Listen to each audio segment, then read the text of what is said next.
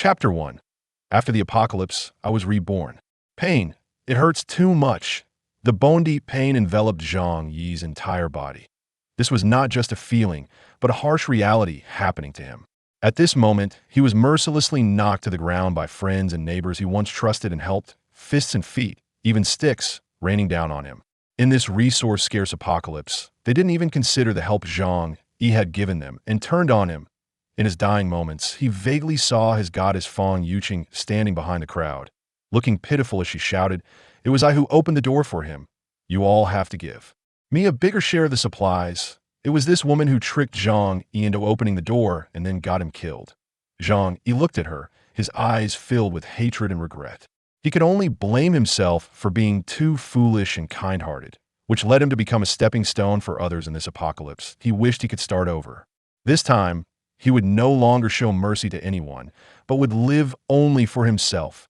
Zhang Yi quickly felt darkness closing in and lost consciousness. However, in the next moment, he suddenly opened his eyes and sat up from the sofa.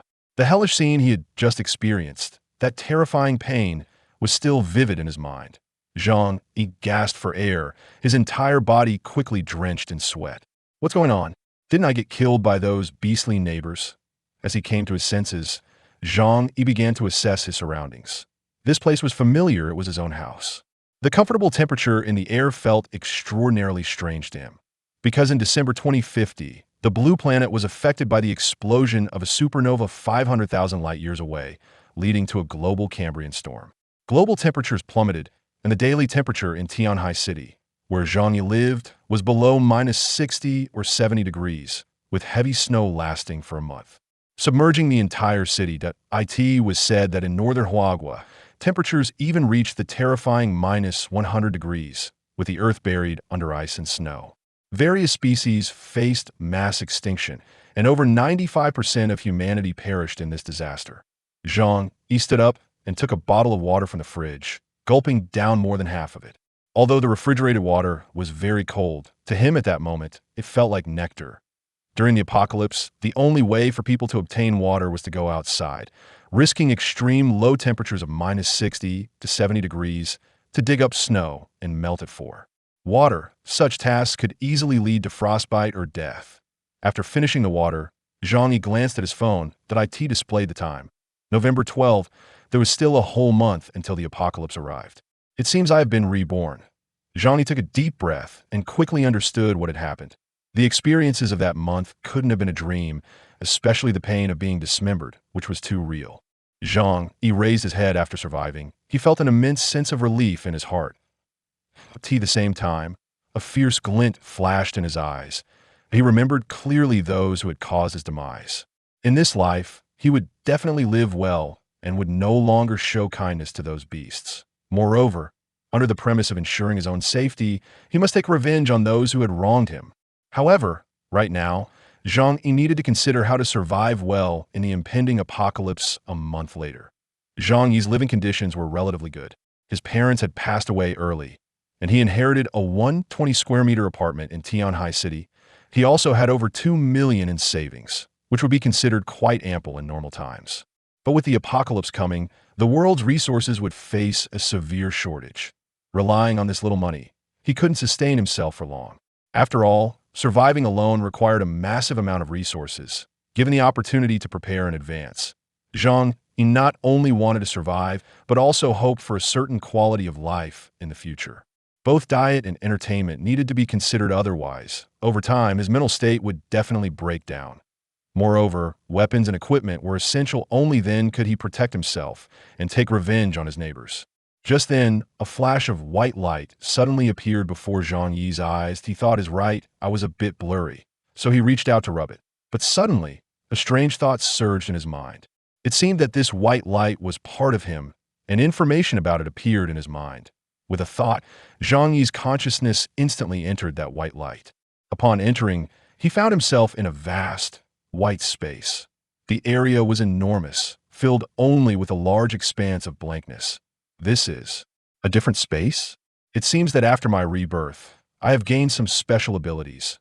Zhang Yi's heart instantly filled with joy. It appeared that exposure to gamma rays had caused his body to mutate, granting him extraordinary powers. With this vast space, storing resources for the apocalypse would become much easier. However, Zhang Yi wanted to know how much could be stored in this space and if there were any limitations on the objects that could be collected. His consciousness immediately returned to his room, and he began to try putting things from his home into the space. He started with a teacup and a wash basin, both of which easily entered. Zhang Yi then attempted to stuff larger appliances inside. Televisions, refrigerators, washing machines, computers, air conditioners, vacuum cleaners. The white space accepted all of these items without exception. Moreover, with just a thought, Zhang Yi could retrieve items from the space. However, objects that were subject to strong external forces and not existing independently were difficult to store. For example, when he tried to pry up a piece of flooring from the ground, there was no response. The different space seems to have many rules that I need to explore slowly. However, just having this massive space to store objects allows me to stockpile vast amounts of resources. He licked his lips, and a bold plan formed in his mind. Zhang Yi worked as a supervisor at a Walmart warehouse in South China as the world's largest supermarket. Walmart had a wide array of goods in Huagua. It had 3 giant warehouses: Central China, South China, and North China. These 3 warehouses were terrifyingly large, especially the South China warehouse. Built in 2040, it measured 1,500 meters in length and 720 meters in width, covering over 1 million square meters. It was the largest warehouse in the world. It was once praised by the president of Walmart's Greater China region as the 8th wonder of the world.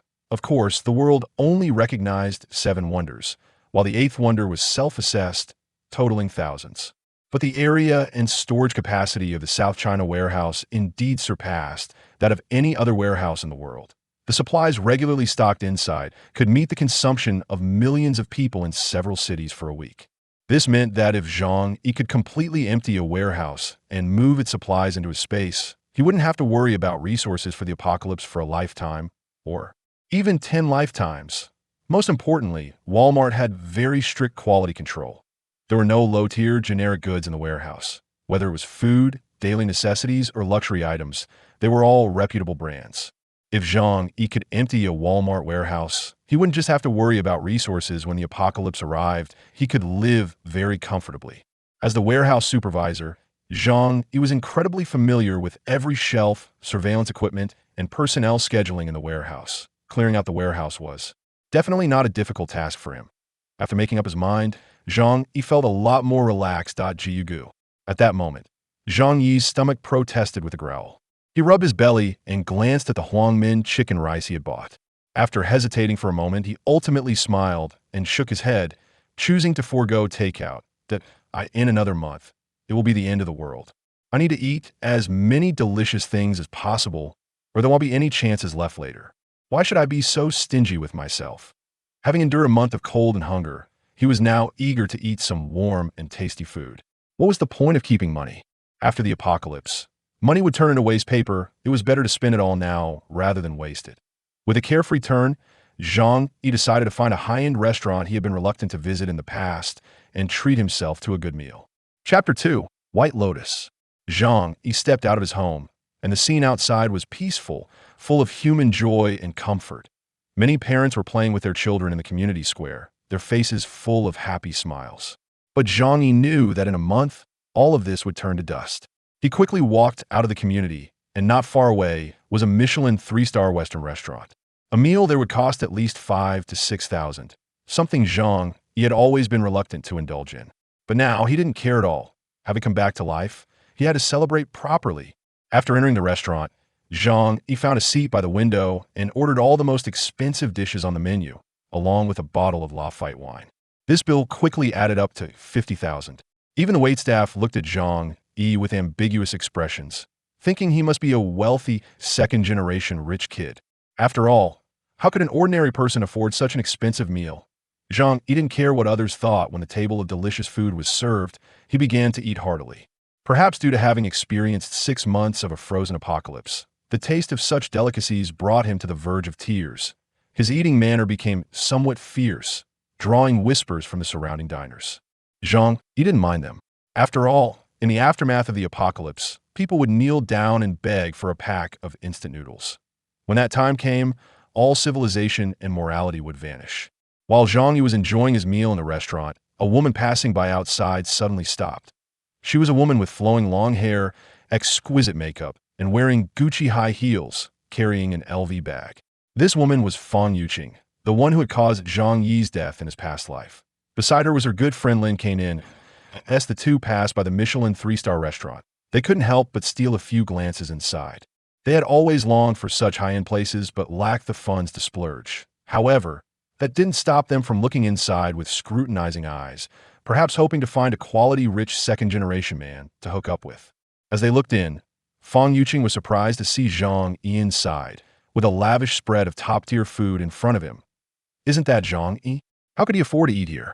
Fang Yuqing exclaimed in surprise. Lin Kainin also covered her mouth in astonishment. "Zhang Yi is so rich?" As she spoke, she glanced at Fang Yuqing with an ambiguous look and laughed. "Yuqing, you really are lucky. That guy who's been pursuing you turns out to be a hidden, rich second generation. Look at that table of food. It must cost at least 50 to 60,000. Who can afford such an expensive meal?" There was a hint of envy in Lin Kainin's tone. She knew that Zhang Yi had been pursuing Fang Yuqing for 2.5 years. However, Fang Yuqing had always kept him in suspense, neither rejecting nor accepting him. Fang Yuqing was a typical gold digger. She always believed she could marry a quality, rich second-generation man and live the life of a pampered lady.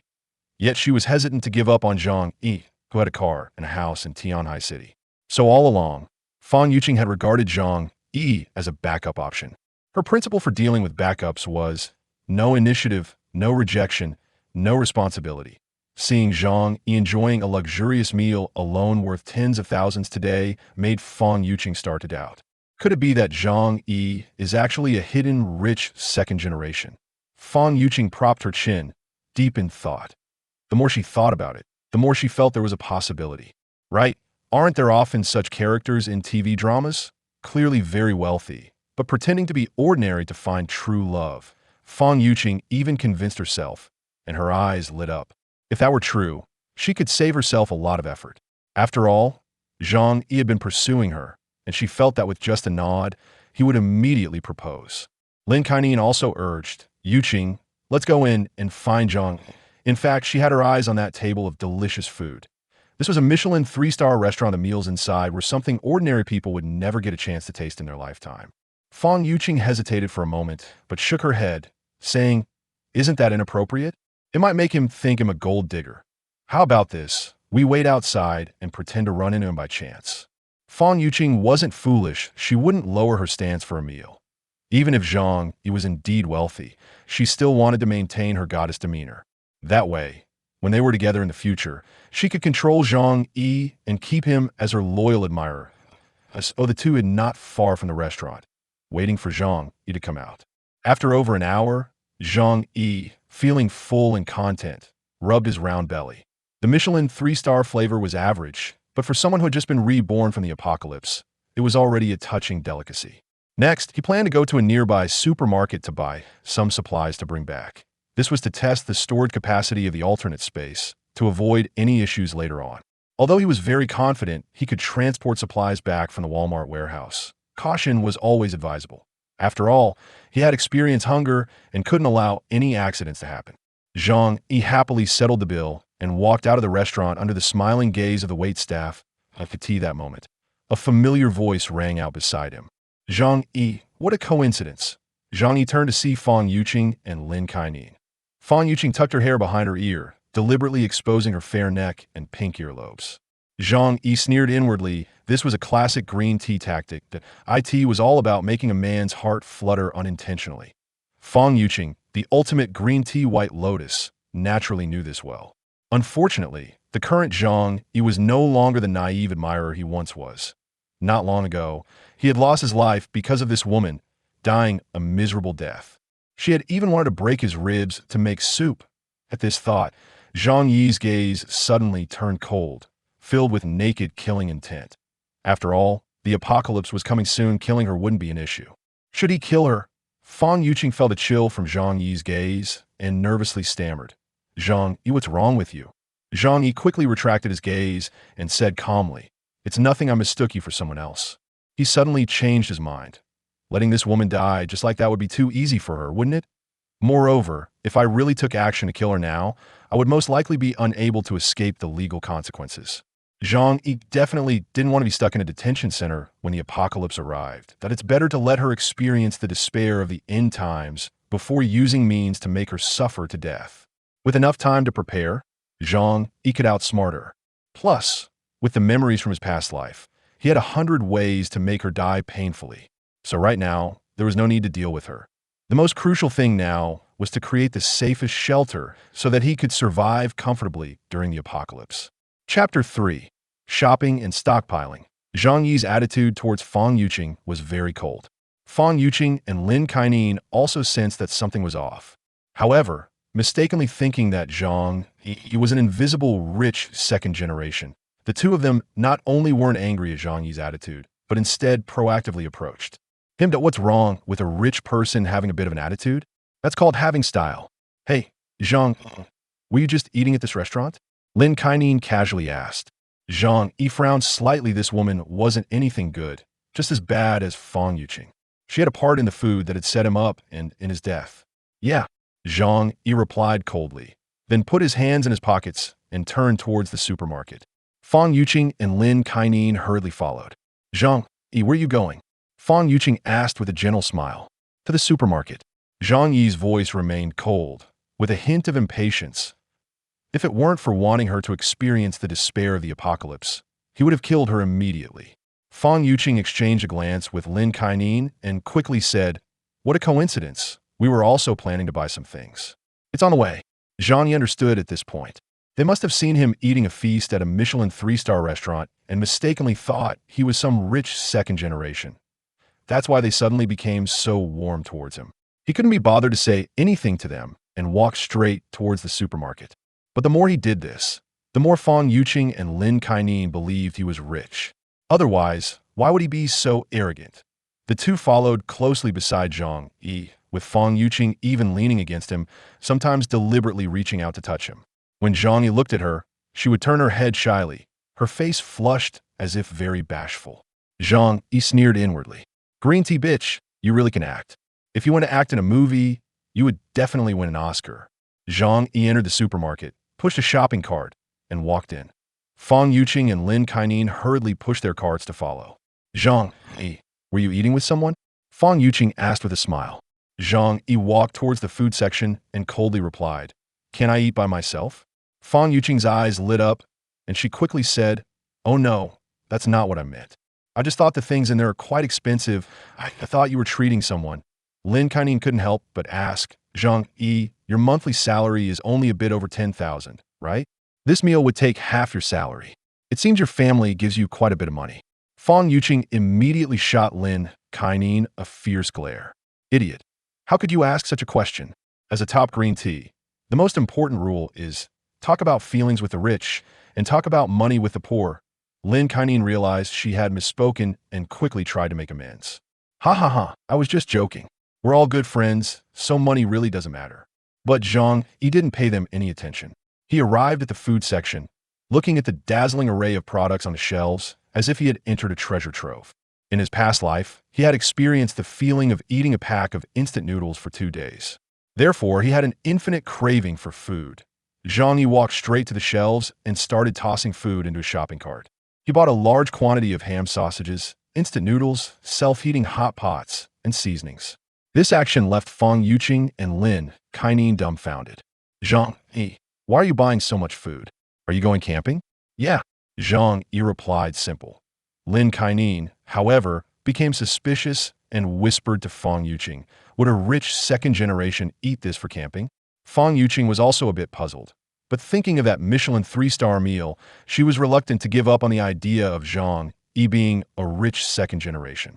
She ran up to Zhang Yi and said enthusiastically, "Do you need any help?" With free labor available, Zhang Yi had no reason not to use it. Plus, seeing Fang Yuqing's feigned innocent smile, he felt a sense of revenge stirring in his heart. He had a month to prepare for the impending apocalypse. Creating a perfect shelter to ensure his safety wasn't a difficult task. As for living supplies, he could also obtain them through the Walmart warehouse. This way, he could guarantee that he would be in an absolutely safe and comfortable state during the apocalypse, that IT would be better to deliberately let Fong Yuqing know that he was stockpiling supplies, and then let her come crying to him for help. As for whether Fong Yuqing would leak his information and attract those bastard neighbors to attack him, that was easily solvable. As long as a safe house was built sturdy enough, he wouldn't need to worry about being besieged instead. He could effectively counterattack those bastard neighbors. Just thinking about their frantic yet powerless expressions made Zhang Yi's smile a bit twisted. Yes, this was indeed an option worth considering. Zhang Yi planned to find a security company to build such a safe house. If feasible, he would use this plan. If not, he would distance himself from the city and find a remote wilderness to set up an underground shelter. This was a contingency plan. Zhang Yi's lips curled into a smile. Then you two help me push the cart. Fong Yuqing quickly nodded in agreement. Zhang Yi also asked Lin Kaining to go get another cart. Although both of them were filled with doubts, they still did as instructed. Zhang Yi bought a lot of storable food, including instant noodles, ham sausages, some cured meats, and canned goods. He also used one cart specifically for fresh meat, fruits, vegetables, and some live fish. He wanted to test whether his special space had any unique effect on storing fresh food. 3 shopping carts were filled to the brim, and Zhang Yi specifically handed the cart filled with beef, lamb, and canned goods to the 2 women to push. It must have weighed 400 to 500 pounds, making them sweat profusely. Fong Yuqing complained a bit, pouting, Zhang Yi, how many people are you feeding with all this? Are you planning some event that you didn't tell me about? Zhang Yi sneered and said, the weather is unpredictable. What if the apocalypse comes one day? I need to stock up on some supplies. What Zhang Yi said was the truth, but no one would believe it. This point was confirmed by a doctor surnamed Li. Fong Yuqing thought Zhang Yi was joking and laughed. Oh, if you don't want to say, then forget it. Why make such jokes? But since I help you out so much today, you owe me a meal later. Fong Yuqing's eyes were filled with hints. She was looking forward to Zhang Yi taking her to eat at the Michelin 3-star restaurant. Zhang Yi's lips curled slightly. Sure, but I'm quite busy recently and don't have much time. Next month, Fong Yuqing happily said, okay, it's a deal. Lin Kaining quickly leaned over. Sure. Let's do it together. Hee. Just helping to push a cart to get a big meal. She was naturally very happy. Seeing Lin Kaining being so oblivious, Fong Yuqing shot her a glare again. But Lin Kaining pretended not to see it. Zhang Yi went to settle the bill, and this time he purchased over 10,000 worth of supplies. He didn't even blink as he paid. You have to know, in the apocalypse, the value of these supplies could easily multiply by tens of thousands. It could even be said to be priceless, because by then, no matter how much money you have, you might not be able to buy a bite to eat. Since Zhang Yi bought a lot of things, the supermarket readily lent him a shopping cart to use. Zhang Yi didn't hesitate to boss the 2 women around, making them help him push the items back home. In fact, he had a car and could have easily driven the items back himself. But since there was free labor available, why not use it?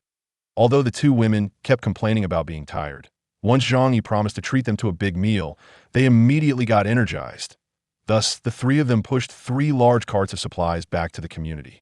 Chapter 4. Ordering 500 tables of banquet at a 5-star hotel. Zhang Yi and the 3 of them pushed 3 large carts of supplies back to the community. Along the way, many neighbors witnessed this scene and couldn't help but gossip. Zhang Yi no longer cared about being discovered hoarding supplies. After all, these 2 green teas knew about his shopping, and there was no way to keep it a secret. If he only wanted to survive, he could easily sell all his assets and run to a desolate place to build an impregnable fortress. But how could he take revenge on the neighbors who had torn him apart in his previous life? Without killing those people, Zhang Yi's heartache would never disappear.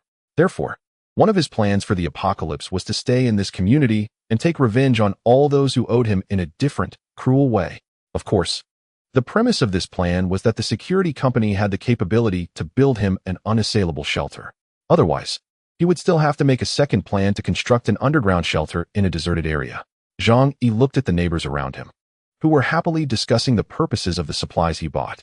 He could already envision the scene during the apocalypse when these neighbors would try to rush into his home to steal his things. He had experienced all of this firsthand. However, he was not afraid because this time, he would be prepared in advance. He wanted those people to see, but not touch, ultimately making them furious. Zhang Yi and Fong Yuqing lived in an apartment building. Since Zhang Yi managed the warehouse at Walmart, neighbors often asked him to help buy discounted items. Therefore, everyone knew Zhang Yi. When they saw him and the others bringing back so many supplies, a grandma who was playing with her grandson approached them.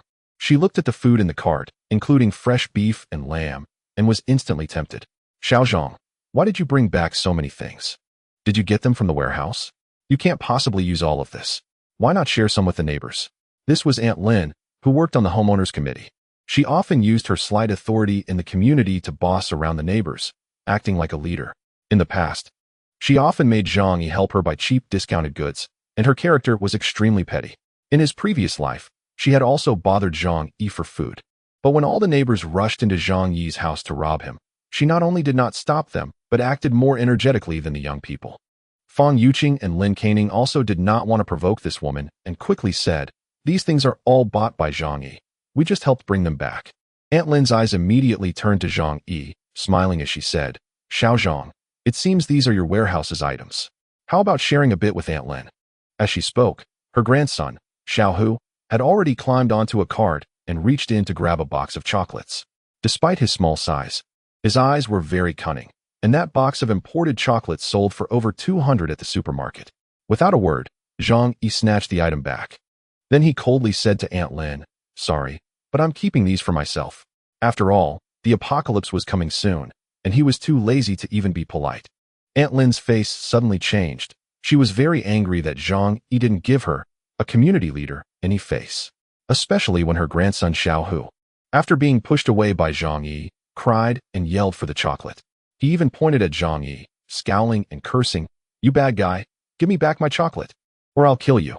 Zhang Yi looked at him coldly and said in a deep voice, "Say one more word, and I'll slap you." Xiaohu was scared by Zhang Yi and burst into tears, sitting on the ground and throwing a tantrum. Aunt Lin hurried to comfort her grandson and then angrily blamed Zhang Yi. "How old are you? Why are you arguing with a child? It's just a box of chocolate. What's wrong with giving it to the child? Otherwise, just give him a box of chocolate. I'll pay you back later. Who do you think is trying to take advantage of you?" Zhang Yi merely curled his lips. Nowadays, with mobile payments, paying was incredibly convenient. What she said about paying back later was clearly an attempt to default on her debt. "I said, this is for me to eat. If you want some, go buy it at the supermarket." Zhang Yi sneered, and then called Fang Yuqing and Lin Caning to leave. As soon as they left, Aunt Lin's loud curses followed behind them. Zhang Yi ignored it.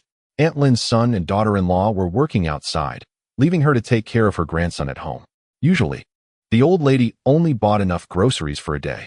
Therefore, after the apocalypse arrived, their supplies would run out first. In the past, Zhang Yi had softened and helped them. But this time, without Zhang Yi's help, it would be a miracle if this unethical old lady and her mischievous grandson Xiao, who could survive for 10 days. Zhang Yi did not want to quarrel with corpses. It wasn't he that he was heartless. It was just that when that day came, everyone would find it very difficult to take care of themselves. Other people's lives and deaths naturally had to come after him. Once the 3 carts of supplies were pushed back home, Zhang Yi let them leave. "Zhang Yi, don't forget to treat us." Fang Yuqing winks playfully at Zhang Yi. However, after seeing this, Zhang Yi felt a wave of nausea in his heart. He brushed it off. The 2 women initially planned to stay and look for clues about Zhang Yi being an invisible rich second generation. But seeing that Zhang Yi seemed uninterested in entertaining them, they had to leave first. After they left, Zhang Yi opened his other space and stored the items inside. He planned to observe whether there would be any changes to these supplies when placed in the space. After finishing this, it was already late. Zhang Yi did not rush to rest, but instead took out paper and pen to carefully plan the preparations for the next month. Although he usually slacked off, people could always unleash enough potential to survive. If he wanted to live comfortably in the apocalypse, he had to first solve the food issue. This was easy to resolve. Besides the daily items he bought, he could take the rest from the warehouse. However, this couldn't be rushed. He needed to conduct a thorough investigation first. Moreover, he had to collect the supplies a few days before the apocalypse to avoid drawing attention. If he got caught, he definitely wouldn't last a few days in a detention center. Zhang Yi wrote the word food in his notebook and marked it with a check. Next was heating. After the apocalypse, energy supply would be extremely scarce, and air conditioning would soon become unusable. Therefore, he would need to use the simplest method.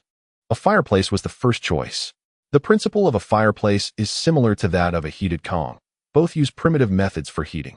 Winter temperatures in Europe are particularly low, and they use this method to get through the long, cold winter. In that case, he would have to renovate the house. preferably adding insulation. When it came to renovation, Zhang Yi thought of how his house was broken into in his previous life, and he couldn't help but feel a pang in his heart. He also needed to transform his home into an unassailable steel fortress. First, he would need to install thick steel plates or alloy materials all over, at least to withstand general explosions. After the apocalypse, people would do anything to survive. He had to be fully prepared. He couldn't joke with his life safety. Zhang Yi had tasted death once and would never want to experience it a second time. The issue of the safe house was also easy to solve. Tianhai City had security companies specializing in providing security services for the wealthy. Among them was a service for building safe houses. Zhang Yi remembered seeing in the news in his previous life that a top billionaire had built a super fortress that could even withstand attacks from small weapons. Then, there were the medicines. I must prevent myself from getting sick and unable to heal. There are many common medications in Walmart's warehouse that can treat minor illnesses like colds and fevers, but that is far from enough. The Cambrian storm will last at least several decades, and I need to be fully prepared. Fortunately, Zhang Yi has good connections in Tianhai City. After all, he works in warehouse management and knows some staff from hospital warehouses. As long as he can offer enough money, he can get any medication. Once these issues were resolved, Zhang Yi tapped his pen on the notebook in his hand. Next, there was one last problem to solve. His gaze sharpened. That is weapons. In the face of the apocalypse, humanity loses its essence, and battles for resources are everywhere. Life is as cheap as grass, and to survive, one must possess sufficient force. Zhang Yi is not a fighting expert, but no matter how skilled one is, they fear a kitchen knife. As long as the weapons prepared are strong enough, there is no need to worry about such issues. Mountain knives, crowbars, and axes are easy to obtain. Bows, air guns, and compound bows also have channels for acquisition. However, the most powerful weapon is, of course, the American katana. This thing can only be obtained through the black market in the country. Going abroad to get it? That's unrealistic. The outside world is unfamiliar, and a round trip would take many days. I don't have a gun license abroad, nor can I buy from a weapon shop. Zhang Yi stroked his chin. This problem cannot be resolved for now. However, he still has a month, and as long as he is willing to spend money, there should be a way to solve it. He spent 3 hours devising a perfect plan, then happily took a hot shower and lay down on his comfortable bed to sleep. The next morning, Zhang Yi got up from bed. He did not sleep well all night, waking up several times from nightmares. When he woke up and found himself still lying in his warm and comfortable big bed at home, he let out a long sigh of relief. The time during the apocalypse had caused him great psychological harm. To avoid repeating the same mistakes, Zhang Yi was even more determined to make foolproof preparations. After getting up, Zhang Yi made himself breakfast. Then he opened the alternate space to check the changes in the supplies he had thrown inside. To his delight, the meat, fruits, and vegetables he had left in there overnight showed no changes at all. While the meat may not show immediate deterioration, fruits and vegetables can easily spoil overnight. However, after being placed in the alternate space, those fruits and vegetables were as fresh as when he bought them yesterday. My alternate space is independent of this world. Perhaps the rules of time change here as well. It is possible that time flows slower or even stands still. This is fantastic news. This way, I can put all kinds of things in there without worry. However, when Zhang Yi checked the several fish he had put in, he found they were all dead. Even in death, they looked lifelike and showed no signs of spoiling. Zhang Yi stroked his chin, understanding more about the rules of using the alternate space. Living creatures cannot be placed inside, or if they are, they cannot survive for long. It seems my idea of living in there is not very practical. But this is not a big problem. The alternate space is a vast white expanse, nowhere near as comfortable as Zhang Yi's own home. As long as I can put things in there, that's enough. With that thought, many ideas appeared in Zhang Yi's mind. Since I can preserve fresh meat, vegetables, and fruits, what about cooked meals? Although Zhang Yi can cook, he is still far from a professional chef. Relying solely on himself for cooking will eventually become boring. So, Zhang Yi immediately made a phone call to the largest 5-star hotel in Tianhai City, Hongfu Tianxia. This hotel also offers takeout, and their food is top-notch, which Zhang Yi loves. Hello, this is Hongfu Tianxia Hotel. How can I assist you? Zhang Yi immediately replied. I need to invite guests to my home for a 3-day banquet, so I need to reserve 500 tables of food. The person on the other end was also taken aback. 500 tables of food would take a long time to prepare. Moreover, as a 5-star hotel, the cheapest banquet table costs 3,000 to 4,000. For 500 tables, That would be over $1 million. The staff did not dare to make decisions and quickly said, "Please hold on. I will consult our manager." After a while, another person answered the phone. "Hello, sir. I am Chin Dingfong, the manager of Hongfu Hotel. May I know your name?" Chapter 5. Loan to make money. Zhang Yi replied, "My name is Zhang Yi. Is there any problem with my reservation for 500 tables of banquets?" The manager was startled. This was the first time they had encountered such a situation since the hotel opened. However, with such a large order, they would definitely accept it. "Mr. Zhang, 500 tables of banquet will cost over $1 million. If you need it, we will prepare it immediately, but we require a 200,000 deposit up front." Zhang Yi responded, "That's not a problem. Please send over your account details, and I will transfer the money." With money, things become easier, and the manager readily agreed. Then added Zhang Yi as a friend and sent him the bank account details. Zhang Yi did not hesitate to transfer 200,000. After confirming the deposit had arrived, the manager immediately began instructing various departments. Quick, quick, we have a big order. Tell the procurement department to hurry up with the supplies. The kitchen should not accept other takeout orders for now. We need to prepare 500 banquet tables for the guests within a day." On the other side, after hanging up the phone, Zhang Yi couldn't help but sigh. Although the money would be useless in a month, I still need money to buy things now. In his hand, he had a total of about $2 million from his parents' inheritance and his own savings. Now, half of it is gone, and to be honest, it still stings a bit. But thinking about it, this is a good thing. Many people who held on to large amounts of money later saw it turn into worthless paper. Not everyone has the opportunity to spend money. However, there are still many places where I need to spend money. I need to find a way to make more money. Zhang Yi's eyes suddenly fell on his house. This house is located in the central area of Tianhai City, with an area of 120 square meters. And the community was built 10 years ago. According to the current market, it is worth over 40,000 per square meter. In other words, this house is currently worth at least 5 million. Great, I can mortgage it for a loan, and that will give me money, right?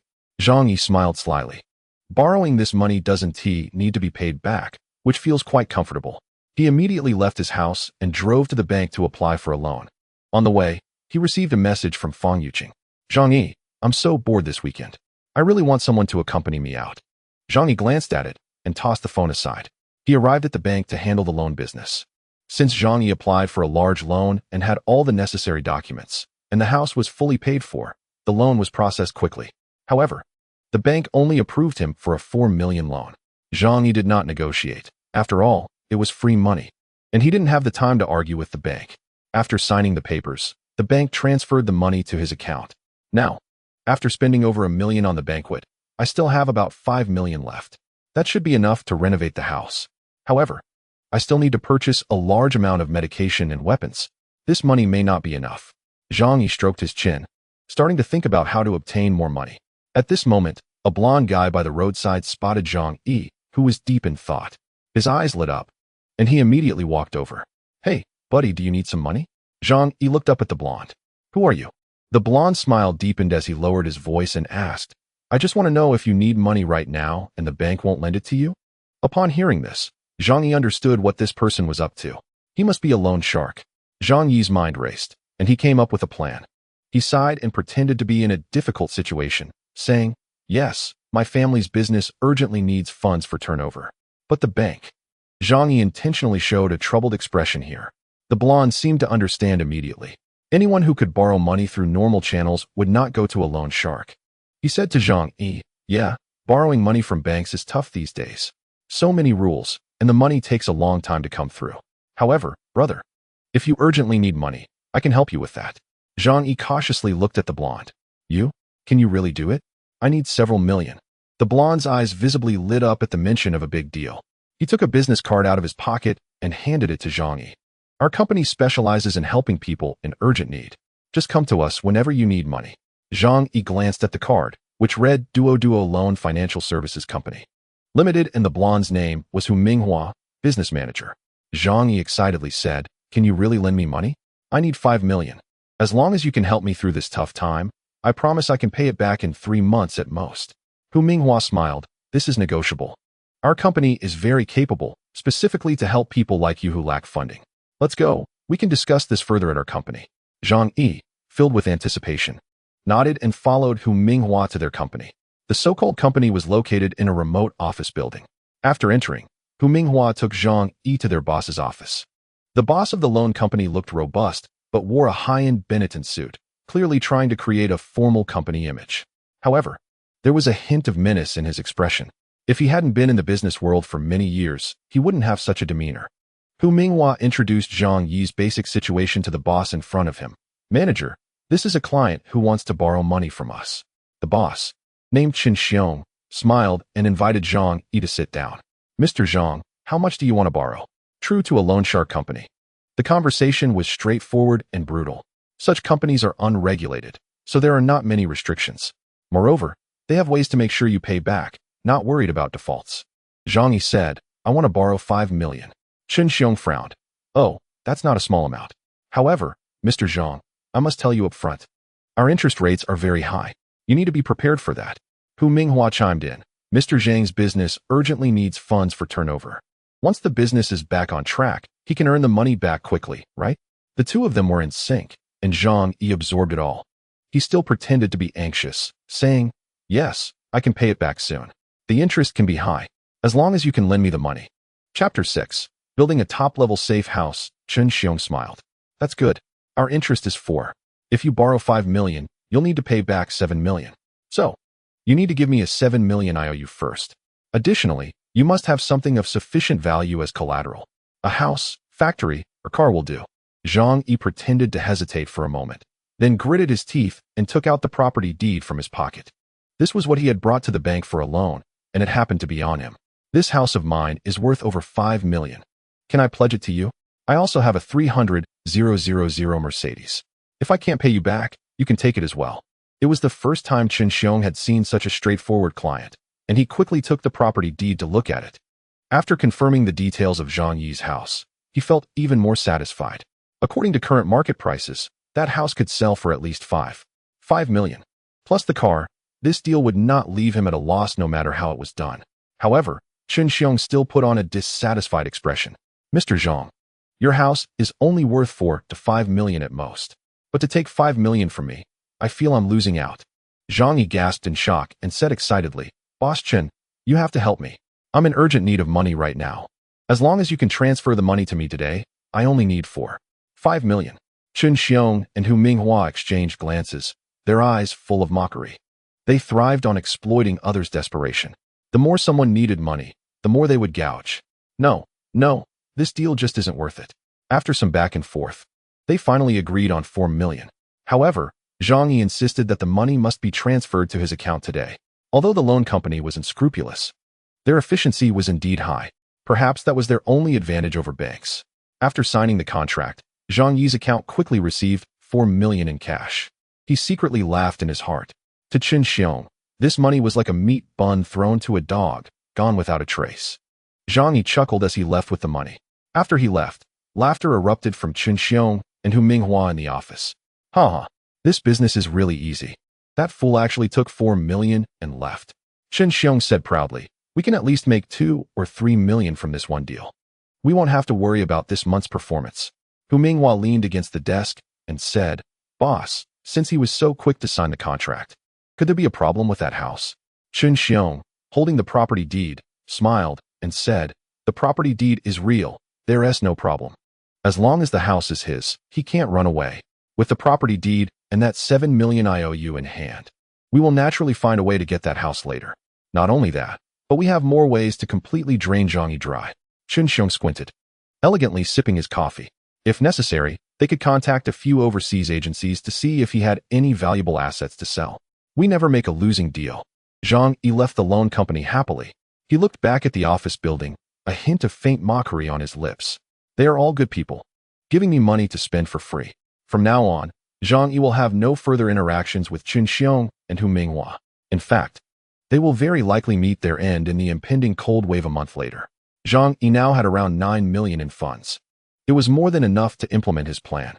After all, for any goods he purchased next, he could pay using a deposit method. This 9 million would have the purchasing power of several tens of millions. There was no need to gather more money. Otherwise, Zhang Yi wouldn't mind taking advantage of various online loan platforms. Zhang Yi drove to the famous Zhanglong Security Company in Tianhai City. Zhanglong is one of the largest security companies in Huagua, specializing in providing security services for wealthy individuals and celebrities. There are even times when high-ranking officials request their assistance during outings. Zhang Yi sought them out because he had heard in his previous life that Zhanglong Company built a top-tier safe house worth $1 billion for a wealthy heir in Jiangnan province. It is said that this family made their fortune in real estate and could still live lavishly during the apocalypse, thanks in no small part to the safe house created by Zhanglong Company. Zhang Yi arrived at Zhanglong Company and explained his purpose to the front desk. Immediately, someone from the business department invited him to a lounge. The female receptionist served him freshly brewed coffee. Shortly after, a burly man with a buzz cut walked in. He was dressed in a black suit, giving off a bit of a gangster vibe, making one worry that his outfit might burst at any moment. However, it must be said that seeing such a person would fill clients with a sense of security. "Hello, sir. My name is Wu Huiran, and I am the manager of the business department. How can we assist you?" Wu Huiran asked, sitting beside Zhang Yi. Zhang Yi took a sip of coffee and said, "I need you to create a safe house for me. The highest level safe house that can withstand the apocalypse."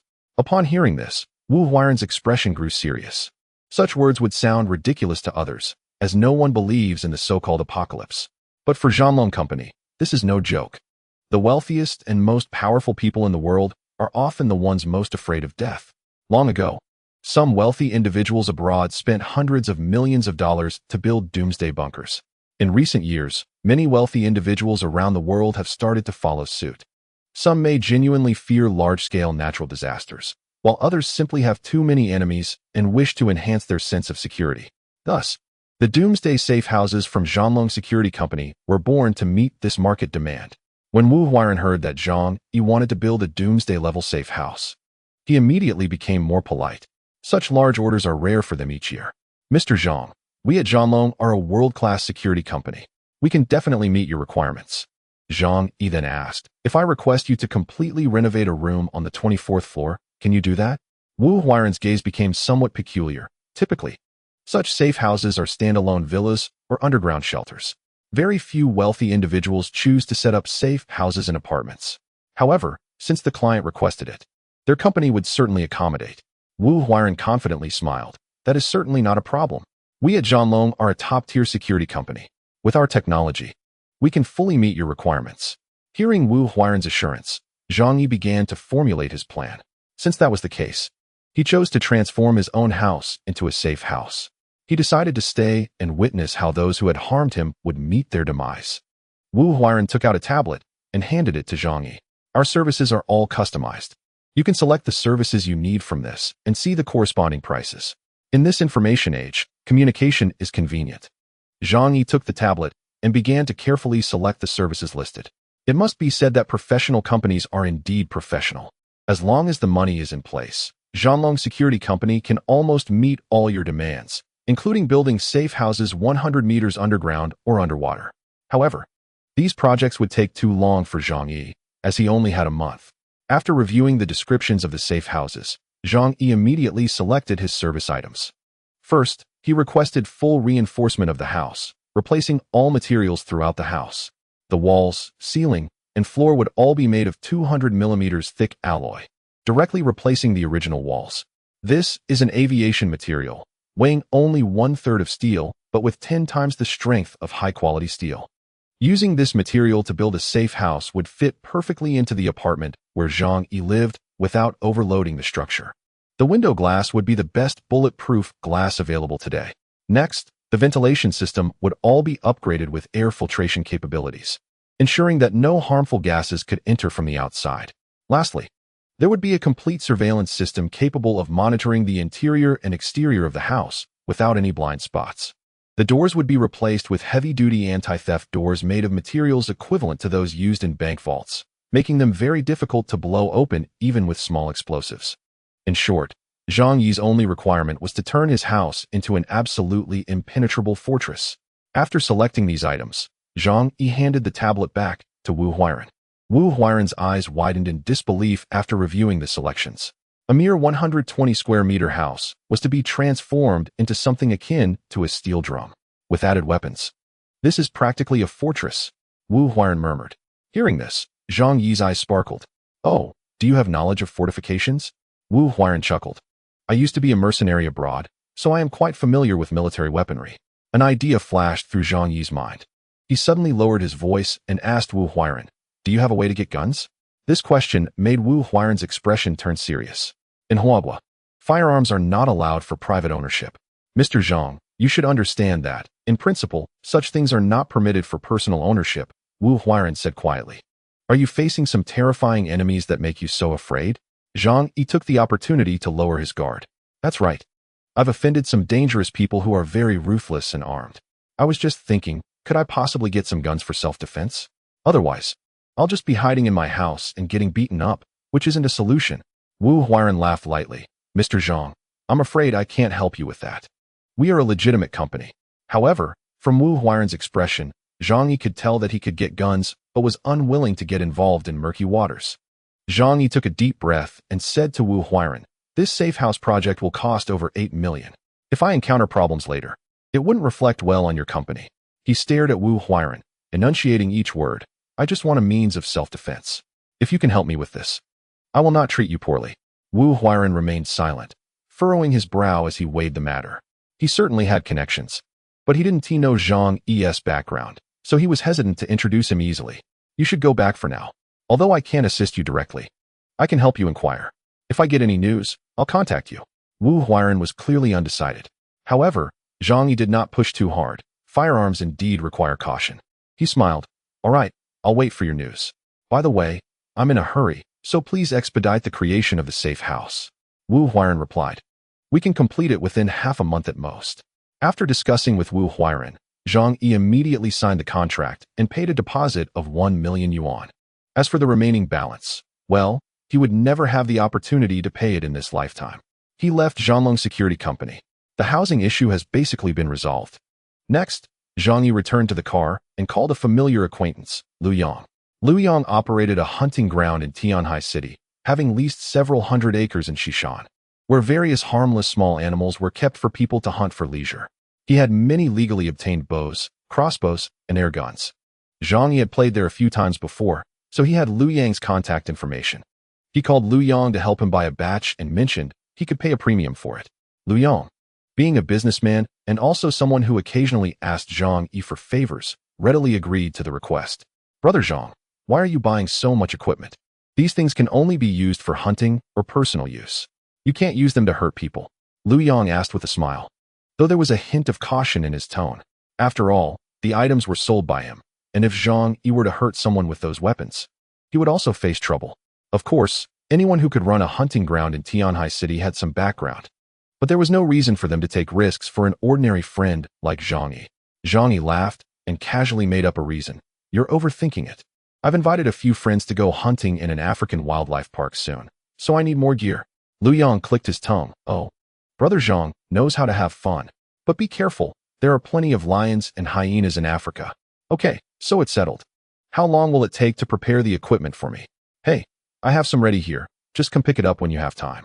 Zhang Yi didn't hesitate and immediately drove to the Xishan hunting ground to buy the items. For him, time was extremely precious, and he couldn't afford to waste a moment. He purchased 5 steel crossbows, 3 high-end compound bows, and 300 arrows and crossbow bolts each. Additionally, he bought 2 high-quality hunting knives made of Damascus steel, which were very tough and sharp, difficult to damage unless used to chop hard objects for a long time. These things would be perfect for self-defense or attacking someone. All these items filled the trunk of his car. Looking at the pile of equipment, Zhang Yi felt a strong sense of security. He then drove the entire load back home. Since everything was purchased through legitimate channels, and he had previously obtained a hunting license for fun, he wasn't worried about being questioned by the police. By the time he returned home, it was already dusk.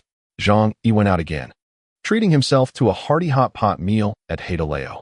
Knowing that he would have to make his own hot pot in the future, he immediately paid for an order of 10,000 portions of hot pot base. The staff at Haidaleo were stunned, thinking Zhang Yi might be a rival merchant trying to cause trouble. Thankfully, due to their good service, they didn't confront him directly. Later, the manager of the restaurant came over, inquiring about Zhang Yi, and accepted the order. However, the condition was cash payment to prevent any potential sabotage from a rival. Zhang Yi readily agreed, paying over 1 million on the spot. Such a generous gesture made the manager beam with delight.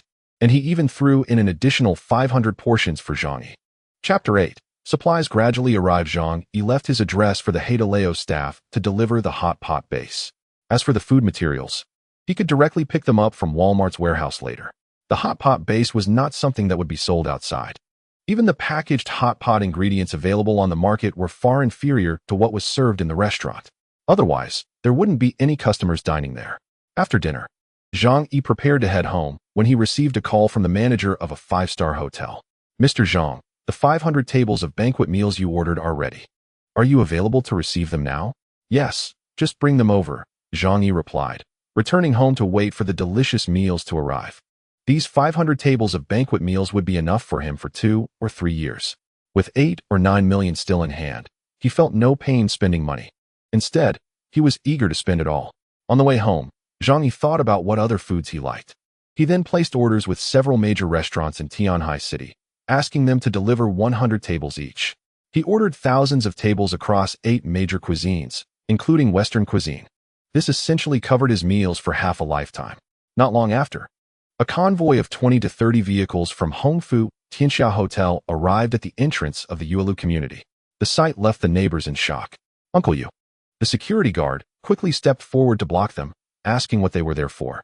The hotel manager explained the situation, but Uncle Yu insisted that the property owners needed to come out before he could open the gate. After all, the scale was too large, and he couldn't easily let them through without knowing what was inside for the safety of the community. The hotel manager had no choice but to call Zhang Yi.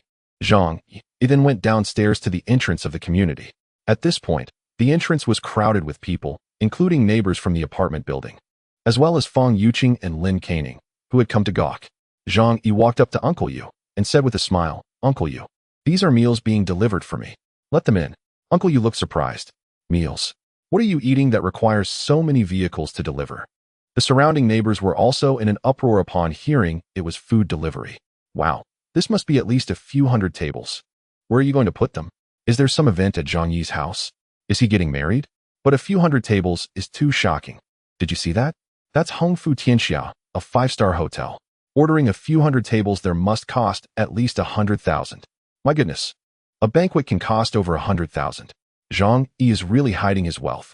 Previously, they only knew Zhang Yi's family was well off, but now it seemed he was a big tycoon. The neighbors whispered among themselves, and their gazes towards Zhang Yi turned fervent, tinged with a hint of awe. On the roadside, Fang Yuqing watched this scene, biting her lip, and solidified her determination to win Zhang Yi over. She took the initiative to walk over to Zhang Yi. Smiling, "Zhang Yi, what have you been busy with at home lately?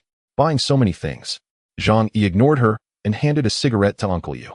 Seeing the owner had arrived, Uncle Yu opened the gate for the convoy from Hongfu Tianxia Hotel to enter the community.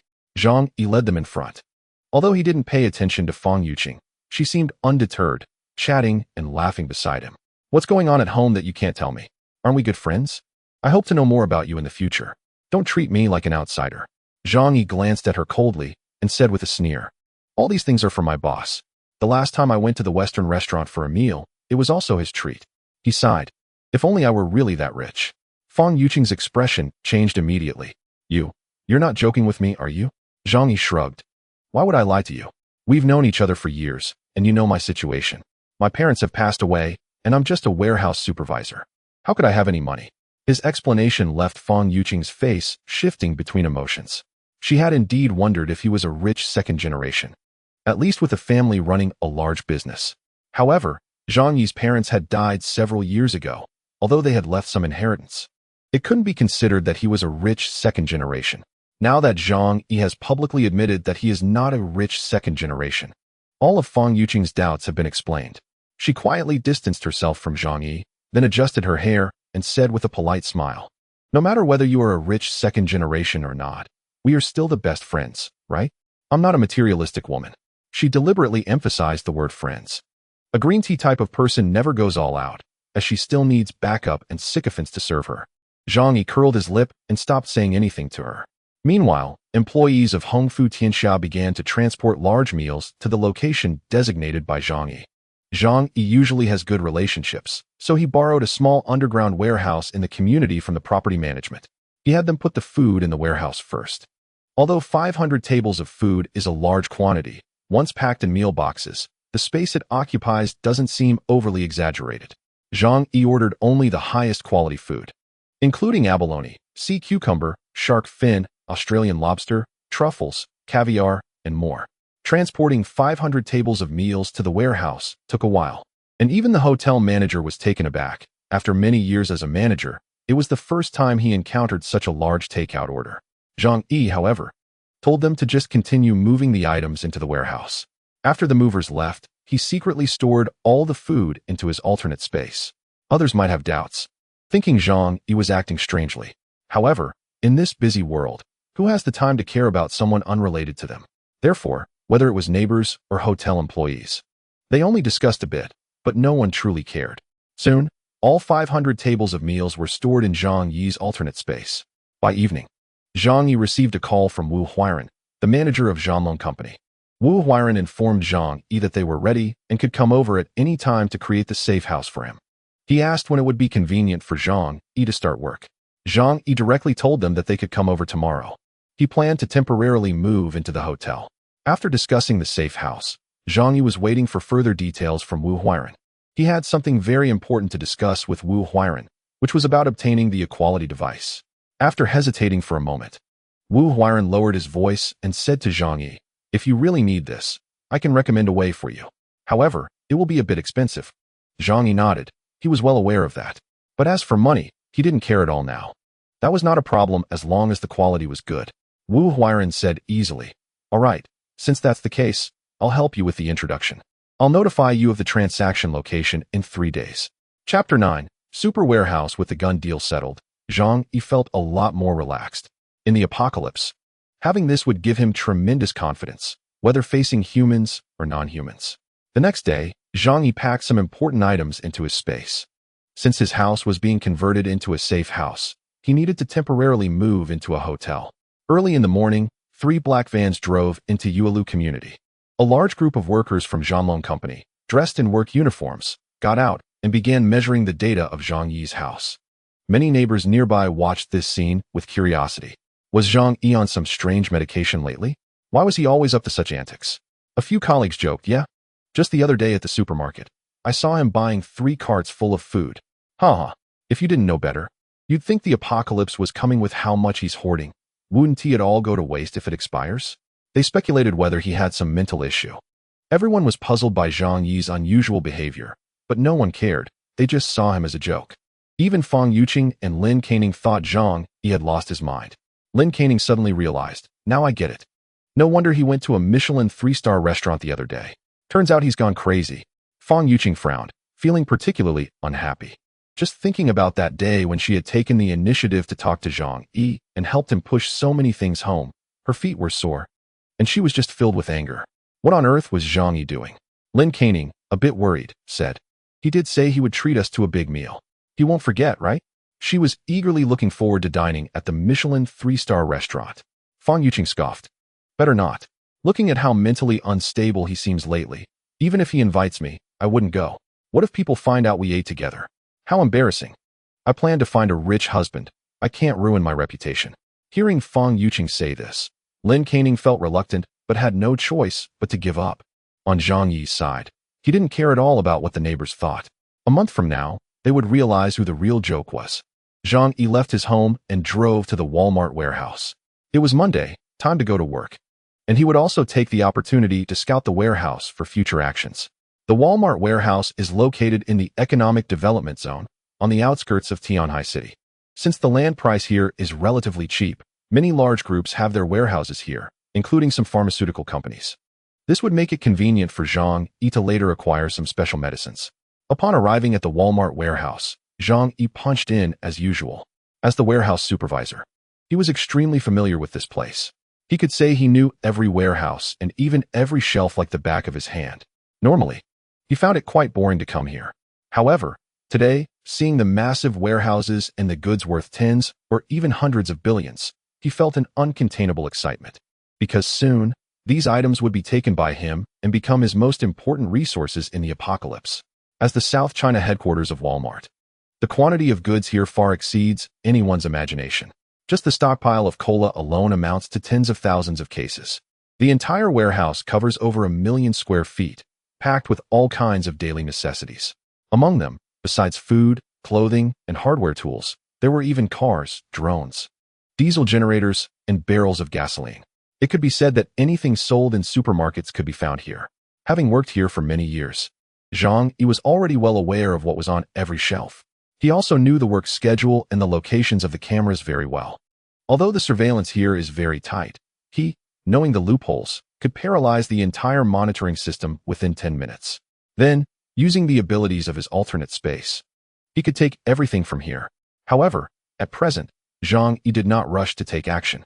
There was still plenty of time, and he did not want to alert anyone. After wandering around the warehouse, he left with a pack of Huanggala cigarettes. He went to the neighboring Rui Ning Pharmaceutical Company's warehouse. Since he usually worked in the same place, he was quite familiar with the staff here. After arriving, Zhang Yi found a manager named Zhou Hairan in their warehouse. They all knew each other well. In a large Group S warehouse, there are always people who rely on the warehouse for their livelihoods. This Zhou Hairan's brother-in-law is the vice president of Rui Ning Group. On ordinary days, he often stole some medications from the warehouse to sell. After Zhang Yi found Zhou Hairan, he chatted with him and indirectly revealed his purpose. He hoped to obtain a few boxes of special medicines for treating urgent illnesses. Zhou Hairan was initially cautious, but later, when Zhang Yi mentioned that he could offer double the market price for the medicines, Zhou Hairan couldn't hold back. Eventually, the two settled on a price of 3 million for 5 large boxes of medicine. By normal standards, a person's lifetime illness occurrences wouldn't even use up half of that. After securing the medication, Zhang Yi was basically ready with everything he needed for the apocalypse. With less than a month until the end of the world, he certainly had no mood to continue working. So, he went to the warehouse manager's office, falsely claiming that his grandfather from his hometown had passed away and he needed to take a 20-day leave to attend the funeral. Zhang Yi was well-liked and had a good relationship with the manager, so even though the leave request was a bit outrageous, he faced no difficulties and easily got the leave approved. For the next period, Zhang Yi planned to comfortably lounge in a 5-star hotel while waiting for the supplies he purchased to arrive and the safe house to be completed. As he walked out of the manager's office, he happened to see Fang Yuqing bent over at the coffee machine pouring coffee. It must be said that this woman indeed had some traits of a green tea personality, exuding a certain allure. While pouring coffee, she still remembered to wiggle her little backside, attracting some young men who came over to fawn over her. A man next to her, smiling, invited Fang Yuqing to go see Jay Chou's concert, waving the tickets in a showy manner. This man was Zhou Peng, and Zhang Yi had a relatively deep impression of him because they lived in the same neighborhood. Moreover, he was Fang Yuqing's loyal admirer, and in a past life, he was among those who caused Zhang Yi's demise. Chapter 10. Confronting the admirer, Zhou Peng was fawning over Fang Yuqing, but it was clear that she wasn't interested in men like him. Economically, Zhou Peng was much worse off than Zhang Yi. He even rented his house. Yet, Fang Yuqing still smiled and said to him, "Thank you, Zhou Peng, but I already have plans with friends that night." What a pity. A look of disappointment flashed across Zhou Peng's face. He had spent his entire month's salary on those 2 concert tickets. He had hoped to take the opportunity to confess to Fang Yuqing at the concert, but unexpectedly, it fell through. Zhang Yi watched this scene with a smirk. He knew that Zhou Peng, as a loyal admirer, would ultimately achieve nothing. However, feeling dejected, Zhou Peng spotted Zhang Yi smiling nearby and immediately felt anger rise within him. To divert his embarrassment, he walked over to Zhang Yi and said, "Zhang Yi, you really are too unreasonable. As a grown man, you actually let a woman help you move things. Are you not ashamed? Yuqing has been complaining about her back hurting at work today. Next time, I hope you don't trouble her." Zhang Yi glanced at Fang Yuqing. So it was this woman who spread the word. Fang Yuqing pretended to be generous and said, It's okay. Actually, he didn't have any problems. It's just that he can't do heavy lifting. It seems like his back is a bit twisted. As she spoke, she even pinched her waist and frowned, showing a pained expression. Zhou Peng, wanting to display his masculinity in front of Fang Yuqing, boldly pointed at Zhang Yi. "You quickly give Yuqing $500 for medical treatment." Unexpectedly, Zhang Yi's gaze turned cold, glaring at Zhou Peng as he scolded. "She offered to help me move things herself. I didn't ask her for help. Besides, who do you think you are? Pointing fingers at me here? Do you really think you're someone important?" Zhang Yi's scolding was thorough, leaving both Zhou Peng and Fang Yuqing stunned. Zhou Peng was just an ordinary clerk in the warehouse, with no power or influence. He only dared to reprimand Zhang Yi because Zhang Yi usually had a good temper and didn't like to argue. But seeing Zhang Yi genuinely angry, Zhou Peng immediately felt intimidated. "Why are you shouting so loudly? I was just discussing things with you." Zhang Yi sneered, turned, and left. He couldn't be bothered to waste more breath on Zhou Peng. At this moment, Zhang Yi looked at anyone as if they were already dead. In a month, 99 of the people around him would die in the cold storm of the apocalypse. Why bother talking to the dead? After Zhang Yi left, Zhou Peng rushed over to Fang Yuqing, whispering, "Yuqing, I told you this Zhang Yi is no good. You should stay away from him." Fang Yuqing frowned, feeling puzzled.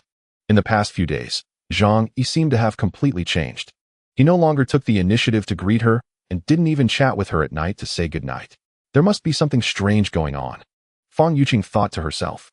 After work, Zhang Yi drove to a 5-star hotel in Tianhai City, specifically to the Hongfu Tianxia, where he had previously made a reservation. Upon hearing that Zhang Yi had arrived, the manager of Hongfu Tianxia immediately welcomed him with a smile and arranged a guest room for him. A room in a 5-star hotel costs over 1,000 a night, but Zhang Yi felt no pain about it. After all, he still had millions in hand. He would feel it was a waste if he didn't spend it. That night, the White Lotus Fang Yuqing unexpectedly took the initiative to message Zhang Yi. "Fang Yuqing, Zhang Yi, I passed by your place today and saw someone renovating." Zhang Yi smirked, "Yes. Fang Yuqing, you seem strange lately, stockpiling things and renovating your house. Is something going to happen soon?" Zhang Yi couldn't help but raise his eyebrows. Although this White Lotus was bad, she was certainly not stupid. It seemed his recent unusual behavior had caught her attention. However, Zhang Yi didn't care. Others' opinions meant nothing to him now. "It's nothing," he replied coldly, then tossed his phone aside. On the other end of the line, Fang Yuqing looked at Zhang Yi, who was indifferent towards her, feeling very uncomfortable. Over the past 2 years, Zhang Yi had always treated her very well, frequently checking on her and finding various excuses to chat with her every night. However, recently, he seemed to have completely changed, not only becoming cold but also not taking the initiative to talk to her. This made Fang Yuqing feel quite uneasy. She could be uninterested in Zhang Yi, but she absolutely wouldn't allow Zhang Yi to lose interest in her. In Fang Yuqing's view, that would signify that a fish in her pond had escaped. Although Zhang Yi was not a rich second generation, he was still a quality middle-class young man. If she couldn't find a rich second generation to marry in the future, she could still give Zhang Yi a chance. Fang Yuqing picked up her phone and sent another message. "I feel like our contact has decreased recently, making me feel a bit lonely." However, after waiting for a long time, she received no reply. Fang Yuqing bit her lip, feeling increasingly annoyed. "That damn Zhang Yi, has he been cursed lately? How dare he not reply to my message when I'm the one reaching out?" Nearby, her roommate Lin Kainin heard Fang Yuqing's complaints and walked over with a smile. Recently, Zhang Yi has indeed been acting a bit strange. Who knows why he bought so much food and drink, and even ordered so many banquet dishes from the hotel. It really feels like he's preparing for some kind of material shortage. Hearing this, Fang Yuqing frowned slightly. She said to Lin Kaning, "Ning Ning, do you think something might really happen after a while? Did Zhang Yi get some news and start hoarding supplies?" Lin Kaning was taken aback by this and then burst out laughing, holding her stomach. "Yuqing, are you silly? If something were really going to happen, the authorities would definitely notify us. We just need to be at ease. If we hoard supplies, others would just laugh at us for being foolish." After hearing this, Fang Yuqing also laughed self-deprecatingly. That's true. Zhang Yi had been staying in a luxury hotel suite for several days. He hadn't gone anywhere, and during this time, on one hand, he was buying up banquet dishes from various hotels. On the other hand, he was practicing the use of compound bows and crossbows in his room. Fortunately, Zhang Yi had always enjoyed hunting and had a good foundation. Now, within a range of 15 meters, his hit rate was exceptionally high. Especially with a professional-grade compound bow in hand, such modern equipment allowed an ordinary person to shoot arrows comparable to ancient archers. Not to mention dealing with humans. Even if he encountered wild boars, jackals, or large dogs, he could inflict considerable damage. Chapter 11. The safe house is completed 3 days later, under Wu Huairan's introduction. Zhang Yi successfully acquired 2 guns and 100 rounds of ammunition. Although the price was a bit steep, Zhang Yi didn't mind at all. With these heavy items in hand, he felt more confident about his safety in the apocalypse. He also completed a transaction with Zhou Hairan for the medicines needed for the apocalypse and obtained 5 boxes of imported high-end medications. A week went by. Wu Huiran called Zhang Yi to inform him that the safe house had been completed according to his requirements and asked him to come for inspection. Only then did Zhang Yi leave the hotel where he had been staying for a while and drive back to the Yuelu community. Wu Huiran personally accompanied Zhang Yi to inspect the house. Upon returning home, Zhang Yi couldn't help but be pleasantly surprised. Longzhan Company truly deserved to be a top-notch security company in the country. Their speed and quality in building the safe house were impeccable. The entire house had been reinforced with 200 millimeters thick alloy plates according to Zhang Yi's specifications, and from the outside, it looked no different from before. Wu Huiran patiently explained everything to Zhang Yi. The ventilation system was military-grade, capable of filtering any harmful gases to prevent gas attacks from the outside. Additionally, the entire house's heating system had been redone using professional-grade materials from the Arctic Scientific Research Institute. Besides creating a fireplace as per your request, it could also insulate against temperature drops of up to 995 degrees. At this point, Wu Huiran gave Zhang Yi a mysterious smile. Furthermore, to ensure your safety, we installed a surveillance system throughout the entire building. There are a total of 300 cameras, allowing you to monitor every floor of the building. After hearing all this, Zhang Yi was left speechless in astonishment. He could only marvel at how nice it was to have money, allowing him to purchase services that ordinary people could hardly imagine. He went to the balcony and found that it had been transformed into a huge floor-to-ceiling window. Wu Huiran explained, the window materials are all bulletproof and bomb-proof, even stronger than the 200 millimeters alloy plates. Plus, it facilitates your lighting and necessary external observation. Zhang Yi was very satisfied with this safe house. Unless an army armed with heavy weapons came, no one could force their way into his home. Even if the entire building collapsed, his room would probably remain unscathed. I am very satisfied with the safe house you built, Zhang Yi said with a smile to Wu Huiran.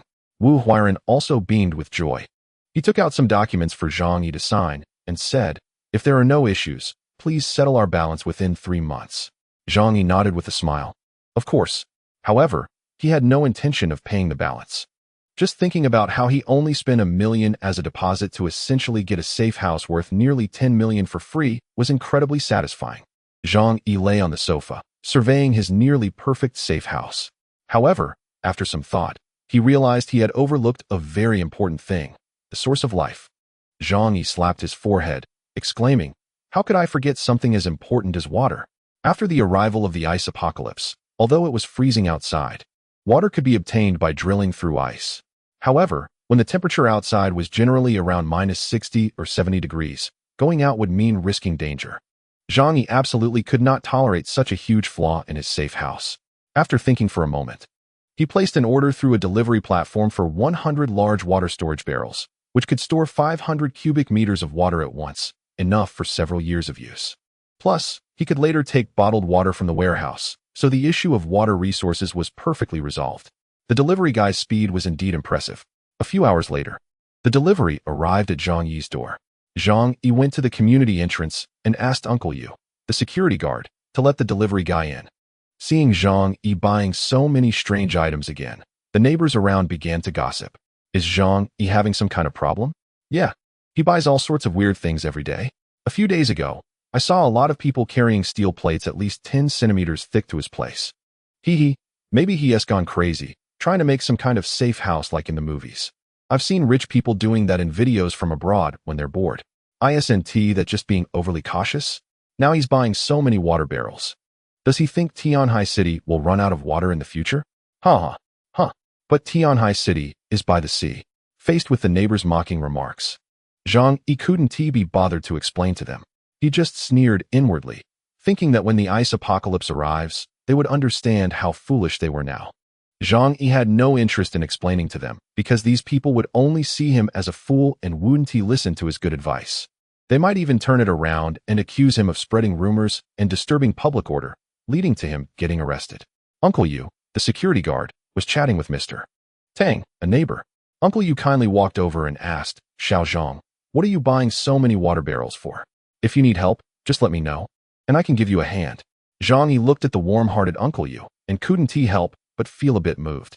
Uncle Yu was a retired soldier, childless and unmarried, and had been a security guard in the community for over a decade, always diligent in his duties.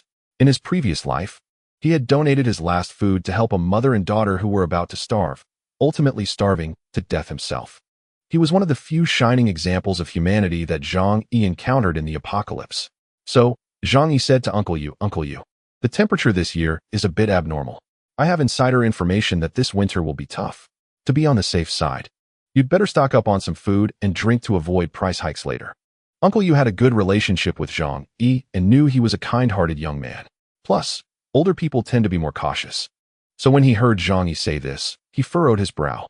Xiao Zhang, is this true? Is the news reliable? Zhang Yi nodded. Look, I've prepared so many things already. You can stock up on instant noodles and mineral water. There's no harm in buying too much of these things. Uncle Yu nodded immediately. He lived alone and already liked to stock up on instant noodles and ham sausages for convenience in cooking. Since Zhang Yi had reminded him, he would take some time to buy more. It was just for peace of mind. Anyway, those items could be stored, so he wasn't afraid of buying too much. However, Grandpa Tang, who was nearby, walked over to Zhang Yi and said, Little Zhang, you mustn't go around saying such things. Our society is stable and peaceful. How could we be lacking in supplies? Be careful, or you might get reported for spreading rumors. Then you'll be invited for AT chat. Zhang Yi rolled his eyes and didn't pay much attention. He had already given his reminders. Whether they believed him was their business. Chapter 12. Emptying a warehouse worth billions. Zhang Yi had the courier deliver 100 giant water barrels to the warehouse. He then stored them in his space and took them home. After returning home, Zhang Yi started to turn on all the faucets in the house to fill the barrels with water. At this rate, he could fill all 100 barrels within a week at most. Days passed by one after another. Zhang Yi didn't waste a single day. He spent every penny he had without hesitation. He ate at the best restaurants every day and bought large quantities of meals from top restaurants to store in his alternate space. During this time, he also went to the shooting range in Tianhai City every day to practice with bows and firearms, working hard to improve his skills. It was unrealistic to turn himself into a combat expert in just a month. However, with bows, firearms, and a super safe house made of all metal, he wouldn't fear any potential dangers. Such actions naturally couldn't escape everyone's notice. However, everyone around him regarded Zhang Yi as a joke, thinking he had lost his mind and privately mocking him. Even Fang Yuqing deliberately distanced herself from Zhang Yi, unwilling to communicate with him. Time passed, and soon over 20 days had gone by. The end of the world was not far off.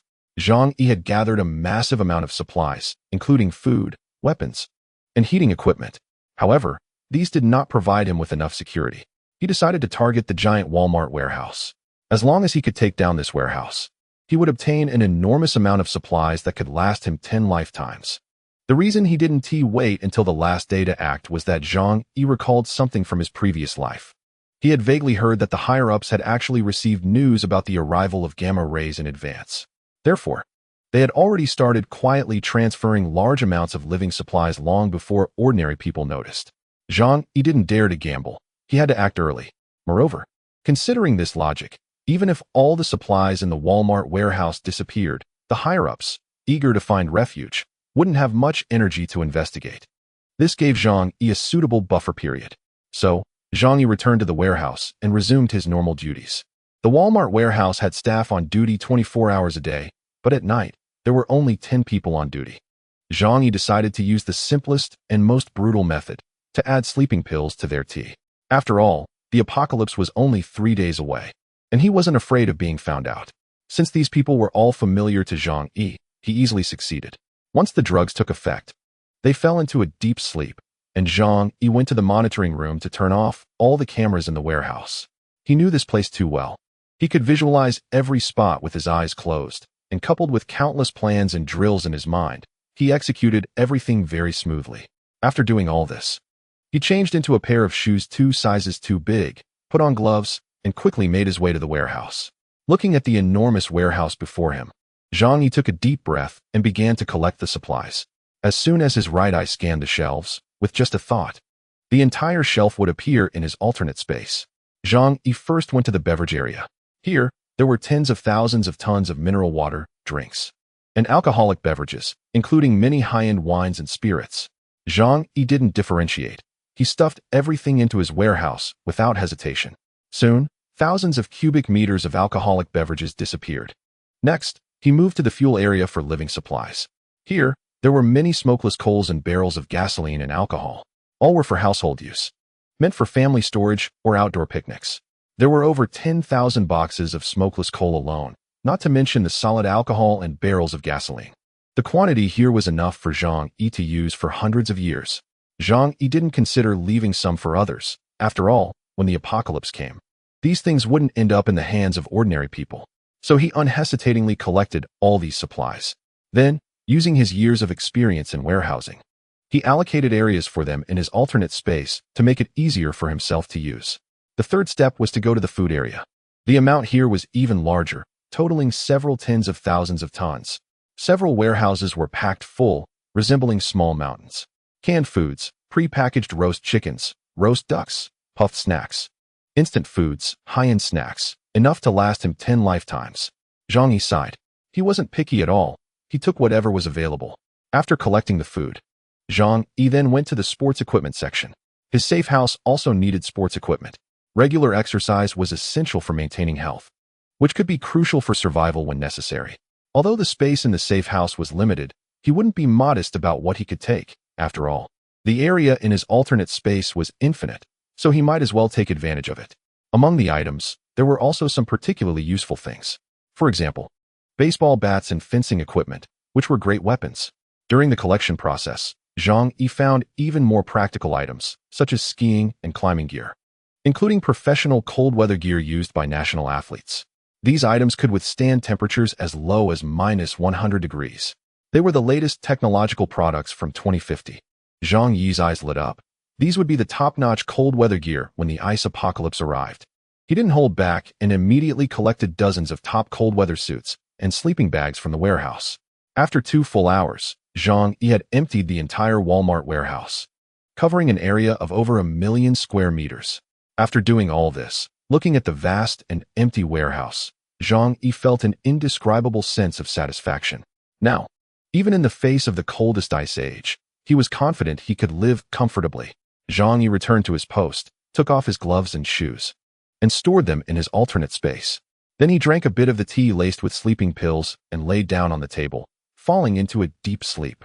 He didn't know how long it had been when he was abruptly shaken awake. Supervisor, something big has happened. Wake up quickly. Zhang Yi slowly opened his eyes, looking at his colleagues with a confused expression. What happened? One of the warehouse employees, trembling, pointed towards the warehouse and said, "It's unbelievable. Our warehouse has been completely emptied." "What?" Zhang Yi exclaimed in surprise, slapping the table and standing up. He pretended to casually walk to the warehouse and, as expected, saw an empty scene. Zhang Yi knew better than anyone what had happened. However, he still feigned weakness, trembling as he asked, "What on earth happened? Why are so many supplies missing from the warehouse?" The employees around him also looked tense. Indeed, the materials in this warehouse were worth at least hundreds of billions. Even if they used large trucks to transport them, it would take several days to finish. How could everything disappear in the blink of an eye? They didn't mention the fact that they had just been sleeping. After all, everyone was on the night shift, and it was common to steal a nap during the night. Zhang Yi maintained a serious face, pretending to be anxious as he walked back and forth a couple of steps. Then he said to everyone, "This matter is too bizarre for us to solve. Let's call the higher-ups." Although everyone was nervous inside, they weren't too scared. After all, if things escalated, they would bear little responsibility. The entire warehouse, worth billions, disappeared in just 2 hours. This was clearly beyond their capability. Earning only a few thousand yuan a month, they had no need to work themselves to the bone for the company. Thus, when Zhang Yi said this, everyone nodded in agreement. Let the higher-ups worry about this mess. Zhang Yi immediately called the warehouse manager to report the incident. When the manager heard the news, he was so shocked he thought Zhang Yi was joking. Chapter 13. The Ice Age arrived. Zhang Yi emptied the entire Walmart's South China warehouse. All the materials worth hundreds of billions had entered his alternate space. He pretended to know nothing and reported to Walmart's upper management right away. Soon, the news spread throughout the high-ranking officials in Walmart's South China region. A group of executives, shocked, rushed to the scene and called the police to handle the matter. Tom Watson, the general manager of the South China warehouse, looked at the empty warehouse, his face turning whiter than snow. "Oh my God, how am I going to explain this to headquarters?" In fact, Walmart's U.S. headquarters had already issued orders requiring them to transfer all materials back to the country in the shortest time possible. It was said that this was an instruction from the U.S. upper management, and the ship they sent was about to arrive at Tianhai port. Now everything was ruined. On the other hand, Zhang Yi was not worried at all about his actions being exposed. After all, in just 2 hours, an entire warehouse's worth of hundreds of billions of materials vanished. This was too unbelievable. Even if the police investigated thoroughly, they would not be able to find out the truth in a short time. Moreover, since Walmart was a foreign enterprise and not a state-owned enterprise, the investigation would naturally be less intense. However, he still pretended to be nervous and scared, cooperating with the police investigation. After a night of interrogation, Zhang Yi was released. The police were also very suspicious of this incident. They had reviewed the surveillance footage inside and outside the warehouse.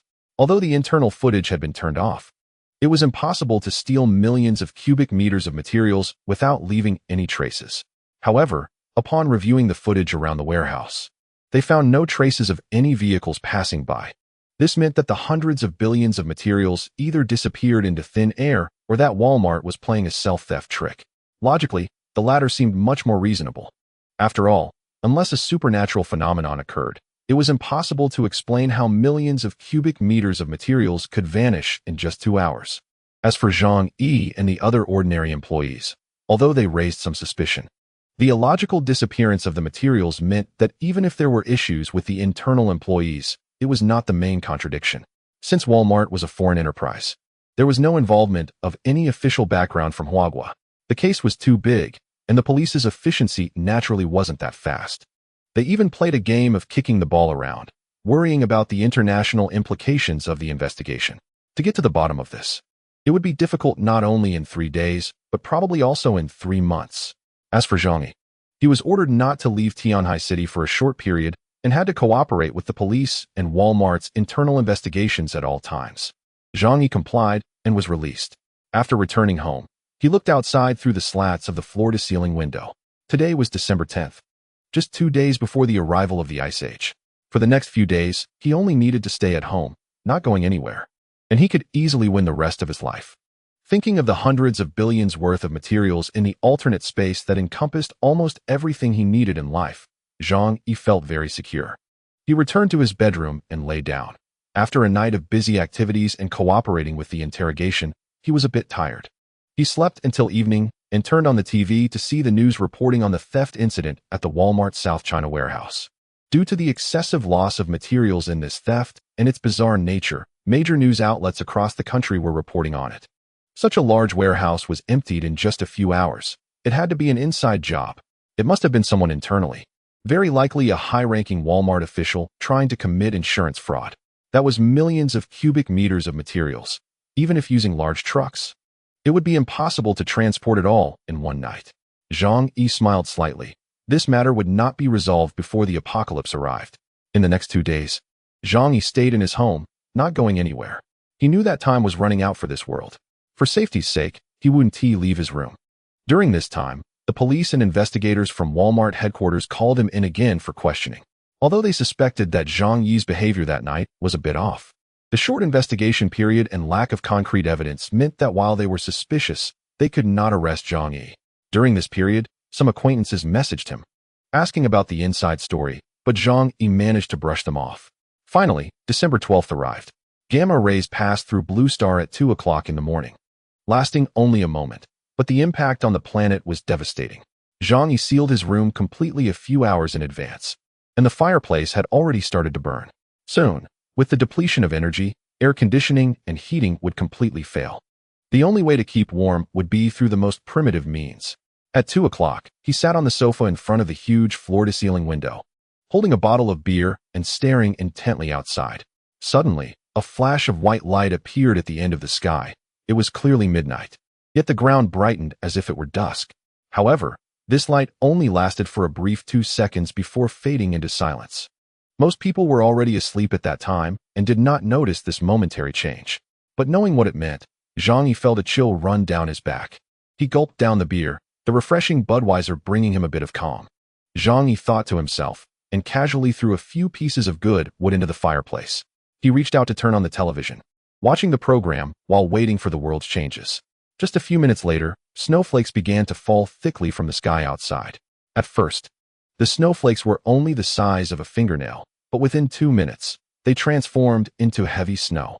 The wind outside began to howl, and the snow outside suddenly became terrifying in an instant. A heavy snowfall appeared above the entire city. This was the power of nature. When it changed, it wouldn't give you any notice. Zhang Yi's heart began to feel a bit tense. Although the safe house he built was perfect, he had experienced the ice age once, so it was inevitable that he felt some concern. He wondered whether this safe house, which cost 8 million, could completely withstand the upcoming severe drop in temperature. However, as the flames in the fireplace roared, the indoor temperature became incredibly warm, even a bit hot. Zhang Yi glanced at the indoor temperature, which had already reached 326. Looking outside again, the heavy snowfall had engulfed the entire city. Zhang Yi felt much more at ease. He reduced the amount of charcoal since the temperature inside was too high to be comfortable. Zhang Yi didn't rush to sleep. He wanted to observe the changes that would follow.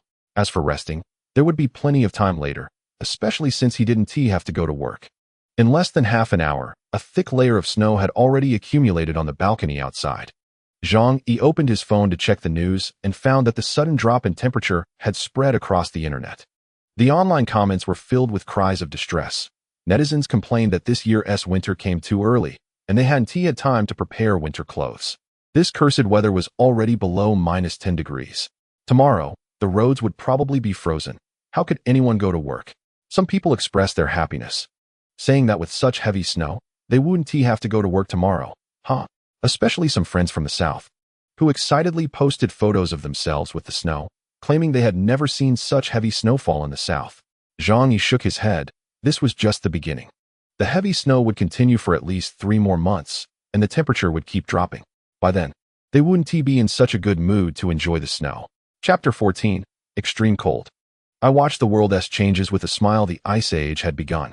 In Tianhai City in the south, heavy snow fell, and discussions erupted online. Some people complained, while others were relieved. However, none of them knew that this heavy snow and drop in temperature were not temporary, but would continue and intensify, ultimately bringing about a disaster that no one could withstand. At this moment, Zhang Yi lay comfortably on his sofa at home, enjoying the temperature of over 20 degrees in the safe house, while sipping on a chilled Budweiser beer, feeling very content. Suddenly, his phone rang. He picked it up to see that it was a chat group message. Among them were his former classmates, hobby groups, and the community owner group. Oh my God! How come it suddenly snowed so heavily? The weather forecast didn't say anything. I was woken up in the middle of the night by the cold. I quickly got up to turn on the air conditioning. Don't even mention it. Our old air conditioner is useless for heating. It's been a while, and it's getting colder. I don't even know how long this cold weather will last.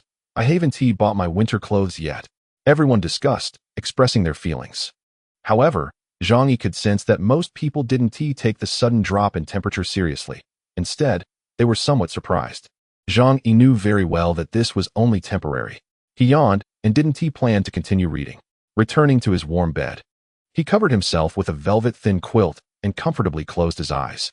His bed was very comfortable, a high-end model brought from a Walmart warehouse, especially the mattress, which was said to be the same model as a certain female celebrity's, worth 3 million. Outside, the heavy snow fell like goose feathers, and the cold wind howled. While inside, the fireplace burned brightly, creating a pleasant temperature. In such a comfortable environment, Zhang Yi quickly fell into a deep sleep. The next morning, Zhang Yi was awakened by the ringing of his phone. He opened his eyes to find that it was by Lianhua Fan Yuqing calling him. Being disturbed from a good dream made Zhang Yi feel uncomfortable. He answered the phone, asking irritably, "What is up calling me so early?" Fan Yuqing was momentarily taken aback by Zhang Yi's cold tone. However, she quickly replied, "Zhang Yi, it's so cold outside today. Did you stock up on supplies because you knew there would be a severe drop in temperature?" Fan Yuqing's voice trembled slightly, as if she was straining to endure something. Hearing this, Zhang Yi's lips curled into a mocking smile. As expected, this white lotus was up to no good. He lazily replied, "I heard a friend mention it, but I didn't expect it to drop so severely." He threw off the quilt. The temperature in the room was high, making him sweat a little. Zhang Yi put on his slippers and walked outside. When he reached the floor-to-ceiling window, the familiar scene outside made his eyes widen. The heavy snow had buried the entire city. He could no longer see the streets or the shrubs by the roadside. He could only vaguely make out the outlines of the buildings, with many houses' ground floors submerged. Moreover, the heavy snow continued to fall, with no signs of stopping. On the other end of the phone, Fang Yuqing continued. No wonder you stocked up on so many things. Zhang Yi, you're really something. You didn't even tell me about this in advance. Now I'm freezing. Zhang Yi frowned, surprised that she had the nerve to come and complain to him. He directly hung up the phone and tossed his phone aside. Then, he went to the bathroom and took a comfortable hot shower. After that, he took out a piece of top-grade Wagyu beef from his storage and had steak with pasta for breakfast. While eating breakfast, he turned on the TV.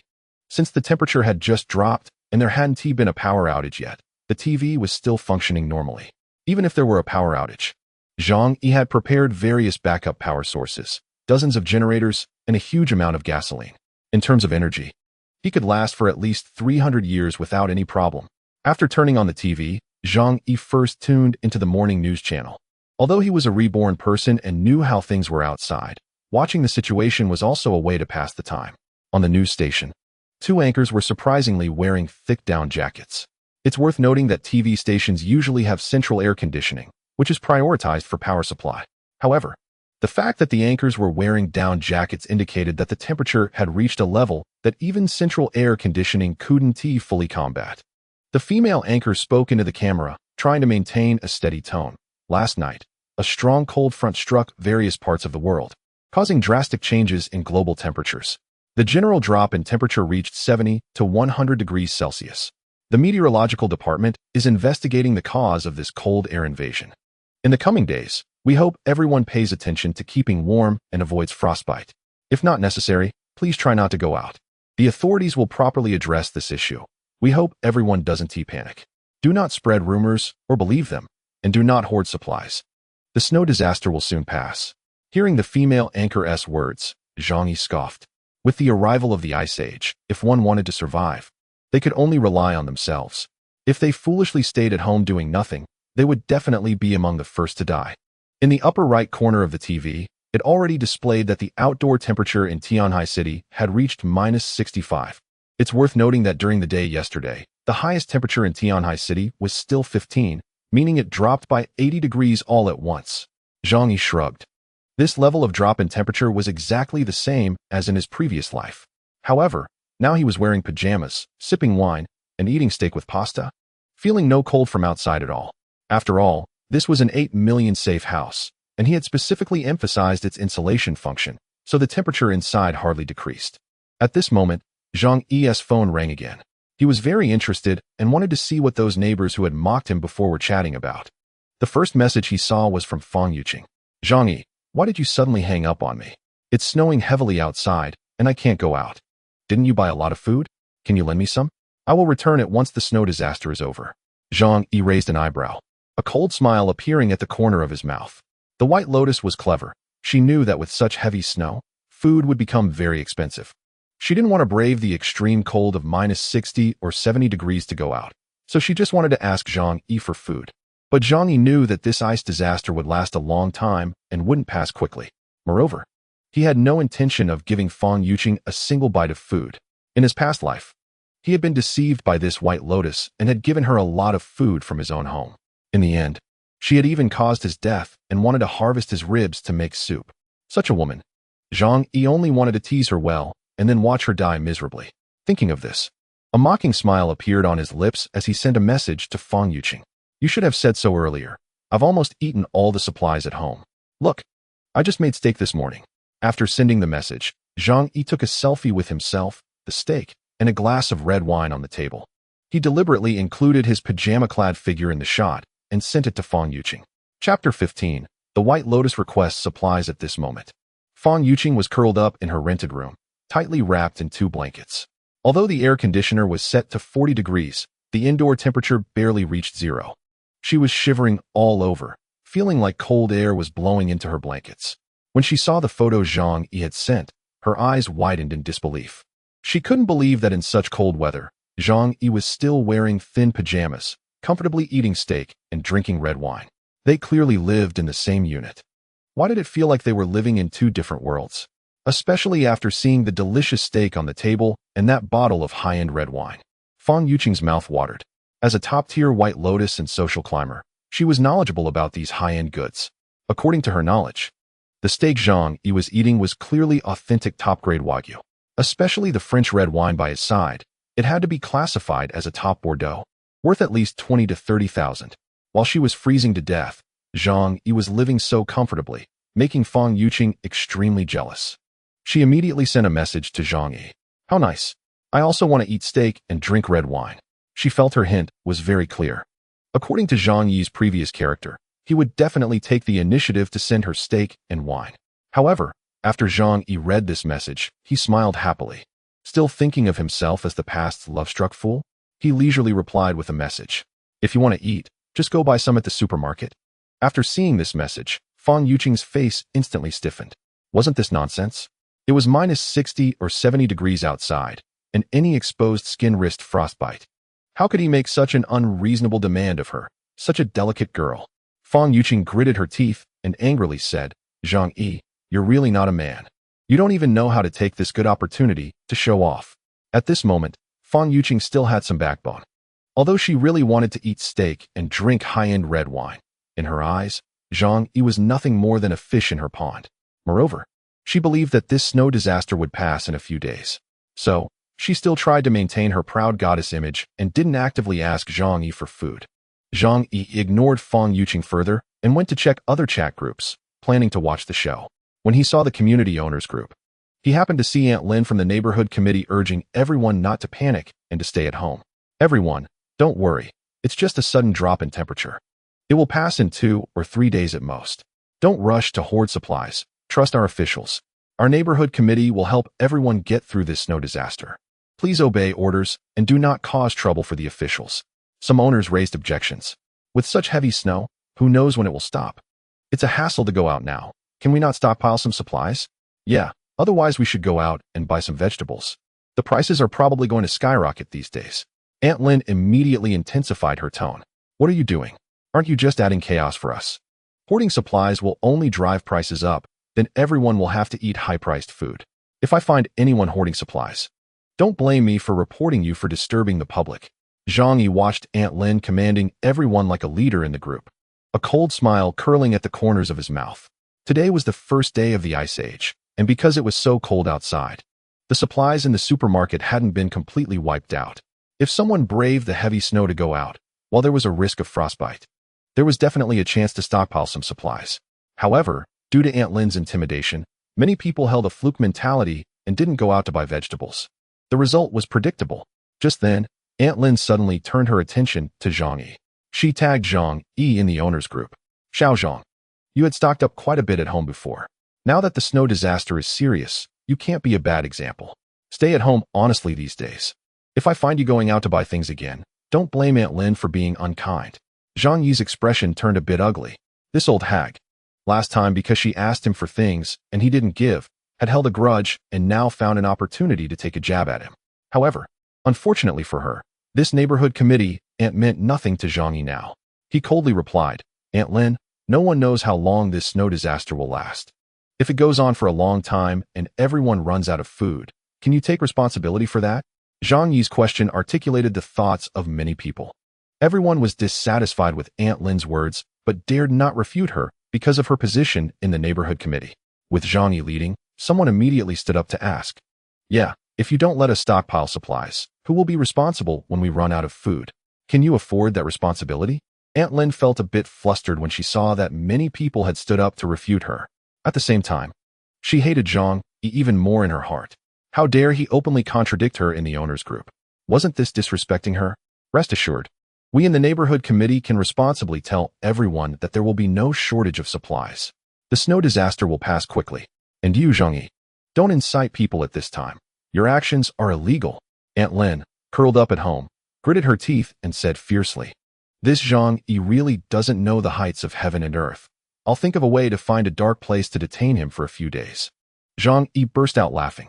Even at this time, this surname Lin old woman still wanted to act tough, relying on her little bit of power to bully others, which was truly laughable.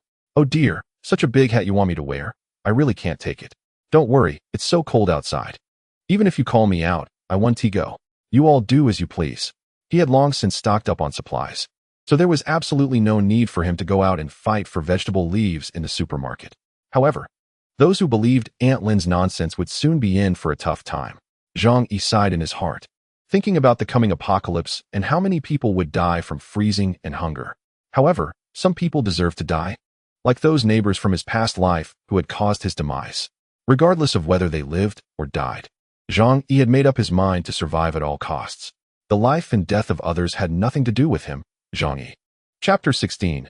Aunt Lin's Revenge. Zhang Yi directly retorts. Zhang Yi sat on the sofa, yawning in boredom. While others endured hunger and cold, he lived more comfortably than in paradise. His home had the perfect insulation system, along with an endless supply of fuel, keeping his safe house at a consistently comfortable temperature throughout the year. All he needed to do was make sure he enjoyed each day. At that moment, there was nothing interesting on TV. Various live broadcasts had been shut down due to the extreme cold. After all, those beautiful female streamers he usually liked wouldn't be able to endure the temperatures that plummeted to minus 60 or 70 degrees, or even over 100 degrees, to dance in tank tops. If there were, Zhang Yi would have to give them a thumbs up and say they were truly tough. He opened his alternate space, where the electronic device area had numerous game consoles and hundreds of unsealed copies of major games. He had thousands of game cartridges.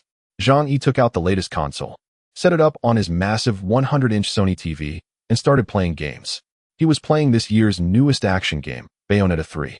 He also had Elden Ring, The Witcher 3, and Sekiro, Shadows Die Twice on hand. If he wanted to kill time, these were excellent choices. If he found the game lengths too short, he could always dive into long games like Civilization and Cities, Skylines for endless fun, with no need to worry about work or social obligations. This life was even better than before the apocalypse. Since he was at home, Zhang Yi wore only pajamas, happily snacking and gaming away. After a while, his phone rang. He casually picked it up and found that the annoying Aunt Lin from the neighborhood committee had mentioned him in the group chat. Zhang Yi, the roads outside are blocked by heavy snow. Come out with tools to help clear the snow. The tone was commanding. Zhang Yi also noticed that she was rallying others in the group to help clear the snow, but very few responded. Unexpectedly, she had directly targeted him. Zhang Yi glanced outside at the heavy snow, which had nearly covered the entire floor. 3 meters of snow made it almost impossible to clear by hand. Plus, he knew this snowfall would last for at least another 3 months. Going out to clear snow would be slower than the snow falling. Zhang Yi immediately refused. It's too cold outside. We'd freeze into popsicles in no time. We can wait until the snow stops before clearing it. Others chimed in to agree with him. Yeah, it's over 70 degrees below zero outside. Being out for just a little while could lead to frostbite. We're not in the Northeast. We don't have any decent cold weather gear. How can we go out? Aunt Lin was furious. What kind of attitude is this? Clearing the snow isn't just for me. It's for everyone. She pointed her finger at Zhang Yi, who had taken the lead in opposing her. Zhang Yi, I command you in the name of the neighborhood committee to go out and clear the snow. This is a critical time. We must unite and follow the organization's orders. Anyone who dares to oppose me is opposing the leadership of the committee. After the snow disaster, they will definitely be held accountable by the organization. Aunt Lin invoked her identity as a committee member again. The homeowners immediately felt angry but dared not speak out. The snow disaster had just begun, and social order still existed. Everyone was afraid to defy her. Although these committee members seemed to have little power, their small authority was closely related to everyone's daily lives. So people were cautious not to provoke them. Everyone fell silent, unwilling to be the one to step forward. However, many hoped Zhang Yi would stand up and fiercely retort Aunt Lin, becoming the voice for everyone. Zhang Yi understood their thoughts, and a sneer appeared on his lips as he looked down on them. But it was impossible for him to swallow his anger. So, he decided to confront Aunt Lin directly. He reviewed the chat logs, noting that Aunt Lin had mentioned only the younger, more agreeable residents of the community. She had entirely ignored the troublesome figures or those with power. Zhang Yi then mockingly said, Aunt Lin is right. Since this is for everyone, you committee members should take the lead in clearing the snow. And if we're talking about being young and strong, there are so many people in our community. Why did you only call on us? Do you think we're easy to bully? Those social figures and rich second-generation kids, you didn't mention them at all. What? Are you too scared to approach them? The other homeowners nodded in satisfaction upon hearing Zhang Yi's words. Zhang Yi is truly our internet spokesperson. Exactly. She only looks for the easy targets. Why not ask Chen Jinghao and Su Hao? Everyone knew who Zhang Yi was referring to. They all lived in the same community and were well aware of the influential figures within. For instance, Chen Jinghao, living on the 6th floor. was a well-known local gangster involved in earthworks with hundreds of workers under him. Su Hao on the 8th floor had a father who was a famous developer in Tianhai City, with family members working in the government. Aunt Lin had not mentioned these two at all. Zhang Yi had exposed Aunt Lin's nature of bullying the weak and fearing the strong, making her lose face immediately. She and T called out those tough characters because she lacked the courage, and they wouldn't pay her any mind. People like her always picked on the weak. If Zhang Yi had been that type of person, Aunt Lin wouldn't have dared to command him to clear snow. Feeling that she had lost face, Aunt Lin angrily sent several long voice messages in the group. Clearing snow is a public service, thinking of everyone. Some people are so petty, lacking any spirit of sacrifice.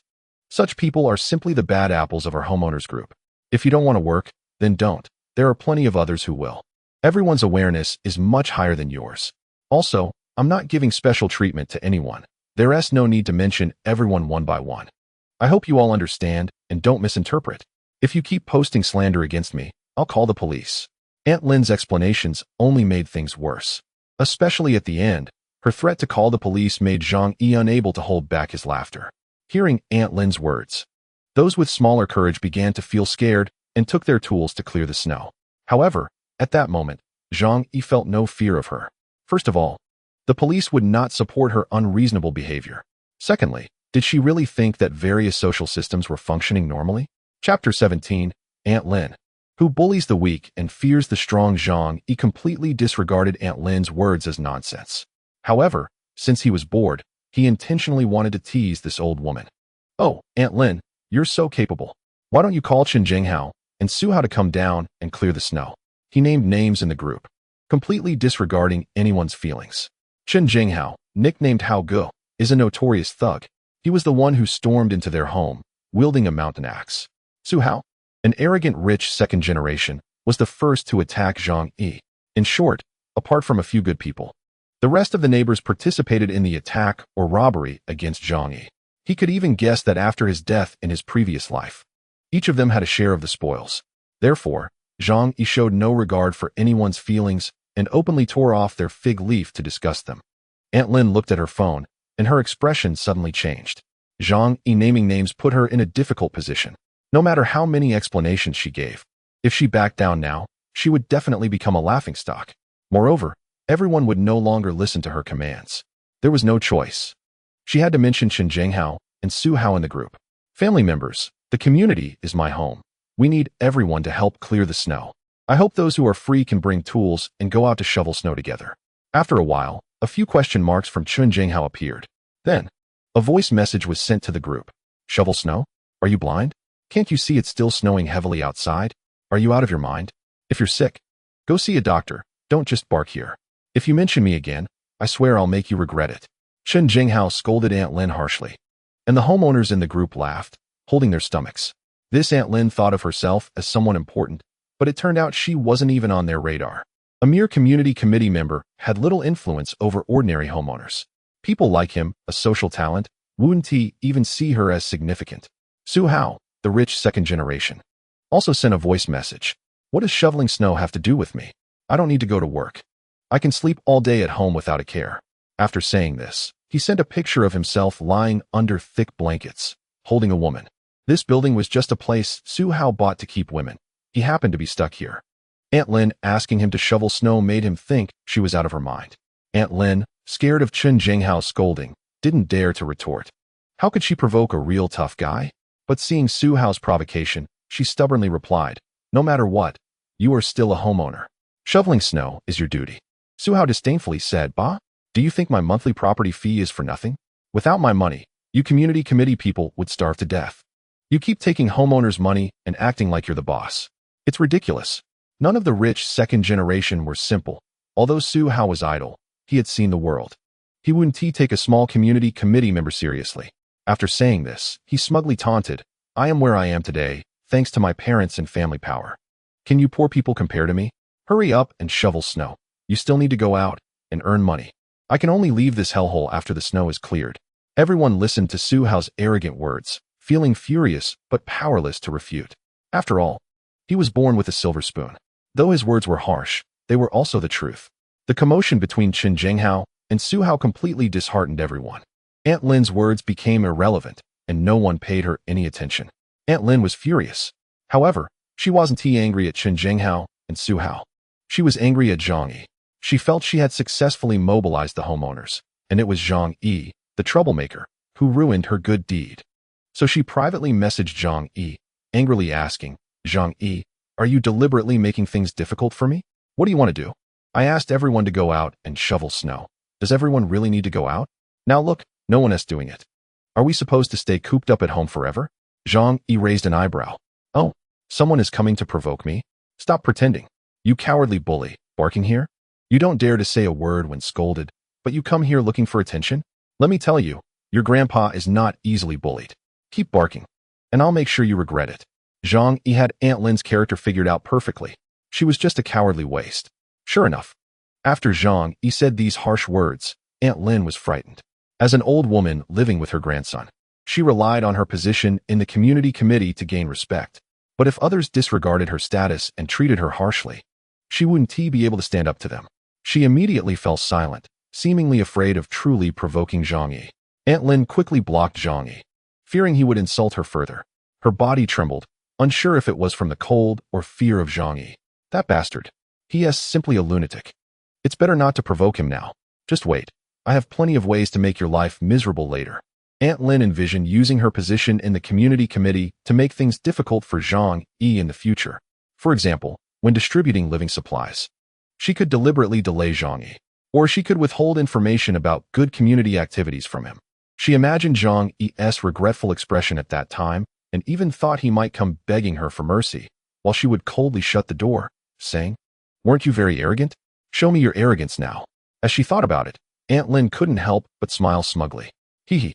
There will come a day when you will come begging me. For now, I want to stoop to your level. Aunt Lin felt satisfied with this mental victory. Then she continued to rally others in the group to go out and shovel snow. Although everyone looked down on Aunt Lin, most people had to go out to work later, considering their travel issues. Some honest folks took tools and braved the bitter cold of -70 degrees to go out and shovel snow. Zhang Yi, however, didn't he expect that just after scaring away Aunt Lin, someone else would come looking for trouble. This time, it was a phone call from his WeChat. He glanced at the profile picture and saw it was Chen Jinghao from the group. It seemed that Zhang Yi mentioning him in the group made him feel uncomfortable. So he called to intimidate Zhang Yi. Zhang Yi already held a grudge against this bastard, and seeing him call, he squinted his eyes. Now, he actually hoped this clueless guy would come looking for trouble. After all, Zhang Yi couldn't go out of this safe house. But if anyone dared to come looking for trouble, he had plenty of ways to make that person suffer. So Zhang Yi answered the call. Chapter 18. Who's afraid of who? As soon as the call connected, a barrage of fierce curses came from the other end. Are you looking for death? Who told you to mention me in the group? You dare to provoke me, Chen Jinghao? You little punk clearly want to die? I have 100 ways to make you unable to stay in this city. Do you believe it? Chen Jinghao was also somewhat notorious in Tianhai City, with a few hundred followers under him and reportedly having committed several murders. Therefore, all the homeowners in the community avoided him, and no one dared to provoke him. To establish his authority, Chen Jinghao's style was to make anyone who offended him pay a huge price. This is what is known as the face of a social person. So, even if Zhang Yi only mentioned him briefly in the homeowner group, Chen Jinghao still considered it a provocation. On the other end of the phone, he cursed fiercely. You really want to die? You're quite the talker, aren't you? How dare you bring me into this? Zhang Yi certainly wouldn't tolerate him, sneering coldly and cursing back. What are you even worth? Stop pretending to be tough here. You worthless scum. You think you can scare me? Hurry up and eat shit. After cursing, Zhang Yi hung up the phone and blocked him.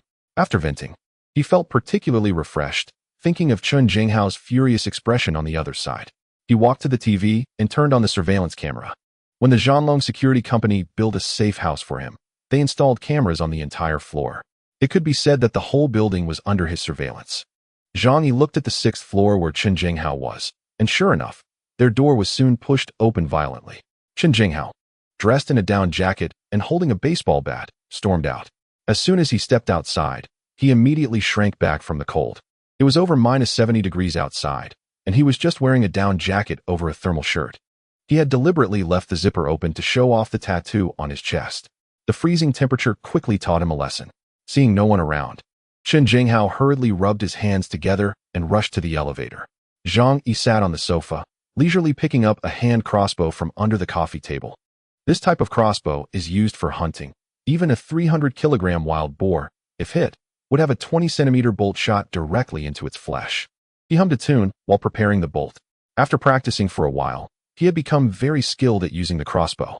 Within 15 meters, he wouldn't miss a watermelon-sized head. The elevator continued to ascend, and Zhang Yi, with the crossbow loaded, arrived at the door. His massive security door had a shooting hole left 2 meters high. Zhang Yi stood on a chair and opened the shooting hole from the inside. Then he aimed the crossbow at the corridor outside. For safety, Zhang Yi also kept his pistol in his pocket. Even if Chun Jinghao was a tough guy, he would still be unlucky today. Soon, the sound of the elevator rang out, and Chun Jinghao angrily walked out. Thanks to the owner's group notes, he easily knew Zhang Yi's address. At the door, he lifted the baseball bat and began to smash the door while cursing loudly. Zhang Yi, you son of a bitch. Come out. Weren't you just so tough? Now come out and see how I kill you. Chun Jinghao cursed viciously and banged on the door. However, that security door was 20 centimeters thick and reinforced with bulletproof metal. In terms of defense, it was stronger than some large armored vehicles. Naturally, it couldn't be broken down by Chun Jinghao's baseball bat, and instead, it made his hands hurt. Chun Jinghao continued to curse, but he didn't notice that someone had already aimed a bolt at him. Zhang Yi looked at Chun Jinghao's fierce expression and smiled playfully. He aimed the bolt at Chun Jinghao's head. However, after a moment's thought, he changed his target. In this apocalyptic world, everyone in the building, except for him, would likely die. Chun Jinghao was no exception. Killing him now would be too boring. After all, in his previous life, he had been devoured alive by these insane neighbors. A wicked smile appeared on Zhang Yi's face. He wouldn't let this scum die so easily. So, Zhang Yi changed his aim. With a faint sound of air being pierced, the sharp bolt shot directly into Chun Jinghao's leg. The bolt that could kill a wild boar pierced through his calf. Chun Jinghao let out a piercing scream and fell to the ground, clutching his leg and wailing. In this frigid temperature of over -70 degrees, the penetrating injury would surely ruin his leg. Moreover, due to the lack of medication, infection was inevitable. Next, he would die a miserable death in pain and cold. At this moment, Chun Jinghao was in excruciating pain, realizing he had encountered a terrifyingly ruthless person. In fact, people like them relied on their fearlessness and reckless behavior. They bet that honest people wouldn't dare to resist them. But when faced with someone who dared to use a crossbow, they too would feel fear. Chun Jinghao was terrified, almost wetting himself. He didn't even see where the arrow had come from. However, being a tough guy, he managed to drag himself back to the elevator with his injured leg. Zhang Yi chose not to shoot again. The reason was simple. He wanted Chun Jinghao to live a little longer. After all, he wasn't a demon. After returning to the elevator, Chun Jinghao was drenched in cold sweat, quickly freezing in the sub-zero temperature. However, his heart was colder than the air. The ruthless attack he had just endured made him feel a naked killing intent. In today's society, anyone bold enough to shoot a crossbow at someone was not to be trifled with. Chun Jinghao looked at his injured leg. His entire calf had been completely pierced by the bolt. Blood soaked half of his pants and froze. In the extreme cold, his pain sensitivity was dulled. But this didn't make Chun Jinghao feel relieved. Instead, he was horrified. He knew that in this situation, if his leg didn't receive treatment, it would be useless within half an hour. Chapter 19. Let me give you an ice-cold bath. Chun Jinghao finally felt fear. He took out his phone and called 120. However, the call couldn't go through, and after 2 minutes of trying, it showed that the line was busy. Chun Jinghao's heart sank. The outside was freezing, and even the hospital was in a state of paralysis.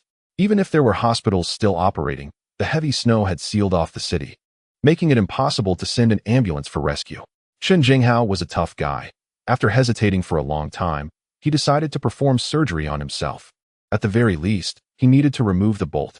After struggling back home, he took out a knife, an alcohol lamp, gauze, and hemostatic drugs from the drawer. Being someone who often got into fights, he naturally kept these things at home.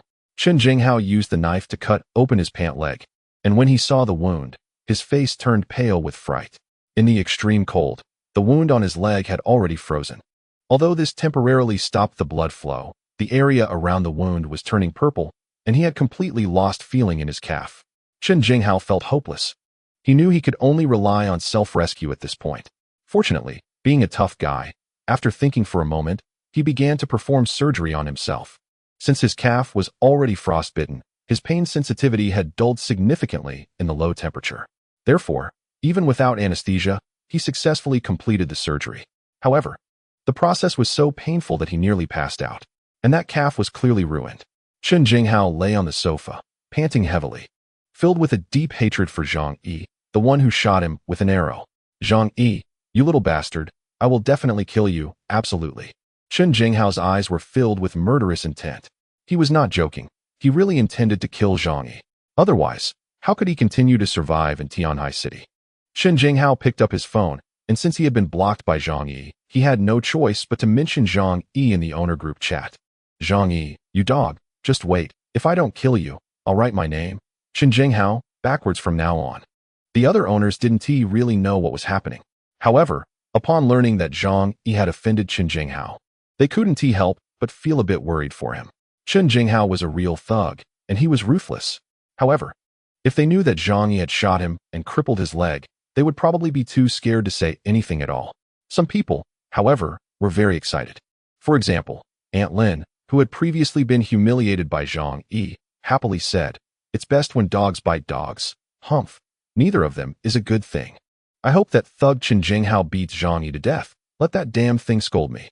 By Lianhua Feng Yuqing also saw the messages in the group.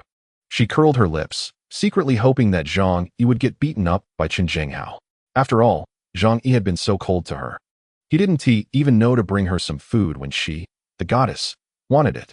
However, no one in the group dared to speak up, fearing that this incident would implicate them. Zhang Yi saw the message and laughed loudly. As long as he didn't leave the safe house, he wouldn't take 100 Chen Jinghao seriously. Zhang Yi sent a voice message on his phone. What are you? Just barking like a dog.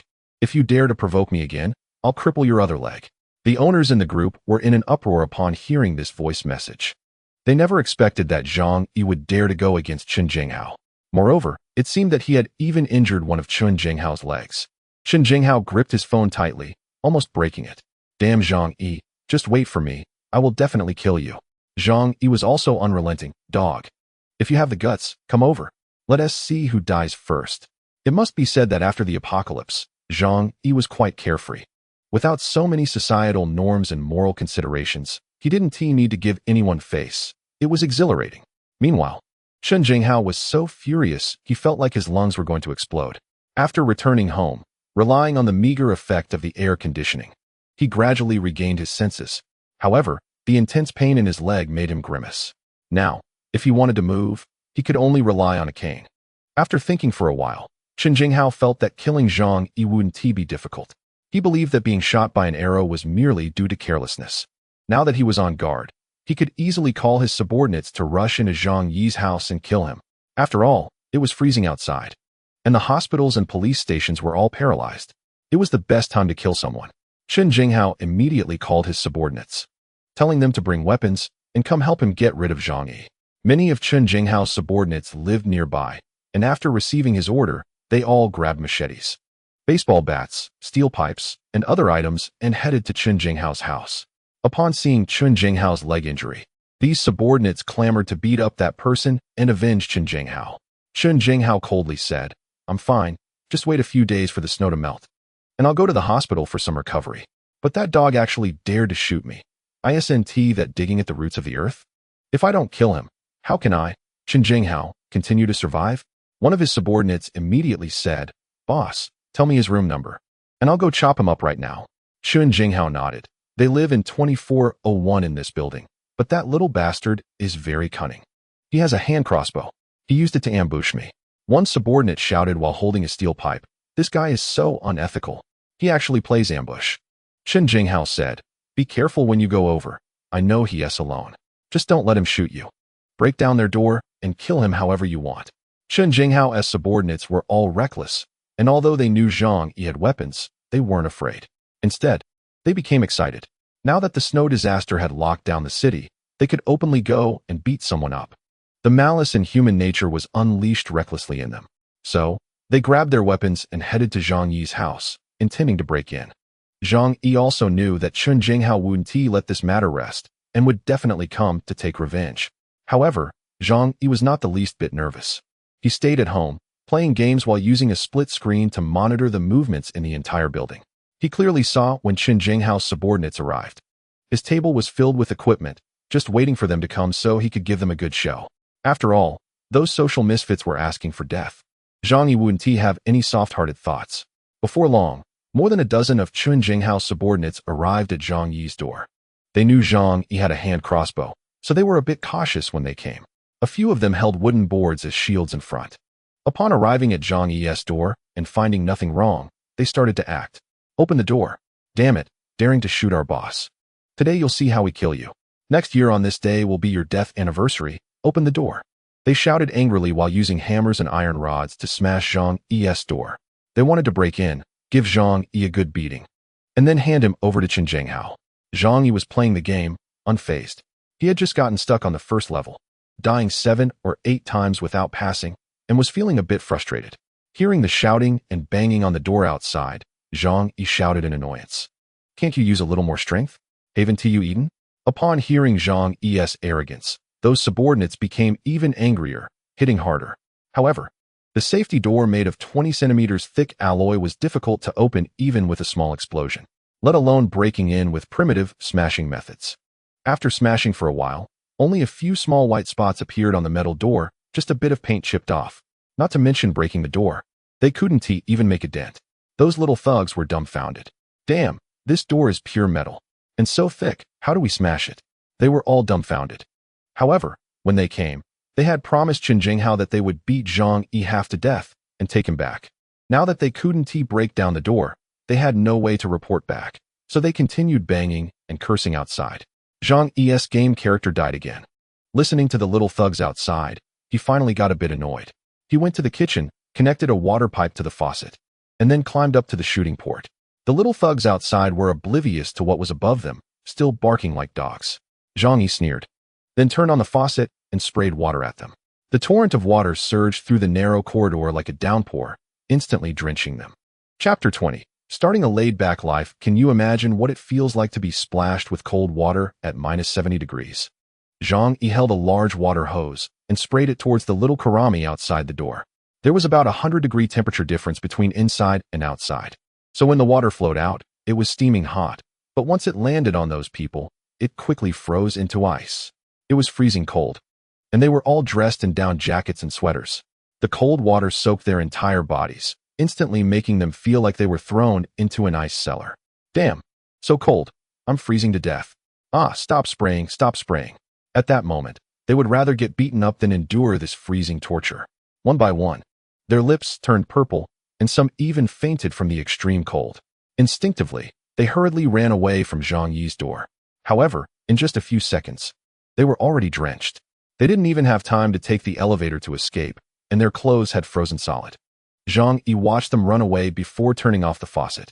He had originally planned to teach these people a lesson with a hand crossbow. However, the loading speed was too slow, and there was a chance they could counterattack through the shooting hole. Instead, the effect of this large-scale water spray was much better. After being drenched to the core by Zhang Yi, the little karami had their lips turning purple from the cold. They hurriedly ran back to Qin Jinghao's house. When Qin Jinghao saw them returning in a sorry state, he couldn't help but get furious. Where's that little brat? Did you catch him? The little brothers hurriedly looked for blankets and sheets to warm up. Their clothes were soaked through, and they were frozen stiff. A dozen people were fighting over clothes and blankets in the room. However, due to the large number of people, there weren't enough things to go around. And a few little brothers, in desperation, had to huddle together without clothes for warmth. The scene was somewhat bizarre. This made Qin Jinghao extremely angry as he slammed the table and shouted, "Who can explain to me what the hell is going on?" After a few little brothers regained some body heat, they trembled and explained the whole situation to Qin Jinghao. That Zhang Yi is too despicable. He actually sprayed us with a hose. We couldn't stand it at all. We don't know how thick his door is. But we smashed at it for a long time and only chipped a bit of paint. After hearing this, Qin Jinghao furrowed his brows deeply. When he tried to smash the door himself, he indeed felt that Zhang Yi's door was very solid. It seemed that a strong assault would be somewhat difficult. However, he soon sneered. No worries. Even if his house is an iron turtle, there will always be a flaw. Besides, I don't believe he can stay at home forever. You guys just keep watch nearby. As soon as he steps out, kill him immediately, Qin Jinghao said viciously. His little brothers were all desperate men, and upon hearing this, they shivered and laughed coldly. Although they were all frozen stiff, they still had to show that they were fierce. However, they never thought that Zhang Yi had no intention of leaving his home at all. Outside was hell, but his room was paradise. Why would he go from paradise to hell? After dealing with Chen Jinghao and the others, Zhang Yi went back to play his game. Although he knew these guys wouldn't give up easily, they didn't have the ability to break into his home. As for going out, he would never make that choice. Even if there was a 1 in 10,000 risk, he wouldn't take it. Staying comfortably at home, isn't that nice? Not long after, Zhang Yi went to the floor-to-ceiling window to check the situation outside. Indeed, there were people with tools shoveling snow. He seemed to see Uncle Yu, the straight-talking and enthusiastic veteran, who was always the first to rush forward when something happened. The dozen or so people downstairs were some of the younger, more reasonable owners in the community. However, he didn't see a single shadow of Aunt Lin and the other members of the neighborhood committee. Faced with the thick layer of snow 2 to 3 meters high, they were struggling to dig. However, Zhang Yi knew that this was completely futile. To say nothing of anything else, just trying to dig a path from downstairs to the community entrance would take an entire day. But even if they did manage to clear it, so what? The roads outside were completely covered too. With such thick snow, only professional large snowplows could slowly clear it. But in the south, there were no such specialized vehicles at all. Going out had become an impossible task. Moreover, in weather below -70 degrees, they couldn't hold out for long. With inadequate cold protection gear, their physical condition couldn't adapt to such low temperatures. Staying outside for half an hour posed a risk of frostbite. Zhang Yi shook his head. These honest people were indeed quite pitiful. However, it was their own choice. And Zhang Yi couldn't be bothered to say anything. After all, everything was none of his business now. He just wanted to live well. By the afternoon, Zhang Yi felt a bit hungry, so he took out a feast from the other dimension. The meal was quite simple, just a plate of Australian lobster, a Wellington steak, plus 2 Huangshan cakes and a bottle of cola. Such delicacies were plentiful in his space. Now that he was staying at home every day, Zhang Yi's schedule had also become free. Basically, he would sleep when he was tired, eat when he was hungry, without needing to distinguish between day and night. The heavy snow outside continued to fall. Zhang Yi took a moment to glance at the community building below. The people shoveling snow had all gone back. The area they had cleared with so much effort was quickly covered again by the heavy snow. They probably realized that with just their strength, they couldn't combat nature. Zhang Yi, wearing a thermal shirt, lay on the sofa, the indoor temperature at a comfortable 27 degrees. He turned on the TV and watched the programs. Now, many TV stations across the country had directly stopped broadcasting, with only some provincial channels and CCTV still on air. Among them were some promotional programs about official work and slogans encouraging everyone. At this moment, our gaze turned to Xinjiang. The officials were strategizing and directing us to launch the final offensive against the snow disaster. According to reports, due to ineffective snow disaster prevention and control, 200 million people in the United States had been affected, with tens of millions dead. The development of the snow disaster in our country was within controllable limits, and everything was progressing positively. We hope everyone remains calm and believes in the power of the authorities. Zhang Yi shook his head. The scale and severity of this snow disaster were unimaginable for humans. Although the authorities were working hard to solve the problem, human power was simply too weak in the face of nature. Chapter 21. White Lotus and Green Tea in the owner group. Aunt Lin was still chattering away. Did everyone see the news? Our country has the power and can completely cope with this snow disaster. Don't panic. All problems will be resolved easily. By the way, if anyone needs supplies at home, those who can should try to help. After all, this snow disaster will pass soon, and there is no need to hoard supplies. However, very few responded to her. Clearly, after 2 days, with no signs of the snow disaster ending, many people began to worry. Fang Yuqing sent another message to Zhang Yi. Zhang Yi, are you okay? Zhang Yi raised his eyebrows. Fang Yuqing probably thought she had been dealt with by Chen Jinghao. However, he didn't think Fang Yuqing was being kind-hearted. I'm fine. Oh, that's good. Fang Yuqing was actually a bit disappointed. But soon, she said, our food is gone. I remember you bought a lot of stuff. Can you give me some? Hey, don't forget to invite me to dinner. Zhang Yi's lips curled into a cold smile. Sure enough, this woman must have a purpose for approaching him. He remembered the last time he went to the supermarket. Fang Yuqing and Lin Kainan also bought some things. Although they didn't buy as much as he did, it wasn't like they couldn't last for 2 days. Oh, that's something from a long time ago. I didn't keep those things at home. In fact, I don't have much at home. Fang Yuqing still wouldn't let it go. How about you give me a few packs of instant noodles? You manage the warehouse, so you can't possibly eat less at home? Zhang Yi was quite straightforward. I really don't have any instant noodles left. Look, this is all I can eat. He took a photo of the Australian lobster and steak on the table and sent it to Fang Yuqing. Seeing the photo, Fang Yuqing's brows furrowed with anger. Damn, Zhang Yi, what do you mean by this? Are you doing it on purpose to annoy me? Beside her, her best friend Lin Kaining peeked out from under the covers. Because it was too cold, they were sleeping in the same bed. Upon seeing the delicious food in the photo, Lin Kainen's eyes sparkled with envy. These little fairies rarely cooked, mostly ordering takeout or having men treat them to meals. In the past few days, with the heavy snow trapping the city, they had been starving. They could only eat some instant noodles and canned food that they usually didn't like. Seeing Zhang Yi enjoying Australian lobster and steak made both women feel a mix of anger and envy. They were angry that Zhang Yi was eating alone without thinking of bringing them some. Lin Kaining immediately said sourly, "Wow, Zhang Yi is too much. He has such good food at home, and didn't he even think of you? He used to say he liked you. Humph, I think he is completely insincere." Fang Yuqing was also quite unhappy. This wasn't the first time Zhang Yi sent her a photo. She knew he was deliberately trying to provoke her. However, she believed Zhang Yi still liked her.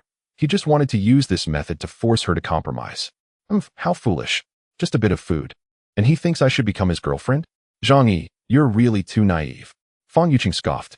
As a proud woman, she had to maintain her aloof image. But looking at the photo Zhang Yi sent, the desire in her eyes was hard to hide. Lin Kaining naturally understood her. She said, "Yuqing, why not tell Zhang Yi that you can have dinner with him? But he has to provide the food. This way, you can save face and enjoy the delicious Australian lobster and steak. I believe he will be so excited that he will agree immediately."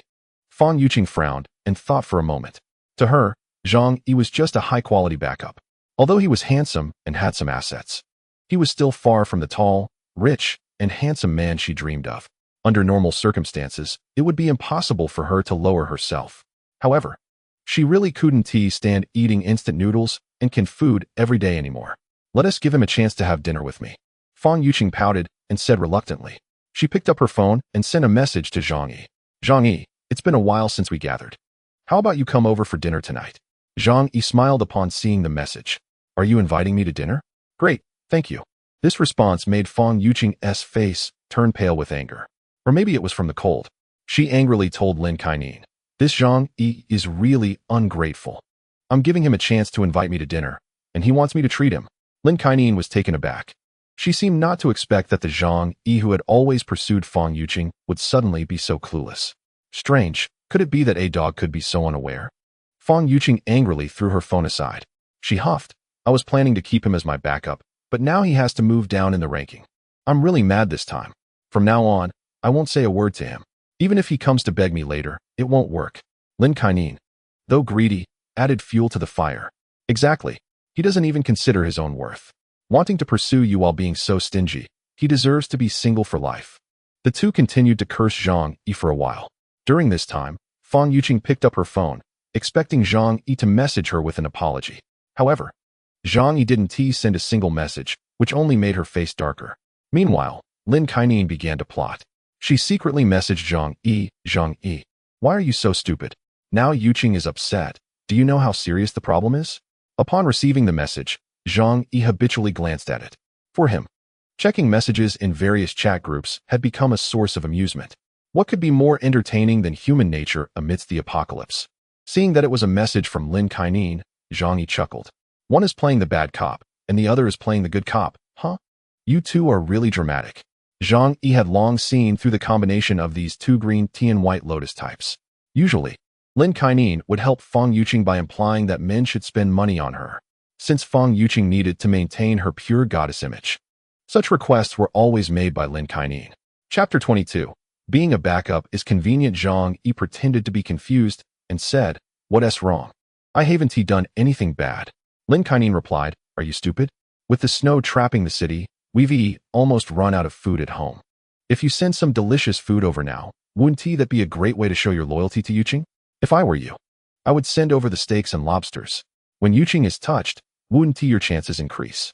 Zhang Yi looked at Lin Kainen's message and could already imagine how greedy that woman looked at that moment. He sneered. This behavior was no different from begging. But ironically, if you're begging, at least don't act like you're doing someone a favor. It was as if Zhang Yi was giving them food, and they were giving him a chance. This kind of face made Zhang Yi want to slap them hard. Despicable. Zhang Yi decided to have some fun with these two green tea bitches. He said, but we don't have much at home either. Just enough for me. Lin Kainin frowned and immediately criticized him. Fool. How many days can this snowstorm last? If you endure a couple of meals, you can trick Yuqing into being yours. And that would be a big win. If you can't even part with this little bit, I see you're not sincere about Yuqing at all. Zhang Yi laughed even harder. These two women, one playing the good cop and the other the bad cop, were quite obvious. Unfortunately, Zhang Yi had been reborn and had long seen through their shameless faces. Facing Lin Kainin, he simply replied with an "oh," then tossed his phone aside, ignoring her. Lin Kainin saw that "oh" and was instantly furious. Oh, what does that "oh" mean? I talked to you for so long, and this is your attitude? Hurry and send me the food. I want to eat steak and Australian lobster too. Lin Kainin was a foodie, and after not having good food for a couple of days, seeing Zhang Yi enjoying a feast made her mouth water. She originally planned to use Fang Yuqing's name to trick Zhang Yi into sending her all the delicious food, but things were developing in a completely opposite direction. The O word almost broke her defense. Could it be that he is no longer interested in Fang Yuqing? No, absolutely not. Lin Kainin recalled Zhang Yi's attentiveness to Fang Yuqing over the past few years and immediately shook her head. He must just be temporarily out of his mind. Lin Kainin was angry in her heart, so she found Fang Yuqing and exaggeratedly told her everything. Of course, she told Fang Yuqing that she was looking for Zhang Yi to help her gather supplies. Fang Yuqing coldly said with a stern face, "Humph, who is Zhang Yi? Do I know him? Don't mention him in front of me again." Now, if Zhang Yi wanted to become her dog again, he would have to sincerely apologize for what happened in the past few days and pay a huge price to seek her forgiveness. Lin Kainin nudged Fang Yuqing, saying, "This Zhang Yi is not enlightened. Don't you have other dogs?" In their community, there were quite a few colleagues working in warehouses. Among them were other suitors for Fang Yuqing, like Zhou Peng, who was the most eager to please her. Fang Yuqing naturally knew who Lin Kainin was talking about. She disdainfully curled her lips, that Zhou Peng wasn't even worth being her backup. Although they both worked at Walmart before, Zhou Peng didn't even have a house in Tianhai City and was still renting. Fang Yuqing was just using him to take advantage of some minor benefits and had no good feelings for him at all. Lin Kainin advised, "It's so cold outside, and the snow is falling so heavily. We can't go out to buy things, so why not use him to help us?" Fang Yuqing hesitated for a moment and felt that Lin Kainin made sense. So, she sent Zhou Peng a message. To her surprise, within 5 minutes, Zhou Peng came running over with a backpack full of food. After all, he worked at the Walmart warehouse, and he would often bring back some discounted goods. So naturally, he had some supplies at home. With just one word from Fang Yuqing, Zhou Peng acted like he was on fire, specifically picking out good things to bring to her. Moreover, Zhou Peng patted his chest and guaranteed, "Yuqing, whatever you want me to do, just say the word. You know, I can do anything for you." Fang Yuqing rarely showed a smile to Zhou Peng. "Thank you, Zhou Peng. You're really nice." With a few sweet words, she sent Zhou Peng away. Then, back in the house, she immediately changed her expression. "Humph. With your appearance, you still dare to have thoughts about me? Maybe in your next life." The atmosphere in the entire building gradually began to change. The extreme cold made it difficult for the southerners of Tianhai City to adapt, even with the air conditioning running.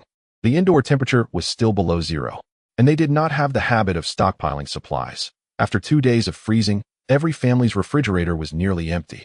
Although Aunt Lin was still promoting that it was fine and the snow disaster would pass soon, everyone had their own concerns in their hearts. However, Zhang Yi watched all this and was quite pleased. For him, the preparations for the apocalypse were more than sufficient, and life was actually more comfortable than before the apocalypse arrived. He felt like an outsider, quietly watching the grand play outside. After Chen Zhenghao and his little brothers were taught a lesson by Zhang Yi, they temporarily stopped looking for trouble with him. They also knew that Zhang Yi's house was hard to break into. Moreover, Chen Zhenghao's leg was basically useless. If he couldn't go to the hospital, he would become a lifelong cripple in a few days. As for the other small troublemakers, after getting soaked, they all fell into a state of cold and fever. Without any means of heating, dragging their sick bodies, they would likely die from high fever before starving due to food shortages.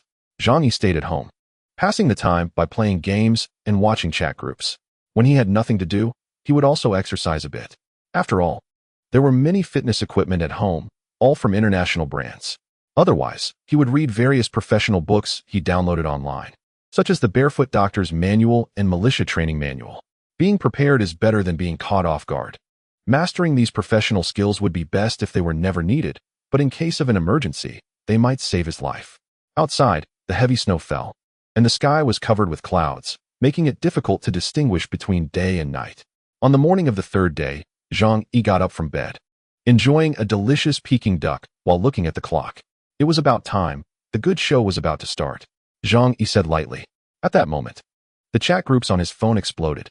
Chapter 23, Water and Power Outages. 3 days after the apocalypse hit, the real show officially began. Zhang Yi knew what would happen that day, so he stayed up all night waiting to watch the show unfold. What happened was actually very simple. The entire Yuelu community suddenly lost power.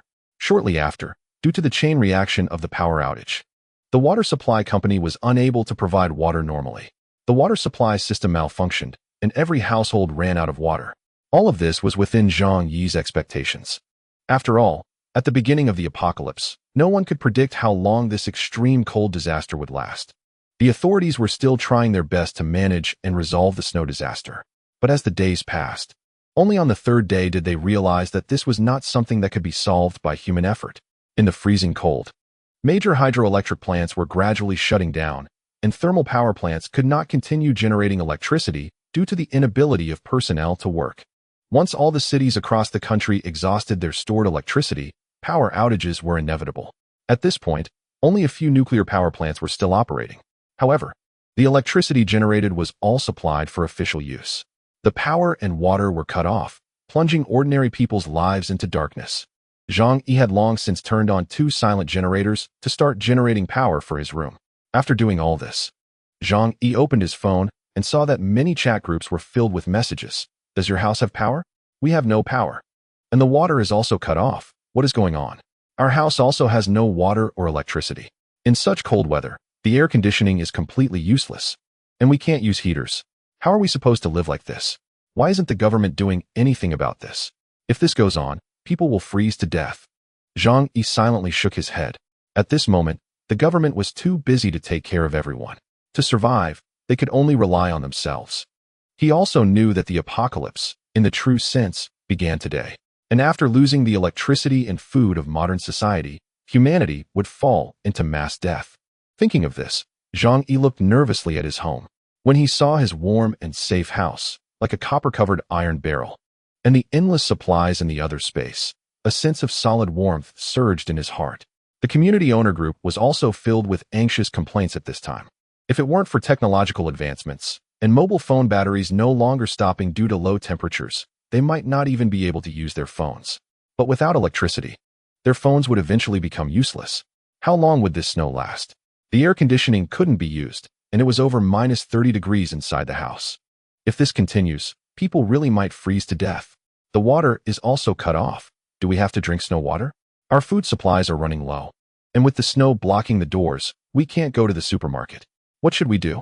Some people began to mention Aunt Lin. Aunt Lin, didn't you say it was fine before? I listened to you and didn't go out to buy supplies. How do we solve this now? When will the people above come to save us? Say something. Aunt Lin faced the neighbors' questions, feeling anxious and panicked inside. At this moment, she was even more afraid than the neighbors. The homeowners still had no idea how the authorities would rescue them. However, Aunt Lin had received some news in advance through the neighborhood committee. A blizzard was occurring all over the world, said to be a rare snow disaster that happens once in hundreds of thousands of years. Perhaps we are facing another mass extinction, the end of the world. Although the authorities were doing their best to support, with over 1 billion people in our country, it was impossible for them to manage. Major cities in the country had already fallen. To survive, we can only rely on ourselves. We must stock up on supplies, especially food and heating energy.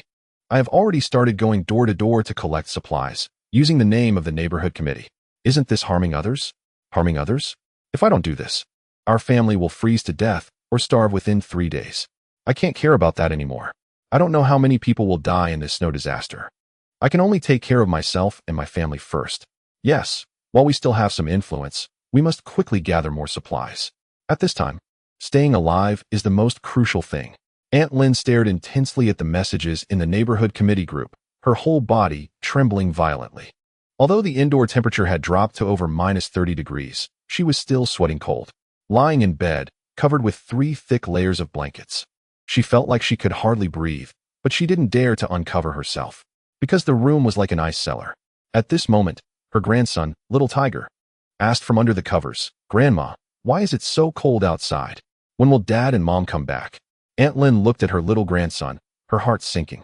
She had just chatted with her son and daughter-in-law today.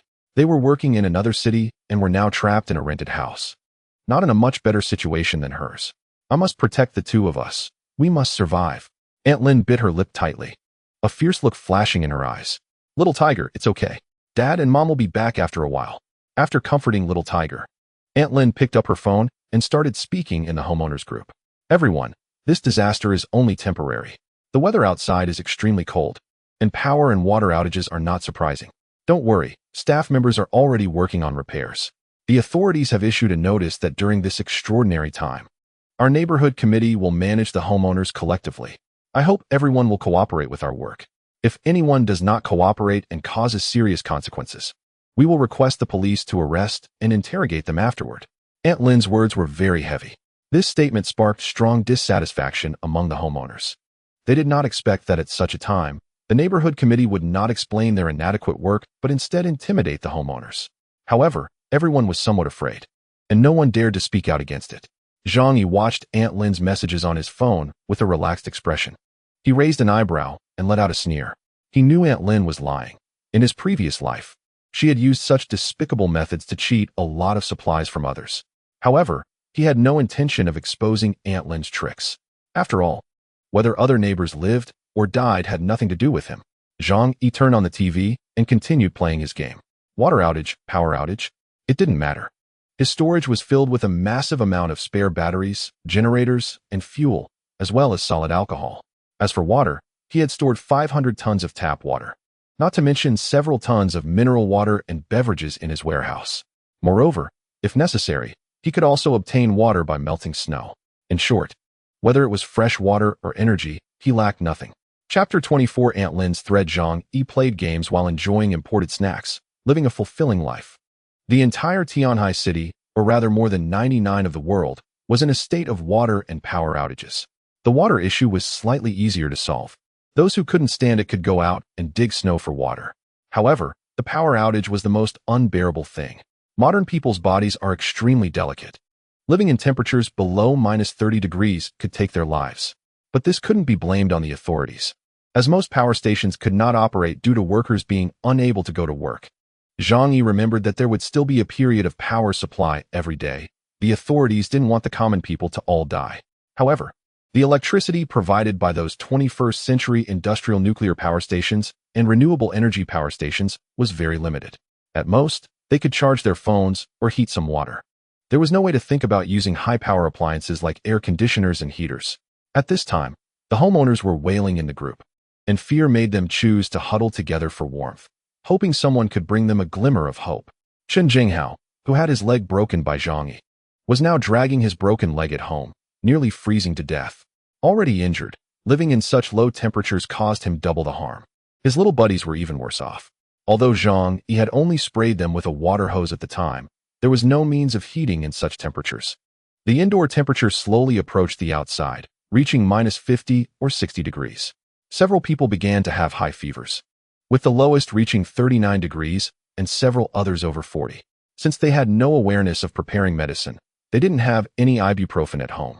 In this weather, it was impossible for them to go out to buy medicine. Therefore, they could only choose to endure. This is why Zhang Yi didn't shoot them at that time. Letting them freeze to death day by day in despair was much more enjoyable than killing them directly. Zhang Yi sat on the carpet, focused on playing his game. Outside, the weather was freezing, with howling north winds mixed with heavy snow. Inside his room, it was 27 degrees, brightly lit, without worries about food or drink, with all kinds of entertainment. If he had to say he was missing something, it might be the companionship of a woman. However, Zhang Yi was not the kind of fool who was overly infatuated. Having been taken advantage of by women in his previous life, he now absolutely prioritized his safety and quality of life. Unless under absolutely safe conditions, he would never let anyone into his safe house. In the apocalypse, human hearts are utterly unpredictable. He had once witnessed a woman kill her husband for a packet of instant noodles. Just then, Zhang Yi's phone lit up again. He curiously picked it up and saw that Aunt Lin had tagged everyone in the homeowners group. due to the current blizzard, which had a huge impact on everyone's lives. According to the official notice, this snow would continue for a short period to help everyone get through the difficulties together. Each household could live with dignity during these hard times. Therefore, starting now, the neighborhood committee would collect the supplies from every household and then distribute them collectively. This was an order from the authorities. Every household must cooperate. Otherwise, if anyone was selfish and did not comply with the organization's arrangements, they would be held accountable afterward. Don't think that just because you are capable, you can go against our organization. Remember, every household has its own weaknesses. Zhang Yi sneered. It was the same old trick as in his previous life. Aunt Lin, as a member of the neighborhood committee, may not hold much power, but she certainly has more channels for information than ordinary people. She must have known that the apocalypse was coming long before, and that the official authorities in Tianhai City had already come to a standstill. That's why she wanted to use deception and intimidation to get everyone to hand over their supplies to her. However, Aunt Lin's methods were truly not sophisticated enough. After all, she was just an old woman with a middle school education. In fact, a smart person could immediately see that something was wrong with what she said. Even if the authorities were to carry out unified control, such orders could never be issued. However, there were over 50 households living in their building, and there would always be some timid individuals who, out of fear, would comply with Aunt Lin's demands. Zhang Yi had no intention of getting involved. He just wanted to watch the commotion. Sure enough, this time, due to Aunt Lin's strong tone in demanding to confiscate supplies from every household, some people were finally pushed to their limits. Wang Min, who lived on the 15th floor and was also Zhang Yi's colleague, was a frugal housewife who often brought back items from the warehouse. This was something the neighbors all knew. Once Aunt Lin started collecting supplies, there was no way they could escape. Wang Min said, "With the heavy snow blocking the doors, we can't go out at all. Every household is barely managing to feed themselves. How can you demand we collect supplies for redistribution? That's outrageous." Another homeowner named Sun Jichao chimed in. "Everyone is having a hard time. It's not easy to keep some food. You want to confiscate it? That's too much." Aunt Lin gritted her teeth and pressed the voice button hard. "I've already said, this is an extraordinary time, and we must use extraordinary measures. The snow disaster will pass soon, so you don't need to worry. It's just a matter of redistributing supplies. At such times, many families don't have food. Are you all that selfish? Can't you think about your neighbors? Some families had hoarded supplies, while naturally, others were lacking. So those who were short on supplies naturally stood up to support Aunt Lin. Exactly, we're all neighbors. What's wrong with helping each other out during times like this? It's just some food and drink. It's not like we can't buy it normally. It's just that the situation is special these couple of days. This is an organizational decision. If you don't comply, the consequences won't be something anyone can bear." In the WeChat group, two factions began to argue. Zhang Yi remained silent, while the White Lotus Flowers Fang Yuqing and Lin Caning also did not speak, as their families still had quite a bit of supplies. However, due to their personalities, they would never hand anything over. Zhang Yi's desire to watch the show was soon interrupted. Although he did not speak, Aunt Lin took the initiative to send him a private message. "Little Zhang, you work at the warehouse, and you must have plenty of food and drink at home, right? I remember last time you bought 3 truckloads of goods. Now that everyone is in trouble, it's your time to contribute. Don't worry, once the snow disaster is over, we will definitely return it to you. Everyone will remember your kindness." Aunt Lin first created a stir in the WeChat group, causing some timid people to panic. Then she began to break through one by one. As long as she could fool one family, she could obtain some supplies to help her and her grandson survive a few more days. The warehouse supervisor at Walmart, Zhang Yi, was also targeted by Aunt Lin. Chapter 25. Scolding the old woman. Zhang Yi sneered. In his previous life, he had misjudged the severity of the snow disaster. Thinking he could do a big favor for his neighbors, he gave away some of the supplies he had hoarded. But what was the result?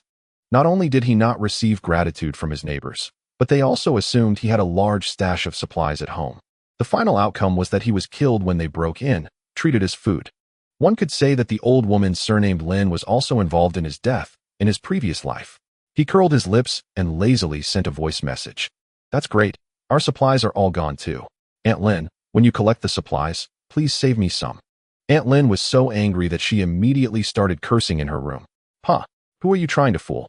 You must have hoarded a lot of stuff at home. After working in the warehouse for so many years, I don't believe your hands are clean." She was so certain because Zhang Yi often helped neighbors buy discounted items processed by Walmart's warehouse. For example, Damaged packaging or food nearing expiration would be sold at very low prices. As an internal employee, he had the right to purchase them first. Sometimes, the warehouse would even distribute them as employee benefits. Aunt Lynn's face turned pale, and gritting her teeth, she still refused to give up. She was convinced that Zhang Yi was a big fish. If she could pry open his mouth, she and her granddaughter could get a huge stash of supplies. Enough to live for at least another week. Aunt Lynn took a deep breath and tried to speak with a tone that mixed gentleness with severity. Little Zhang, don't joke with me. Everyone knows you're the supervisor at Walmart's warehouse. How could you be lacking food at home? This is an order from the organization. You must comply.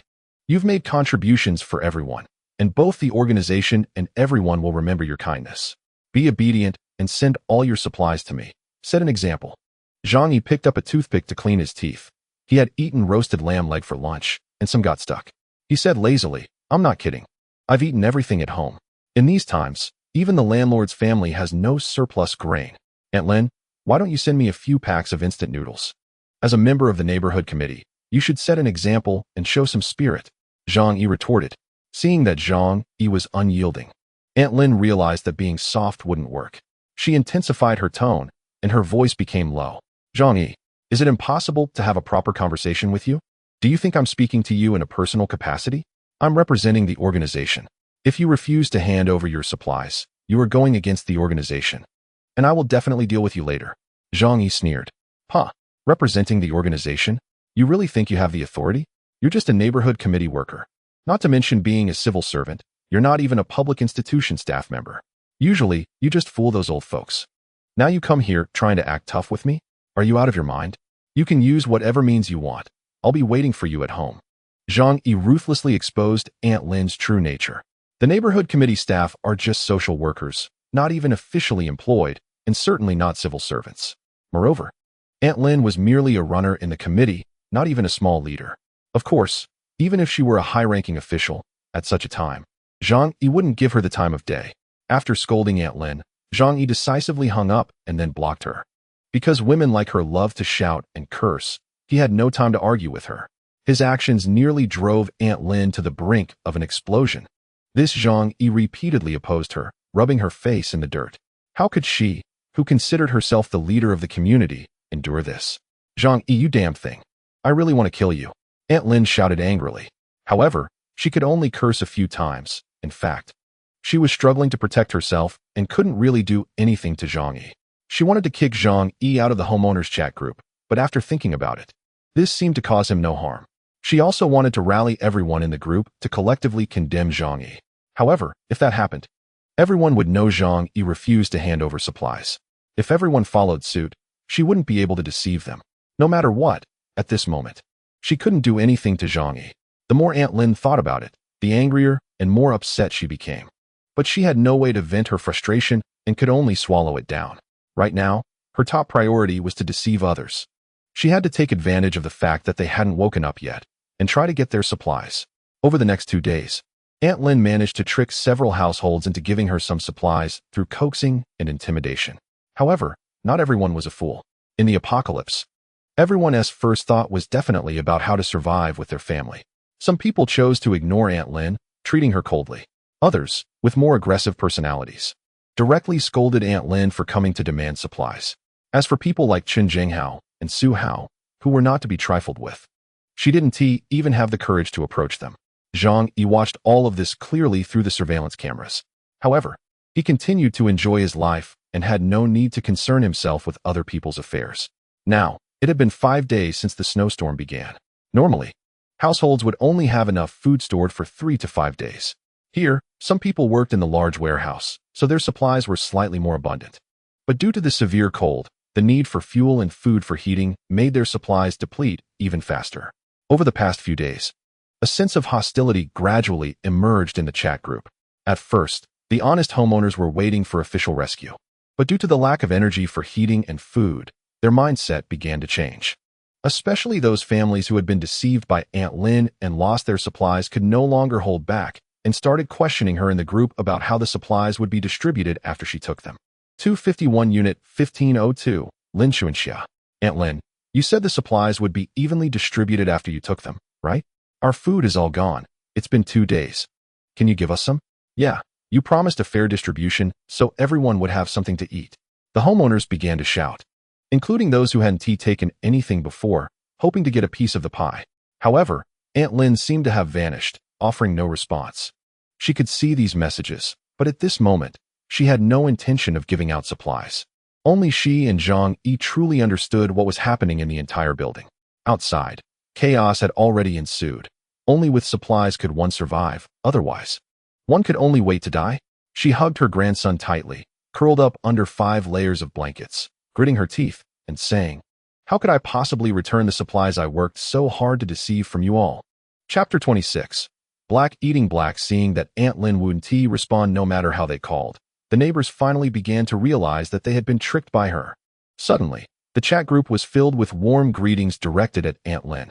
However, once Aunt Lin decided to deceive her neighbors, she had already discarded all pretense. She certainly wouldn't care how her neighbors cursed her. However, someone had their eyes on the supplies she had tricked from others. For example, the notorious Chen Jinghao. Although 5 days had passed since the apocalypse began, everyone was still unaware of the true situation outside. Therefore, it hadn't yet developed to the point where people were fighting desperately for supplies. In Zhang Yi's memory, Chen Jinghao later led a group of underlings to rob others and even resorted to murder. But right now, he hadn't thought about seizing supplies from his neighbors. After all, not all thugs are insane. He had some brains. Even after Zhang Yi had shot off one of his legs, he didn't choose to barge into Zhang Yi's home without absolute certainty. Now, their family's supplies had also been significantly depleted. This type of thug had no habit of hoarding supplies at home. There was plenty of beer in the fridge, but that had long since frozen. It wouldn't stave off hunger, and to drink it, one would have to smash it to get at the ice. Aunt Lin's actions caught his attention. She had claimed to collect supplies for unified distribution, although he scoffed at her words. It was now clear that Aunt Lin had obtained some of her neighbor's supplies through deception. Thus, he had a legitimate reason to take them. Even after the snow melted and things escalated, Aunt Lin, out of guilt, wouldn't dare to do anything. So, Chen Jinghao picked up his phone and called Aunt Lin. At that moment, Aunt Lin was at home, happily eating cookies with her grandson Xiaohu. Instant noodles needed to wait for the brief period of electricity each day to boil water for cooking. Suddenly, the phone rang urgently. "Grandma, phone." Xiaohu pointed at the phone. Aunt Lin snorted, filled with disdain. She thought it must be those neighbors who had been tricked out of their supplies calling. She felt no guilt towards those fools and thought they were all idiots. But when she picked up the phone and saw the caller ID, a look of fear crossed her face. "Chen Jinghao? What does he want with me?" Chen Jinghao was a well-known thug, not only with many underlings, but also reportedly had a powerful background. He was not someone a small neighborhood committee worker like her could provoke. Aunt Lin answered the call. "Hello, Aunt Lin. You really have some skill, getting everyone's supplies into your hands." Chen Jinghao's voice came through. Aunt Lin became sensitive at the mention of supplies. She cleared her throat and said, "Cough. As a neighborhood committee worker, managing supplies for everyone is my duty." Chen Jinghao let out a cold laugh. "Heh, just right. Our family is really short on supplies right now, so hurry up and deliver them to me." Aunt Lin's face stiffened. She hadn't expected this rogue to come to extort supplies from her. She seemed to forget that she had also used shameless means to trick supplies from other neighbors. Although Aunt Lin didn't dare to provoke Chen Jinghao, she was unwilling to hand over the supplies she had obtained for the sake of her and her grandson's survival. She gritted her teeth and said, "I still need to manage these supplies, and some families haven't submitted theirs yet, so distribution can't proceed." Chen Jinghao was already getting impatient. This Aunt Lin really didn't know how to stay alive, actually trying to brush him off with such talk. He angrily scolded, "Old hag, don't you dare give me face and act shameless. You've pocketed those supplies, haven't you? Let me tell you, it would be best if you obediently hand over the stuff. Otherwise, I'll just go get it myself." Aunt Lin was so frightened that her face turned pale. She was trembling and didn't know what to say. She had always bullied the weak and feared the strong. When dealing with ordinary homeowners, she was tough and unreasonable. But how could she know how to deal with someone like Chen Jinghao? She could only muster her courage to say, "What do you want? I warn you, don't mess around. I'm a committee worker." Chen Jinghao laughed even harder. "What kind of nonsense is that? Do you really think you're something special? If you don't give it to me, I'll just go over and take it myself." After saying this, Chen Jinghao hung up the phone. Due to the extreme cold these days, he had called several of his underlings to his house. On one hand, having more people could provide warmth. on the other. Many had fallen ill after being doused with cold water by Zhang Yi and needed someone to take care of them. Thirdly, as a thug, Qin Jinghao still had some brains. He had realized that the situation was developing unfavorably, so he concentrated his manpower. If the time came when it was necessary, having people on hand would give him absolute leverage. However, with so many people, they all needed to eat. He hung up the phone, called his lackeys, and a group of them stormed toward Aunt Lin's house. Qin Jinghao leaned on a mop as a cane, holding a baseball bat in one hand, and aggressively rushed to Aunt Lin's door. This scene was clearly captured by Zhang Yi using surveillance cameras. Zhang Yi sat in front of the TV, legs crossed on the coffee table, munching on chips while enjoying the show. "Oh, looks like we're about to see a dog-eat-dog situation," Zhang Yi said with a grin. It was only the 5th day since the apocalypse began, and he didn't expect such an entertaining scene, especially with both sides being people he disliked. Zhang Yi felt very pleased. Suddenly, he thought of those silly neighbors who had been deceived by Aunt Lin. Based on his memories from his previous life and his understanding of these neighbors, even after this incident, more people would continue to fall for the trap. There's nothing to be done. People always have a sense of luck, and due to thousands of years of Confucian thought, people in Huagua instinctively choose to obey someone like Aunt Lin, who represents the neighborhood committee. Thus, they would be endlessly sheared by Aunt Lin. Zhang Yi rubbed his chin and wondered, what would happen if I posted what was happening here in the group? A mischievous smile appeared on his face. It would definitely be quite spectacular. So he pressed the record button. After Qin Jinghao and his men arrived at Aunt Lin's house, they began to shout loudly, demanding that she open the door.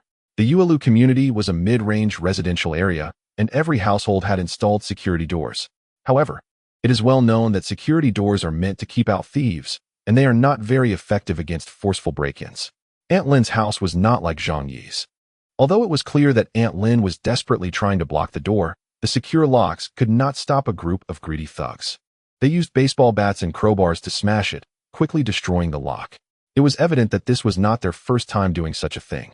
Once the lock was broken, the table and sofa that Aunt Lin had used to block the door were no match for them. Through the camera, Zhang Yi saw the pale face of Aunt Lin filled with terror. Chapter 27. Flying Kick at Lin Xiaosun. Zhang Yi heard Aunt Lin's screams like a pig being slaughtered. After Qin Jinghao rushed into the room, he slapped Aunt Lin hard across the face. "Old hag, this is for deceiving the neighbors out of their supplies. I'm doing this for justice." Qin Jinghao laughed heartily. Aunt Lin fell to the ground, her head spinning, unable to speak for a long time. Qin Jinghao ordered his men, "Search this house. Take everything edible and drinkable. This is all the hard work of the neighbors. We can't let her have it." His men snickered and winked at each other as they rummaged through the kitchen and bedroom, turning over every place Aunt Lin might have hidden things. Soon, they found a large pile of instant noodles, bread, cookies, bottled water, and other items. Aunt Lin crawled over, crying, and clutched Qin Jinghao's leg, pleading, "You can't take everything. We have our own supplies. If you take them all, how will my grandson and I live?" Qin Jinghao coldly stared at her and scoffed, "Not my problem. Get lost." After saying that, he kicked her with his good leg, right in the face. "Ah!" Aunt Lin let out a pig-like scream and fell backward. At that moment, a shout suddenly came from the bedroom. "You bunch of bastards, get out of here." It was Aunt Lin's grandson, Xiaohu, who had discovered that his secretly hidden chocolate cookies had been found, and he was furious. He even pulled out a fruit knife from the drawer and stabbed it into a small thug's butt. In such extreme cold, any injury could be deadly. The thug cried out in pain. When he turned to see it was a child attacking him, he became even angrier. "Damn, if this gets out, how will I ever face anyone again?" Furious, the thug kicked Xiaohu in the stomach with all his might. A full-force kick from an adult was something a 6-year-old child could never withstand. Xiaohu let out a scream and was sent flying, crashing into the wall and landing on the ground like a heap of trash. There's a saying that hitting someone is like hanging a painting, and this scene perfectly illustrated that saying. As a result, Qin Jinghao and his men burst into laughter. "Ha ha, old five, when did you get such good leg skills? You actually kicked that little brat away. Impressive." The thug nicknamed Old Five pulled the knife out of his butt and smugly said, "Aren't I cool? You should have recorded that scene." Aunt Lin, already injured, initially wanted to lie on the ground and play dead.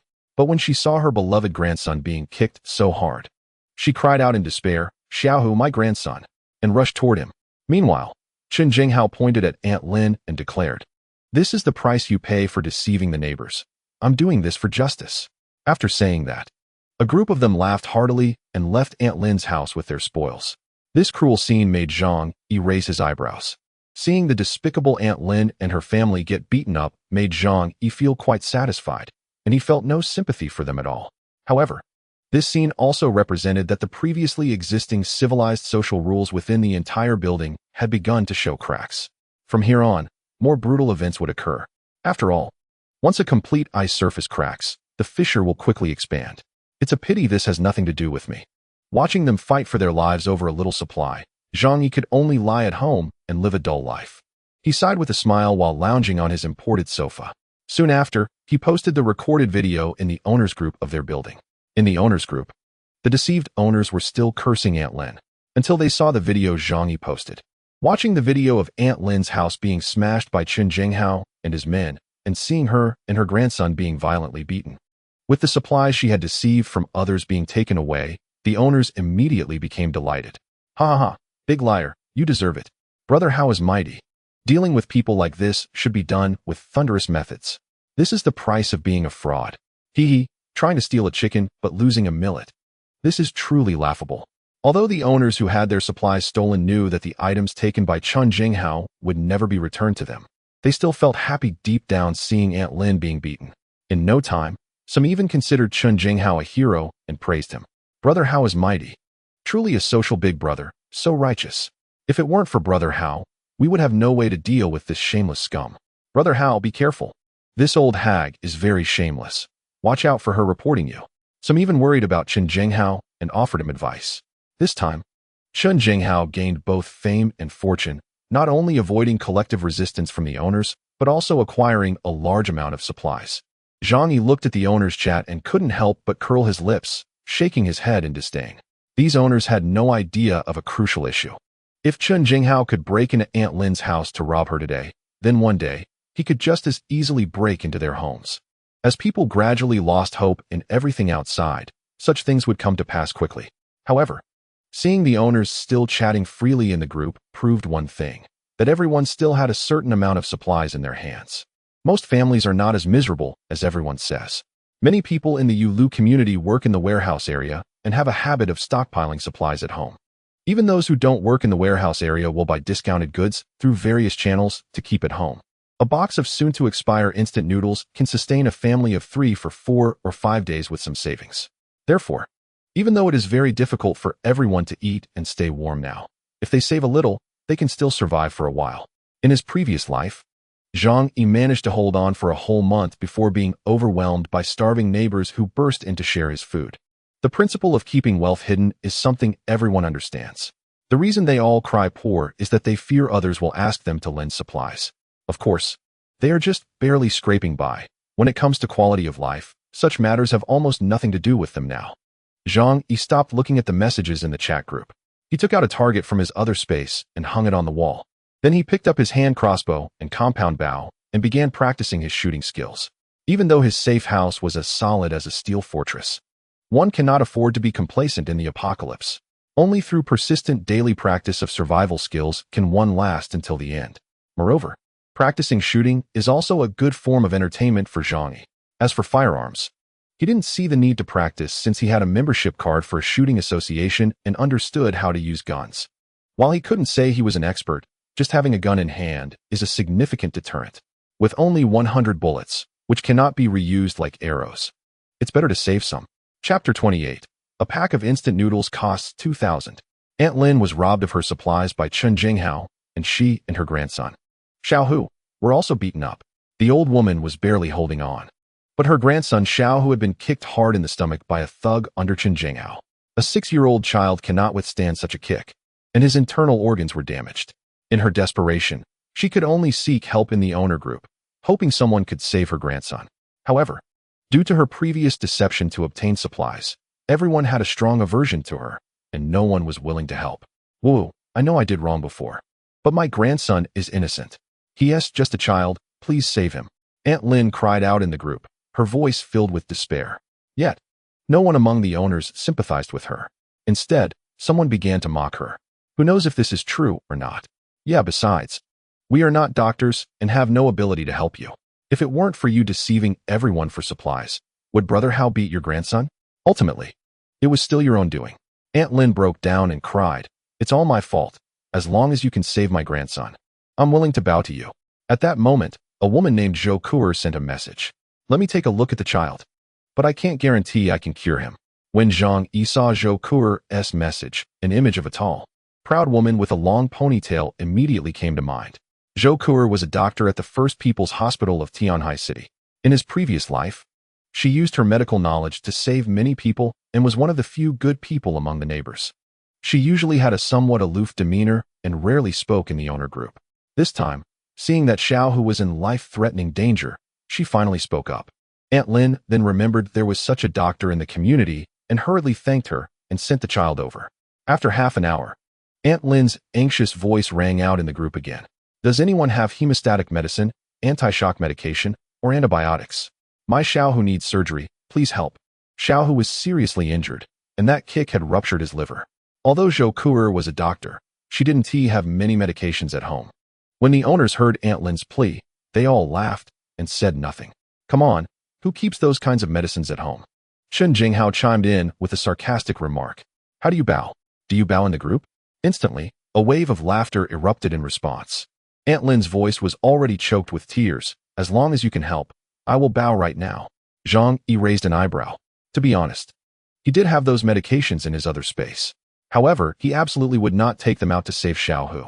Firstly, in the apocalypse, medications are as important as food, and he didn't want to expose himself. Secondly, he really disliked Aunt Lin and that spoiled little brat. Besides, even if he barely saved him, Xiao Hu wouldn't survive the prolonged winter with such serious injuries. It was better to keep those medications for his own use.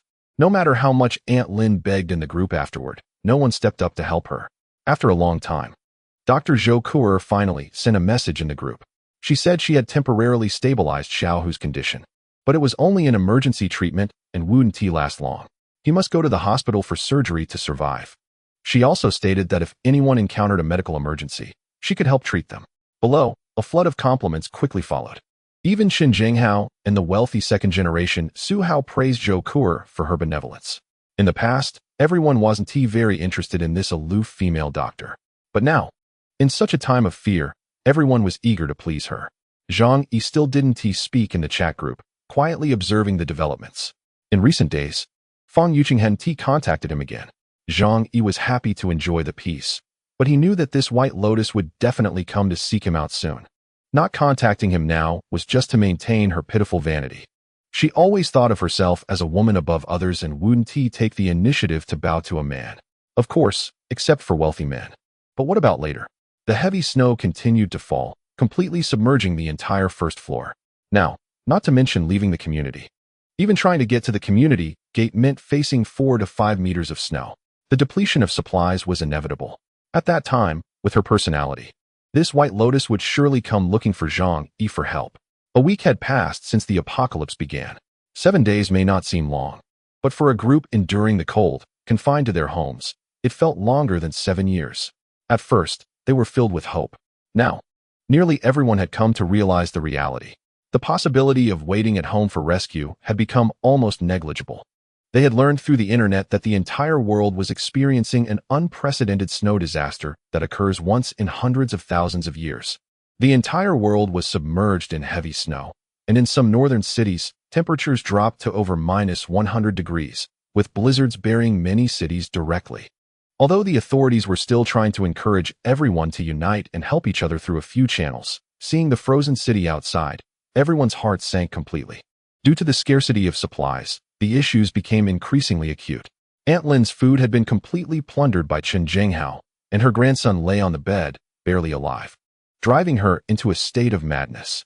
She spent the entire day frantically shouting in the group, claiming she was the leader of the neighborhood committee and demanding that everyone hand over their supplies. But now, everyone had learned to be smart and completely ignored her. In the owner's group, a mother living on the 12th floor, Xiaolime, suddenly sent a message. Is there any food left at home? My child and I haven't eaten for 2 days. I can buy it at a high price. This message caused a subtle change in the owner's group. In the past, everyone thought the disaster would soon pass, and the city would be unsealed. Therefore, although there were food transactions, the prices were only a few times higher than usual. However, now more and more families had run out of supplies. At such times, food is life. It is the hope of survival. Soon, someone suddenly said, I have a few packs of instant noodles at home. If you need them, I can sell them to you. But I want 1,000 yuan for one pack. One pack of instant noodles for 1,000 yuan. This was unimaginable in the past. They probably did not realize how much this transaction would impact the entire building. Zhang Yi supported his chin and looked at his phone, saying lightly, interesting things are about to begin. Xieli Mei did not reply, clearly still hesitant. At least for now, people still held a glimmer of hope, believing that the snow disaster would pass. When it does, people will still need to live and make money. Just then, the rich second-generation Su Hao, who had not spoken in the group for a long time, suddenly chimed in. I'll pay 2,000 yuan for a pack. How many do you have? I want them all. Chapter 29. The 10th day. Su Hao's words immediately set the chat group ablaze. What? 2,000 yuan for a pack of instant noodles? Did I hear that right? Hey, don't drive up prices like this. I'm a bit scared now. Some people trembled as they spoke. The snow disaster will definitely pass, right? There's really no need to do this. He sent a voice message, but the trembling tone already revealed his inner panic. People had not completely given up hope. Every morning when they opened their eyes, they longed to see the heavy snow stop, the sun rise, and return to normal life. However, the incident of Xieli Mei and Su Hao buying food at high prices deeply touched the already fragile string in their hearts. Some pretended to be calm and said, Stop joking. 2,000 yuan for a pack of instant noodles? Do you really think it's the end of the world? Ha. It's just a bit of heavy snow. Winter has come early. It's not like zombies are surrounding the city. Come on. Zhang Yi saw this message and shook his head with a faint smile. Zombies surrounding the city? Don't compare such low-level things with this cold apocalypse. Zombies may be scary, but they can still be resisted by human strength. However, facing the natural disasters of nature, tiny humans are as weak as insects in the face of the universe's power. They still did not know what kind of terrifying disaster they were facing. Su Hao arrogantly said in the group, You guys don't worry about so much. Anyway, I have money. Can I spend it for peace of mind? If you want to sell, private message me. If not, forget it. Su Hao pretended to be indifferent. However, Zhang Yi had already seen through that his indifference was a facade. In reality, he was already scared. Otherwise, he wouldn't have offered 2,000 yuan for a pack of instant noodles. This situation is not hard to think through.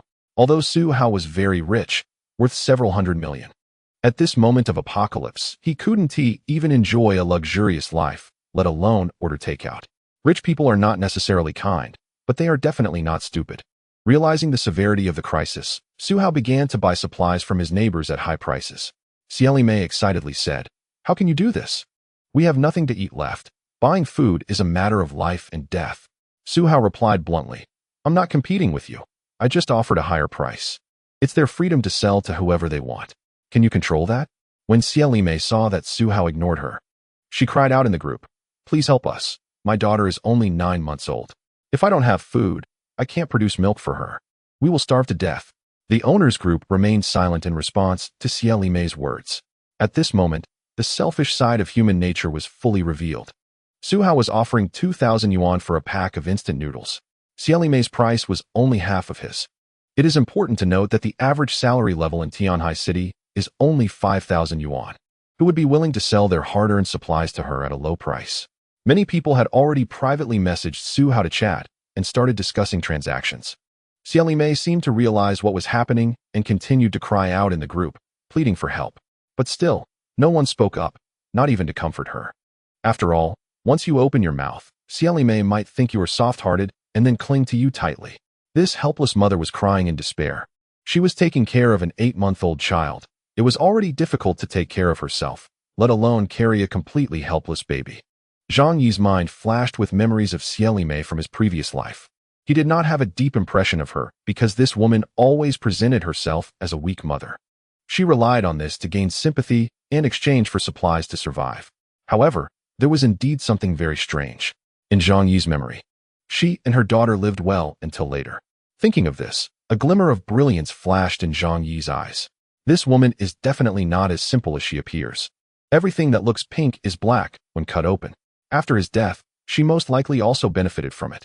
Zhang Yi understood that in the apocalypse, a saintly heart is the greatest factor leading to death. Therefore, he chose to remain silent and watch Xieli Mei coldly. Too many people died in the apocalypse. He just wanted to take care of himself And as for others, if they died, then they died. However, Xiao Mei's pleas finally had some effect. Uncle Yu, the security guard, softened his heart and ultimately agreed to give her some food. Xiao Mei thanked Uncle Yu profusely, claiming she would never forget his kindness for a lifetime. Zhang Yi discovered through surveillance that Su Hao managed to buy supplies from many neighbors with his cash power. The quantity was not too much, but it was enough for him and his girlfriend to survive for a few weeks. Zhang Yi scoffed. This is the last warmth that money can exert in the apocalypse. It probably won't be long before people realize, as supplies run out, that money has turned into waste paper, and supplies are the absolute king. By then, who knows how many people will regret their actions of selling supplies. It must be said that Su Hao indeed set a bad precedent in the owners group. Moreover, since many owners in the entire community of 25 apartment buildings were friends and colleagues, Su Hao's high-priced purchases of supplies affected everyone around him. Once he set a high price for supplies with real money, everyone realized how scarce supplies were now. Each person tightened their grip on the supplies in their hands. At the beginning of the snow disaster, some people would still share and exchange supplies with their neighbors kindly. But now, they had become more miserly than goblins. Even when faced with their best friends asking to borrow food, they would use all sorts of excuses to refuse. On the 10th day of the cold apocalypse. At this time, at Feng Yuqing and Lin Xining's home, their supplies had almost been exhausted. The two people who used to be picky eaters and liked high-end food could now argue over a pack of instant noodles.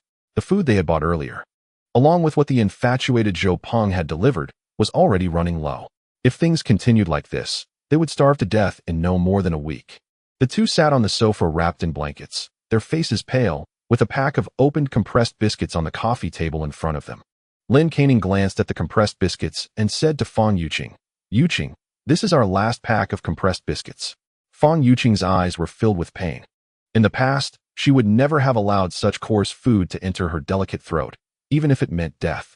But now, she could eat every last crumb, even picking up bits that fell on the ground to eat. Chapter 30. Quality Backup. Lin Caning continued. There are 5 packs of instant noodles left, and 3 bags of instant noodles. There's also half a bottle of Laogan Ma in the kitchen, but we've already eaten all the buns and noodles. Feng Yuqing held her head in despair. Instant noodles, instant noodles. That stuff doesn't fill you up at all.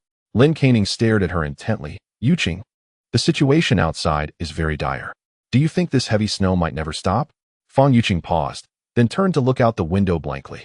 Through the frosted glass, she could vaguely see the snowflakes continuously falling from the sky.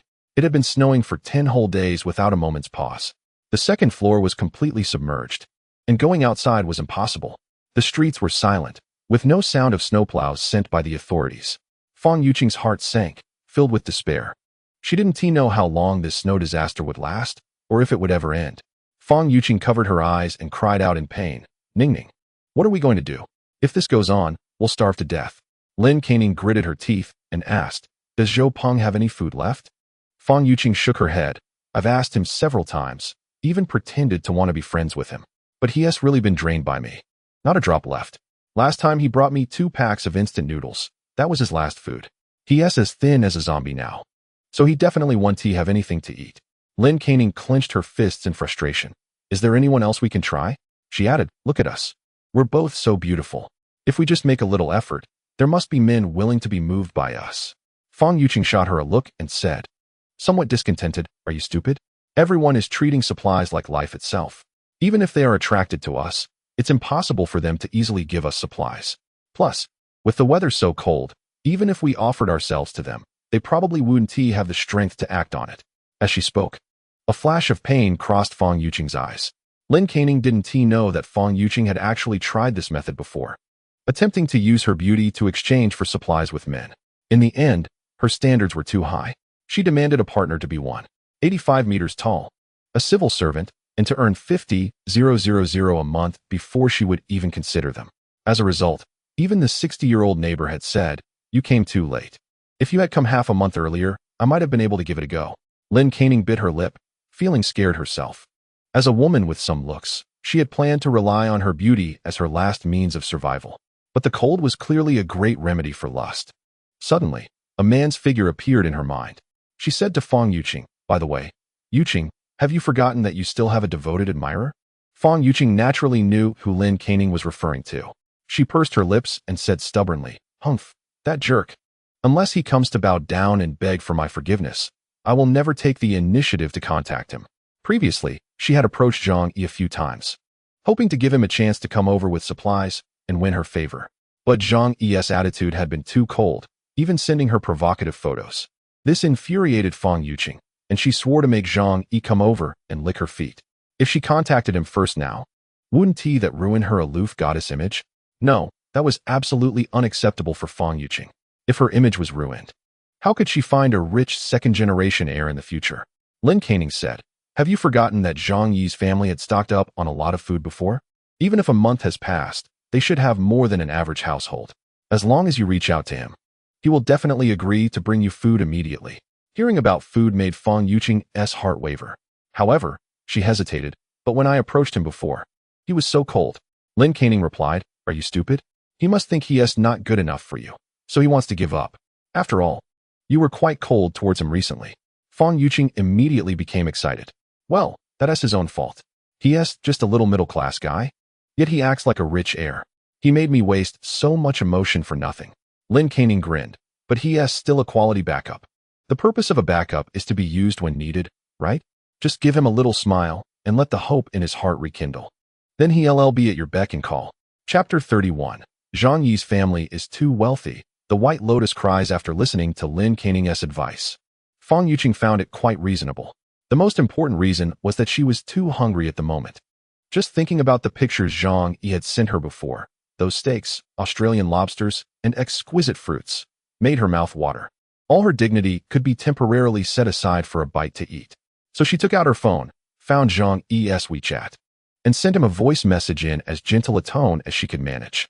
Zhang Yi was at home, sitting on the sofa watching a TV program. Nowadays, most major TV stations around the world had stopped broadcasting, but he had already downloaded plenty of classic films and variety shows to help pass the long, boring time. Ding dong. The phone rang. Zhang Yi picked it up and saw it was Fang Yuqing. A mocking smile appeared on his face. This woman's little bit of pathetic pride had finally collapsed. He opened the voice message and immediately heard Fang Yuqing's trembling, flirtatious tone. "Humph, Zhang Yi. You stinky brother. You haven't chatted with me for so many days. You're really bad. I only said a couple of words to you a few days ago. I regretted it at that time. But I'm a girl, so it's embarrassing to speak first. You, stinky brother, don't know how to be considerate." As a green tea White Lotus, Fang Yuqing was quite skilled at acting cute and charming. Otherwise, in her previous life, she wouldn't have been able to make Zhang Yi so dazed. It had to be said that hearing her sweet voice made Zhang Yi feel a bit weak in his bones. He gritted his teeth. If it weren't for knowing her malicious heart, he would really want to take her down. Zhang Yi replied with a message, saying that he wasn't feeling well lately and was probably sick, so he was too lazy to check WeChat. Fang Yuqing immediately asked, "Sick? Did you catch a cold? You must take care to keep warm in this weather." "No, I have heat stroke," Zhang Yi replied. Looking at the message Zhang Yi sent, Fang Yuqing was left in a daze. Heat stroke? Are you kidding me? Their house temperature had already dropped to -5 or 6 degrees. They had to wrap themselves in blankets and huddle together with Lin Canning for warmth, and it was so cold that they couldn't sleep well at night. How could he have heat stroke? Zhang Yi, don't joke around. In such cold weather, how could you have heat stroke? Zhang Yi sent a curious expression back. Cold. Oh, I have a fireplace in my room, so I don't really feel it. This thing gets the room so hot it's uncomfortable. Maybe I caught a cold from sleeping in front of the fire the other day, Zhang Yi said, taking a photo with his phone of the roaring fire in the fireplace. In the photo, he also captured his 2 bare legs. Unintentionally, he included the piles of snacks on the coffee table, as well as the leftover lamb chops and chicken legs. Then, he sent the photo to Fang Yuqing. When Fang Yuqing saw the photos sent by Zhang Yi, if the previous photos only made her feel a bit sour, this one directly ignited jealousy in her eyes. A fireplace. This is the ultimate tool for warmth. Even in the far north, having one at home makes it bearable outside in temperatures below freezing. Its heating ability is even stronger than that of central heating, as it allows you to warm yourself up close. For the past 10 days, Fang Yuqing had been so cold that she could hardly feel her body. Now, aside from food, what she desired most was a means of warmth. A few days ago, she and Lin Canning had burned a chair in their room just to stay warm, although it only maintained heat for a brief 10 minutes. The high temperature of the flames made her cry on the spot. However, there was hardly anything left to burn at home. After it was burned, She could only reminisce about that feeling. Who would have thought that Zhang Yi actually had a fireplace at home? Tianhai City is a southern city. Usually, one doesn't even need to wear a down jacket in winter, so who would install a fireplace in their house? Fang Yuqing didn't have time to think about this question. Her eyes were glued to the photo, and she had only one thought in her mind. She wanted to go to Zhang Yi's house.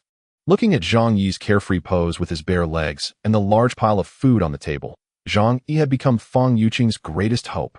Lin Caning, curled up in the blanket nearby, noticed the change in Fang Yuqing's expression. She leaned over to take a look and was soon dumbfounded, exclaiming, "My God, this photo can't be real, can it? How could anyone live such a good life at a time like this? This is simply paradise." Fang Yuqing suddenly realized. Yes, everyone else was at home, starving and freezing. Why should Zhang Yi be so comfortable? Perhaps this photo, like the previous ones, was staged. She had a flash of inspiration and called Zhang Yi on a video call. It would be clear with just one look whether it was real or not. Lin Caning also leaned in, staring intently at the screen.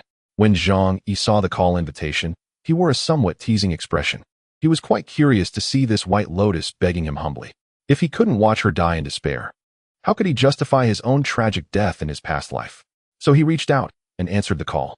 As soon as the call connected, both sides saw each other's situation. Zhang Yi had just finished exercising, lazily lying on the sofa with his upper body bare. The room was brightly lit, and behind him were fitness equipment. One could vaguely see a large number of ingredients piled up in the kitchen. Occasionally, he would cook some meals for himself as a form of leisure. So in the kitchen, he had casually left a few boxes of dried scallops, fish maw, and abalone, as well as instant noodles and high-end canned goods like caviar and truffles. For him, these were just fast food to occasionally indulge in. But for the two women on the other side of the camera, it was simply the most wonderful food of their dreams. Compared to Zhang Yi's comfort and ease, Fang Yuqing and Lin Caning on the other side looked very disheveled. They were wrapped in thick blankets, and due to the low temperature, many cosmetics were unusable, making them appear somewhat haggard and not as refined as before. Upon seeing Fang Yuqing, a hint of disappointment appeared in Zhang Yi's eyes. The goddess he had once pursued so hard turned out to look like this without makeup, at most a 6 out of 10. Thinking about how he had been obsessed with Asian sorcery for so long, he cursed inwardly. Damn it. The two women didn't notice Zhang Yi's expression. At this moment, their eyes were completely captivated by the things in Zhang Yi's home.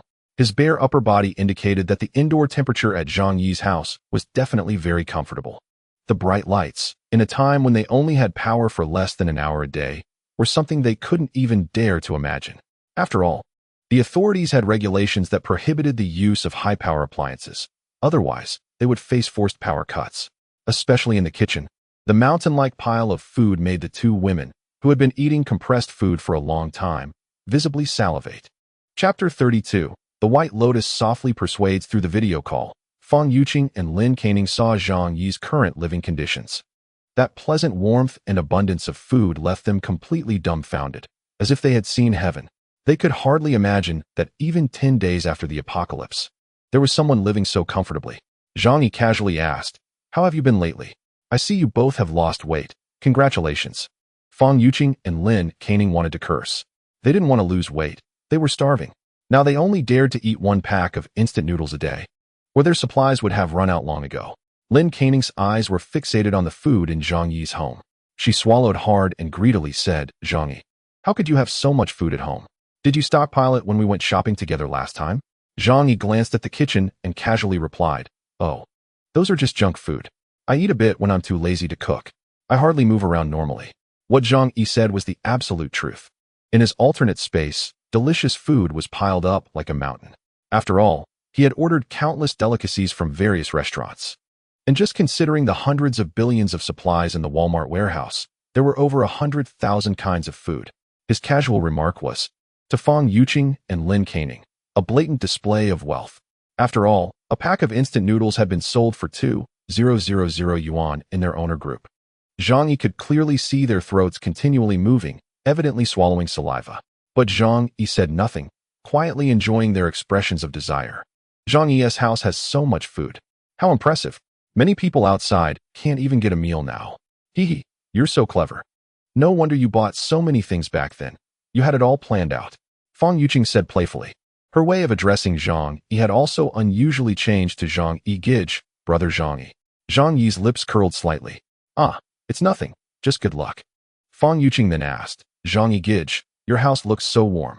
And it's not even power supply time. Why is your house so bright? Fang Yuqing voiced her biggest doubt. Nothing is more desirable than warmth in a state of extreme cold. Zhang Yi smiled lightly and turned the phone camera towards the fireplace. We have a fireplace at home. This thing is really warm. It's almost uncomfortably hot in here. He added deliberately, by the way, you two look like you're really cold. Is it really that cold outside? I haven't been out for over 10 days. So I don't know what it's like out there. Zhang Yi's words could be said to have completely filled the hatred meter. How could he not know what was happening outside? Just from the chat group of the owners. He could see everyone's miserable situation and understand how low the temperature was in other people's homes. Fang Yuqing and Lin Canning felt a surge of resentment. They knew Zhang Yi was saying this on purpose. But they couldn't help it. He was living in paradise now. He had the capital to be boastful. Fang Yuqing currently has only one thought, to move into Zhang Yi's house. From Zhang Yi's state, it's clear that the food in his house is very abundant. Coupled with the warm environment, who wouldn't yearn for that? Fang Yuqing immediately put on a weak and pitiful look, blinked her eyes, and said in a coy tone, Brother Zhang Yi, you're so amazing, I really admire you. Can I go to your house to take a look? I haven't seen you for a long time. I miss you so much. Fang Yuqing believed that this tactic would definitely work. After all, she had used it before to make many admirers around her obedient to her commands. Besides, Zhang Yi had pursued her in the past. She thought that as a goddess, a little bit of manipulation would surely make Zhang Yi agree to her request eagerly. Once she could enter Zhang Yi's home, she would naturally have more ways to stay there with justification. At worst, she could just give Zhang Yi a little sweetness. Aren't all men like this? But she didn't expect that Zhang Yi on the other side of the screen felt nauseated seeing her act coy. He really began to question whether he had been out of his mind in the past for pursuing such a woman for 2 years. In the past, they worked in a warehouse area where there were few female employees. Fang Yuqing was good at acting cute and dressing up, so over time, Zhang Yi had seen her as a goddess. In his love-struck state, with the goddess filter on, Fang Yuqing became the white moonlight in his heart. However, since he was betrayed and died in his previous life, that goddess filter had completely disappeared. Looking at the bare-faced Fang Yuqing on the other side of the screen, Zhang Yi felt not even the slightest stir in his heart.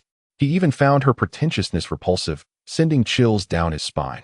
A hint of sarcasm curled at the corner of his mouth. Then, leaning back on the sofa, resting his chin on his hand, he lazily said, It's so cold outside. It's better to stay at home and rest. Don't run around outside. Although I don't really know how cold it is outside, but judging by your appearance, it should be quite low. Fang Yuqing and Lin Kaining probably didn't expect Zhang Yi to refuse them. Both of them froze for a moment, their eyes filled with disbelief. Fang Yuqing's eyes were even written with shock and grievance. In her eyes, Zhang Yi was a decent backup plan. As long as she beckoned with her finger, he would come over to serve her obediently. Now she was the one who had actively proposed to go to Zhang Yi's house, and he had outright rejected her without a second thought. This severely impacted her self-esteem. What made her feel worse was Zhang Yi's pretentious tone. No, she couldn't accept such a result. Clearly knowing there was a warm paradise with abundant food right in her apartment building, yet she could only endure hunger at home. She absolutely could not accept it. After all, she was a goddess. Fang Yuqing's face stiffened for a moment. Then she forced herself to smile again. Brother Zhang Yi, don't joke with me. Weren't you always the best to me before? Why won't you let me come and see you?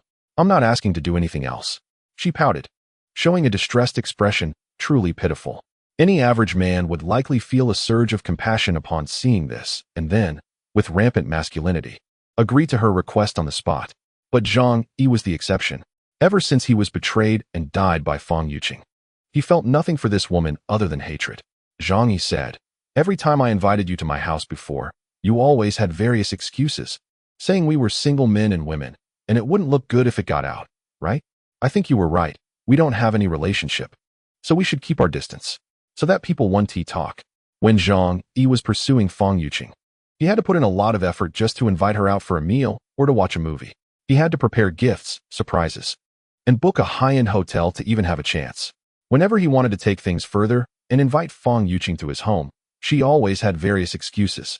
Now, Zhang Yi used her previous words to mock her back. Chapter 33. Crazy slap in the face. Fang Yuqing's expression changed slightly. After all, she still had some awareness of what she had done in the past. However, how could a little fairy feel embarrassed? Especially in front of a backup plan, she felt she could manipulate at will. Even though Zhang Yi's attitude towards her remained cold, Fang Yuqing believed that he was just playing hard to get. She firmly believed that Zhang Yi had feelings for her, and as long as she put in a little more effort, she could definitely win him over. So she pouted again and said, "I did that in the past for your own good. Brother Zhang Yi, don't be so petty. Just consider it was my fault, okay? I'll come over now to apologize." As she spoke, she gently bit her lip, and a flush appeared on her face. At worst, she could just help you massage your legs and shoulders. Zhang Yi couldn't help but think to himself, wow, in such cold weather. It was rare for her to showcase such superb acting skills, portraying a shy girl. It would be a shame not to let her become a movie star. Unfortunately, Zhang Yi was not impressed by this act. That is not acceptable. We're not boyfriend and girlfriend, and doing such intimate things, I can't accept it. Zhang Yi said with a serious face, "I'm a traditional person." Fang Yuqing was almost infuriated by Zhang Yi's words. She had already taken the initiative to offer herself, and he was still pretending to be reserved? Did she have to be so direct? As long as he let her stay at his home, there would be plenty of benefits and advantages in the future. Even getting further physically was not completely impossible. She thought maybe her words were not clear enough. In order to live the heavenly life in Zhang Yi's house, she didn't care about Lin Kainan next to her. She directly said to Zhang Yi, "Brother Zhang, I've always had a special fondness for you. Being boyfriend and girlfriend in the future is not out of the question. After all, feelings develop over time." As she spoke, she pretended to be shy, covering her face. "Oh, how embarrassing. How much more direct do you want me to be?" Her shy demeanor, coupled with her flirtatious little eyes, was indeed very tempting. If it were the old Zhang Yi, he would have definitely been hot-headed and let her into his house right away. It must be said that not everyone can pull off the role of a green tea White Lotus. This level of tea art cannot be achieved without a decade of skill. Zhang Yi quickly thought through in his mind whether he should let Fang Yuqing, this White Lotus, enter his home. Don't get me wrong, he wasn't some saint. He simply felt that he had pursued her for 2 years in the past. If he could get physical, it would also be a way to settle the past.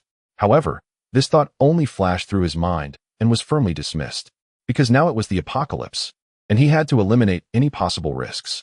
Therefore, he would not open his door and let others enter his fortified house. Surviving was more important than anything. Zhang Yi sneered and looked at Fang Yuqing with a mocking gaze. "Fang Yuqing, are you misunderstanding something?" He spread his hands and said, "I admit that there was a time when our relationship was pretty good." But he leaned closer to the camera, a teasing expression on his face. "You don't think I like you, do you?" For a self-assured green tea White Lotus, this sentence was extremely damaging. Sure enough, after hearing this, Fang Yuqing's face instantly turned very ugly. Lin Kainan beside her also secretly glanced at her, her eyes showing a hint of barely concealed joy. Indeed, best friends are just plastic sisters. Many people seem to care about you for your own good, but in reality, they can't wait to see you make a fool of yourself. Fang Yuqing questioned, "Zhang Yi, what do you mean by that? Didn't you used to like me the most?" Zhang Yi scoffed. "Don't get me wrong, you do have some looks, you're a pretty girl. However, I never intended to date you. At most, it was just for fun. With my conditions, finding a girlfriend with looks and figure in Tianhai City is really not a difficult task. Where do you get the confidence to think I'm desperately pursuing you?" Zhang Yi looked like he was trying hard not to laugh. What he said was the truth. As a local in Tianhai City with a household registration, he had a house worth millions, several million in savings, and a stable job with a monthly salary over 10,000, coupled with his tall and handsome appearance. He was definitely a quality man in the blind date market of Tianhai City. Otherwise, Fang Yuqing wouldn't have listed him as her first choice after failing to catch a rich husband. If Zhang Yi hadn't been pure and kind in his previous life, he would have already changed countless women around him. Zhang Yi's words were like knives, stabbing directly into Fang Yuqing's heart. For a self-proclaimed goddess like her, the most unacceptable thing was her charm not being recognized, as that was all she relied on to survive. In the past, she thought Zhang Yi was just a backup option, a lovesick fool. She could dangle him while looking for a wealthier second-generation rich kid. But in the end, Zhang Yi told her that she was the one swimming in the fish pond. This was something Fang Yuqing could never accept. Her voice changed in anger. "Zhang Yi, don't go too far." Zhang Yi sneered and continued to intensify his words. "All right, stop pretending to be some pure and beautiful girl. I've seen through you. You're just a gold digger, always thinking about hooking a rich husband. Do you think rich people are fools? By the way, let me tell you something else. You're notorious in the rich second-generation circles in Tianhai City. Today you're sweet-talking Zhang Xiao, Tomorrow you're chasing Li Xiao. They just play with you for a few days. And you really think you can become a rich man's young lady? Do you know what they call you behind your back? Public transport, public socket. Zhang Yi unabashedly mocked Fang Yuqing. While she thought her charm was high and wanted to impress Zhang Yi with her beauty to enjoy a comfortable life in his home, Fang Yuqing's face turned pale, her body trembling with anger. When had she ever been humiliated like this in person? Moreover, it was from the very backup option she looked down on. This completely crushed her self-esteem. Zhang Yi, shut up, Fang Yuqing shouted angrily. Zhang Yi laughed and said, am I just speaking some truth? Why are you so excited? Aren't these things all you're doing? You're really both a victim and a perpetrator. After saying this, Zhang Yi didn't give Fang Yuqing a chance to curse back and directly cut off the call. Chapter 34. Ugly people cause trouble. Zhang Yi scolded Fang Yuqing, exposing her essence as a gold digger. This deeply struck at Fang Yuqing's sore spot. Although she was materialistic, promiscuous, and played with men's feelings, she considered herself a good girl. Being mocked by Zhang Yi shattered her confidence. After all, if even someone like Zhang Yi could look down on her, it meant her charm was simply not enough, and she had no chance of hooking up with a rich second generation, let alone becoming a wealthy wife. After Zhang Yi hung up, he soon saw a long string of voice messages from Fang Yuqing. Without listening, he knew she was cursing him. But did Zhang Yi care? Of course not. In this apocalypse, this white lotus would die day by day in extreme cold and hunger. Zhang Yi was merely toying with her, watching her miserable state. How could he get angry with a dead person? Instead, seeing the white lotus in a frenzy brought him a sense of pleasure. Ha! Zhang Yi laughed heartily. He went to the kitchen and took out a bottle of Roman Icani from the fridge. This bottle of wine was worth 200,000. And when it was in Walmart's warehouse, it was also stored in a temperature-controlled wine cabinet. He didn't have many such wines, only a few cases.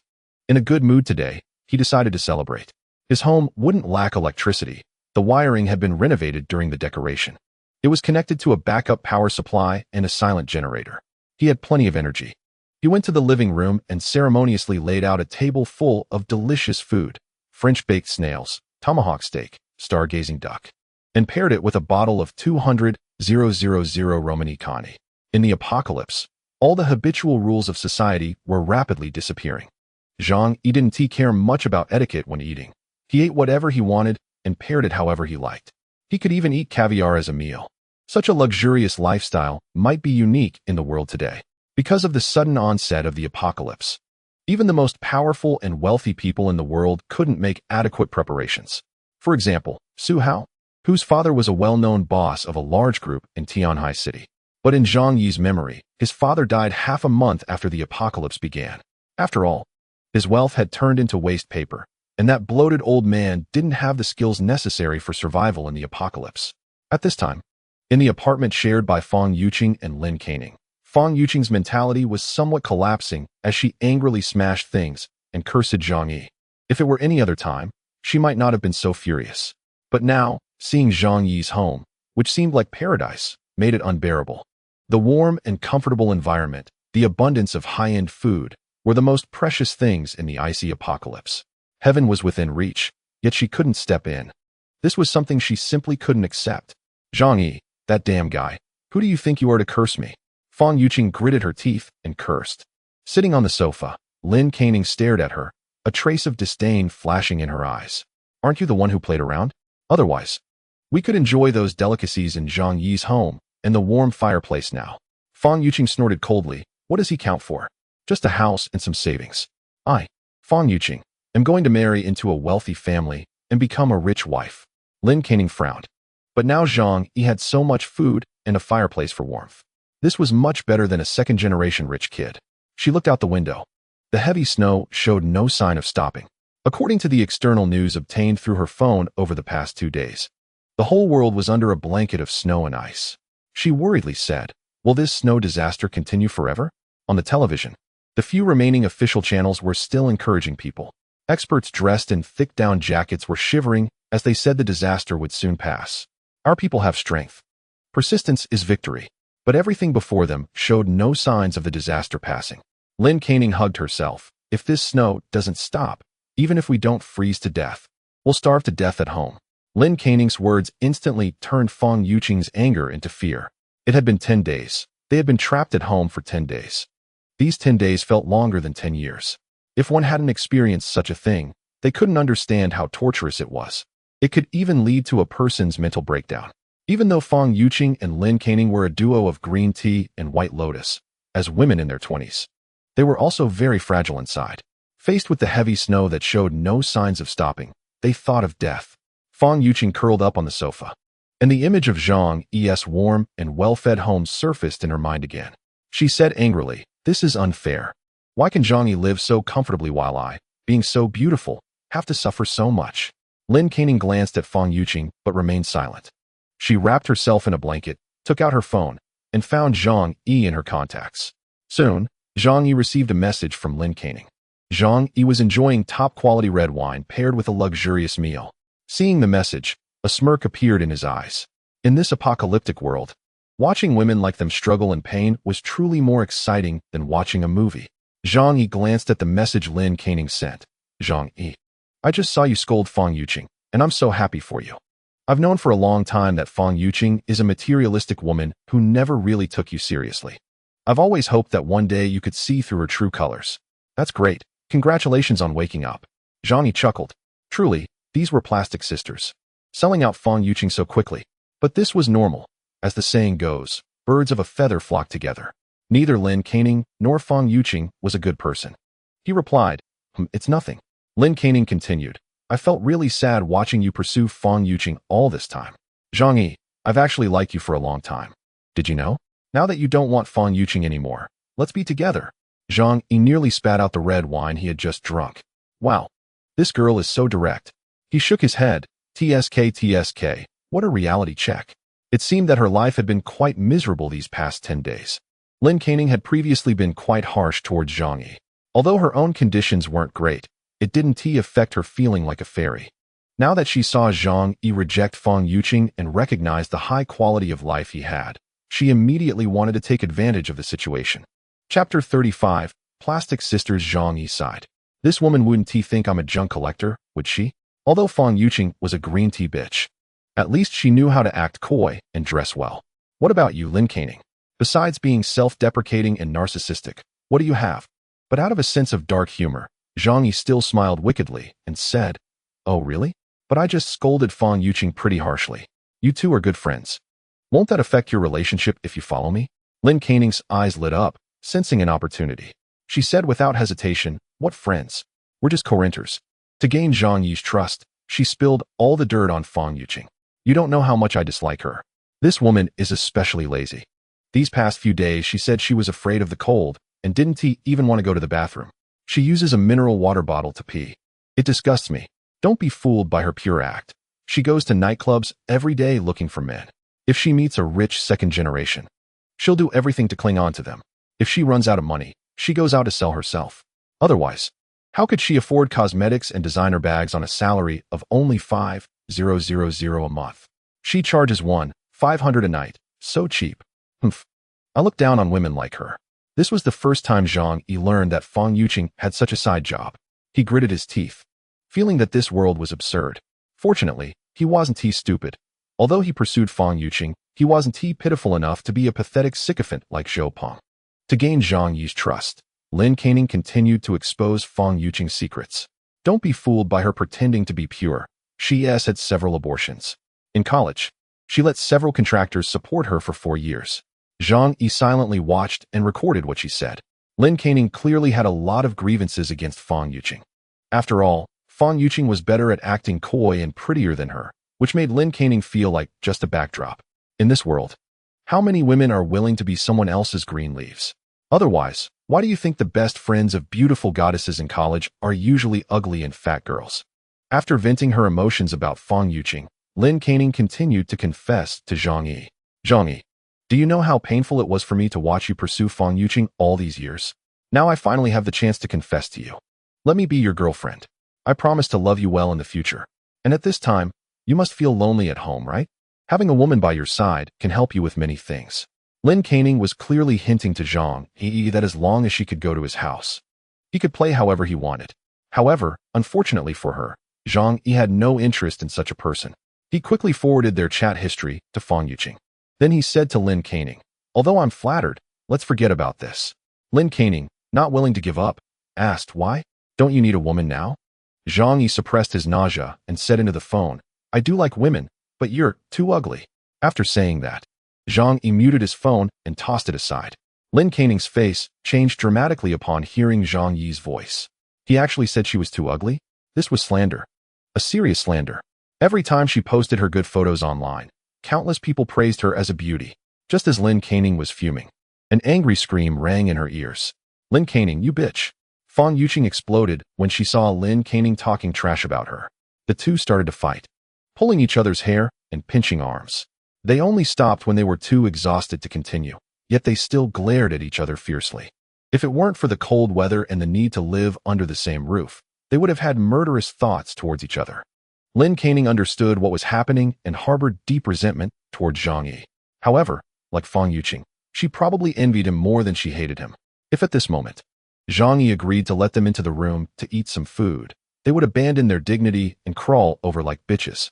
Meanwhile, Zhang Yi continued his simple and monotonous wealthy life. Every night, he would turn on the TV to watch the news he had never cared for before. Although the news still contained a lot of fluff, it provided some information about the outside world. The Tianhai city government announced that to meet the public's demand for electricity, power would be supplied every day from 1 to 2 p.m. High-power appliances could not be used. Only small power devices like kettles and phones could be heated.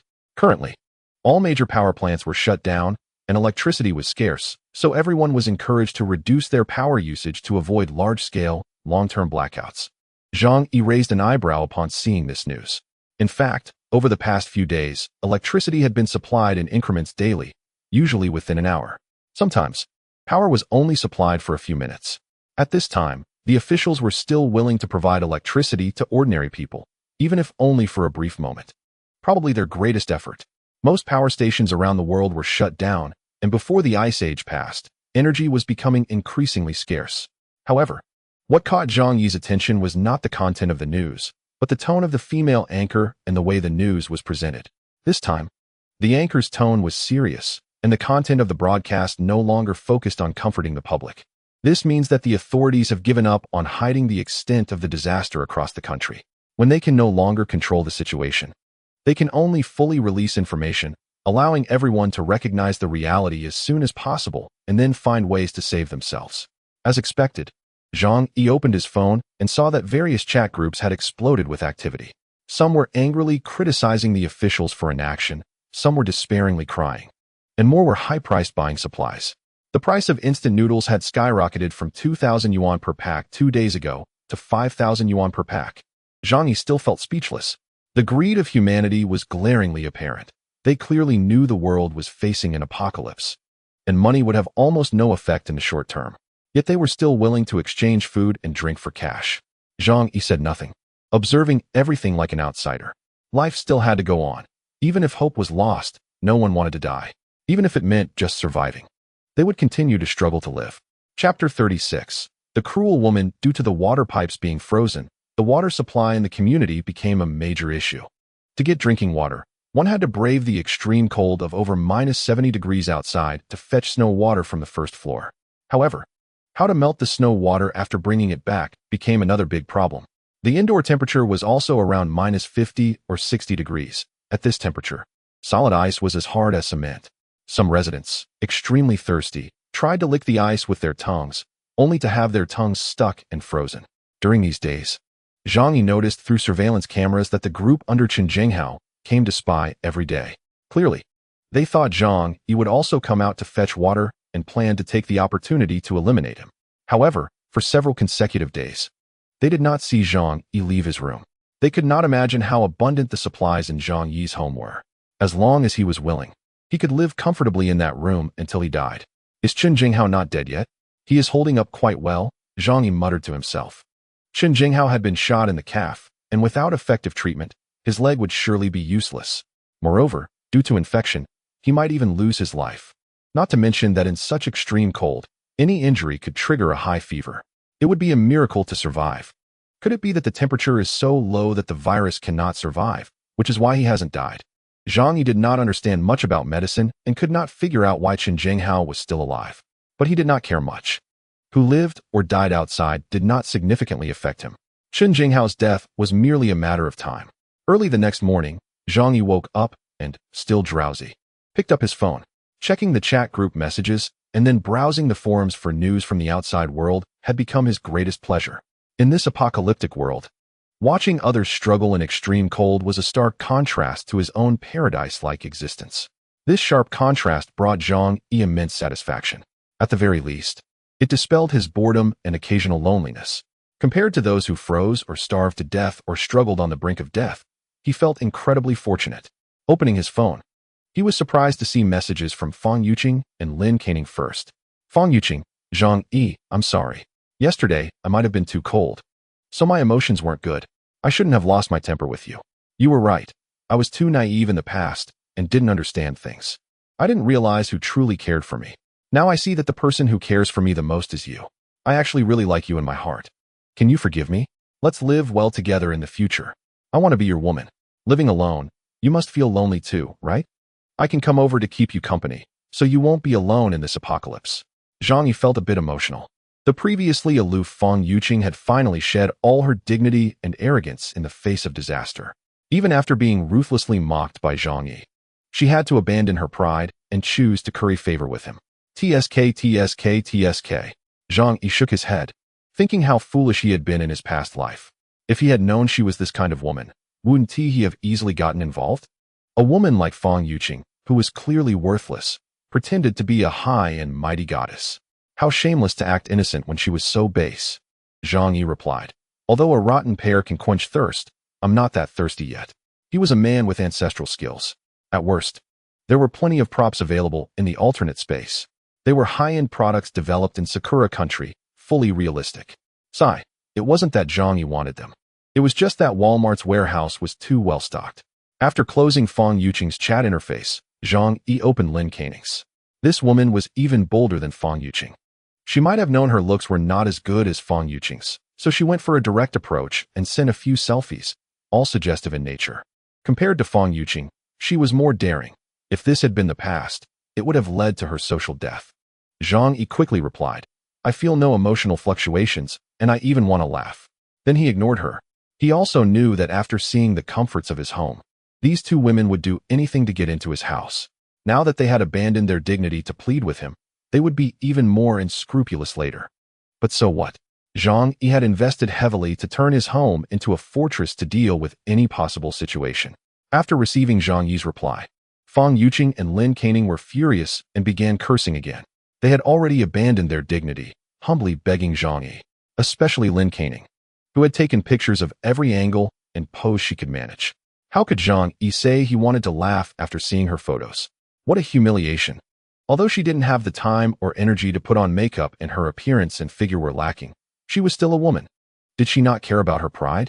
The more they thought about it, the more unwilling they became.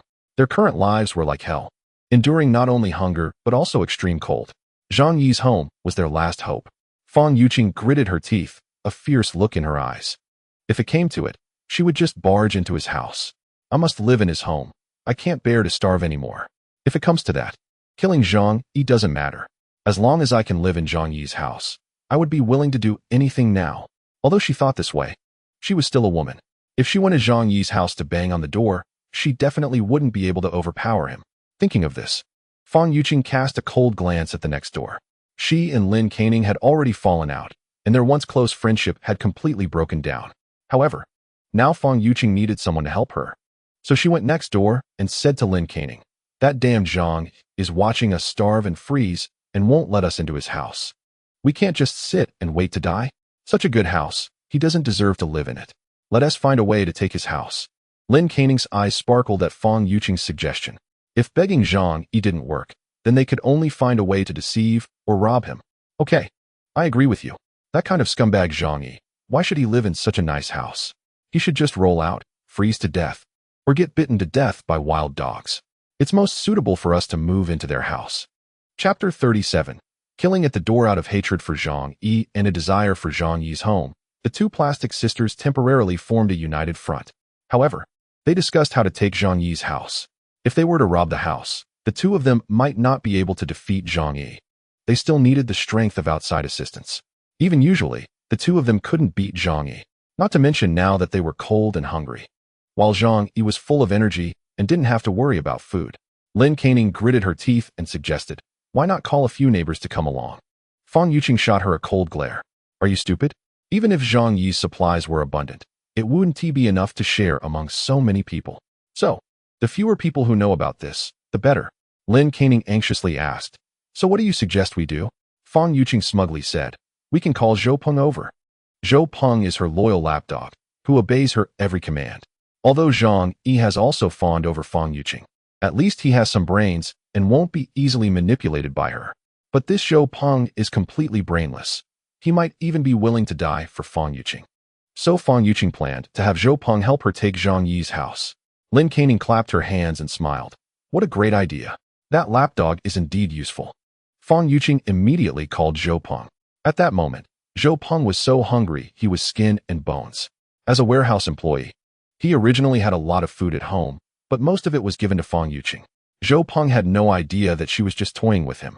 He was self-pitying, believing that he had given so much, Fang Yuqing would definitely marry him in the future.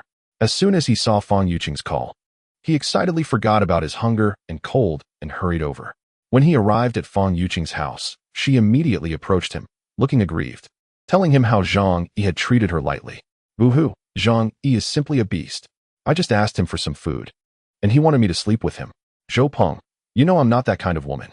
Zhou Peng looked at Fang Yuqing's tearful appearance and thought about how she came to him first when she was bullied, and he felt an immense joy in his heart. Look, why does she come to me when she has problems and not others? It shows my status in her heart is not ordinary. This must be love. Zhou Peng thought it was time to show his manly spirit. Perhaps he could muster the courage to win over Fang Yuqing. So he patted his chest and said, Zhang Yi is really a piece of work. How dare he do this to you? I must take care of him. Fang Yuqing and Lin Canning exchanged glances, thinking, this lapdog is really easy to deceive. They had originally prepared a lot of lines, but didn't even get a chance to use them before Zhou Peng took it upon himself to handle Zhang Yi. Fang Yuqing grabbed Zhou Peng's arm and looked at him with seductive eyes. Zhang Yi's house has stocked a lot of food. Plus, he has a fireplace. It's especially warm. How can such a scoundrel live in that kind of house? Zhou Peng, let's find a way to take his house. How about we live there together in the future? Zhou Peng already looked down on Zhang Yi, because Zhang Yi was more handsome and richer than him. In the past, both of them had feelings for Fang Yuqing, and Fang Yuqing naturally treated Zhang Yi better than him. Now, with Fang Yuqing holding his arm, feeling the faint touch through several layers of clothing, he felt a sense of victory arise within him. He immediately said, haha, good. Don't worry, Yuqing, this matter is on me. When Fang Yuqing saw Zhou Peng agreed, she added, but you must be careful. Zhang Yi is such a selfish and shameless person. If we try to rob his house, he might retaliate. So we must go armed, and it's best to strike first. Lin Canning also said from the side, I say, why not just kill him? She hated Zhang Yi the most, because she had sent her private photos to Zhang Yi, and instead of getting aroused, he said she was too dark. If this got out, she would want to die. So Zhang Yi must die. Zhou Peng hesitated slightly at this suggestion. Killing someone sounds easy. But everyone has been living in a civilized society for over 20 years. It's not simple to take that first step. Fang Yuqing noticed Zhou Peng hesitating and immediately changed her expression. What? You don't agree? Zhang Yi has bullied me so much, and you're still soft-hearted towards him. It seems everything you said about loving me in the past was fake. Humph. When Zhou Peng saw Fang Yuqing angry, his lapdog nature kicked in. He hurriedly said, No, Yuqing, please don't be mad. I'll do as you say. As long as he could get Fang Yuqing, he would even commit murder. After all, they were in the apocalypse now, and people's moral standards were slowly deteriorating. Fang Yuqing said, all right, no time to waste. Let's go now. We'll think of a way to trick Zhang Yi into opening the door. As soon as he opens it, she made a slitting motion across her throat. Lin Canning then brought out the prepared tools, 2 kitchen knives and a steel pipe, which she had taken off a clothes rack. Zhou Peng took one of the kitchen knives and stuffed it into his thick down jacket. After they were all prepared, they headed towards Zhang Yi's house with murderous intent. When they arrived at Zhang Yi's door, Fang Yuqing and Lin Canning hid with their weapons to avoid being seen by Zhang Yi through the peephole. The two signaled Zhou Peng with their eyes, indicating he should knock on the door and trick Zhang Yi out. Zhou Peng nodded, reaching to touch the kitchen knife in his clothing, instantly feeling more confident. He knocked on the door. Zhang Yi, are you home? It's Zhou Peng. Hearing the voice outside, Zhang Yi was somewhat curious. Zhou Peng. Although they both worked at the warehouse, their relationship wasn't good. They had some conflicts because they both pursued Fang Yuqing. This guy coming to find him definitely meant no good. After all, in the apocalypse, there couldn't possibly be good news anymore. Zhang Yi didn't go to open the door, but instead turned on the TV to check the surveillance. Sure enough, he saw the scene outside his door. Seeing two women hiding on either side, holding kitchen knives and a steel pipe, with a murderous look on their faces. A chill ran down Zhang Yi's back. Despite being fully prepared, the viciousness of these two women still made him take a sharp breath. Want to kill me? You think you're worthy? Zhang Yi sneered, the cold killing intent spreading in his dark eyes. Who kills whom? It's not certain yet. Chapter 38. Drenching you in golden liquid, Zhou Peng saw that no one was responding to him and knocked even harder on the door. Zhang Yi. It's Zhou Peng. Open the door. I have something very important to tell you. Zhang Yi sneered, reaching for his gun, clicking the safety off.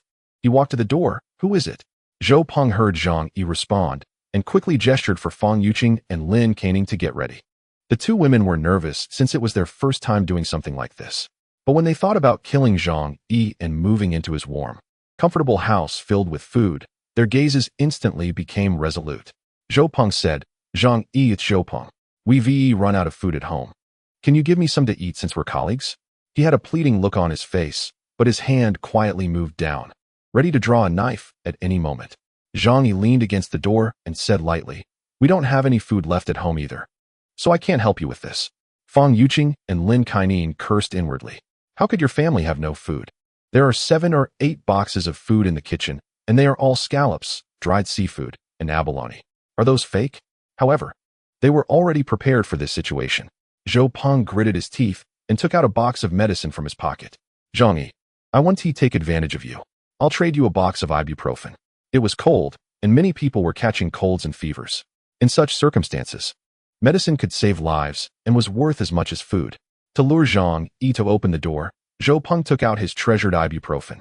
At that moment, Zhang Yi was behind the door, contemplating how to deal with them. Kill them? That would be easy. Whether with a gun or a crossbow, he could make them die. However, simply killing them seemed too boring. In the apocalypse, dying could actually be a release. Living was a hell on earth. He certainly wouldn't let these worthless people off easily.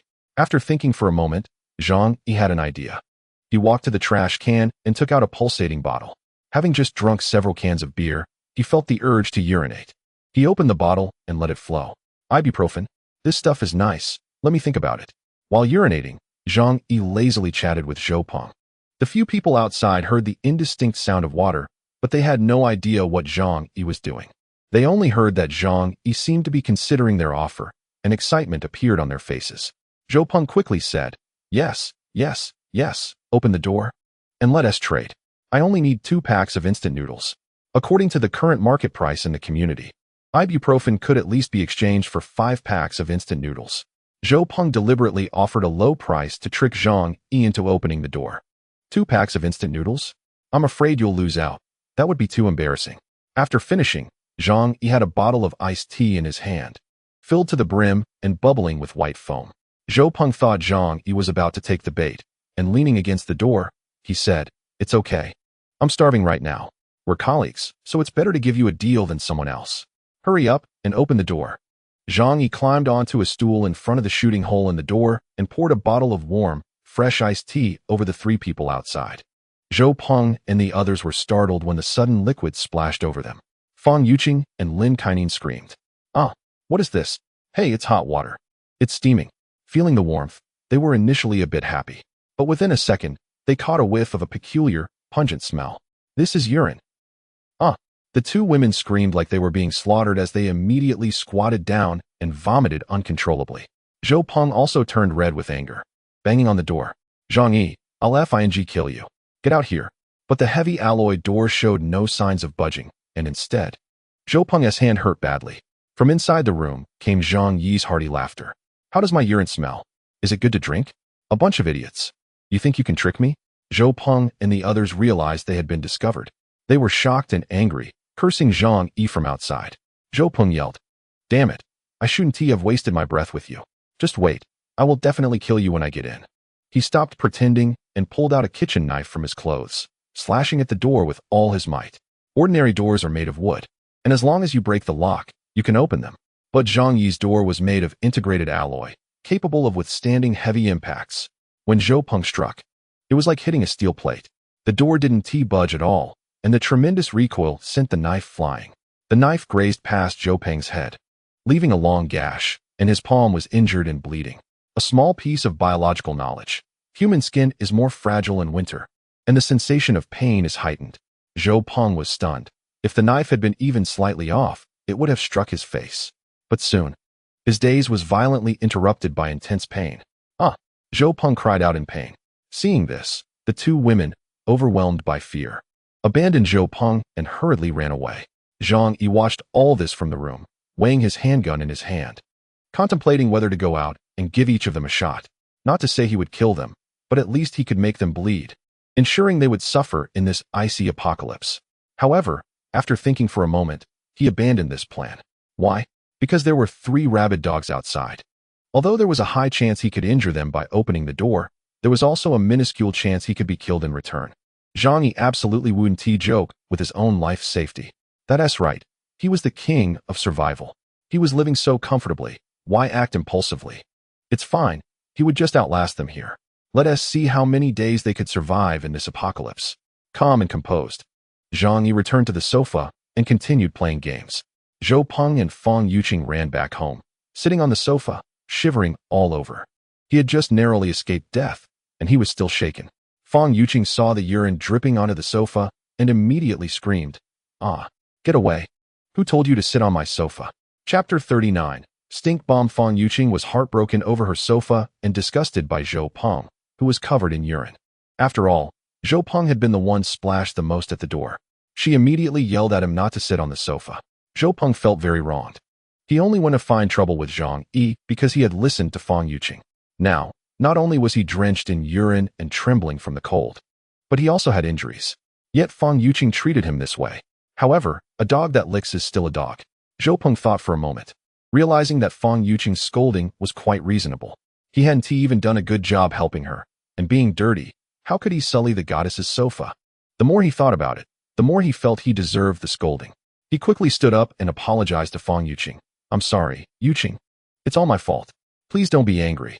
Fang Yuqing and Lin Kainan hurried to change clothes and waved him off. "You better get out of here. We need to change." Zhou Peng didn't dare say anything and quickly left Fang Yuqing's house. The two women returned to their room and quickly changed out of the clothes that Zhang Yi had splashed with urine. However, after changing, they could still smell the pungent odor. After all, it wasn't just on their clothes. They had gotten quite a bit on their hair and skin, even flowing down their necks. With the weather so cold, taking a shower was like seeking death. They didn't dare to do it. Thus, they could only endure the nausea. Having failed in their actions and getting splashed with urine, the two women harbored even more hatred for Zhang Yi. What to do? Zhang Yi was too cunning and hard to deal with. Damn it, no matter what, I'm going to take his house. Let us think of a way. I don't believe he has no weaknesses.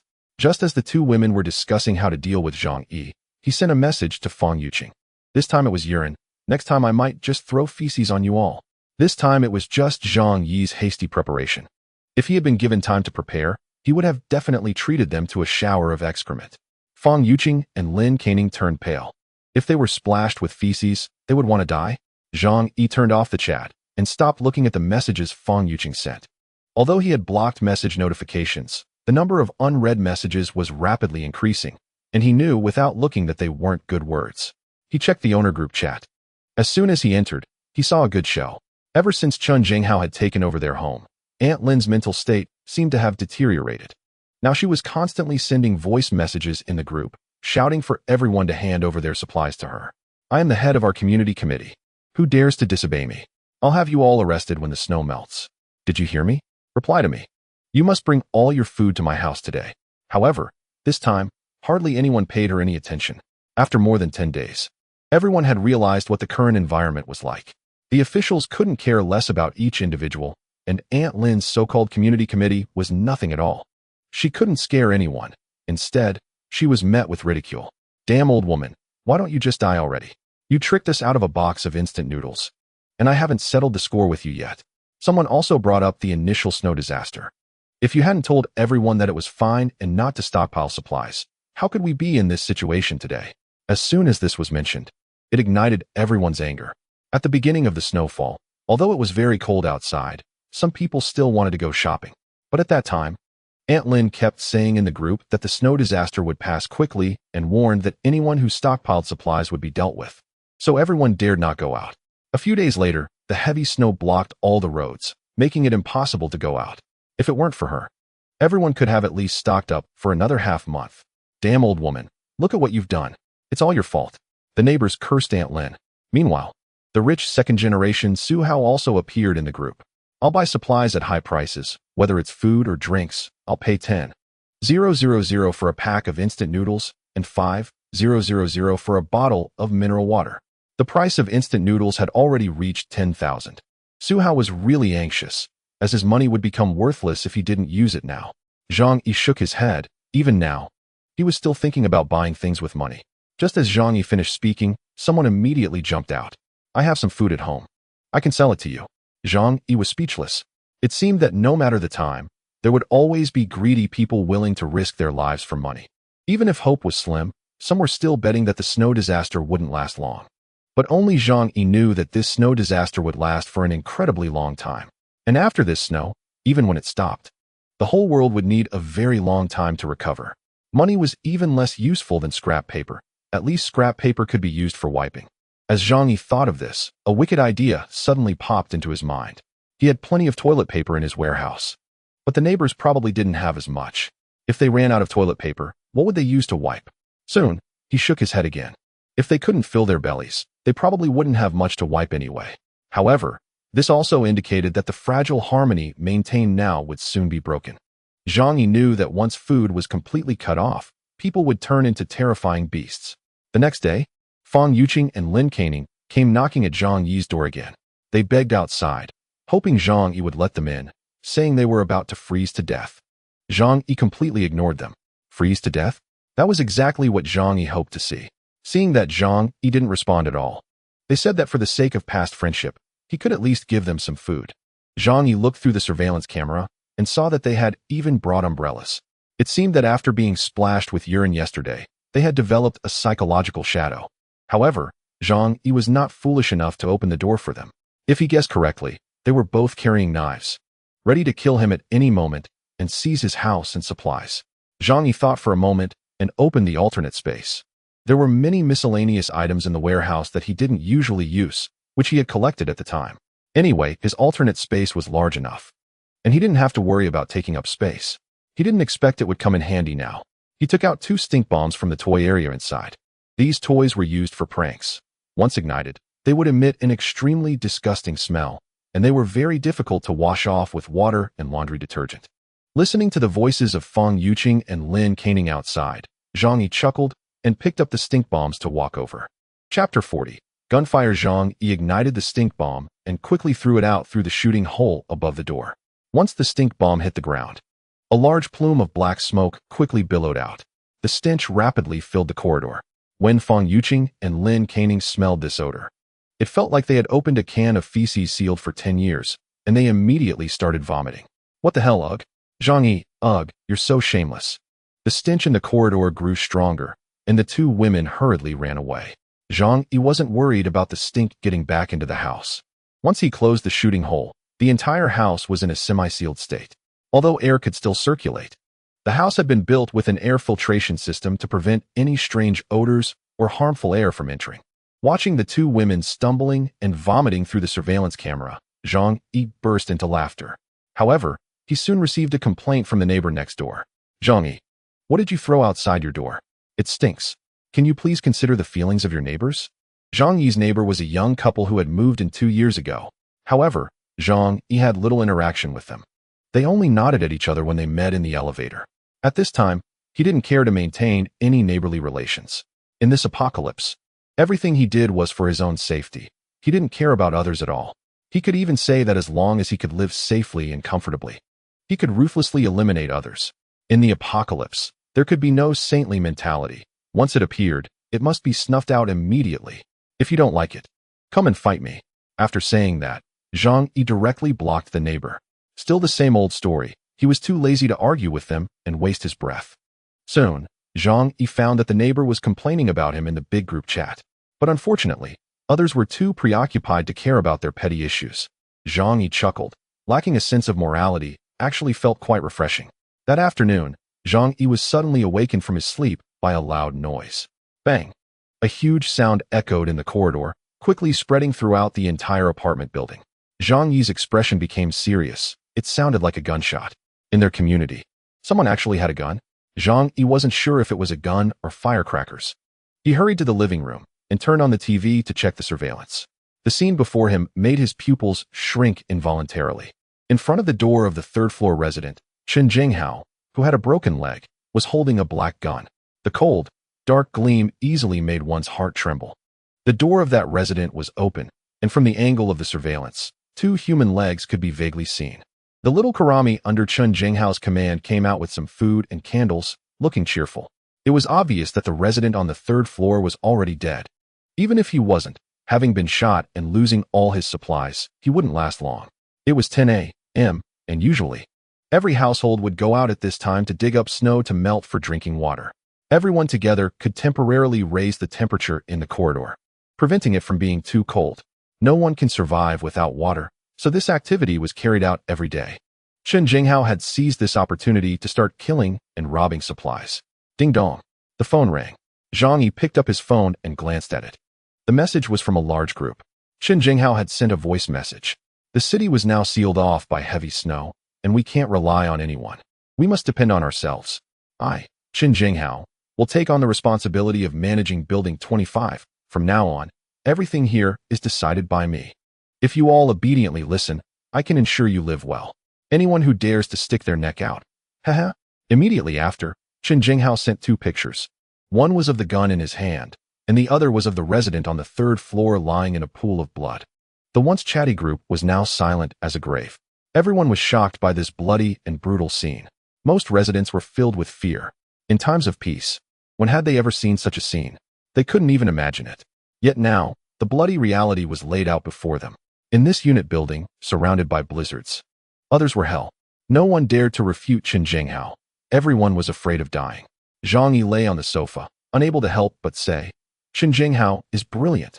No wonder he can thrive in society. Chen Jinghao used both soft and hard tactics. He didn't just intimidate the homeowners in this building. After all, he only had one gun, and no one knew how many bullets he had.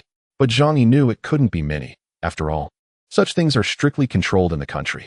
Zhang Yi had paid a hefty price for only 100 bullets.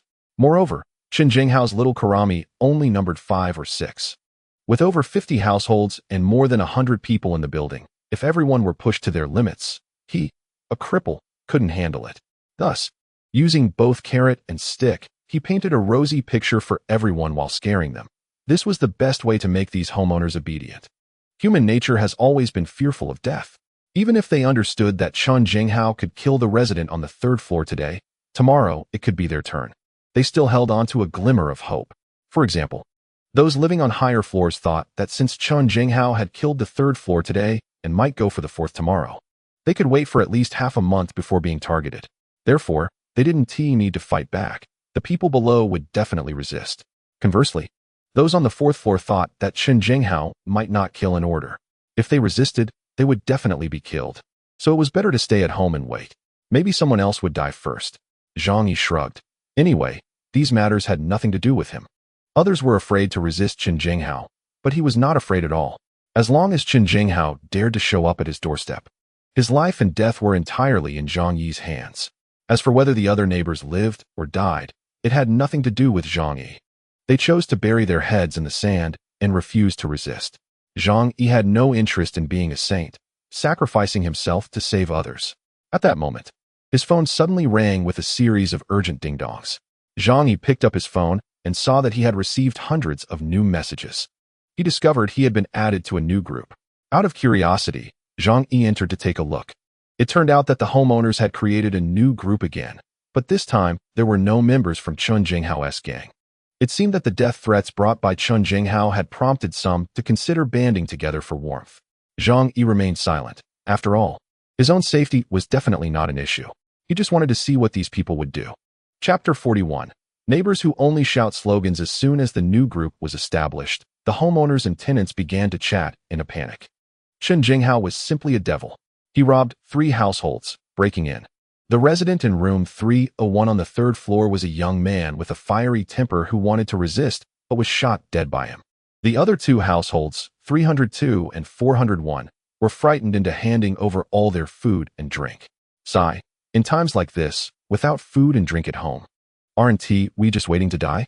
Someone angrily said. We must unite to fight against this bully, Chen Jinghao. Immediately, someone responded below. Right? We have so many households. Are we afraid of just 5 or 6 of them? As long as we stand united, he is not to be feared. Others mentioned. But he has a gun. Humph. What can a gun do? How many bullets can he have?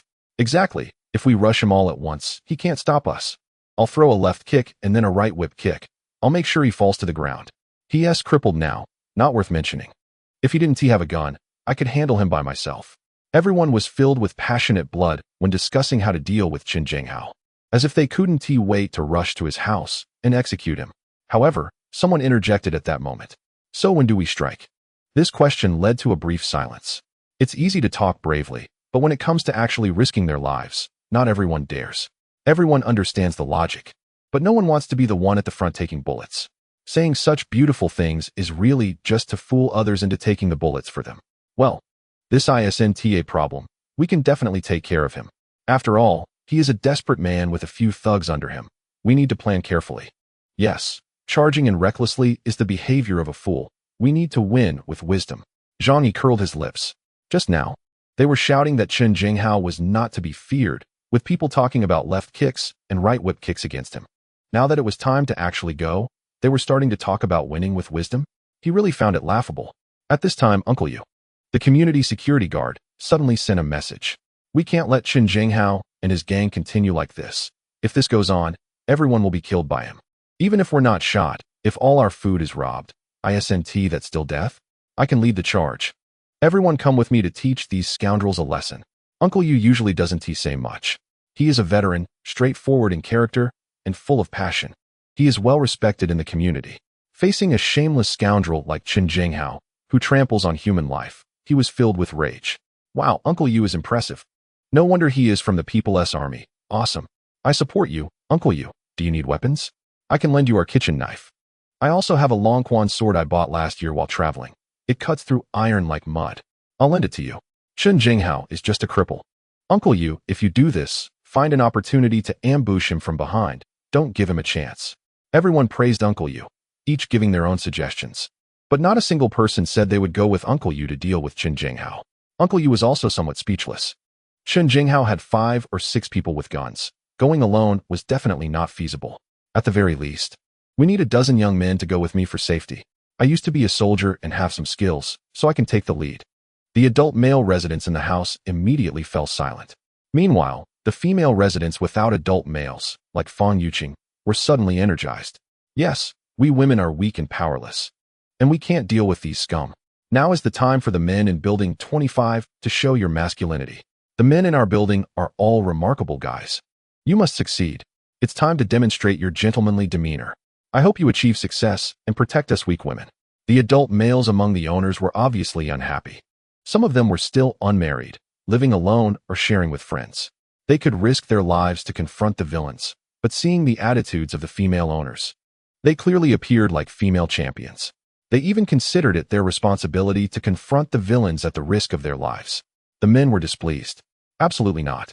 In the past, you prioritized women in every matter, and now when danger arises, you want us to go first. Why should we? Now we are offering you the fair treatment you want. If someone is going, let us all go together. You're so good at arguing online. Why don't you confront Chen Jinghao and the others? I'm not unwilling to risk my life, but I will only protect my wife and children. When the female owners saw the men unwilling to confront Chen Jinghao, they began to scold them. Are you even men?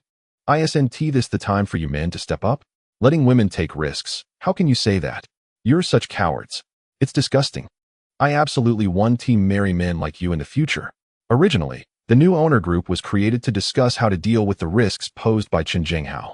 However, inexplicably, they started arguing about who should confront Chen Jinghao, which ultimately turned into a gender conflict.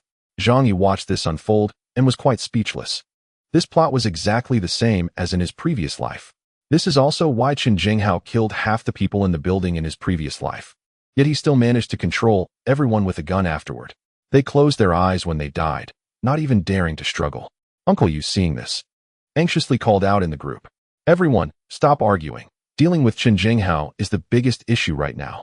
There is a female owner living on the 7th floor named Lu Tiantian. She is a key player in the gender debate, a 22-year-old fairy who just graduated." At this moment, both sides in the group were getting heated, and Lu Tiantian would spray insults at any male comment she saw. Even when the well-meaning Uncle Yu spoke, she quickly typed with 2 fingers. "Uncle Yu, what are you pretending to be a good person for? You've been a soldier and can fight. So you should be the first to charge in when such things happen. With so many men in our building, if you take them on, everyone else will be safe. In today's society, we women are clearly more important. Your only role is to serve us women. I hope the cowardly men in the group remember this and don't make me say it a second time." Chapter 42. Food Reserves. Lu Tiantian's comments were immediately met with ridicule from a group of male owners. "It's the end of the world. Who still indulges you little fairies? Haha, do you really think you're something? You want us to risk our lives to protect you, and you think you deserve it?" Uncle Yu, who was being scolded, was even more speechless. He couldn't understand why, despite his good intentions for everyone, they all had this attitude. He was quiet and couldn't argue back, so he simply stopped speaking. Zhang Yi found the chat lively and thought it was quite amusing to watch as a joke. After all, entertainment is limited right now. In summary, his conclusion was just one point. The vast majority of people in this owner group deserve to die. The insults in the chat became increasingly intense. Perhaps because they had suppressed their feelings for too long, everyone finally found an outlet to vent, and they all let loose. All kinds of malicious and filthy language filled the chat, unbearable to hear. In the end, they even forgot the original purpose of forming the group. Zhang Yi put his phone aside and went to the kitchen. Although there were many ready-made dishes in the alternate space, he occasionally wanted to cook something himself and enjoy life. He took out fresh ingredients from the alternate space. The potatoes, scallions, ginger, and garlic were as fresh as if just dug from the soil. The beef brisket was also very tender, the bright red meat looking very appetizing. Walmart truly lives up to its reputation as the world's #1 supermarket brand. The quality of the products is unquestionable. Zhang Yi stewed a pot of potatoes with beef brisket and, following the method for clay pot chicken, stuck some flatbreads on the side of the pot. After stewing, the flatbreads absorbed the broth and became particularly delicious. Picking up his phone, he found that Fang Yuqing and Lin Cairong had messaged him again. This time, their voices were filled with desperate pleas. Fang Yuqing and Lin Cairong were crying heavily, clearly frightened by Chen Jinghao's murderous actions. The 2 green tea bitches had no ability to resist the villains. Therefore, they were likely to become the next targets of Chen Jinghao's attack. Especially after witnessing Zhang Yi's sturdy security door, they felt that Zhang Yi's home was a safe haven and wanted to move in. "Zhang Yi, no matter how much conflict we had in the past, at least you once loved me, right? You can't just stand by and watch me die, can you? I know you seem tough on the outside, but you have a soft heart. Please, save me." Lin Cairong had even less restraint than Fang Yuqing. "Zhang Yi, I don't want to die. Just let me live in your house. I'll do anything you want. But please don't let me die at their hands." Zhang Yi could sense their inner fear. To be honest, if his house hadn't been reinforced, living in such a cold and food-scarce environment, his despair wouldn't be any less than theirs. However, would he pity these 2 women? Of course not. After all, this scene was exactly what he longed to see. The more desperate they were, the more excited Zhang Yi felt. He didn't speak, just slowly recorded a video to show them. In the video, Zhang Yi stood in front of a large pot of potatoes stewed with beef brisket, with a roaring fire in the nearby fireplace. The warm and peaceful atmosphere inside the house formed a stark contrast with the swirling snow and howling north wind outside. For the 2 women at this moment, it was undoubtedly a huge stimulus. After all, not only were they unable to eat a full meal, but even their survival was in question. The 2 of them went on to plead for Zhang Yi to let them live together in his house. Zhang Yi chose to ignore them. He neither agreed nor refused. He just wanted to leave them with a glimmer of hope, making them aware that hope was bleak. Yet they still had to come and grovel to him. The day passed in such boredom. After Chen Jinghao and his group obtained a certain amount of supplies, they weren't in a hurry to take action again. They understood that if they went too far, all the owners would unite to resist them. Gathering some, calming others, and then killing a few was the most reasonable approach. However, that night, Zhang Yi noticed through the surveillance that Qin Jinghao and his group were up to something. The entire Tianhai city had no power that night. Only Zhang Yi's house was lit, but the people in the same building didn't notice it. Zhang Yi saw a few of Qin Jinghao's little brothers carrying 2 corpses out of the door. Zhang Yi took a closer look and felt that the 2 men looked somewhat familiar. The reason he remembered them so clearly was that he knew almost all the owners in the entire apartment building. However, the appearances of these 2 men were clearly not from their building. Therefore, they must have been other little brothers called over by Qin Jinghao when it had just snowed. After a moment's contemplation, Zhang Yi figured out what had happened. The day Qin Jinghao led his men to attack Zhang Yi's home, Zhang Yi had drenched them with a large water hose. In such extremely cold weather, with temperatures below -60 or 70 degrees, that could be fatal. Therefore, these 2 men must have died from the cold. A cold caused by low temperatures and fever, without a comfortable environment or medication like ibuprofen, could easily lead to death. Otherwise, why was the average lifespan so short in ancient times? The 2 corpses had been stripped of all their clothes and thrown at the stairway. Zhang Yi frowned. At first, he couldn't understand the purpose of their actions. If they simply wanted to dispose of the bodies, they could have thrown them out of the window. The heavy snow would cover everything. Why did they have to throw them at the door? However, as his thoughts shifted, Zhang Yi suddenly thought of a terrifying idea, causing his pupils to involuntarily contract. Could it be that Qin Jinghao left their bodies behind as backup food? This thought made Zhang Yi's hair stand on end, and he shivered in fear. However, this explanation was indeed the most reasonable. In such freezing weather, the world was like a giant refrigerator, and there was no need to worry about food spoiling. Modern people's understanding of the apocalypse often comes from movies about that theme. In those narratives, cannibalism is not a rare occurrence. Historical records indicate that during times of great disaster, there would be instances of people resorting to cannibalism. Perhaps the years of peace have caused some people to forget those documented histories. Until the arrival of the apocalypse, Zhang Yi took a deep breath, and his rapidly beating heart soon calmed down. Compared to ordinary people, he accepted this reality more quickly. After all, he had experienced an apocalypse once and had been eaten as food. He knew that once people reached a desperate situation, due to hunger, they could commit any cruel acts, consuming everything edible. Qin Jinghao was truly ruthless. Although Zhang Yi did not like that social big brother, he couldn't help but feel a sense of admiration. Many people understand the reasoning, but to treat the corpses of one's own brothers as reserve food before running out of food is almost inhumane. Chapter 43. She is anxious after Qin Jinghao killed the resident of Unit 301. The atmosphere in the entire apartment building became very tense. The large group that used to be there was now silent, and no one dared to speak. Qin Jinghao seemed to have realized that everyone was secretly forming a new owners group behind his back. However, such things are impossible to prohibit. He could only threaten and entice people in the owners group. Now that the situation was so dire, everyone was just trying to survive. No one wanted to resort to killing. If it weren't for that kid from 301 attacking my people first, I wouldn't have killed him in a moment of rage. After all, I'm not a demon. I hope that in the future, we can coexist harmoniously and borrow some food when we need it. As long as you all cooperate, I guarantee everyone can live in peace. After this statement, some people indeed relaxed their vigilance. Some even thought that perhaps, as Qin Jinghao said, the owner of 301 died because he attacked first. Stockholm Syndrome refers to this kind of person, in the despair of death. As long as the perpetrator shows them a little kindness, they will be grateful. Zhang Yi remained a bystander, watching coldly without commenting or participating. However, in his heart, he became more vigilant towards Qin Jinghao. Although the defenses in his home were very complete, those few people of Qin Jinghao, along with that broken gun, wouldn't stand a chance of breaking in. However, in an apocalypse, it's always better to be cautious.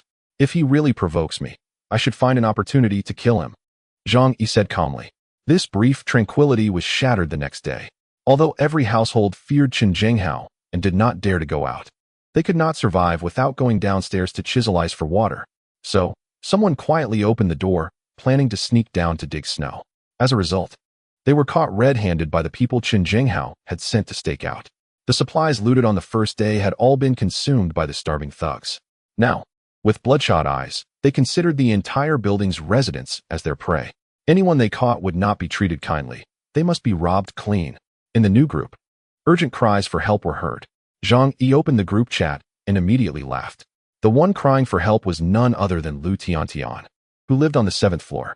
Chen Jinghao lived on the 6th floor, right below her. That morning, she had planned to sneak down to dig snow for water while it was still dark, but was caught. Living alone, it didn't take much effort to pack up. She was already a target of Chen Jinghao and his gang. Plus, being cooped up for almost half a month.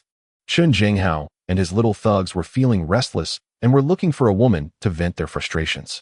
Lu Tiantian was not particularly beautiful, but she was young, and her figure was decent. With limited options, no one was picky anymore. So that group of little thugs rushed up with wrenches and iron rods, grinning. Lu Tiantian hurriedly shut her door, and in despair, she thought of asking her neighbors for help. Woo-woo, everyone, please come save me. They are smashing my door. I beg you, I will be killed. Uncle you, please save me. Aren't you a veteran? They definitely can't beat you. You can't trust these people. They are too cruel. Everyone needs to unite. If anything happens to me, you will be next. Lu Tiantian cried in the group, anxiously sending one voice message after another. However, just yesterday, when she had been boastfully scolding a group of male owners in the group, she was not like this at all. Uncle Yu replied, "Girl, this is sudden. I can't handle so many of them alone." Although Uncle Yu was kind, he wouldn't go to his death for nothing. Chen Jinghao had 5 or 6 men and guns. Even if he had been a soldier, he couldn't fight them off. If everyone had reached a consensus the day before and formed a guard team, there would have been hope to scare them away. Lu Tiantian felt a chill in her heart after seeing Uncle Yu's words. She cried, "You can't do this. Can't you protect a weak woman? What kind of men are you? Woo, if I die, I will haunt you as a ghost." Initially, everyone had some sympathy for her. But when they realized she shamelessly tried to morally blackmail them, they suddenly became angry. Moreover, after Lu Tiantian had scolded all the men in the building yesterday, everyone was settling old scores along with new ones. "Oh yes, we are all useless. Little fairy, you are so powerful. You definitely don't need our help. Haha, little fairy can fight, right? Go beat those guys to death. Weren't you shouting loud yesterday? We thought you were so impressive. Now you still have to ask us to save you. You might as well just die. If you die, one less person means happiness for millions." The group was filled with cheerful laughter. Everyone had no sympathy for Lu Tiantian's dire predicament. Instead, they felt a sense of glee. Because Lu Tiantian's home was robbed. At least they were safe for the short term. Lu Tiantian saw the cold mockery and fell into despair. She turned to the female homeowners for help. However, their responses were quite uniform. "We're all sisters, but there's nothing we can do in this situation. Hang in there, sister. I support you mentally. You have to hold on. Otherwise, if they break in, who knows what they might do to you? Yes, there are so many of them. They might really ruin you."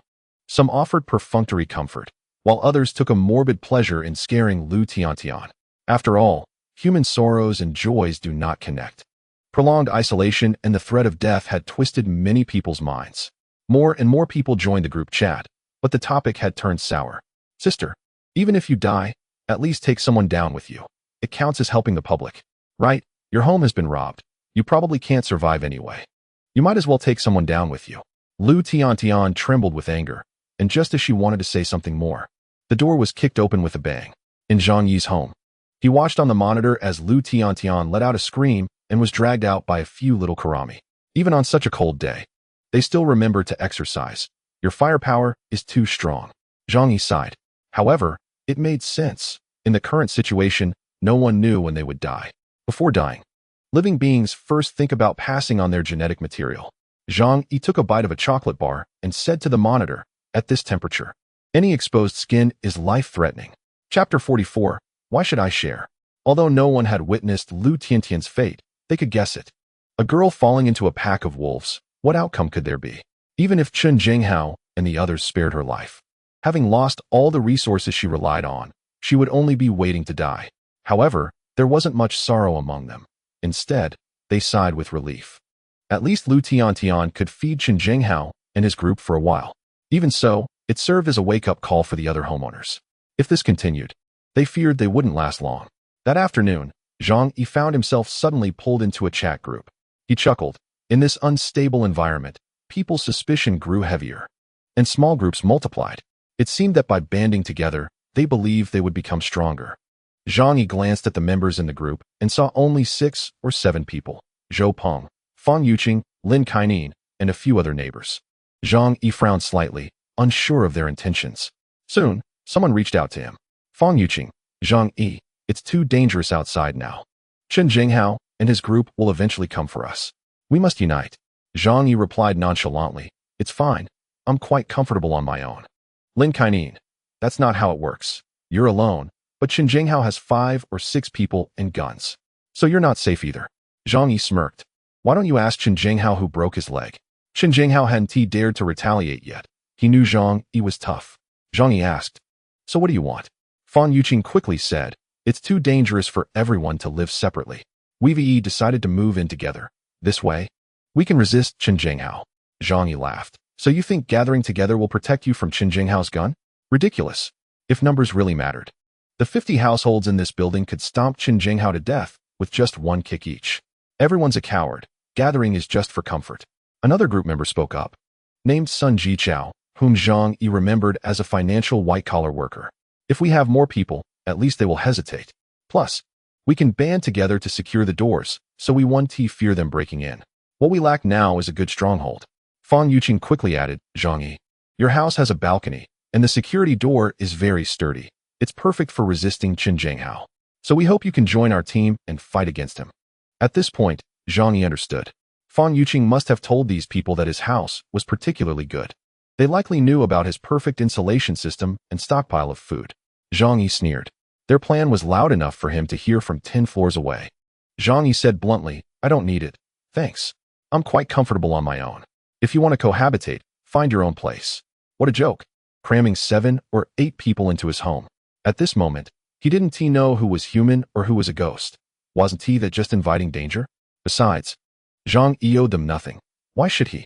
After Zhang Yi rejected them, the group members were clearly unhappy. Sun Jichao said, Zhang Yi, everyone is in danger. You can't be so short-sighted. Only by sticking together can we survive. Another group member, Wang Min, also said, we chose your place just because it has a balcony for easy access to snow water.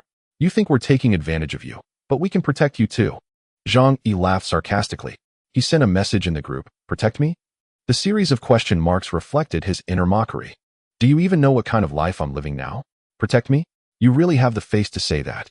Hiding under her blanket, Fan Yuqing bit her lip and began to unleash her firepower. She knew Zhang Yi hated her and wouldn't let her in. So now she was using the others to morally coerce him. She thought, life is at stake.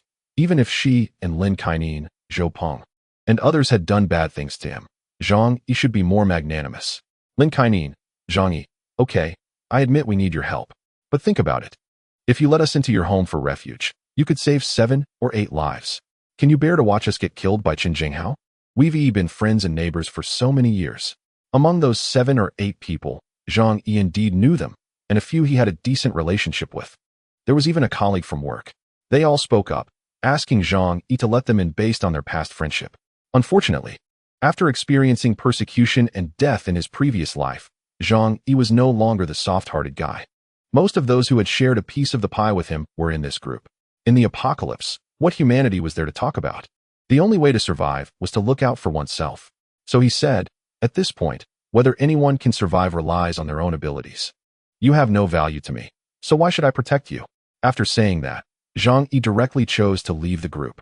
Dream on if you think you can take advantage of him. Only he had no morals, so he wouldn't be coerced. After chatting, Zhang Yi took a box of chips from the alternate space.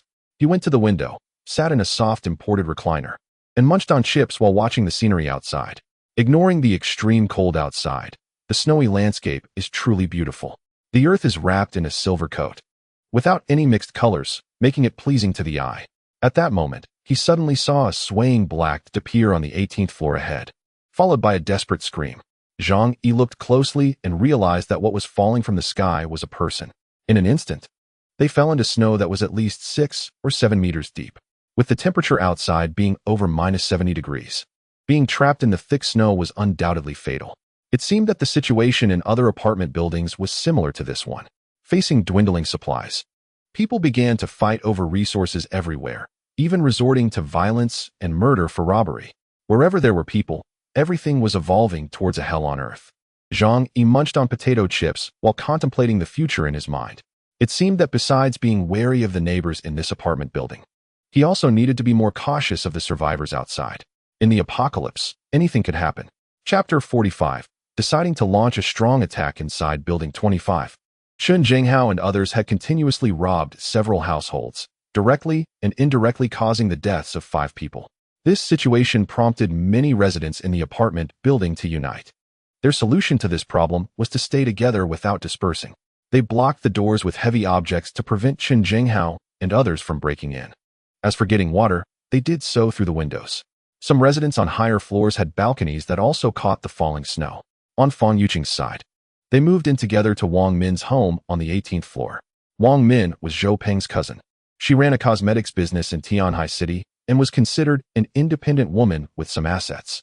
Her home was a 3-bedroom, 2-living-room layout, the same as Zhang Yi's. The other people were her colleagues and close friends. After all, in the apocalypse, even when forming a group, they dared only to find trustworthy people. Fang Yuqing and Lin Kainan could come over because Zhou Peng had guaranteed their reliability. As for their credentials, it was naturally the situation at Zhang Yi's home.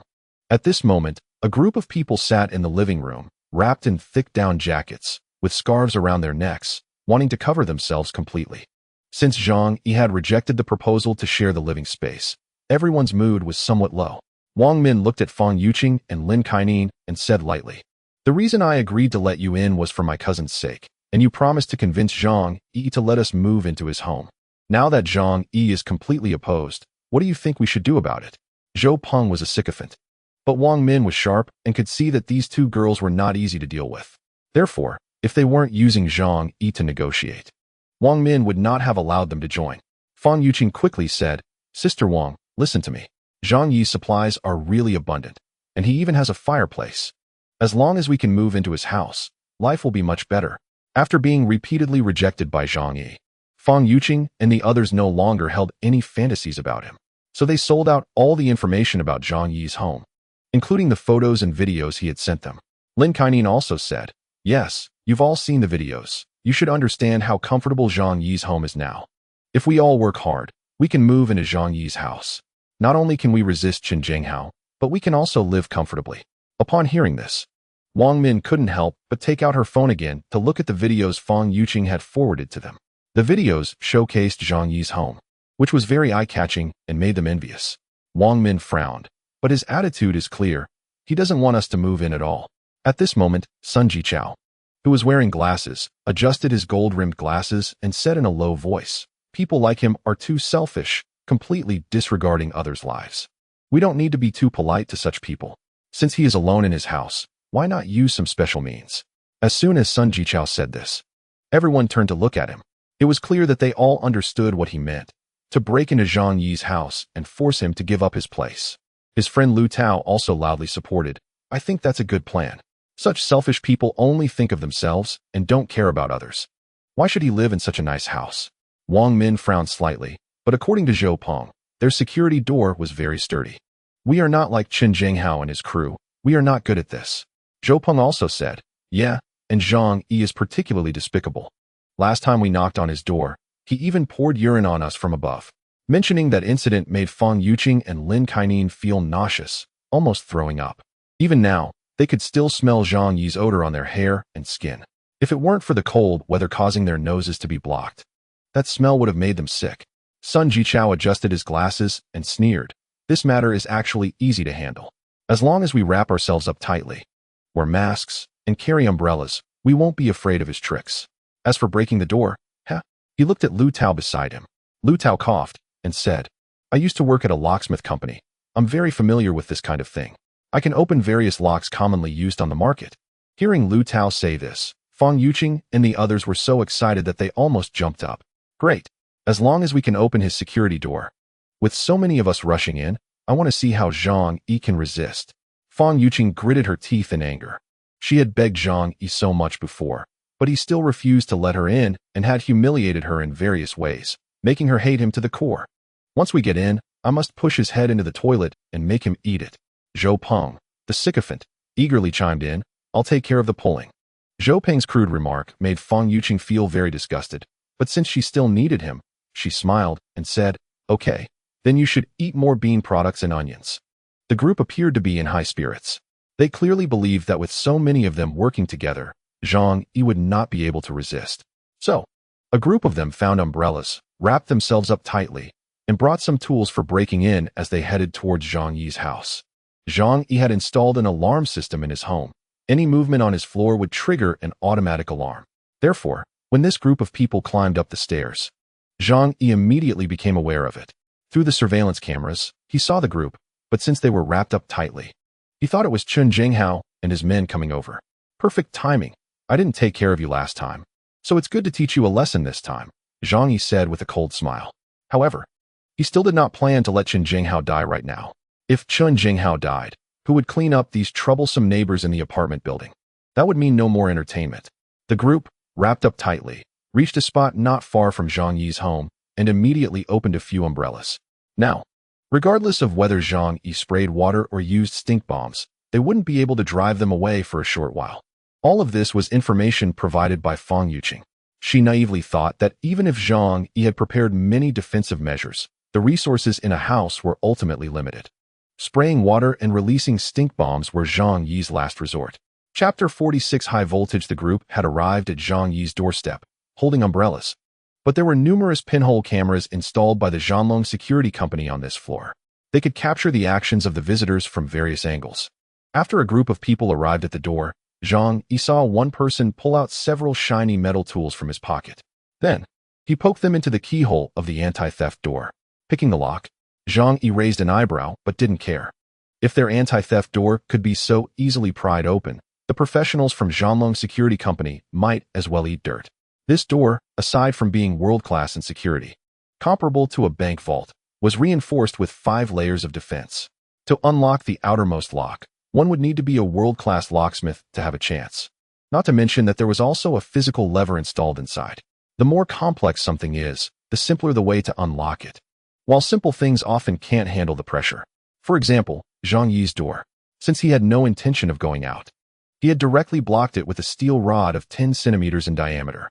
Unless someone repeatedly crashed into it with a car, human force alone couldn't break through. Moreover, Zhang Yi had considered the act of others trying to pry open the door, so he had specially installed a unique defense. Zhang Yi watched the surveillance on the TV and then took out his phone, opened the control software for the safe house, and gently pressed a button. Instantly, a massive electric current surged through the anti-theft door. Lu Tao, who was focused on picking the lock, let out a scream as the powerful current coursed through his body. The people nearby turned pale with fright and hurriedly stepped back. "Help me."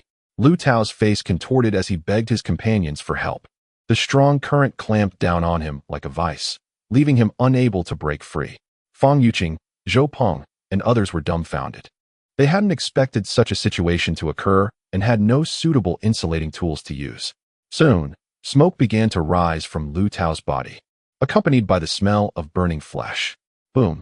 He collapsed to the ground, his clothes burned to shreds, and the skin on his arms and face charred. It was clear he wouldn't survive.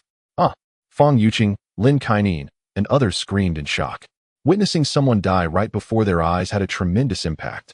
Meanwhile, Zhang Yi's lips curled slightly in a smirk. Strangely, he felt a sense of relief. But who could they blame? They dared to target Zhang Yi. So they deserved to die?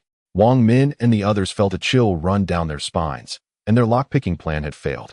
Sun Jichao and Lu Tao had been friends for many years, and seeing his brother die a tragic death filled his eyes with fire. "Zhang Yi, you bastard. Get out here." He picked up a shovel and slammed it against Zhang Yi's door with a loud bang that could be heard several floors up. However, the massive iron door showed no signs of denting or damage. Once the paint peeled off the surface, it revealed the thick alloy beneath. Zhang Yi approached the door, hands in pockets, with a mocking expression, and said, "You think you can smash my door? Aren't you just asking for death?" He shook his head, lamenting, "Hey, isn't it better to be alive?" Hearing Zhang Yi's mocking voice, the few people outside were both shocked and furious. Wang Min shouted, "Zhang Yi, we originally planned to come over and discuss cohabitation with you peacefully. How could you resort to murder? You're even worse than Qin Jinghao. You're a demon." After hearing a woman's voice, Zhang Yi realized that the people outside were not Qin Jinghao. However, he felt no remorse for killing Lu Tao. After all, such a person deserved to die. Then he realized who the people in front of him were. It was definitely Fang Yuqing and Lin Kainan's group. After all, only they knew how comfortable Zhang Yi's home was. Zhang Yi's expression darkened as he scolded without restraint. "What the hell are you pretending for? You came to my house to smash the door and wanted to take my home. Dying is what you deserve. How dare you bark here? It's just laughable. Sun Jichao pretended to be calm. Zhang Yi, we mean no harm. We just want to talk to you. But you didn't even tell us and killed our good brother Lu Tao. This is too much. Don't you think you should give us an explanation? Zhang Yi laughed heartily. Just coming over to talk?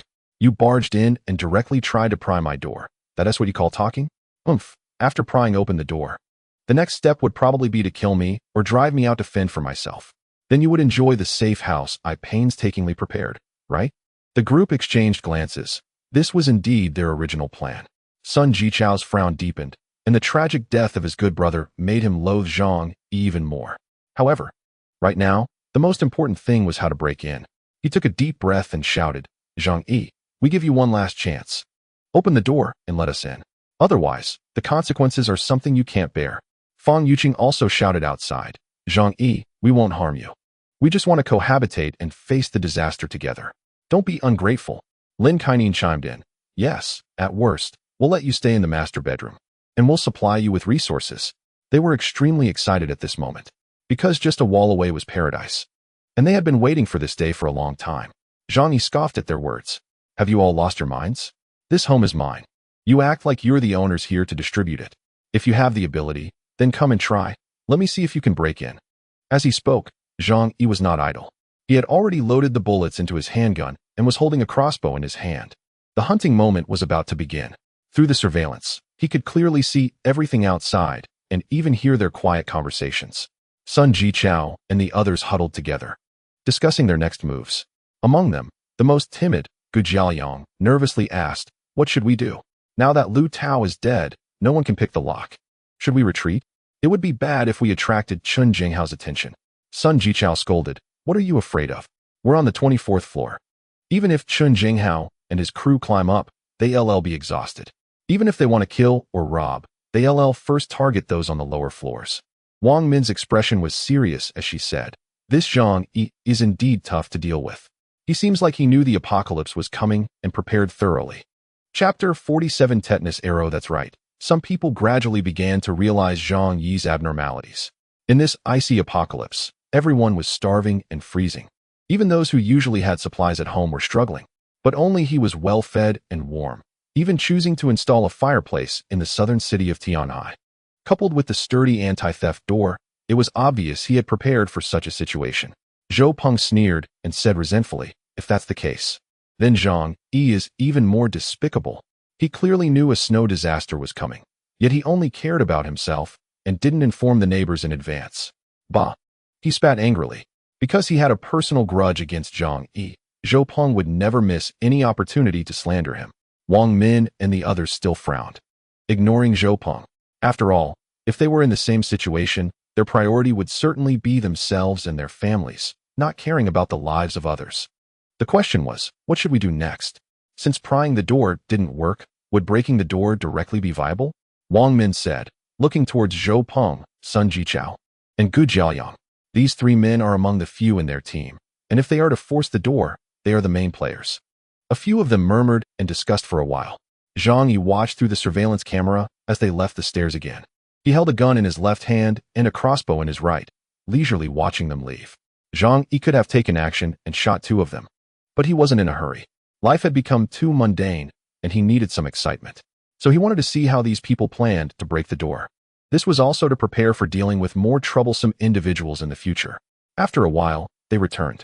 This time, they brought a large, thick piece of wood, apparently taken from a bed. A few women stood nearby holding umbrellas to prevent Zhang Yi from splashing them with cold water. The three men hoisted the wood and charged at the front door. The sound was loud, and Zhang Yi could feel the walls shaking. However, he wasn't too worried. Unless the opposing team had a Hulk, a 20-centimeter thick steel plate wouldn't be broken. Zhou Peng, Sun Jichao, and Gu Jiaoyang put all their effort into the assault.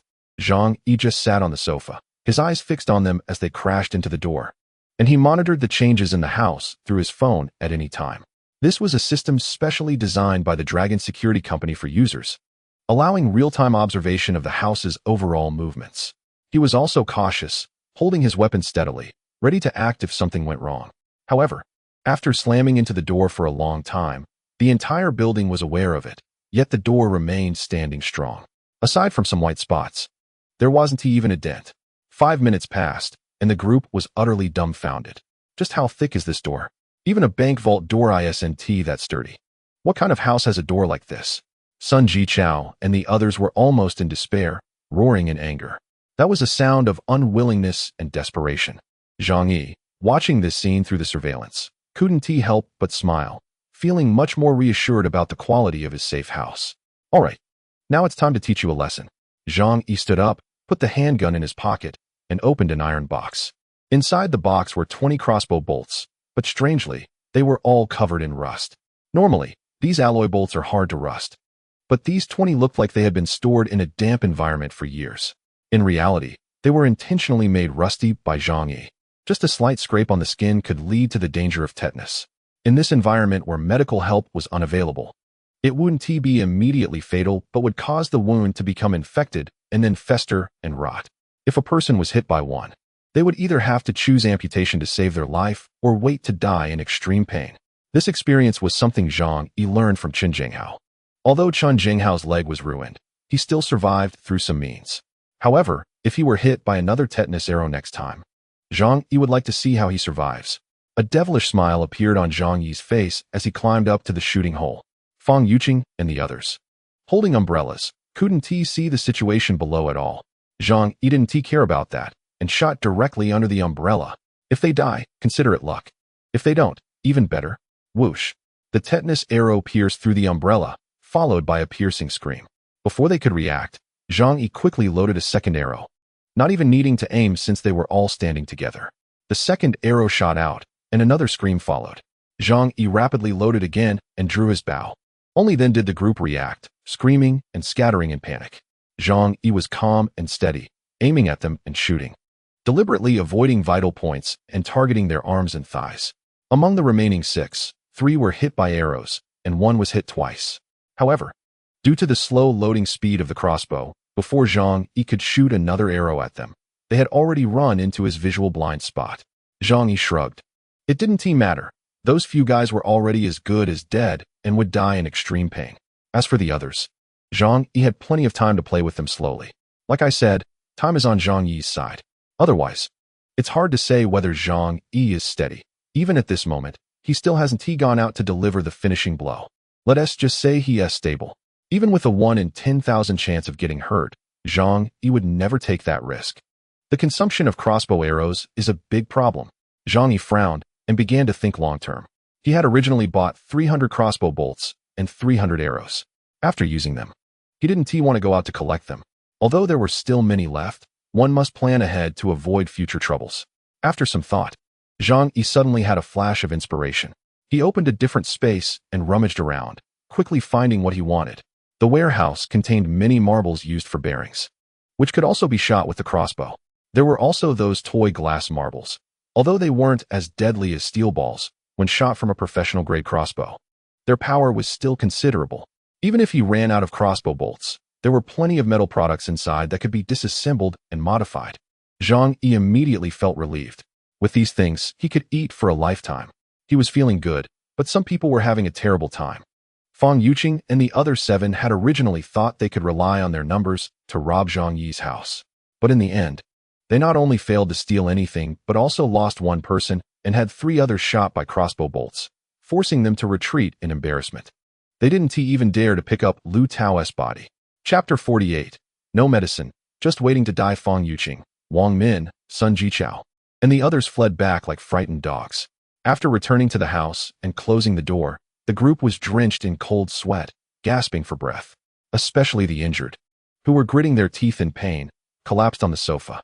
Zhang Yi's arrows hit Sun Jichao, Zhou Peng, and Gu Jiaoyang.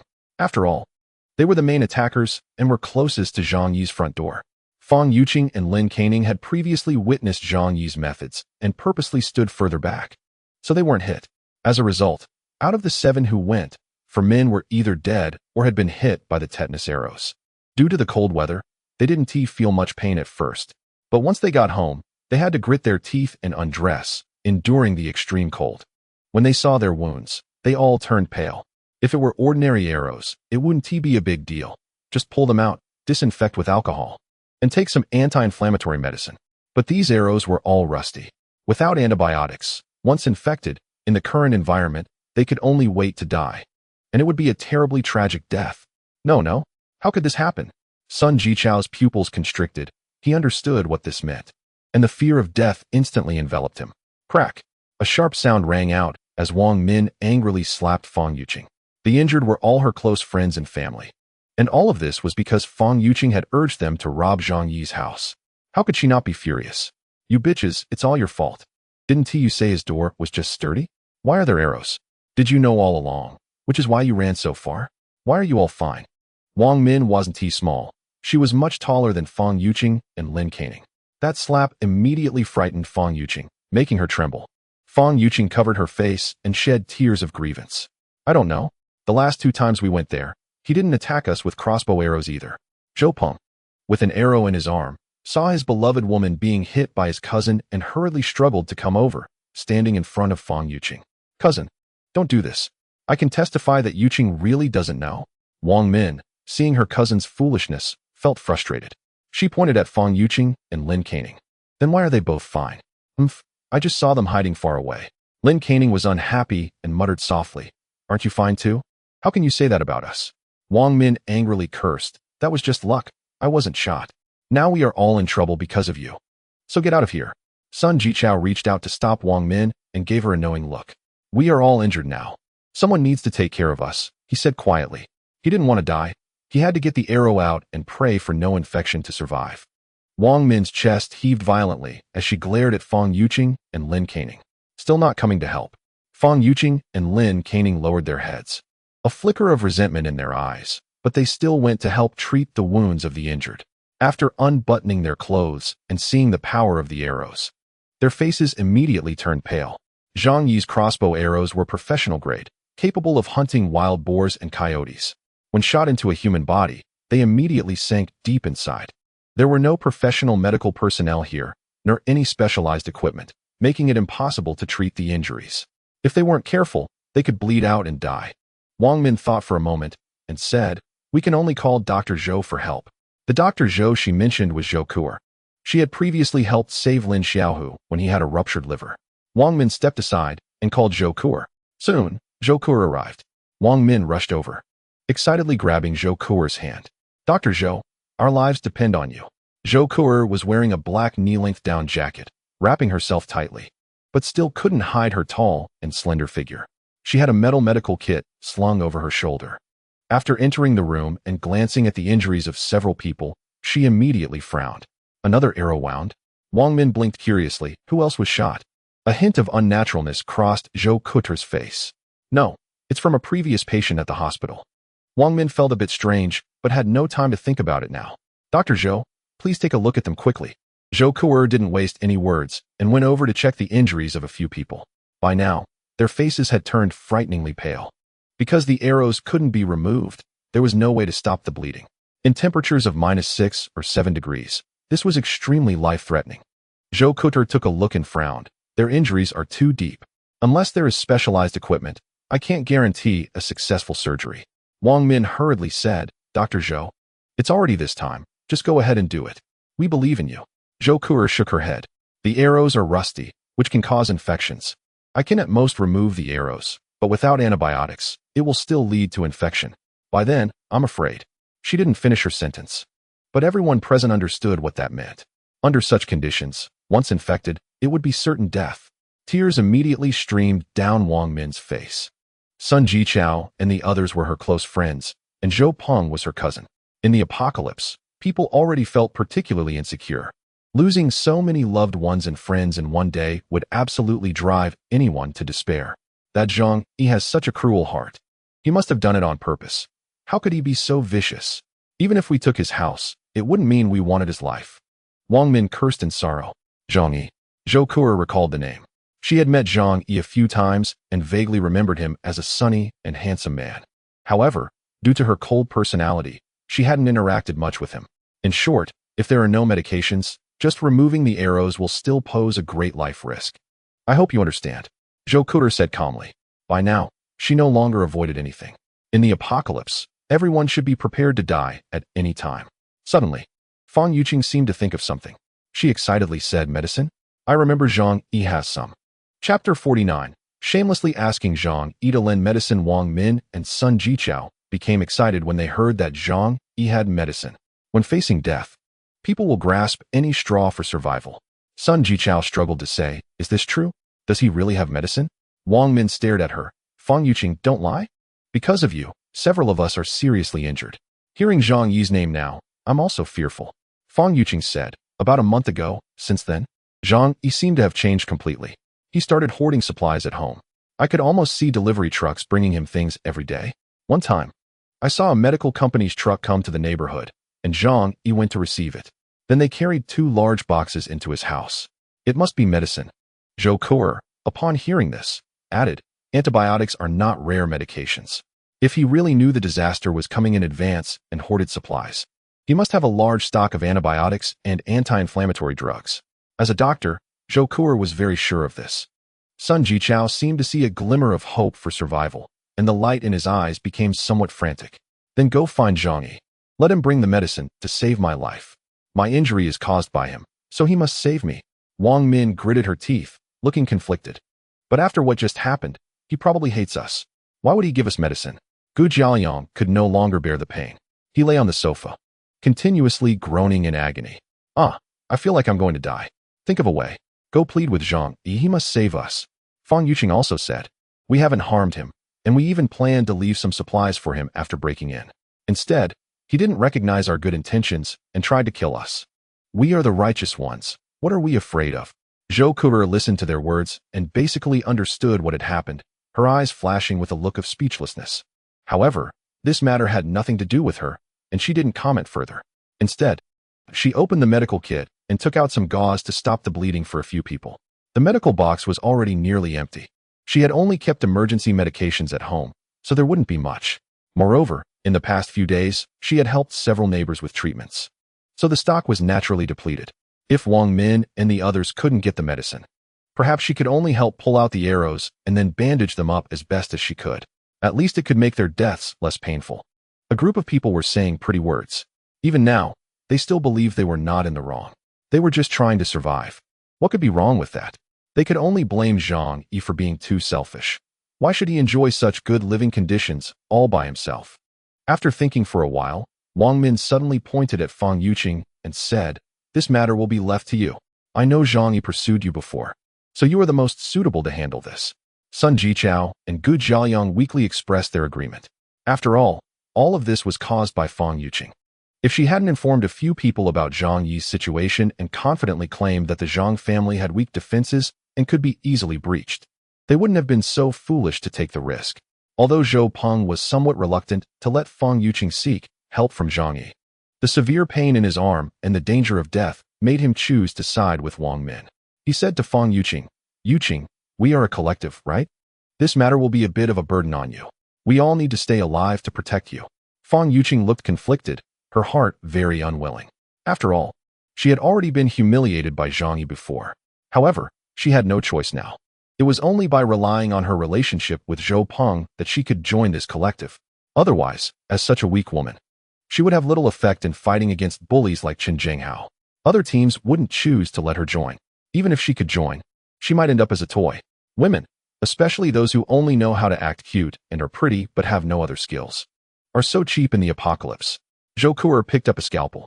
With limited conditions, sterilization was impossible. Even with an alcohol lamp, it would coagulate at this temperature. Moreover, without medication, the current disinfection was just a meaningless task. She told Sun Jichao to bite down on a towel, and then she began to dig out the arrow.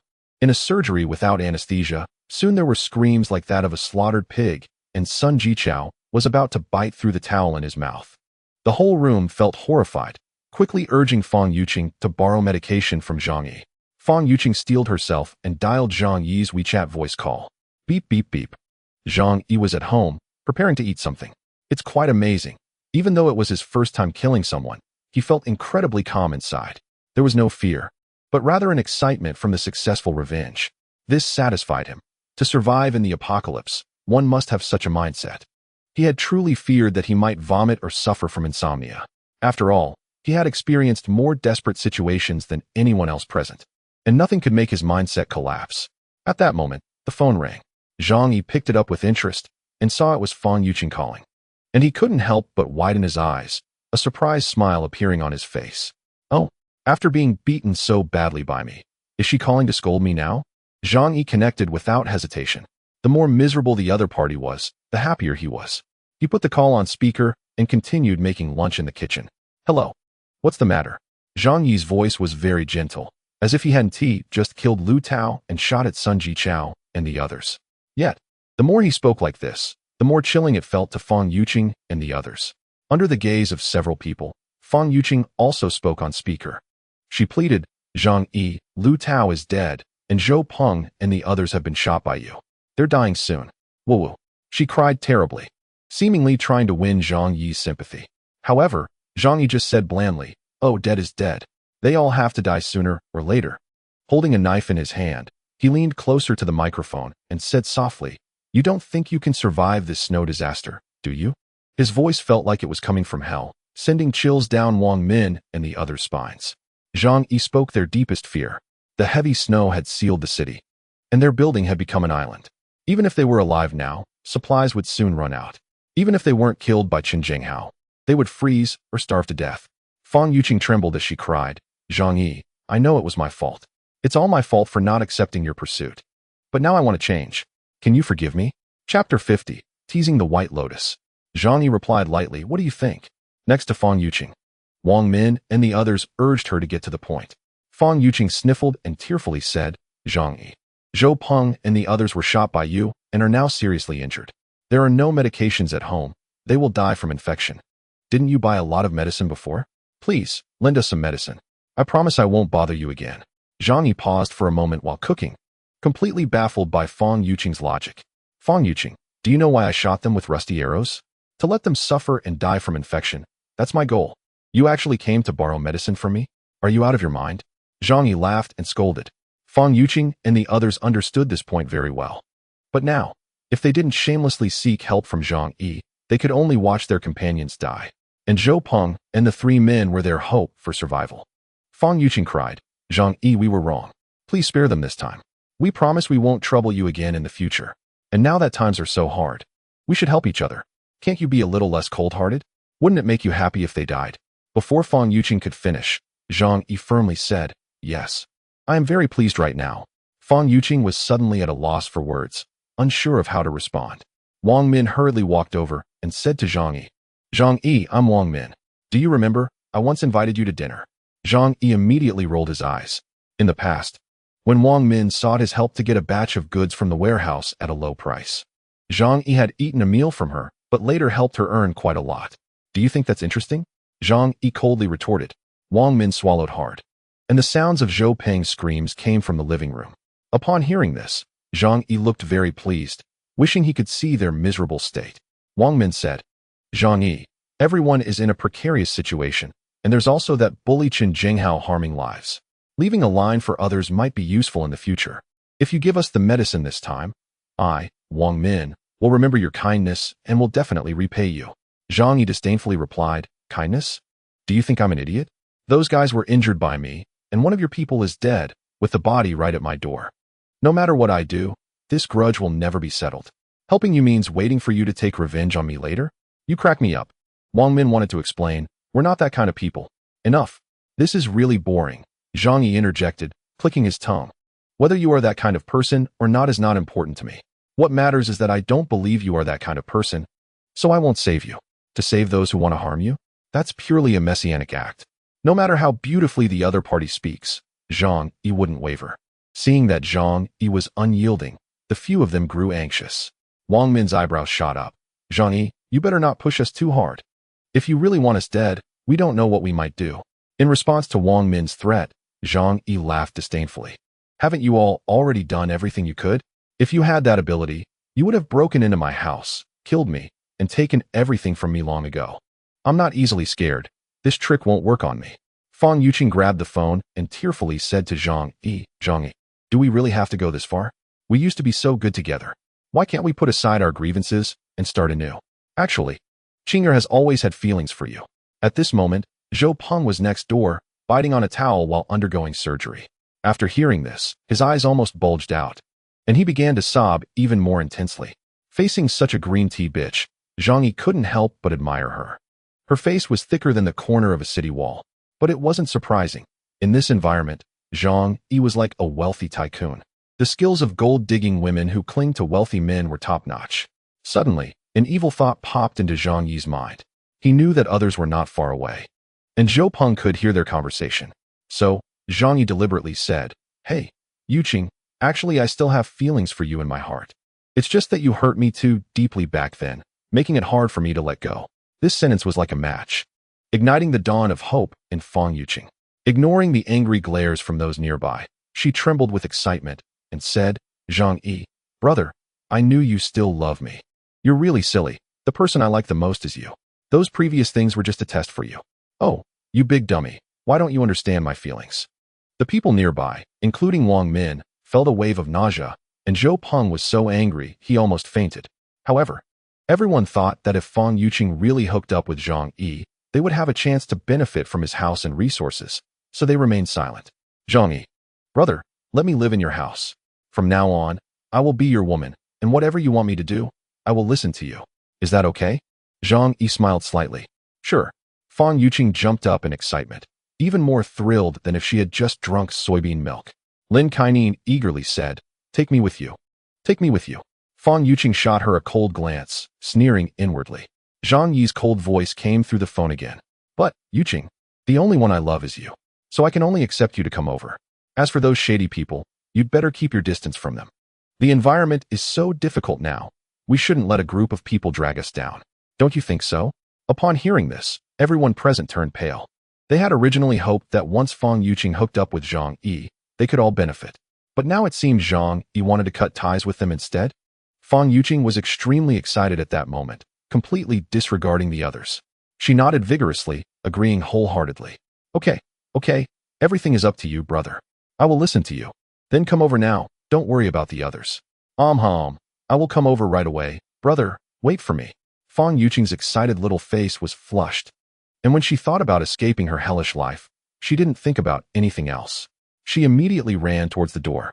Wang Min and the others were filled with rage. Seeing Fang Yuqing really about to abandon them and go to Zhang Yi, Lin Kainan reached out and grabbed her. Fang Yuqing turned back, her expression twisted as she roared, "Get away from me. Don't stop me from going to Zhang Yi's house. I'm fed up with this life." As soon as she finished speaking, Wang Min's heavy slap landed hard on her face. "You shameless bitch, you made us suffer so badly, and now you want to walk away? No way." Chapter 51. No medicine, just wait to get infected. Wang Min and the others were furious.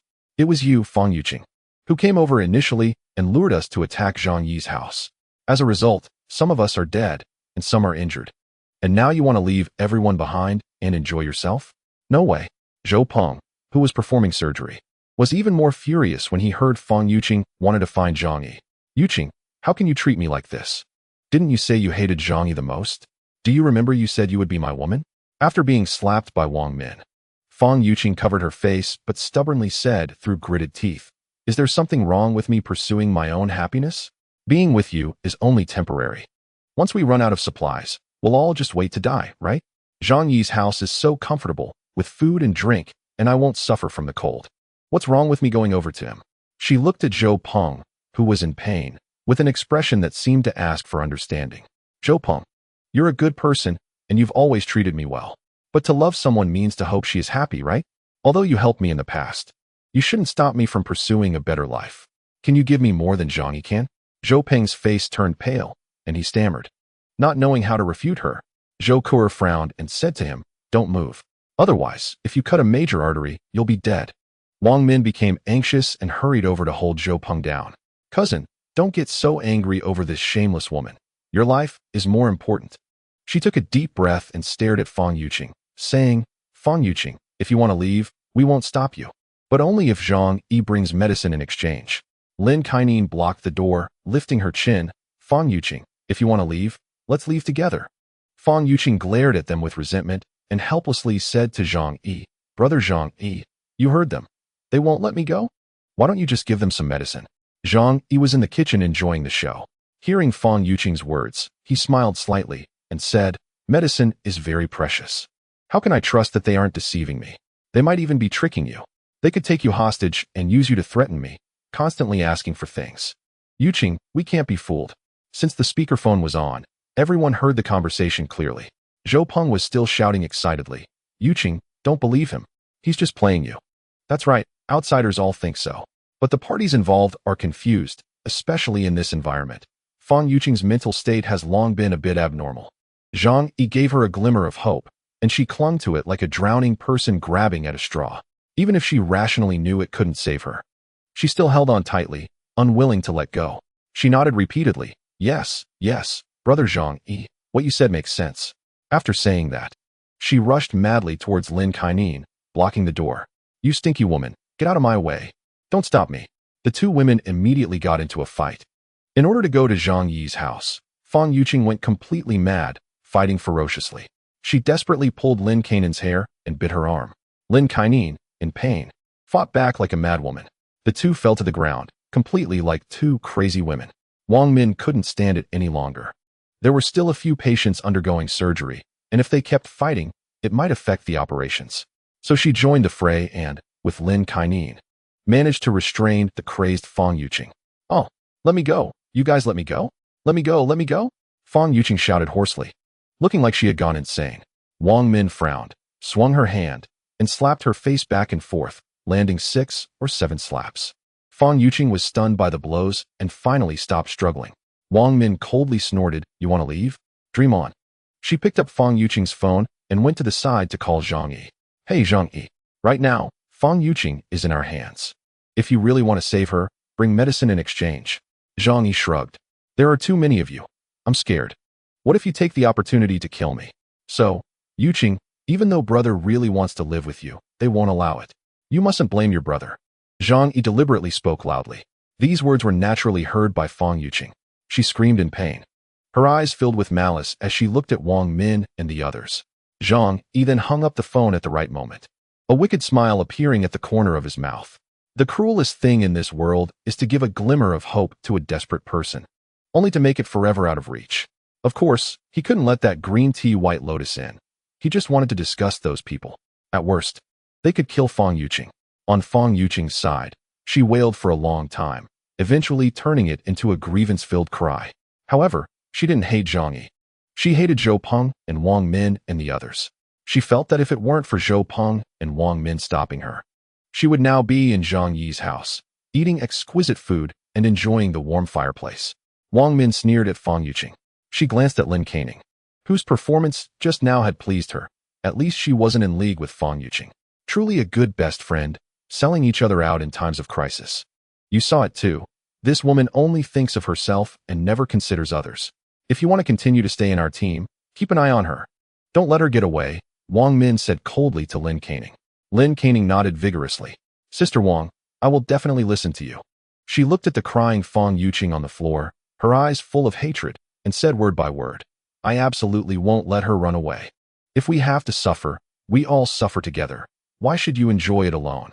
In the living room, Zhou Kuo performed a simple surgery on the 3 men. Due to a lack of sterilization and anesthesia, she could only quickly pull out the rusty tetanus arrow and use gauze to stop the bleeding. Unfortunately, there wasn't even a cotton ball for disinfection because the weather was too cold. Even the medical alcohol had frozen. The only good news was that the low temperature prevented them from passing out in pain.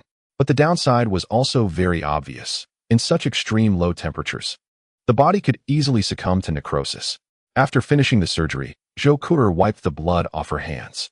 She closed the toolbox and said to Wang Min and the others, this is just a temporary measure. Without medication, there is a high risk of infection later on. So you all need to be mentally prepared. Wang Min and the others looked at each other helplessly. Zhang Yi wouldn't spare them a glance. How could they get medication? Chapter 52. Exposed Wealth. Zhou Kuo reached out her hand to Wang Min. She certainly couldn't help for free. Wang Min understood the rules and took out a pack of biscuits to hand to her. Although it wasn't much, if she saved it, it would be enough for 2 days. Zhou Kuo was somewhat satisfied and then left. After Zhou Kuo left, the atmosphere in the room became extremely oppressive. The wounds were still sending out continuous sharp pains, causing the 3 men to lie on the sofa, wrapped tightly in their blankets, unwilling to move. Zhou Peng looked at Fang Yuqing on the floor, his eyes filled with sorrow. As for the others, Their gazes towards her were filled with malice. Sun Jichao took a deep breath and said, "We can't just wait to die. We must get medication from Zhang Yi. Otherwise, if the wound gets infected, we will all die a miserable death." He looked at Wang Min and Lin Caning, speaking in a deep voice. "You should understand that without men to protect you, it's very hard to survive in this apocalyptic world." Wang Min and Lin Caning's faces turned grim. They understood that Sun Jichao was speaking the truth. Otherwise, Wang Min wouldn't have chosen to team up with them in the first place. "But we have no way to deal with Zhang Yi." Wang Min took a deep breath. Her face filled with helplessness. They had already failed in their strong attack, losing men and resources. What more could they do? Sun Jichao gritted his teeth, the pain in his body making him reckless. "I have an idea we can try." Everyone's eyes lit up as they looked at Sun Jichao. "What idea?" "As long as there's hope, we must try." "Yes, dragging it out like this is just waiting to die. We might as well gamble." Sun Jichao said, "Zhang Yi has a fireplace at home, which means he has stockpiled a large amount of fuel. And judging by his videos, he has plenty of food. Currently, only a few of us know this information. However, it's clear that we can't break into Zhang Yi's house now. Instead, we should leak this information and let everyone in the apartment building know." Sun Jichao's eyes were as venomous as a cobra. "If we can't handle him, can hundreds of people not? Not to mention there's a mad dog, Chen Jinghao, who has a gun. That group of people is ruthless. They dare to kill. So they will definitely go after Zhang Yi. By then, all we need is some medication and food, which shouldn't be a problem." As soon as he finished speaking, Gu Jiaoyang excitedly said, "This idea is good. I agree." The others didn't hesitate long before nodding in agreement. After all, they had no better options at the moment.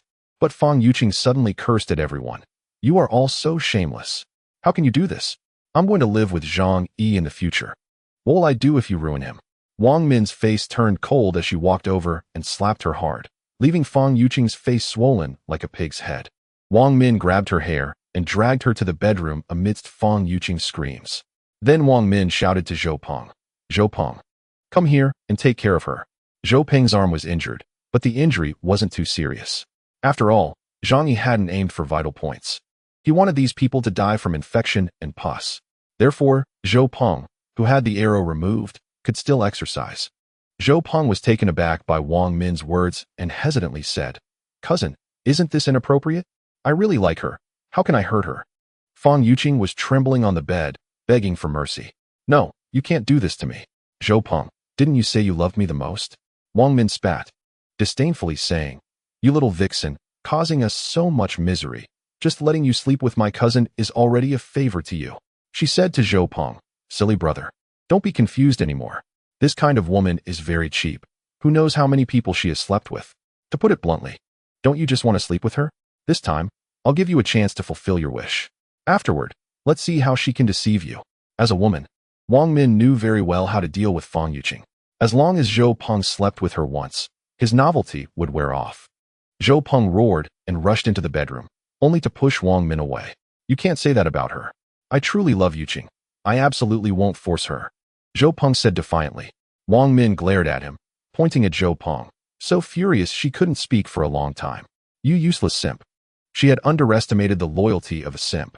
Zhou Peng said, "No, I'm not a simp. Yuqing is a woman who truly treats me well. I believe that as long as I patiently wait, she will eventually love me." As he spoke, Zhou Peng turned back to Fang Yuqing, showing a self-satisfied smile. "Don't be afraid. I'm here."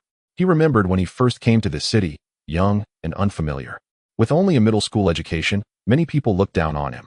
Only Fang Yuqing had given him a warm smile and even kindly asked him to help her move things. During his lonely and desolate times, Fang Yuqing had given him the opportunity to take her out to dinner. That feeling of being trusted by someone had always warmed Zhou Peng's heart. He would rather hurt himself than harm Fang Yuqing. Even though Fang Yuqing had just said such things, he believed it was Zhang Yi's fault. Fang Yuqing had only been deceived by him. That's right. As long as he patiently waited, Fang Yuqing would eventually understand that he was the best man for her. Seeing Zhou Peng's foolish smile, Fang Yuqing breathed a sigh of relief. Although letting him in for a moment is not a big deal, Fang Yuqing has always looked down on this person and still feels disgusted. The others in the room are speechless at Zhou Peng's sycophantic behavior. However, right now, everyone's mind is focused on uniting the entire apartment building against Zhang Yi, so they don't care about Zhou Peng anymore. Wang Min and the others decide to reveal the news that Zhang Yi's house is well-stocked to everyone. With everyone's help, they plan to break into Zhang Yi's house. Only by doing so can they seize the medicine and save Sun Jichao and the others. Thus, Wang Min posts the videos and photos of Zhang Yi from earlier in the owner's group. The reason for posting in this group is, of course, to let Qin Jinghao see it as well. Wang Min, neighbors, I just realized that some people are living such a happy life at home. This selfish behavior is simply shameless. The videos were taken in the past few days at Zhang Yi's house. Think about what kind of life we've been living recently, and what kind of life he is living. Is this fair? Everyone discusses how to handle this situation. Usually, this group has very little communication. Only Qin Jinghao occasionally threatens neighbors in it. Therefore, Wang Min's numerous videos and images immediately attracted everyone's attention. As a result, the neighbors eagerly clicked to watch the videos.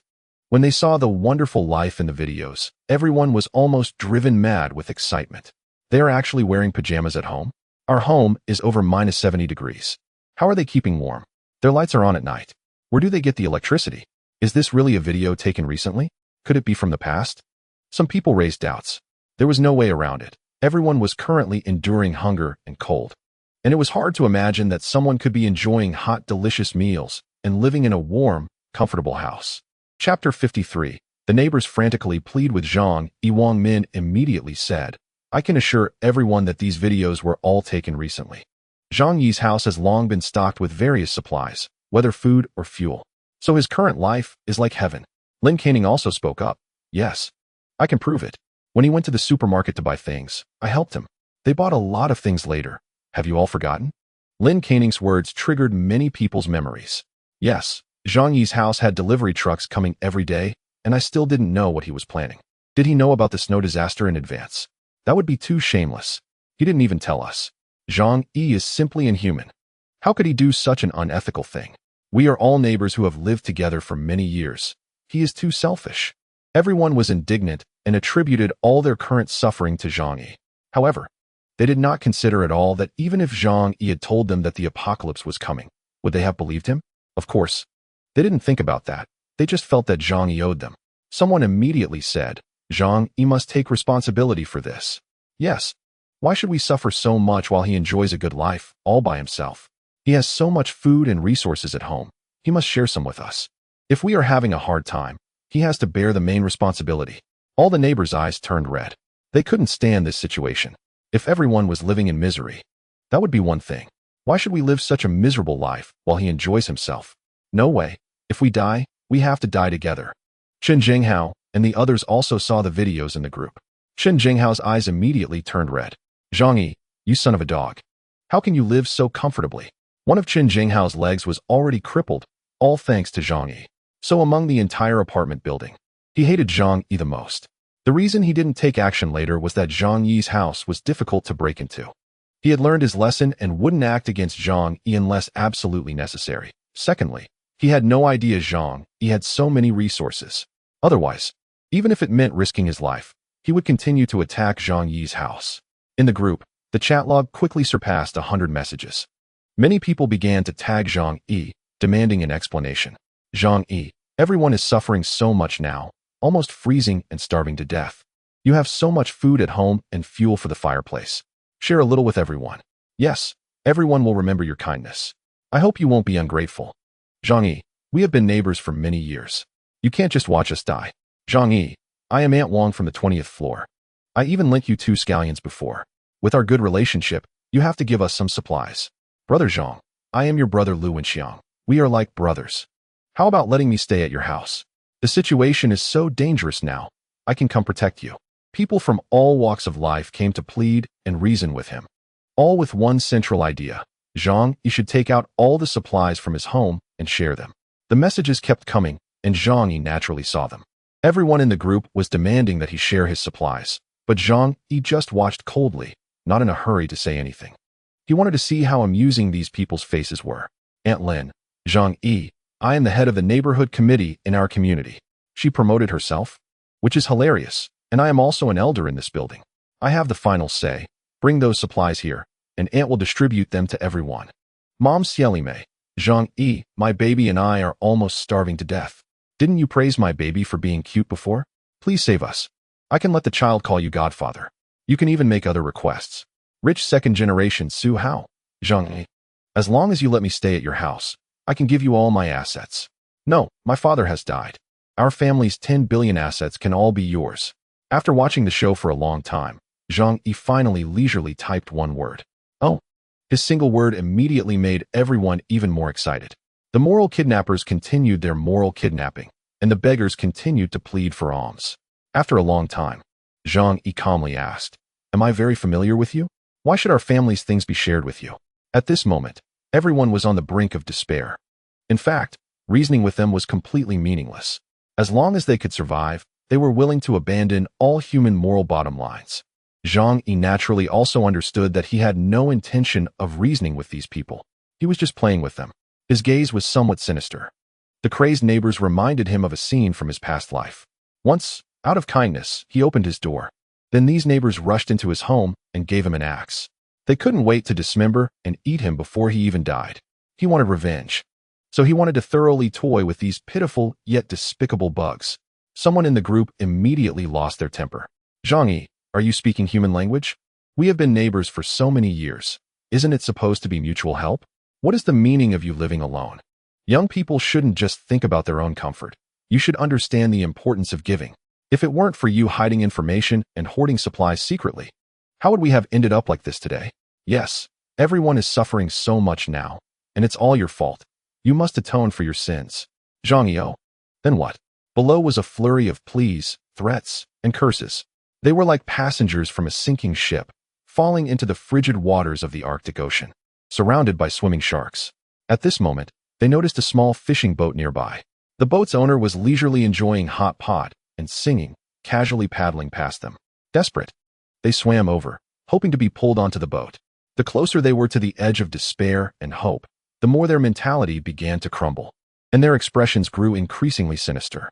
Zhang Yi watched their distorted faces and smiled as he took a bottle of premium Australian kangaroo tail from a temperature-controlled wine cabinet in another dimension, along with a portion of top-grade French foie gras.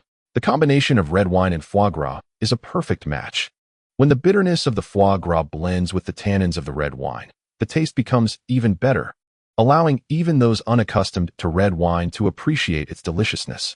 As Zhang Yi ate the foie gras and drank the red wine, he enjoyed the wonderful performance of his neighbors. Some sent him private messages, and others called him.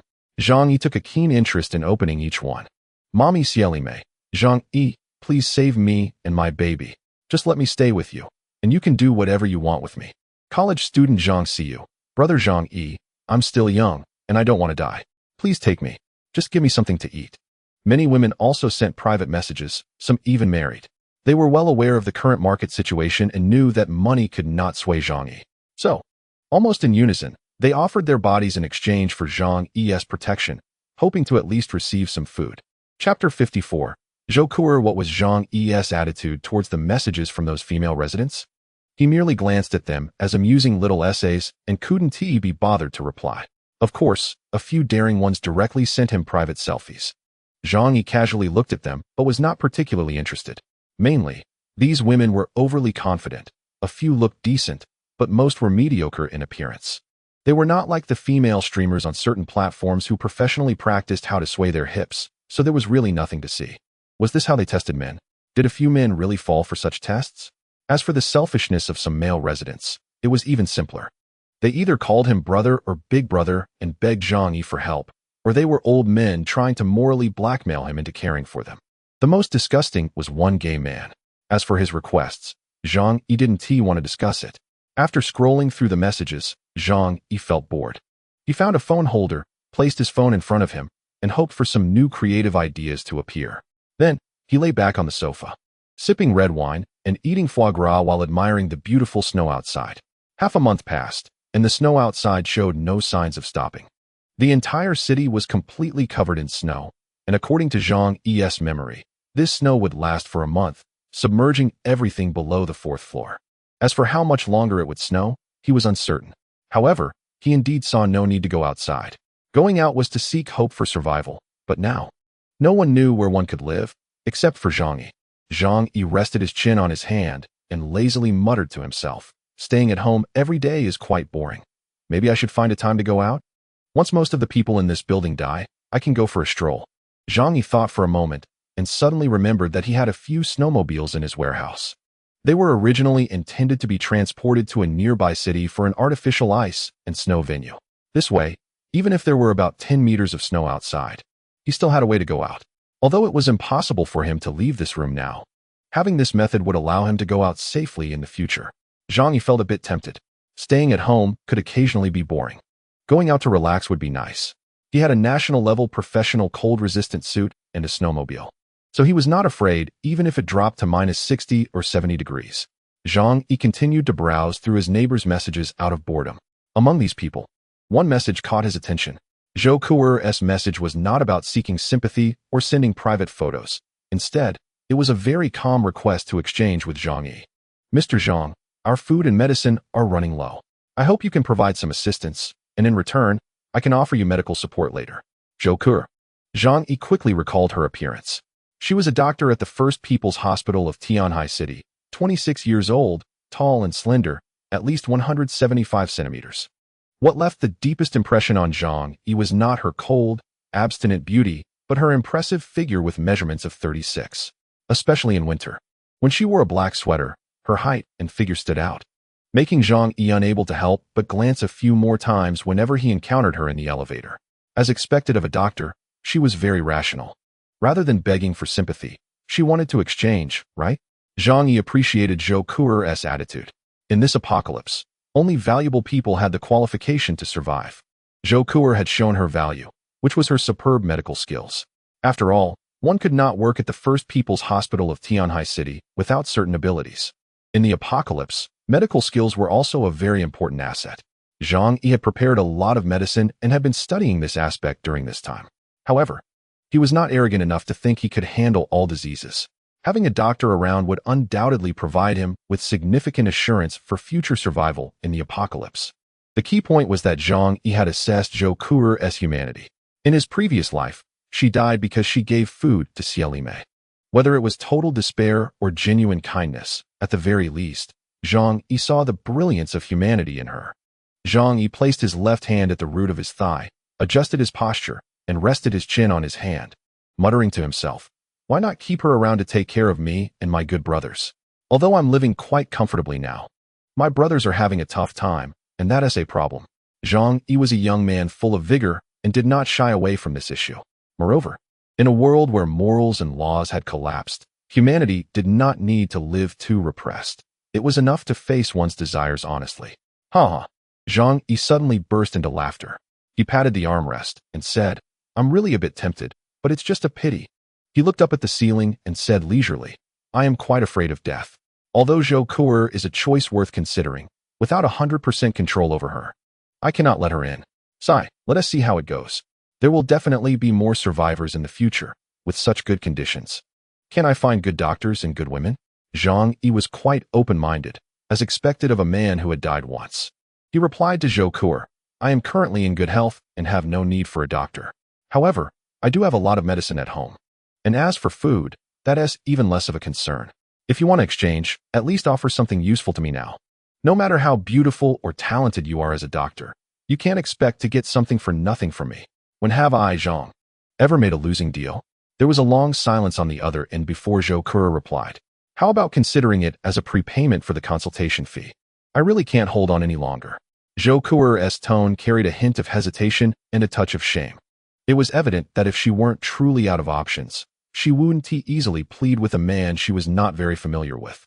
After pondering for a moment, Zhang Yi said to her, "I can give you food and medicine, but you also have to help me with something." "What kind of help?" Zhou Kuer asked. Zhang Yi said, "These neighbors are probably going to make a move on me. If you know what they plan to do, let me know." Zhang Yi was aware that these crazy neighbors would definitely attack his house. However, he was not afraid. When he built this steel fortress, he spent so much money and personally selected many features.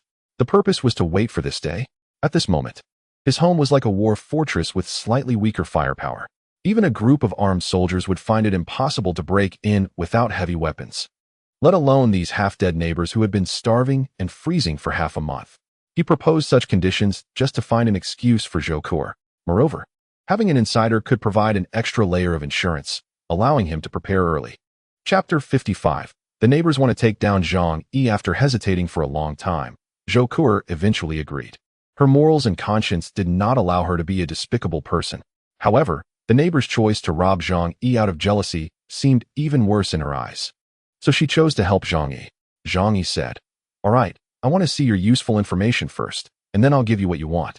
After that, it all depends on your performance." Zhou Kuer replied, "Okay, I understand." She was a kind-hearted woman, but definitely not foolish. She wouldn't naively ask Zhang Yi for unconditional help. Their conversation ended there. Zhang Yi glanced at the group chat, where messages were still coming in, continuously tagging him, moralizing and threatening him. "Zhang Yi, where have you been? Give us an answer. Are you going to hand over your supplies or not?" Some were already starting to get impatient. Zhang Yi smirked coldly. It seemed they had decided to launch a strong attack on his home. "Go eat shit," he replied with a laugh. Immediately, the group erupted in curses, spewing every vulgar word imaginable. Zhang Yi didn't care. "If you have the ability, come over." He had already tried killing someone himself and felt no guilt, so he didn't mind killing a few more. "All right, Zhang Yi, this is what you brought upon yourself. Don't say we didn't give you a chance. You selfish and despicable person. From now on, you will bear the consequences of everything that happens." The insults gradually subsided. Without needing to guess, Zhang Yi knew they must have created a separate group to discuss how to attack his house, just like they did with Qin Jinghao. Zhang Yi took a deep breath, a hint of tension and excitement appearing in his eyes, his body even starting to tremble slightly from excitement. Even though he knew his home was an impregnable steel fortress, facing an attack from over 100 people, feeling no tension would definitely be a lie. However, that thrilling feeling ignited the blood in Zhang Yi's veins. He had long wanted to teach a lesson to those bastards who had once shared his resources. A flash of white light appeared in Zhang Yi's eyes, and soon his weapons appeared in the living room. 5 steel crossbows, 3 high-level compound bows, over 200 crossbow bolts, and 300 arrows. There were also 2 large boxes of steel balls, a machete, a 1.2-meter-long pry bar, a baseball bat, and a hunting knife. All the weapons were laid out on the table, perfect tools for killing. In addition to these physical weapons, there were also pepper spray, electric batons, gasoline, a large amount of chemical reagents, and dozens of Molotov cocktails made from bottles, rags, and gasoline. Zhang Yi's gaze was cold and sharp. "Let however many come at me." As Zhang Yi expected, the neighbors became furious when they realized he would not hand over the supplies in his home. Sun Jichao created a new group chat and pulled all the surviving owners in except for Zhang Yi. They even brought Qin Jinghao into the group. When everyone saw Qin Jinghao, they felt a chill run down their backs. However, Qin Jinghao proactively said, "Everyone, our top priority now is to deal with Zhang Yi. The supplies in his house are probably more than all of ours combined. As long as we take him down, we can gain a lot of supplies. So don't worry. I won't attack anyone else now. But for this operation, I want half of the supplies." Having suffered losses at Zhang Yi's hands, Qin Jinghao knew Zhang Yi's defenses were strong and that he had crossbows.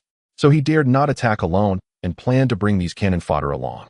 He believed that with over 100 people, they could surely break through Zhang Yi's defenses. How many weapons can Zhang Yi have? How many people can he shoot down? With over 100 people in the building, Qin Jinghao and his group had only 6 people but proposed to take half of the supplies. However, no one felt it was unfair.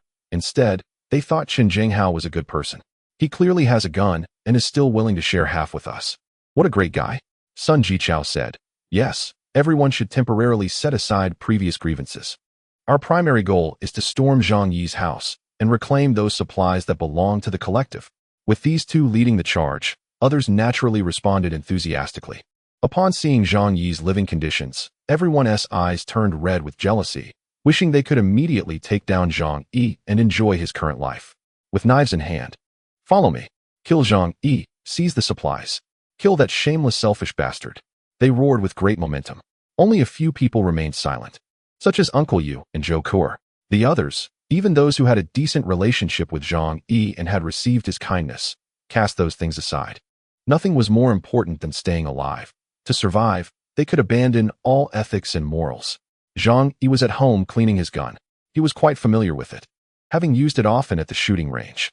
Moreover, a month before the apocalypse, he had intensified his training. Hitting a target at close range posed no pressure for him. At that moment, Zhou Kuer sent a message. "They plan to come to your house." After seeing this, Zhang Yi replied, "Oh, got it." Zhou Kuer sat on her sofa. looking at Zhang Yi's calm reply, and couldn't help but frown. She tightened the 2 layers of blankets around her and pulled her white little feet inside. They should have gone to every household. They've seen your video and are going crazy. Aren't you going to think of a way? Zhou Kuer felt that the most rational approach at this moment was to give up some supplies to quell everyone's anger.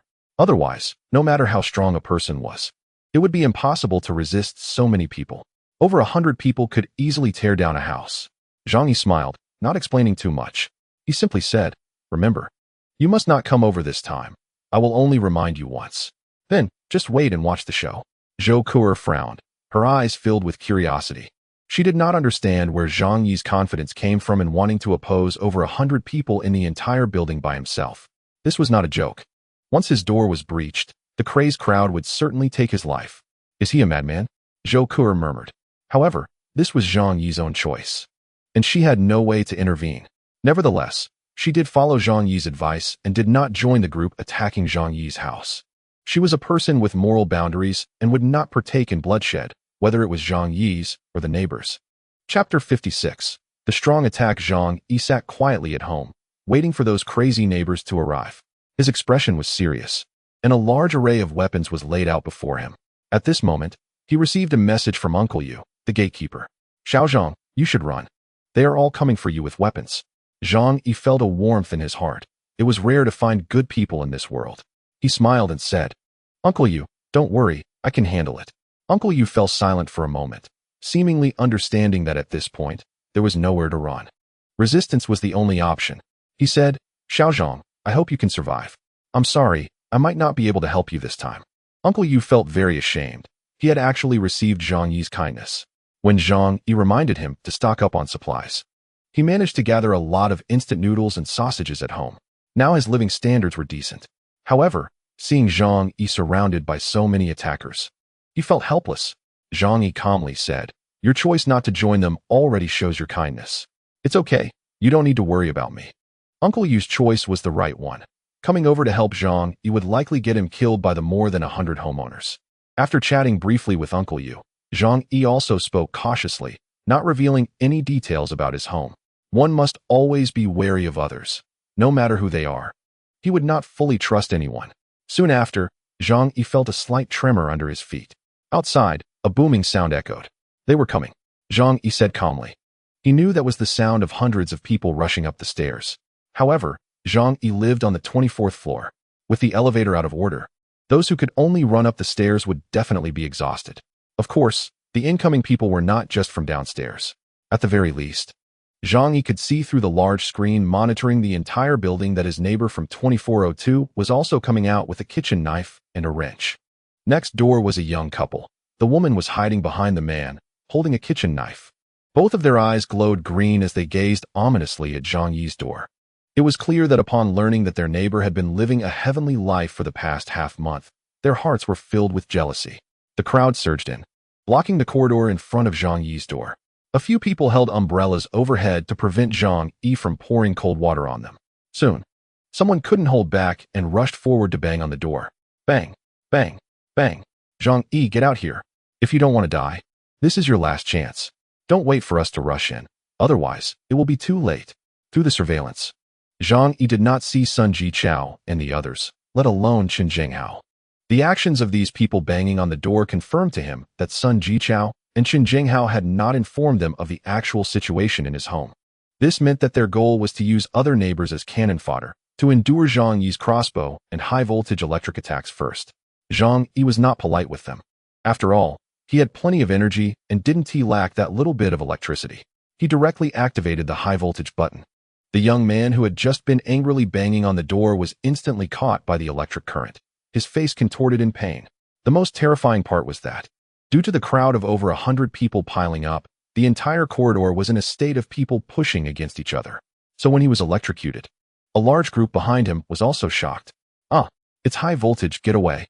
The people in the back scrambled to escape like they had been bitten by a tiger. If it weren't for their thick clothing, they wouldn't have had the chance to break free. Everyone was shocked by the high voltage, their muscles twitching in pain. The person knocking on the door and the 7 or 8 people next to him suffered the worst, with no chance to escape. They were directly electrocuted to a charred state. Others looked at them in horror, but no one dared to go and help. After about 10 seconds, Zhang Yi cut off the current. 9 people collapsed to the ground, charred all over, unsure if they were dead or alive. But everyone understood in their hearts that even if these people still had a breath left, their current situation was as good as death. Everyone stared wide-eyed in terror at the scene before them. They hadn't expected so many people to die at once, and right in front of them. The expressions of those who died from the electric shock were extremely distorted, their eyes wide open. Suddenly, a few women in the crowd couldn't take it anymore, screamed, and bent over to vomit. Unfortunately, they had nothing in their stomachs and could only spit out bile. Some people were filled with fear and wanted to escape. When they reached the stairs, they found that the corridor had been blocked off by Chen Jinghao and his lackeys. "What are you trying to do? Go back," Chen Jinghao said coldly, holding a gun. The corridor was the only way for them to escape, and by blocking it, Chen Jinghao intended to force everyone to confront Zhang Yi. If they died, it would be even better for Chen Jinghao, as he could legitimately seize the resources they held. Sun Jichao and a few others, dragging their sick bodies, were also on the scene. They looked at the 9 corpses, their expressions very indifferent. Clearly, they had the same intentions as Chen Jinghao. Seeing that the crowd was afraid, Sun Jichao shouted, "That damn Zhang Yi is simply a beast. He actually killed his own neighbors. Brothers and sisters, we must kill Zhang Yi to avenge them. Don't be afraid. Everyone use wood to smash the door. Just don't touch the door directly." He had no more tricks left. He was already out of ideas. "As long as we break down this door, there will be a warm furnace and endless food waiting for us." Sun Jichao's rallying speech made many people's eyes turn red. They had lived in hunger and cold for more than half a month, and for a bite to eat and a moment of warmth, they were willing to give everything. Soon, someone brought over a piece of wood, apparently taken from a wardrobe or bed. "Brothers, smash it for me. Open the door and kill that bastard Zhang Yi."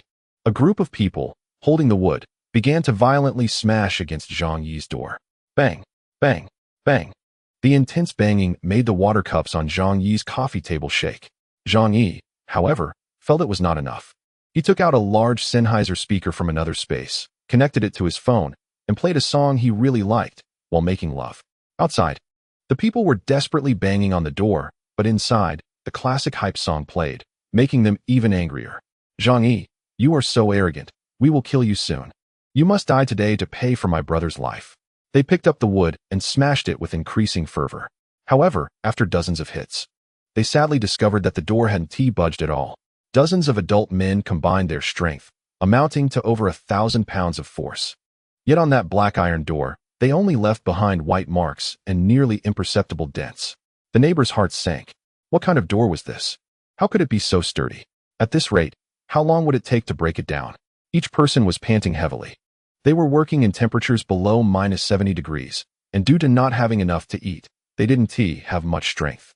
After this bout, many people's legs became weak, and they had to rotate. But at the current pace, it seemed they would exhaust everyone without breaking through. At this moment, one person walked over, stared at the door for a while, and then exclaimed, "This is a bank vault door." This person worked at a bank and immediately noticed the clue. Upon hearing this, the people around felt even more despair. "So this thing can't be broken?" The bank staff shook their heads bitterly. "Don't even talk about hitting it with wood. This is a top-of-the-line security door. Even if you use a bomb, you won't be able to break it open. If you don't have the key, only the world's top locksmiths have a slight chance of getting it open." At this moment, Zhang Yi, holding a crossbow, had already reached the shooting hole. Chapter 57. Heavy casualties. Looking at the crowd outside, still chattering and discussing strategies. Zhang Yi couldn't be bothered to aim this time. Since they wanted his life, there was no need to be polite to them. Zhang Yi was no saint. He raised the crossbow and began shooting. Soon, several people were hit by arrows and fell down.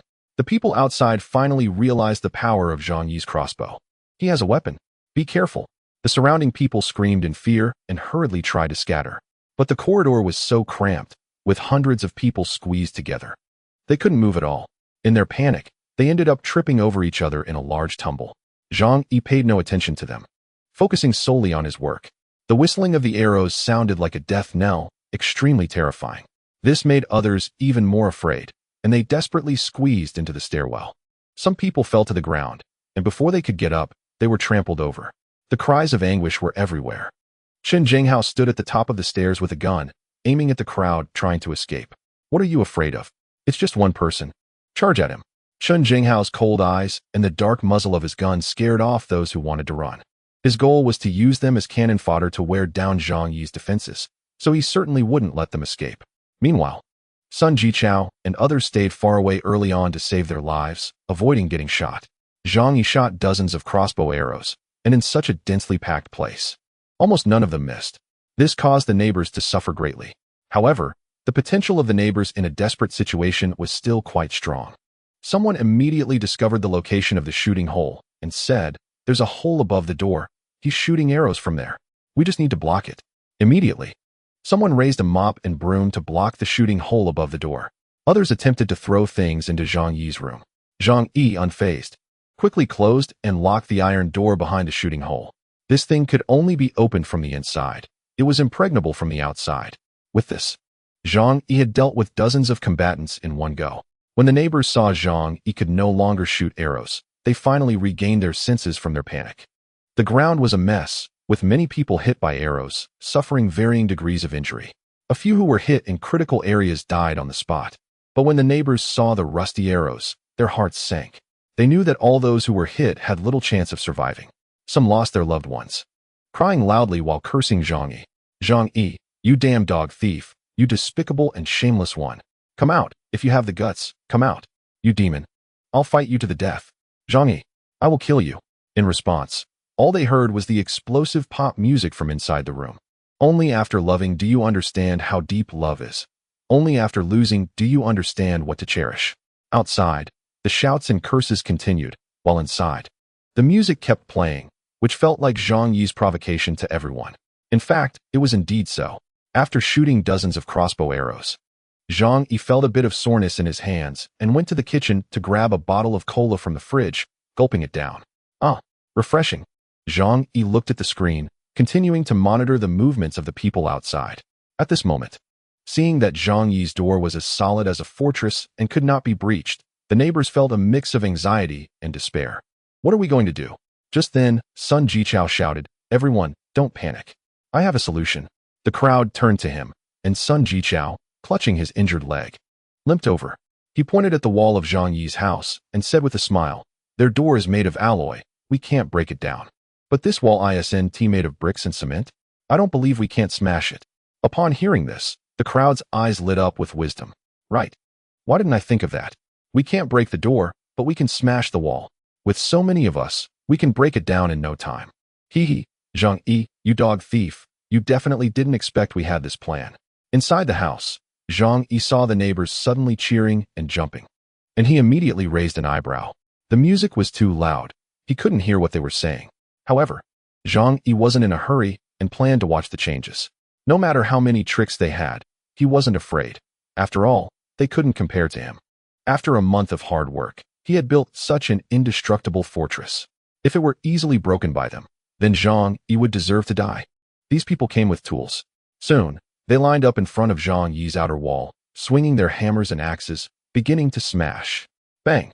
A big man used all his strength to hammer the wall. Suddenly, it cracked, and white dust fell. The crowd was excited, feeling they had found a breakthrough in Zhang Yi's house. They began to smash even harder. However, when the big man raised the hammer to strike a second blow, a sound of metal clashing suddenly rang out. Ping! The big man let out a scream, and the hammer fell to the ground with a crash. He staggered back and fell to the ground.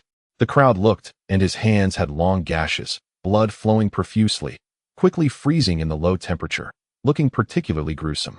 What is going on? The crowd was very confused. What kind of wall could withstand the impact of a big hammer? Someone walked over, brushed aside the dust, and when they saw what was behind, they were nearly shocked to drop their jaws. This wall is also made of steel. Everyone was stunned and gathered to take a look.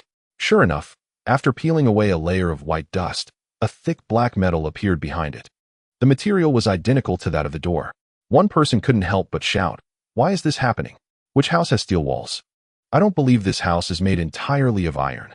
Some could no longer bear the despair and picked up their hammers to strike other places. Several people worked together, hoping to find a weakness in the wall. However, no matter from which angle they struck, they discovered only the solid, thick steel wall.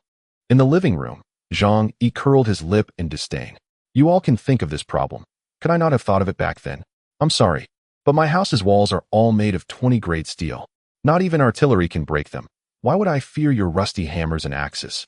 Zhang Yi's greatest advantage was his fear of death, so he solved all conceivable problems. When it was time for inspection, he checked every inch himself, hammering it all over to ensure it was safe. After all, he had a significant psychological shadow from being broken into and robbed in his previous life. He never wanted to experience that again. The sounds of hammering continued outside, and Zhang Yi found it too noisy, so he activated the room's noise cancellation feature.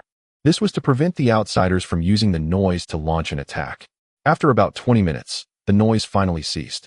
The owners of the entire building stared blankly at the metallic wall in front of them, their hearts colder than the ice and snow outside. It is like a cruel city wall, cutting off their hope of obtaining supplies. How could this happen? Why would someone build such a house? Someone covered their face and cried out in despair. Zhang Yi's neighbors, a young couple, also said sadly, "I knew they were renovating. But I never expected it to turn out like this. There probably aren't many normal families in this world that would build such a house." Sun Jichao, Zhou Peng, and Gu Jiaoyang had bloodshot eyes. If the entire apartment building couldn't break into Zhang Yi's house today, they would have to wait to die. Sun Jichao bit his lips so hard that he didn't even realize he was bleeding. Zhang Yi, he already knew there would be a snow disaster. Everything he did was to prevent us. Sun Jichao pointed at Zhang Yi's house and shouted angrily. The neighbors glanced at him and, while crying in pain, cursed Zhang Yi. Despicable Zhang Yi, only caring about himself and not considering all of us. If we all die, what meaning is there in you living alone? If you are the only one left in the world, won't you feel lonely? One day, you will fall into endless regret and self-blame for not warning us, for not helping us. Can you sleep at night? Don't you feel guilty? Some people, seeing they couldn't do anything to Zhang Yi, began to comfort themselves with a sense of desperation. One day, heaven will make you pay for this, Zhang Yi. If we die because of you, you will definitely live with a guilty conscience for the rest of your life, suffering greatly. They had no idea how happy Zhang Yi was in his own house. How could he take these slightly familiar strangers seriously? Chen Jinghao had been supervising with a gun from the back. At this moment, seeing the fully metal wall, he also felt the problem was tricky. Now, he was no longer interested in anyone else. He just wanted to seize Zhang Yi's house. What are you in such a hurry for? This is just the beginning. Even if their walls are made of iron, what about the ceiling? What about the floor? I don't believe he built an iron box. Chen Jinghao said coldly to everyone.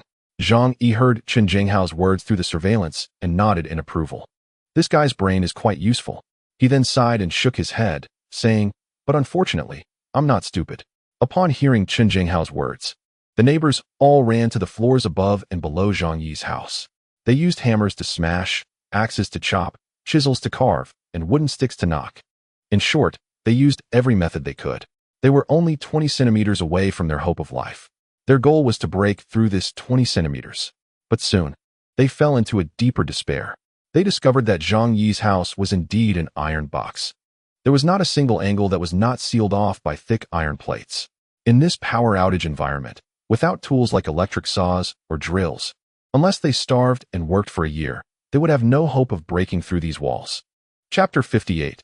Despair. Chen Jinghao and the others spent the entire morning surrounding Zhang Yi's house, smashing the walls. However, after digging through the wall's surface, floor, and ceiling, they found themselves blocked by a thick layer of steel plates. 20 centimeters of thick steel plates were a nightmare for them. Using only human power, there was no hope of breaking through at all. After all, working under ultra-low temperatures without enough energy to replenish their lost strength would only accelerate their deaths. Many people collapsed on the ground, groaning. They stroked their withered bellies. Hunger was about to conquer them completely. But there was hardly anything left to eat. Some people saw their neighbors beside them and caught glimpses of white flesh through the gaps in their clothes. A horrifying thought suddenly surged into their minds. Isn't this meat? As soon as the terrifying thought appeared, everyone was immediately chilled to the bone and desperately tried to drive the thought out of their minds. But once this idea emerged, it unconsciously provided an option in their desperate situation. They probably knew that if it really came to that day, the phenomenon of killing each other and cannibalism would definitely occur. Was there really no way out? Sun Jichao's face was full of pain. He even felt that his arm was starting to become inflamed and rotten. Without antibiotics, or even ordinary anti-inflammatory medicine, it was impossible to effectively clean the wound. Now, there was still a lot of rust on his injury. In this situation, death was almost inevitable. Damn Zhang Yi, why are you so cruel? What does it matter if you sacrifice yourself a little for the sake of so many of us living? Sun Jichao yelled to the sky, despair twisting his soul completely. At that moment, Zhang Yi's neighbor suddenly stepped forward. Maybe you can try going through the balcony. When they renovated their house, they turned the balcony into a floor-to-ceiling window with a large area of glass. Perhaps there's a chance to break in. The other residents couldn't see the back of Zhang Yi's house, but his neighbor could. In Building 25, some floors had a balcony, and Zhang Yi's 24th floor happened to have a small platform. Usually, he used it to plant flowers and air out quilts. Hearing what Zhang Yi's neighbor said, a group of people on the brink of despair suddenly looked up. A window? Yes. Since his house has windows, there must be an exit. It can't all be sealed off. As long as there are windows, we can rush in. A group of people rushed into Zhang Yi's neighbor's house without hesitation. There was actually about 15 centimeters of space between the two balconies, and a railing was installed in between. However, these could not stop the now crazed crowd. But outside the balcony was not like the hallway. At this time, the hallways were sealed off by each household, airtight, and still had some warmth. However, outside, the north wind was howling and heavy snow was falling, which could freeze a person solid in just a few hours. Chen Jinghao and the others didn't care about this. As long as they could rush into Zhang Yi's house, they could gain everything. The crowd howled and jumped onto Zhang Yi's balcony like madmen. Zhang Yi naturally noticed this scene. The two sides exchanged glances for less than a second. The neighbors then waved their tools and frantically smashed against the huge floor-to-ceiling window. Zhang Yi dragged his white lounge chair to the window, lying down leisurely, and casually poured himself a cup of steaming coffee. The small balcony was soon crowded with more than 10 people. Their faces were pale, resembling living corpses, and coupled with their crazed and twisted expressions, they didn't look like living people at all. Zhang Yi thought to himself that if there were really zombies, they would probably look like this. Bang, bang, bang. The dull sounds echoed on the floor-to-ceiling window. Braving the wind and snow, this group of madmen desperately smashed the glass. Even when they accidentally hit their own hands, they felt no pain, allowing blood to flow and then freeze. Just moments ago, when they were smashing the walls, that feeling of desire was not yet obvious. But now, with only a layer of glass in between, they could more clearly see how extravagant Zhang Yi's life was. Inside the house, the fireplace was roaring, and Zhang Yi was lying in his white lounge chair dressed in just a single layer, looking like a landlord. A cup of freshly brewed coffee was beside him, still steaming, and the amount of milk foam suggested it was a cappuccino. The coffee table was piled high with weapons, but that wasn't the main point. The main point was that underneath the coffee table, a large pile of half-eaten snacks was thrown there. Potato chips, hamburgers, cola, pizza, roast chicken, roast duck, and even oil-splashed noodles. These things have completely driven the neighbors on the balcony crazy, just leaving them for half a month. They were as excited as if they had reunited with a long-lost father. Roar. They were so excited that they even forgot their language, expressing their excitement with desperate howls. Then they became even more frantic, using all their strength to smash the windows. Zhang Yi held a cup of coffee, enjoying this good show. He casually said, "Who says glass is always weaker than metal? The cost of this wall is extremely high. For the sake of quality of life, I refused the proposal from the Dragon Security Company and didn't use metal here. Instead, I spent a lot of money customizing a whole wall of bulletproof glass for the floor-to-ceiling windows." He still remembered what the manager of the Dragon Security Company, Wu Huiren, had said. Such a thick wall is not meant to stop bullets, but shells. The bulletproof glass used in special vehicles for heads of state in Western countries is made of this material. However, its thickness is still less than half of Zhang Yi's wall. Sure enough, as this group of people kept smashing, they realized something was wrong. They initially thought it was acrylic and that they could break it with a few hard hits. But after more than 10 people smashed for a long time, not even a crack appeared. What kind of glass is this? Could it be bulletproof glass? What? Bulletproof glass. This word came out hoarsely from a bespectacled man's throat, filled with despair, as if from the depths of hell. If it can stop shells, how can it not stop your handiwork? No, I don't believe it. A young man shouted to the sky, "My life is in my own hands, not in the heavens. I refuse to believe I can't break it. As long as I break it, the fireplace and the food and drink inside will all be mine. I must break it." Perhaps under the extreme cold. Caught between hope and despair, everyone's minds froze. They chose to throw away their rationality, desperately fighting for a future. Zhang Yi applauded them, feeling moved. However, he felt a bit hungry. So he took out some food from his space, like braised pork knuckle, caramelized bananas, and some snacks, enjoying pure cocoa butter chocolate. Chapter 59. Smash harder, haven't you eaten? Just a layer of glass separates them, while the people outside, against the biting wind and snow, twisted their faces in desperation trying to smash the glass. On the other side, Zhang Yi lounged comfortably in a chair, eating delicious food. This stark contrast drove the neighbors outside nearly mad with jealousy. They cursed, their voices hoarse and eyes bloodshot. Zhang Yi, just wait. I'm going to kill you soon. Once I break this glass, you're done for, you damn selfish scum. You don't have much time left to be arrogant. Today is your day of reckoning. All that delicious food and hot coffee are mine, all mine. Upon hearing this, Zhang Yi raised his coffee cup to gesture to them. Go for it, keep going. Soon, the group outside began to tire. After all, this is the 24th floor, the wind was strong, and with the heavy snow, their body temperatures were dropping rapidly. They had to switch out every 10 minutes. But half an hour had passed, and the glass had only a few minor scratches on it. Their hearts sank deeper into despair. However, looking through the transparent glass at how comfortably Zhang Yi lived, jealousy made them unwilling to give up. After another half hour, they were still trying. Zhang Yi noticed a few small followers of Chen Jinghao among the crowd. Clearly, at this moment, Chen Jinghao couldn't afford to sit back and do nothing. Zhang Yi felt it was about time. So he sat up from the lounge chair, walked to the coffee table, and picked up a bottle. The glass outside was frosted over, and at first, the neighbors didn't know what Zhang Yi was holding, thinking it was a drink. But the next moment, they saw Zhang Yi pull out a lighter and ignite something. Suddenly, a hole appeared above their heads, and a fireball was thrown out. As a countermeasure, Zhang Yi's house had shooting holes in both the front and back, and not just one. The bottle arced through the air in a yellow line, falling to the ground amidst their astonished gazes. Bang! With a crisp sound, flames roared to life. This was a homemade Molotov cocktail by Zhang Yi. Even in ultra-low temperatures, gasoline could burn fiercely and release heat. Gasoline splattered everywhere from the bottle, igniting into a raging fire. The balcony space was already small, and the down jackets and cotton pants of the more than 10 people ignited in large flames upon contact with the gasoline. Zhang Yi wore a mocking smile as he lit the next Molotov cocktail and threw it outside. Fire, fire. The group was packed together, and with the balcony being separated, jumping to the neighboring balcony wasn't easy. These people couldn't escape, as flames engulfed them.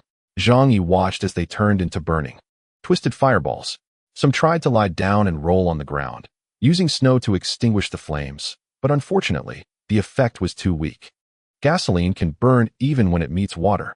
Others attempted to crawl over to the next balcony, but in their haste, they lost their footing and fell from the 24th floor. With a long, mournful scream, there was a loud bang. At 24 stories high, who knows if the snow below could cushion that impact? But according to the laws of physics, even if he didn't die, he would have broken bones, ruptured organs. It would be as good as dead. Zhang Yi laughed. At least dying from a fall is better than being burned alive. Bang! A grotesque face suddenly slammed against the glass, twisted and terrifying, glaring at Zhang Yi with malice. Save me, save me. In extreme pain, he cried out to Zhang Yi for help. Zhang Yi raised his coffee cup to acknowledge him. I'll save you. Go die, you worthless fool. The man let out a desperate cry, completely consumed by flames. On the neighboring balcony, there were still 60 or 70 people waiting to switch out. Seeing this hellish scene, they turned pale with fear. Help, help. I don't want to die, please. The person engulfed in flames wanted to crawl over to plead for help, gripping the railing to pull himself over. At that moment, a man here didn't hesitate and kicked hard at his hands. Get lost, quickly. You're beyond saving. Don't drag us down with you. He kicked again and again, even kicking off the man's fingers. The man struggled for a moment, then looked at them in despair, slowly collapsing against the railing. A familiar burnt smell filled the air. In summer, you can often smell it while shopping on the street. In no time, all those more than 10 people were dead. Some, who were only slightly burned at first and wanted to escape, were stopped by the neighbors next door. Fearing that the flames would catch them, they chose to let those people die. Others, in too much pain from the burns, jumped off the 24th floor. The raging fire brought a bit of long-lost warmth to these people. Gradually, they stepped forward, extending their hands to warm themselves, wearing a smile that showed they hoped no one would notice. The flames burned for over 20 minutes before finally dying down.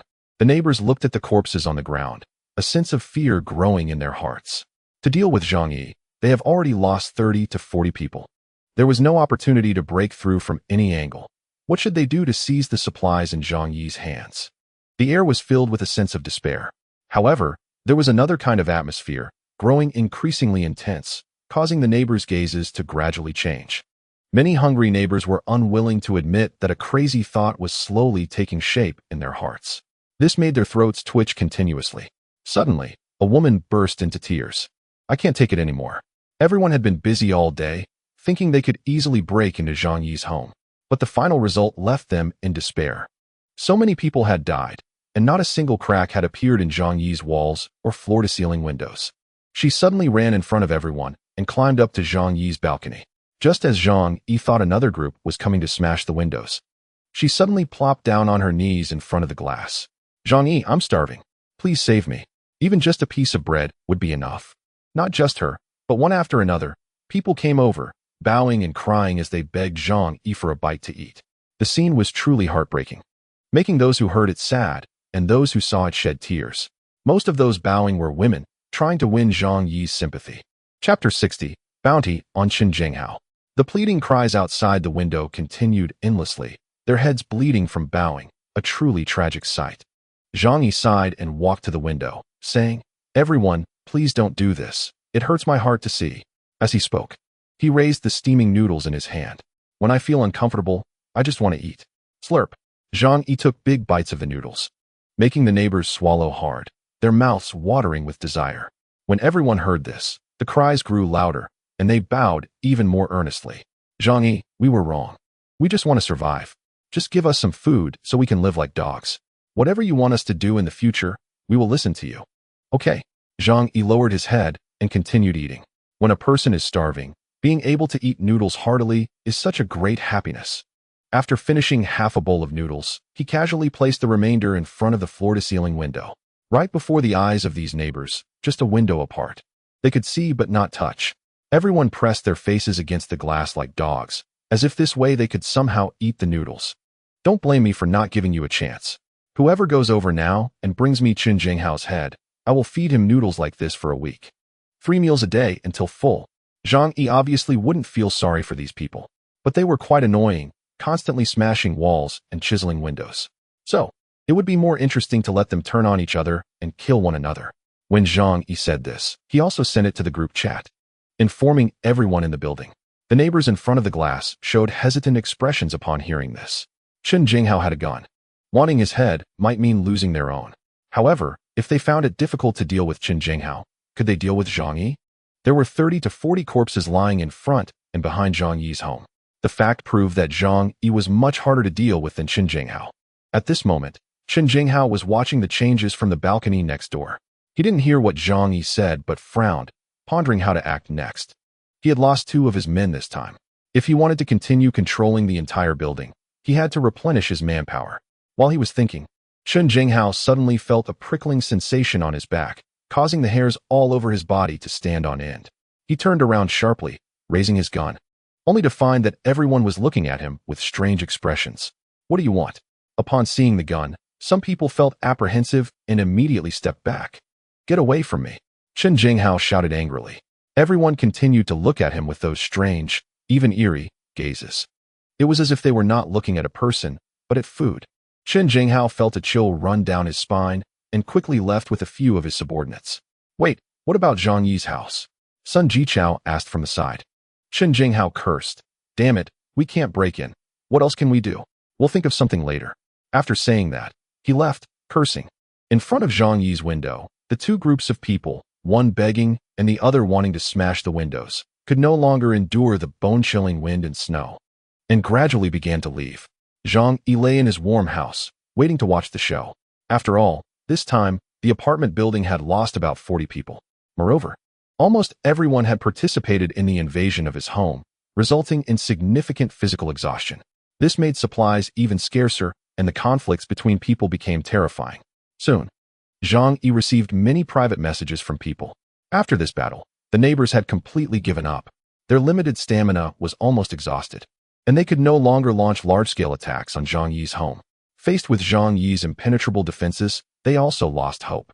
Thus, Many began to plead with Zhang Yi for mercy or proposed exchanges of benefits. For example, the rich second-generation Su Hao. He filmed his girlfriend all over and said to Zhang Yi, I can give you my woman. I just ask you to give me some food, okay? She is a famous car model in Tianhai City. Just look at her looks and face. She's exceptional. I guarantee you'll like her. Please help me. Zhang Yi naturally recognized that model. Su Hao bought a house here just to keep her. Usually, she dressed provocatively, like a seductive fox, exuding temptation at all times. In the past, she wouldn't even spare a glance at the men around her. Faced with Zhang Yi, she always had an arrogant expression. But now, Su Hao was willing to sell her for a few meals.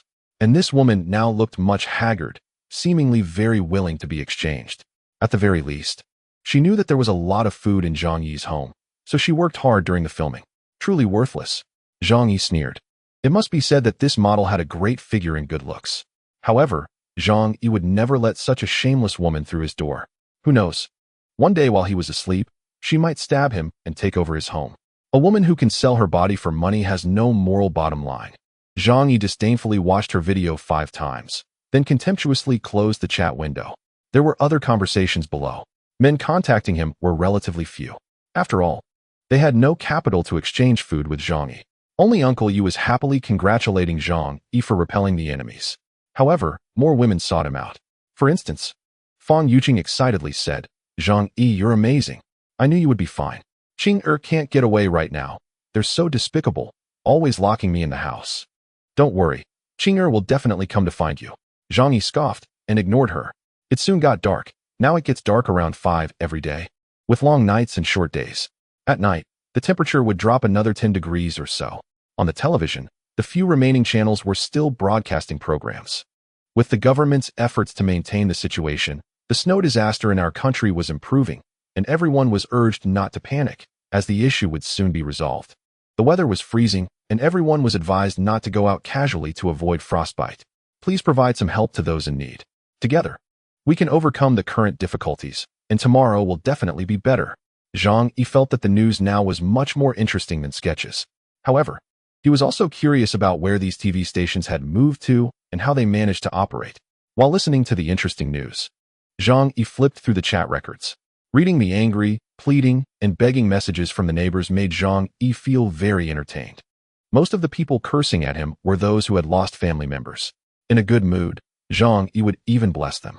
Congratulations to you who have lost family members. You can roast meat for the funeral and mix the ashes with rice. Zhang Yi teased them, which only made those people curse even more fiercely. Suddenly, he noticed some movement on the balcony. Curious, Zhang Yi walked to the window. Due to the heavy snow outside, the light was very bright. Then he saw someone secretly transporting those corpses. To be precise, they were the charred remains. These people were wrapped up tightly, and when they noticed Zhang Yi looking at them, they were all startled. Zhang Yi, we're not here to mess with you. Don't misunderstand. We're just here to move the corpses. The trembling voices of these people showed their guilt as they dared not look at Zhang Yi. Zhang Yi slightly curled his lips. Oh, moving corpses? Are you their family? And for burial, just throw them down below. Are you really going to pile up a grave at home? The people were at a loss for words in response to Zhang Yi's questions. Anyway, you won't be using these corpses, so just ignore us. They gritted their teeth and quickly dragged the corpses away. Zhang Yi waved at the glass. You guys are quite ruthless. Have you finally come to this point? Chapter 61. Zhou Kuter can't stand it. The next day, Zhang Yi heard gunshots in the hallway. Bang! Bang! The 2 gunshots sounded like 2 large firecrackers. It was undoubtedly Chen Jinghao taking action. Clearly, Zhang Yi's words from yesterday had taken effect. In a desperate situation, people's fear of death began to slowly fade. The promise of a week's worth of unlimited noodles was an irresistible temptation for them. Zhang Yi opened the surveillance and saw the scene of the conflict breaking out. 2 men lay on the ground with wrenches and kitchen knives, blood staining the hallway. However, Chen Jinghao was not in a much better state. He leaned against the wall, holding a gun, looking quite shaken. They would intercept people coming here to fetch water, and others could naturally take this opportunity to counterattack them. Chen Jinghao ordered his subordinates to drag the 2 corpses away, and he quickly returned to his residence. A handgun was firmly gripped in his hand. Now, it was his last reliance. After dragging the 2 corpses back home, Chen Jinghao signaled to his little brothers, and they immediately dragged the bodies to the back of the kitchen. Chen Jinghao's gaze was sinister, Sitting on the cold sofa did not provide him with much warmth. After returning yesterday, he saw the messages in the group and learned that Zhang Yi had placed a bounty on him. This made him furious. He considered himself a hunter, and Zhang Yi was merely prey. Prey had no right to counterattack the hunter. However, he underestimated the madness of people in desperate situations. Early this morning, 2 desperate young men came to take his life. This made Chen Jinghao feel a sense of crisis, but at the same time, it drove him even more insane. Die? I'll kill you all. If you want me dead, you must die first. Chen Jinghao roared. After relaxing, he suddenly felt pain in his back. So he called over a little brother to help him check what was wrong. After taking a look, the little brother exclaimed, "Brother Hao, you've been stabbed in the back." There was a 30-centimeter long cut on Chen Jinghao's down jacket made by a kitchen knife. The blood was not very noticeable on the black jacket and could only be seen upon closer inspection. Just now, due to the extreme cold outside and Chen Jinghao's adrenaline rush, he hadn't felt the pain. Now, hearing his little brother say this, he cried out in pain. These 2 bastards actually dared to ambush me. Sweat beads formed on his forehead as he quickly picked up his phone and called Zhou Kuer. "Dr. Zhou, I've been hurt. Come over and help me bandage it." Soon after, Zhou Kuer arrived at Chen Jinghao's house with a medical kit on her back. Looking at this ruthless killer, Zhou Kuer was filled with disgust. But to stay alive, she had no choice but to treat his wound. In fact, the reason Chen Jinghao's arrow wound hadn't acted up before was also because she had treated the wound. Although she was reluctant, facing the gun of a villain, she had no options. "I want to help you for free," Zhou Kuer said coldly. Chen Jinghao chuckled, pointing to the kitchen. "I'll share a portion of what we eat later." Zhou Kuer sniffed hard, and only then did she catch the pungent smell of blood. Her expression changed. Having worked in the hospital for years, she certainly knew what that was. Holding back the urge to vomit, Zhou Kuer coldly replied, "No need." Chen Jinghao laughed coldly, ignoring her. He thought Zhou Kuer was just pretending to be aloof. Sooner or later, when she was too hungry to bear it, she would naturally eat. This isn't a way to go on. These cattle and horses are now daring to resist, which is very unfavorable for us. We can only kill Zhang Yi and take over his house. Then we'll be safe in the future. Their house is like a fortress with plenty of supplies inside. Enough for us to live on for a few months. Maybe by that time, the snow disaster will have passed. So, they needed to think about how to deal with Zhang Yi. Chen Jinghao told his little brothers. A few little brothers exchanged glances. "Brother Hao, we attacked Zhang Yi's house several times, but every time we failed. Their house is like a turtle shell. We can't get in." Chen Jinghao said. "I don't believe there are no flaws in their house, and I don't believe he doesn't go out. How about this? We move in next door to keep an eye on him. As long as there's an opportunity, just take him out directly. Plus, living on a higher floor is safer." A group of people was in a state of panic, nodding in agreement to whatever Chen Jinghao said. Zhou Kuer listened to their conversation intently. Using the excuse of going to the bathroom, she went to the restroom to message Zhang Yi, informing him of the situation. After learning about it, Zhang Yi laughed dismissively. It was absolutely impossible for him to go out. Knowing this, you stay there and observe the situation. Zhou Kuer was a doctor, so Chen Jinghao wouldn't kill her, which meant she was temporarily safe. Zhang Yi wasn't in a hurry to act. He set a bounty, and soon enough, someone would recklessly try to kill Chen Jinghao. After gathering supplies, Chen Jinghao and the others took Zhou Kuer to the 24th floor. The young couple living next door to Zhang Yi knew that Chen Jinghao had arrived and were extremely frightened. Chapter 62. Live streaming a feast for the neighbors. Open the door, open the door. "I'm Chen Jinghao, and I want to switch rooms with you. Open the door quickly, or I'll shoot." Inside the room, the young couple clung to each other in terror. "What should we do? They're here to take our house. We might not even be able to keep our last bit of food." The wife looked at her husband with despair. The husband, a bespectacled clerk, comforted her. "Don't be afraid, it's okay. If they want the house, let's just give it to them. By the way, quickly hide the remaining food on you." The two of them hid the little food they had left in their clothes, then tremblingly opened the door. Seeing the fierce-looking Chen Jinghao and his men outside, the man swallowed hard and bowed, saying, "Brother Hao, this house is yours from now on. We'll leave right away." Just as they were about to step out, one of Chen Jinghao's subordinates snickered and raised his steel pipe. Bang! After a muffled sound, the man collapsed to the ground, his eyes darkening. Even as he fainted, disbelief filled his eyes. He couldn't understand why, despite complying and giving up the house, they would still resort to violence. The woman looked in horror at her husband lying motionless on the ground. She covered her mouth and let out a shriek. Another stick fell on her head. Two small thugs came over, saying no more, ensuring the couple could no longer speak. Zhou Kurer covered her mouth tightly, completely dumbfounded. This was her first time witnessing a murder, and no matter how strong her mental fortitude, she couldn't remain calm. Chen Jinghao only glanced at her and sneered. It's too cold. They were bound to die sooner or later. Dr. Zhou, you need to get used to this. After killing many people, he had completely lost his respect for life. Furthermore, there was one thing Chen Jinghao was unwilling to admit. After being attacked and having a bounty placed on him by Zhang Yi, he felt a sense of fear inside. Therefore, he had to use more brutal methods to suppress the owners at all levels and make them submit. Zhou Kuer held back her nausea and said nothing. Chen Jinghao swaggered into the house, instructing his subordinates to deal with the couple. In the following days, Zhang Yi could always hear a clanging sound coming from next door. He knew it was Chen Jinghao and his men looking for weaknesses in his room. Moreover, those few people were taking turns monitoring the front door and back window of Zhang Yi's house. Chen Jinghao thought Zhang Yi would at least come out to take out the trash or get melted snow. As long as he grabbed an opportunity to kill Zhang Yi, he could seize everything that belonged to him. However, he didn't realize that Zhang Yi had a huge alternate space, so water was never an issue. Nonetheless, it was indeed inconvenient for Zhang Yi to open the window to throw out the trash. Chen Jinghao had a gun, and he wouldn't take that risk. However, for a homebody, having a bit more trash at home was no big deal. When bored, he would play games or watch movies and TV shows he had downloaded in advance. In the owner's group, pleas for help from his neighbors continued endlessly every day. Along with that came furious curses from those who felt they could not get what they wanted. Zhang Yi, you're an inhumane bastard. You could let everyone live a little longer. Why are you so selfish? You will be lonely for the rest of your life. Don't you have a heart? If you don't help us, you'll live in guilt and regret for the rest of your life. Faced with the neighbors' angry curses, Zhang Yi's response was quite simple.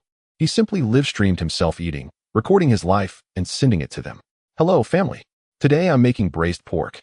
After saying that, he tossed a piece of pork belly weighing at least 2 pounds onto the cutting board. The neighbors in the group turned red with envy. What kind of braised pork can use that much pork belly?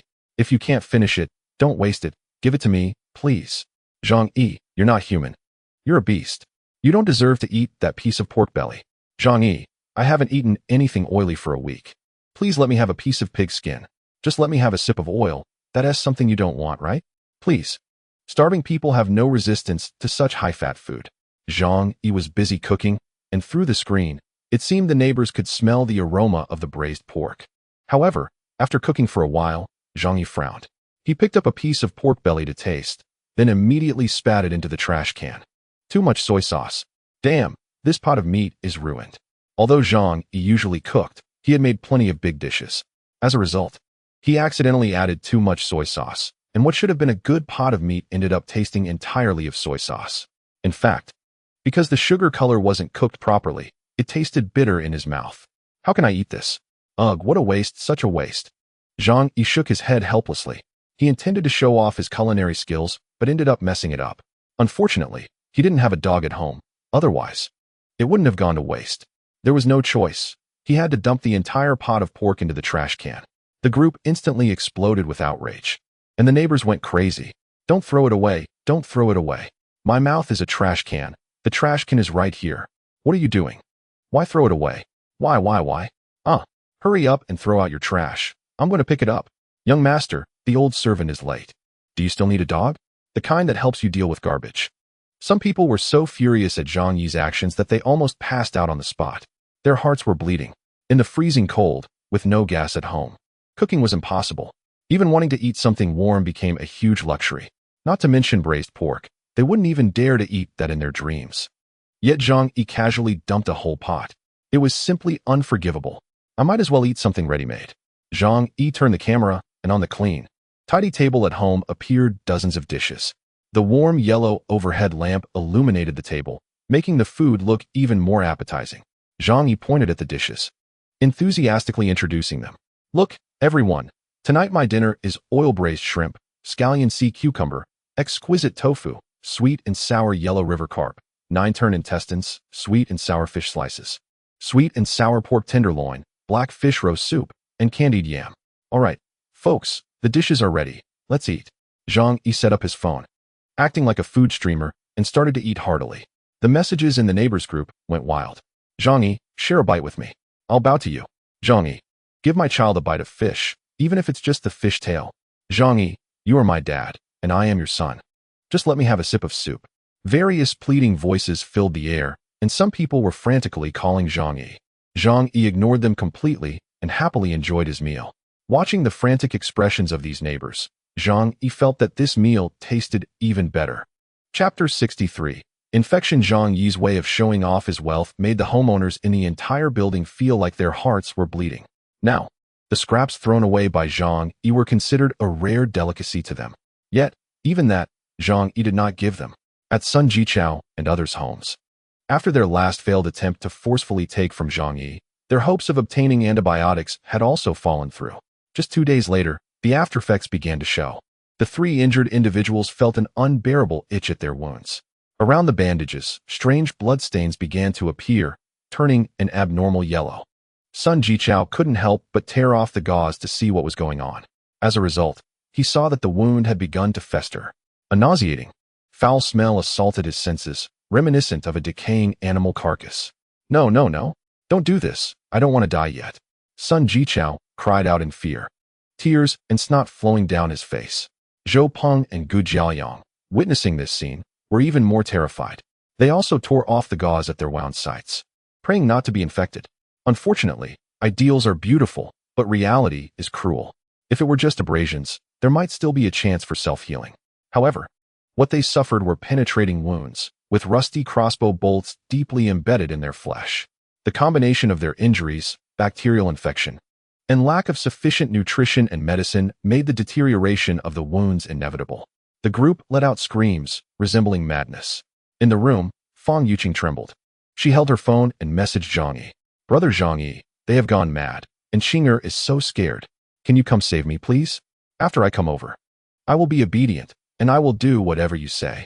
After a while, Zhang Yi replied. Xing'er, seeing you like this makes me very heartbroken. But I can't go out. Qin Jinghao is right next to me. Why don't you come over? But be careful on the way, don't get hit by them. Yesterday, my neighbor next door was killed by them. You have delicate skin, they might target you. Zhang Yi had a face full of mockery. Faced with Fang Yuqing, this white lotus, he only had one thought in his mind. To use every means to torment her, letting her die in pain and despair. Sure enough, upon hearing that Qin Jinghao was next to Zhang Yi, Fang Yuqing's face was full of conflict. Qin Jinghao had killed too many people. She didn't have the courage to take the risk. Brother Zhang Yi, I'm scared. Can you come pick me up? Don't you have a weapon? Zhang Yi cursed inwardly. Damn girl, you really take my kindness for granted. Asking me to pick you up? I would love to do that. But I was scared by them a few days ago, and I'm feeling a bit unwell. Let's leave it at that. I'm a bit tired. Bye. Fang Yuqing listened to the screams outside, her face pale, but when she messaged Zhang Yi again, he had already ignored her. In the following days, Zhang Yi's life remained abundant and leisurely. Now he didn't need to work. He could sleep whenever he wanted and wake up whenever he wanted. There was no need to rush for a living, nor did he have to consider anyone's feelings. If anyone dared to upset him, he would just scold them back. Life was incredibly enjoyable. Next door, Qin Jinghao was contemplating how to kill him and seize his house. However, for several consecutive days, he didn't see Zhang Yi come out. As long as Zhang Yi stayed inside, he had no chance to deal with him.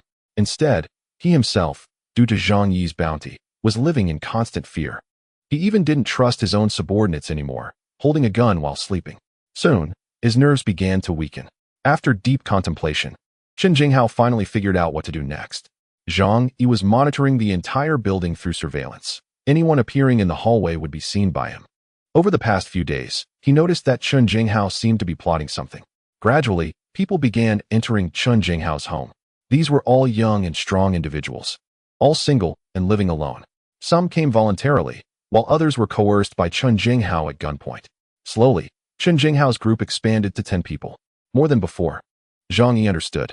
He was afraid, so he sought to gather a group of people to avoid being killed and having someone claim the bounty on him. However, in Zhang Yi's view, this approach was merely drinking poison to quench thirst. Over 40 residents in the building had been killed by Zhang Yi, and now the remaining population was roughly around 70. According to predictions from his past life, most families were running low on supplies. Therefore, the next source of food would be people. Qin Jinghao had gathered a group of subordinates, and soon he would start slaughtering others. However, this also meant that Chen Jinghao needed to provide food for 10 people. Consequently, even if they turned against each other, it wouldn't last long. Furthermore, everyone had their own hidden agendas. This lame Chen Jinghao was barely maintaining his power with a gun, but that gun likely had very few bullets left. Zhang Yi messaged Zhou Kuer to ask about the situation with Chen Jinghao. After a long time, Zhou Kuer finally replied, Chen Jinghao and the others have gone mad.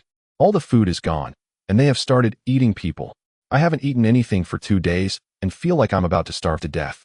Zhang Yi wasn't surprised by this.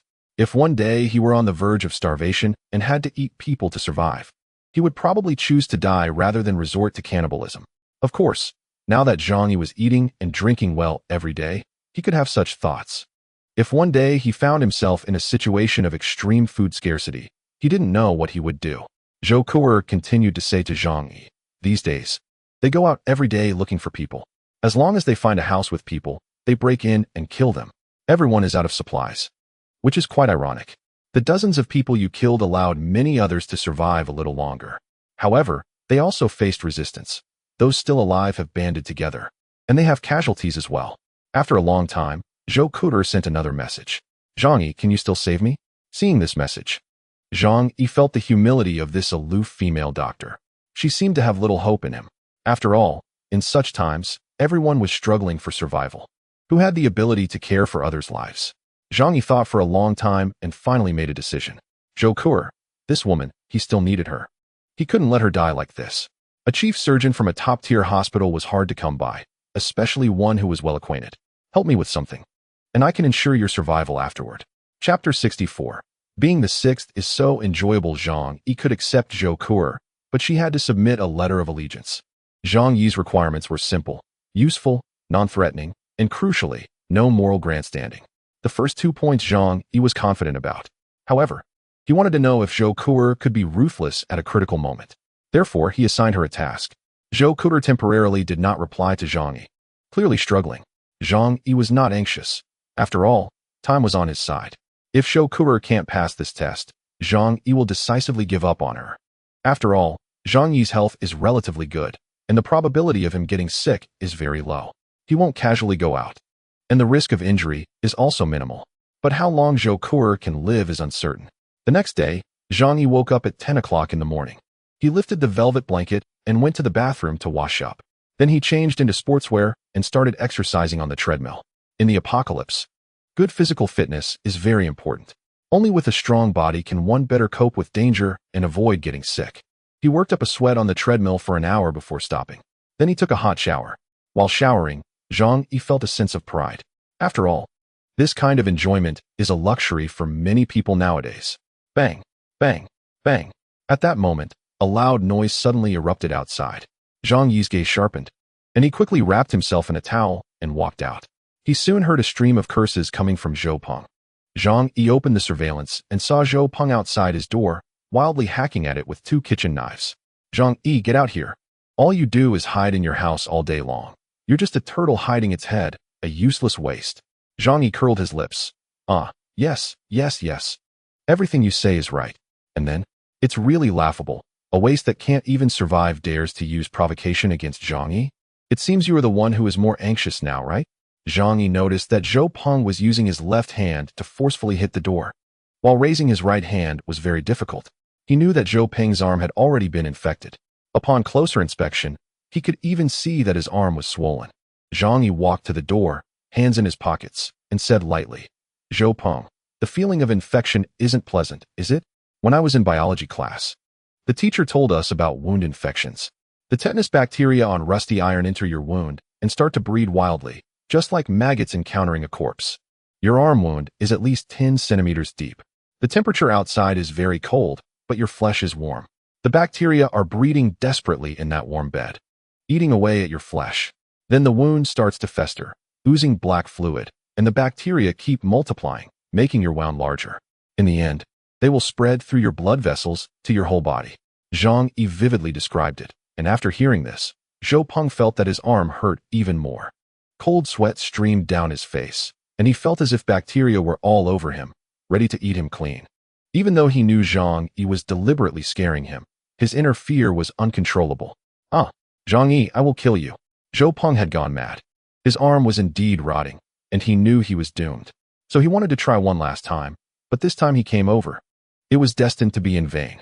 In the next room, Chen Jinghao's subordinates heard Zhou Peng's crazy shouts and asked, should we kill him? Chen Jinghao thought for a moment and said, haven't you heard that he's infected and about to die? Would you dare to eat meat from a pig that died from illness?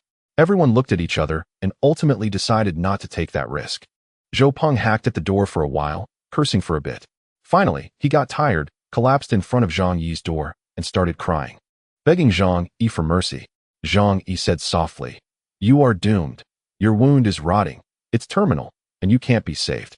It's better to take the opportunity before you die to do the things you were too afraid to do while you were alive. Zhou Peng's eyes were filled with tears, and after hearing Zhang Yi's words, he fell into deeper despair. Was he really going to die? Fear wrapped around him like an abyss.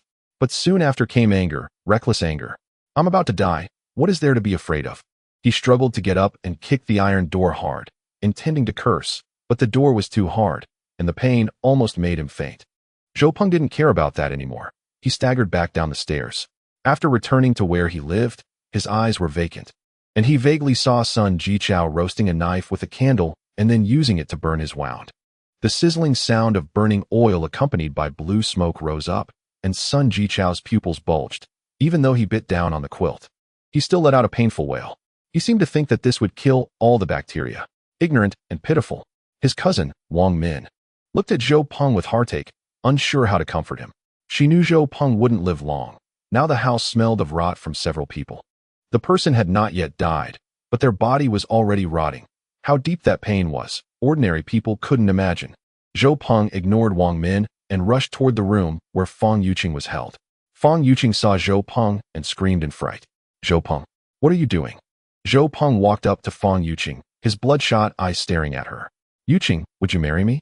This pitiful sycophant, even as his life approached its end, still only wished to marry Fang Yuqing. In the apocalypse, how ridiculous yet humble this request was. Fang Yuqing frowned, her eyes filled with disgust. She instinctively pinched her nose and said, no, I don't want to. Zhou Peng's heart shattered. He had given so much for Fang Yuqing, even risking his life. But Fang Yuqing had never had even a hint of affection for him. No, you love me. You love me. I want to have you before I die. I want you to be my woman. Zhou Peng lost his sanity. He couldn't accept that he had given so much yet received nothing in return. If he couldn't have it, then he would destroy it. The people outside heard the sounds inside but didn't care. To them, Fang Yuqing was the culprit that led them to their current state. She deserved to die? No, get away, you smell too bad. It's disgusting. Fang Yuqing cursed. You dare to call me smelly? Zhou Peng was furious. He suddenly tore off the bandage on his arm. At that moment, his wound was swollen, already black and purple, and the festering was terrifying. He made a disturbing motion, grabbing at the rotting wound with his hand, then stuffing the rotten flesh into Fang Yuqing's mouth. Let you insult me. Let you insult me. Fang Yuqing felt nauseous and kept gagging, but Zhou Peng still managed to shove a handful of rotten flesh into her mouth. Zhou Peng grinned, watching his goddess being humiliated by him, and he suddenly felt an unprecedented sense of satisfaction. Chapter 65. Zhou Ke'er's decision after a night of deep thought. Zhou Ke'er finally gave Zhang Yi a definite answer. She knew this was Zhang Yi's test for her. Although it was very dangerous, if she didn't do it, it wouldn't be long before she would definitely die at the hands of Chen Jinghao and others. She had to take a chance. That night, Chen Jinghao and others sat in the living room and sent a subordinate to the kitchen to cook. Zhou Ke'er was staring at them in the corner when she suddenly stood up and said, I'll go help him. Chen Jinghao looked at her coldly, a creepy smile on his face. Ha ha ha, I knew you couldn't hold back. Zhou Ke'er stiffened, her blood nearly freezing. Chen Jinghao continued, 2 days without food. No one can stand it. Dr. Zhou, it's not shameful to do what it takes to survive.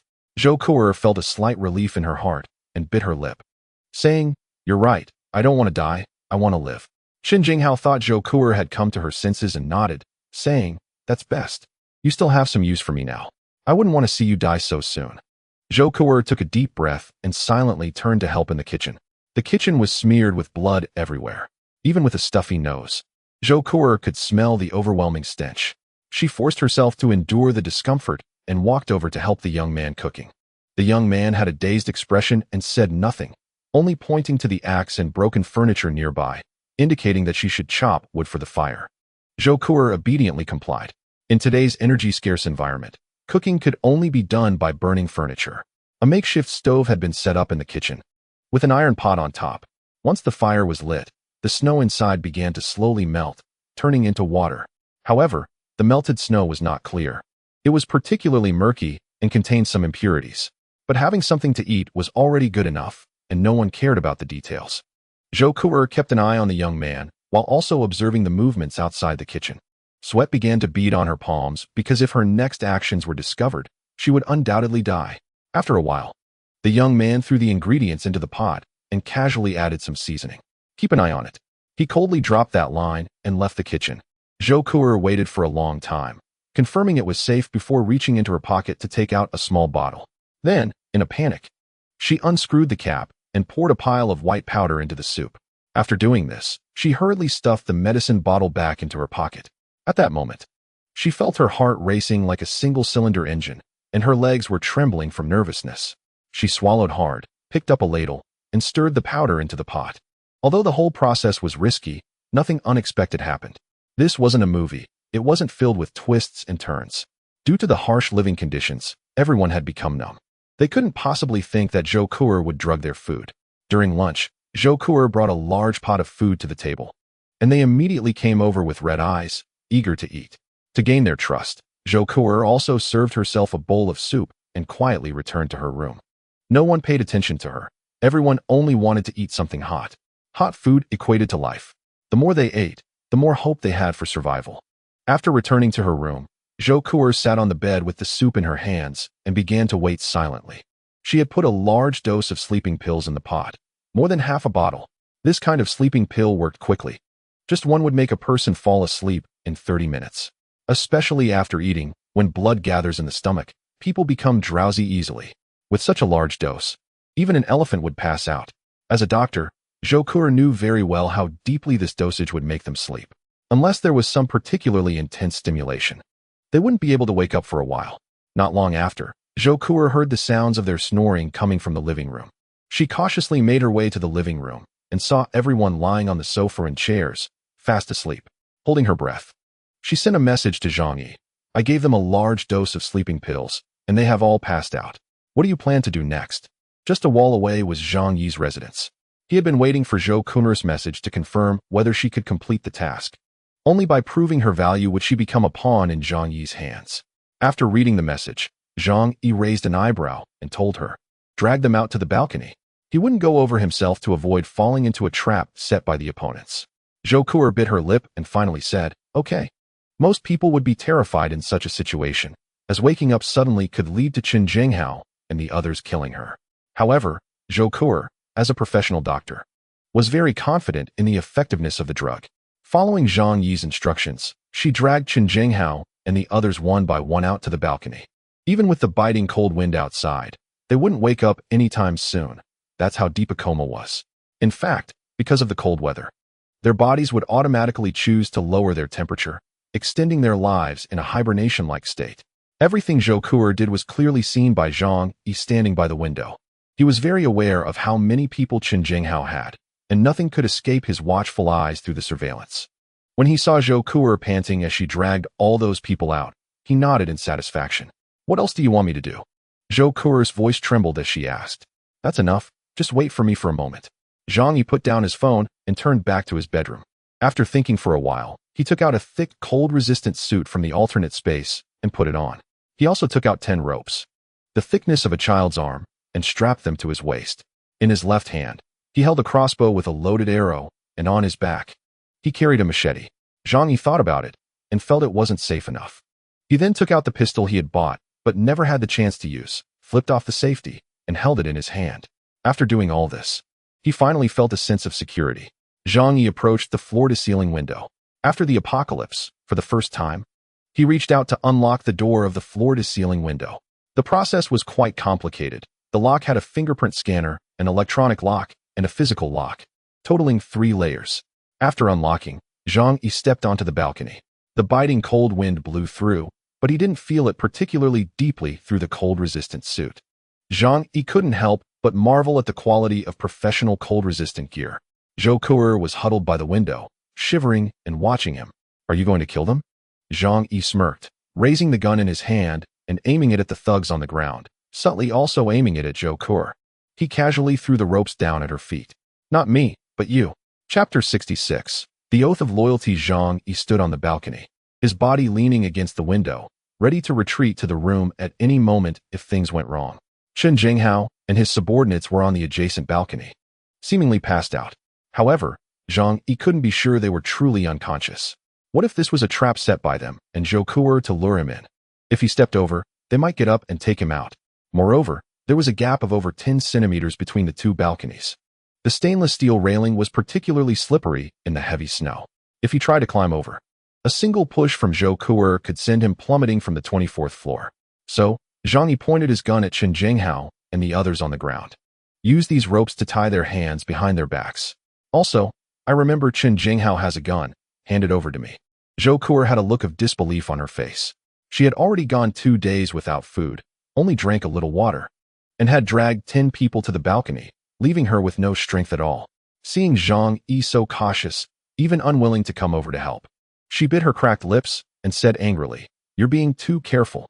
A cautious approach will last a long time, but I won't let myself take even the slightest risk."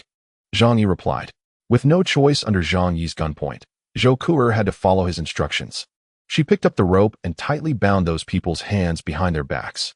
When she pulled out the handgun from Chen Jinghao's pocket, Zhang Yi's gun was also aimed at her head. Take the magazine out of the gun and throw it over here. Zhou Kuer looked at Zhang Yi, suddenly biting her lip and asking, "How can I trust you? What if after I do all this, you turn against me?" Zhang Yi replied, "Right now, you have no other option but to trust me. Only by trusting me will you have a chance to survive in this harsh environment." After pondering for a moment, Zhou Kuer realized she had no other way but to trust Zhang Yi. She couldn't break her moral bottom line to harm others, or she would be destined to starve. Following Zhang Yi's instructions, she took the magazine out of the handgun and threw it at Zhang Yi's feet. Zhang Yi glanced at it with his peripheral vision, confirming it was indeed Chen Jinghao's gun, then told Zhou Kuer, "You go back inside the room first." Zhou Kuer cautiously returned to the room. At this moment, she was very nervous. If Chen Jinghao and the others woke up, Zhang Yi could return to the room, but she would undoubtedly die. However, as Zhang Yi said, she had no choice. After Zhou Kuer returned to the room, Zhang Yi did not rush to step over the balcony. He picked up Chen Jinghao's gun from the ground. After checking the magazine, which still had 3 bullets, Zhang Yi threw the gun into another space and then returned to the room, taking a water hose from the bathroom. He then sprayed it towards the group of more than 10 people on the balcony. The reason he didn't shoot was to save bullets and to avoid attracting attention that would create unnecessary trouble. Splash! Water gushed from the hose, landing on Chen Jinghao and the others from a distance of 3 to 4 meters.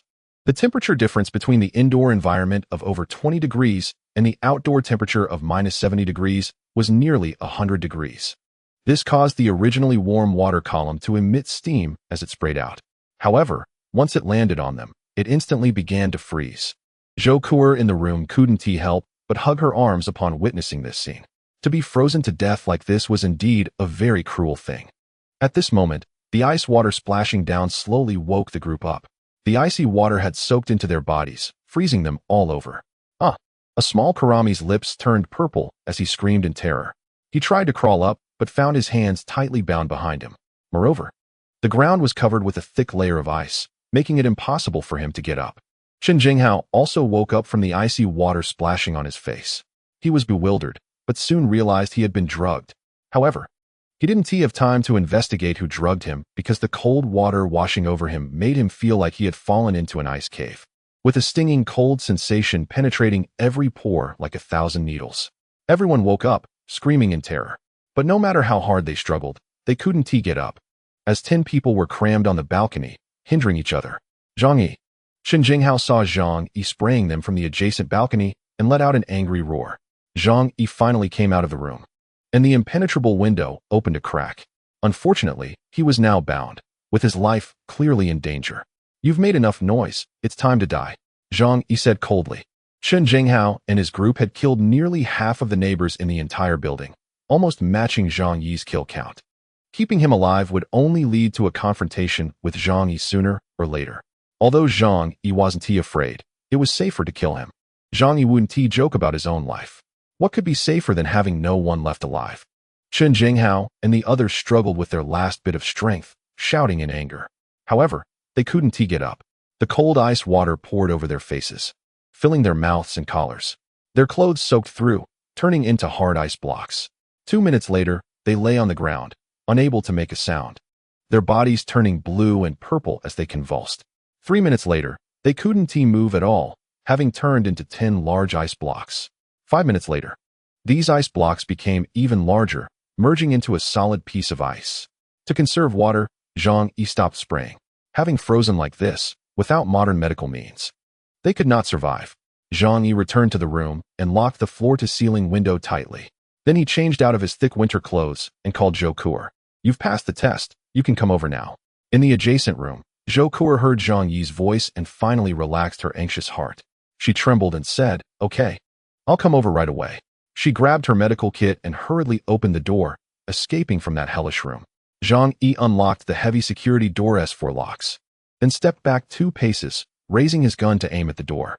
He glanced at the surveillance to confirm Zhou Kuer's status was fine before using his phone to unlock the last electronic door lock. "You can come in." Outside the door, Zhou Kuer heard the voice, raised her cold, pale hand, and pushed hard.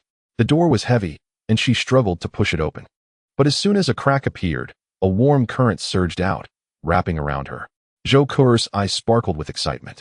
This feeling of warmth was something she hadn't felt in a long time. So she exerted more strength and pushed the door open, stepping inside. At that moment, entering the room felt like stepping into paradise. The cold sensation that had covered her body was quickly disappearing.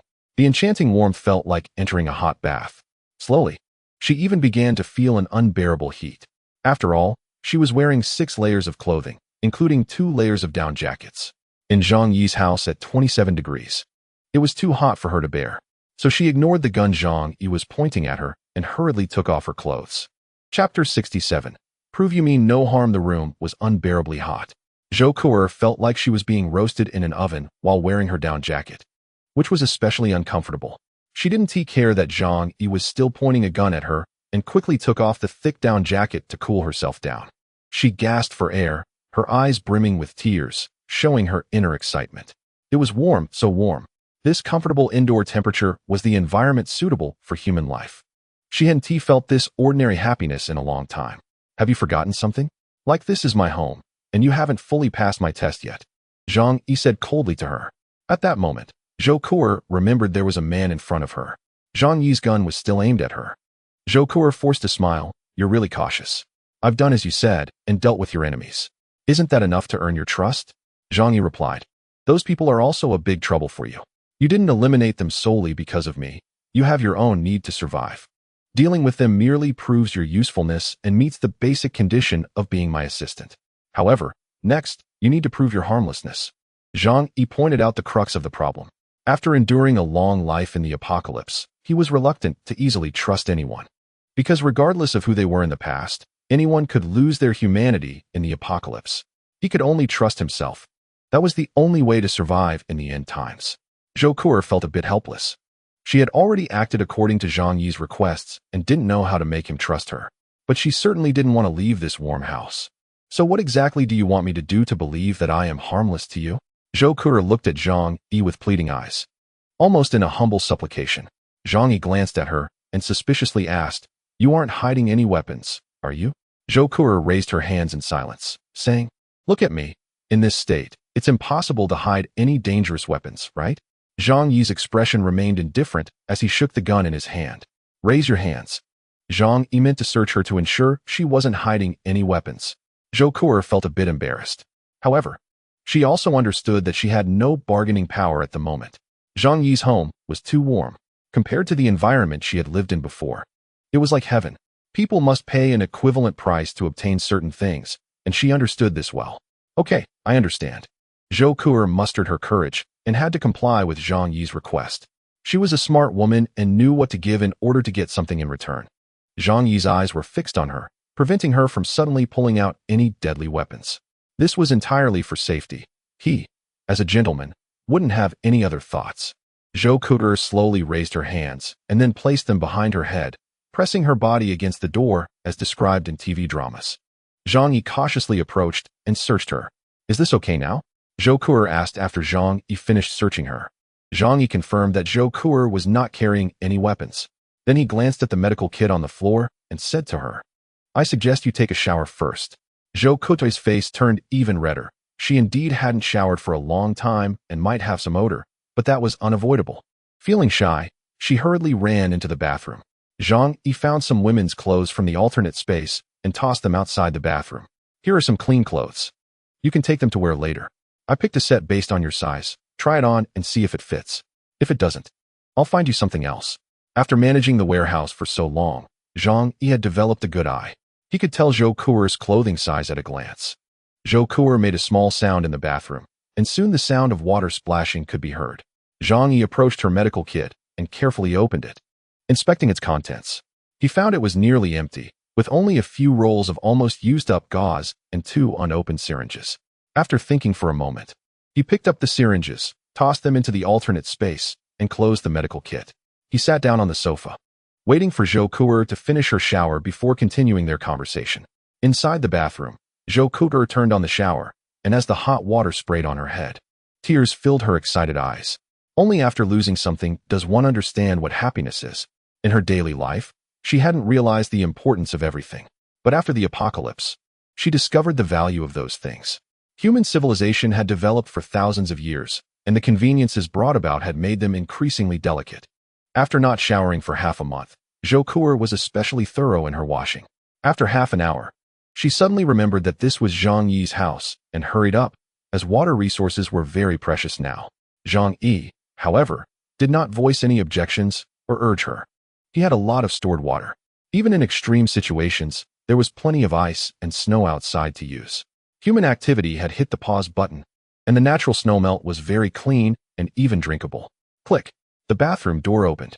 Zhang Yi looked over and saw a steaming arm reaching out from inside, picking up the clothes he had placed outside. Shortly after, Zhou Kuer walked out in a set of pajamas. Her damp hair cascaded behind her, creating a breathtaking beauty. Zhang Yi held the gun in his hand, ignoring the beauty before him, his gaze still full of caution. Until he confirmed that this woman was trustworthy, he would not let his guard down. Whether it was a seemingly weak woman or a child, they could all become a deadly threat in the apocalypse. "Thank you, Zhang Yi. I haven't showered in a long time, and I've wasted your water. You won't blame me, will you?" Zhou Kuer said, a bit embarrassed. Arriving at a stranger's home, she felt very reserved. Especially now, she had no idea what kind of person Zhang Yi was. It was always wise to be cautious and respectful in such situations. She didn't want to anger Zhang Yi and be thrown out. It's easy to transition from frugality to luxury, but hard to go back from luxury to frugality. After experiencing the wonders of a safe house, who would want to return to the icy wilderness? Chapter 68. Today is settled. Zhou Kuer noticed that Zhang Yi still held a wary attitude toward her and couldn't help but think, no wonder he could live so freely in the apocalypse. "Sit down." Zhang Yi pointed to the sofa beside him, and at some point, he had raised the gun in his hand. Zhou Kuer obediently sat on the sofa 2 meters away from Zhang Yi, her hands clasped on her knees like a good child. "Listen, I let you move in because you have some value to me, but you must always remember that this is my home. Your ability to stay here is a gift from me to you. Therefore, you must obey all my commands. Otherwise, I will drive you out. If you make any inappropriate moves against me and I find out, I will kill you without mercy." Zhou Kuer listened to Zhang Yi's cold words and couldn't help but think, so cold-blooded. Although she understood Zhang Yi's reasons for saying so, she would have felt a bit touched if he had spoken a little more gently. What she didn't know was that Zhang Yi had been gentle before, but all his tenderness had ultimately been fed to the dogs. Zhang Yi then pointed to a room. Their home had a 3-bedroom, 1 living room layout. Besides the main bedroom where Zhang Yi lived, there were 2 guest rooms. "You will stay in that room, but I must tell you in advance. There are cameras in every corner of the house, so you will always be under my surveillance, with no privacy at all. The door is also a security door, made of materials only slightly lighter than the main door, and it can't be opened by human strength. The key is in my hand, and you can only come out during the times I allow. If you have any objections," Zhang Yi pointed to the front door, "you can leave right now." Zhou Kuer would never leave. No matter how harsh Zhang Yi's conditions were, this house was a paradise compared to the cruel environment outside. She nodded, "Okay, I will listen to you." Zhou Kuer's submissive attitude greatly satisfied Zhang Yi. As expected of a smart woman, communication was easy. If it were someone like Fan Yuqing or Lin Caning, they might have cried and caused a scene. They deserved to die in this apocalypse. Zhang Yi put away the gun and adjusted the position of another one. He looked at Zhou Kuer, and his tone softened a bit. You're very smart. This will make it easier for us to get along in the future. You should understand what kind of hell is out there. Besides relying on me, you have no other way to survive. So now, I need to tell you a secret. Listen carefully. Zhou Kuer widened her eyes in surprise. A secret? You're willing to tell me? She thought that someone as cautious as Zhang Yi wouldn't easily share a secret. Zhang Yi said, the reason I'm telling you this secret is to ensure your loyalty to me. However, if you leak it, I'm not too worried. After all, in this world, everyone struggles to survive, and I'm not afraid of anyone posing a threat to me. He shrugged. The people who wanted to kill me before have all been dealt with. As you've seen, Zhou Kuer nodded, looking seriously at Zhang Yi, wanting to hear what secret he was going to reveal. Zhang Yi spoke slowly. You've probably seen the reason for this snow disaster online. It was caused by a supernova explosion, leading to a gamma ray burst. This kind of radiation can have certain effects on the human body, possibly leading to mutations. Therefore, I have acquired a superpower, which is to obtain an independent alternate space. Ignoring Zhou Kuer's astonished look, Zhang Yi continued. The reason I can live carefreely until now is that my space contains a large amount of supplies.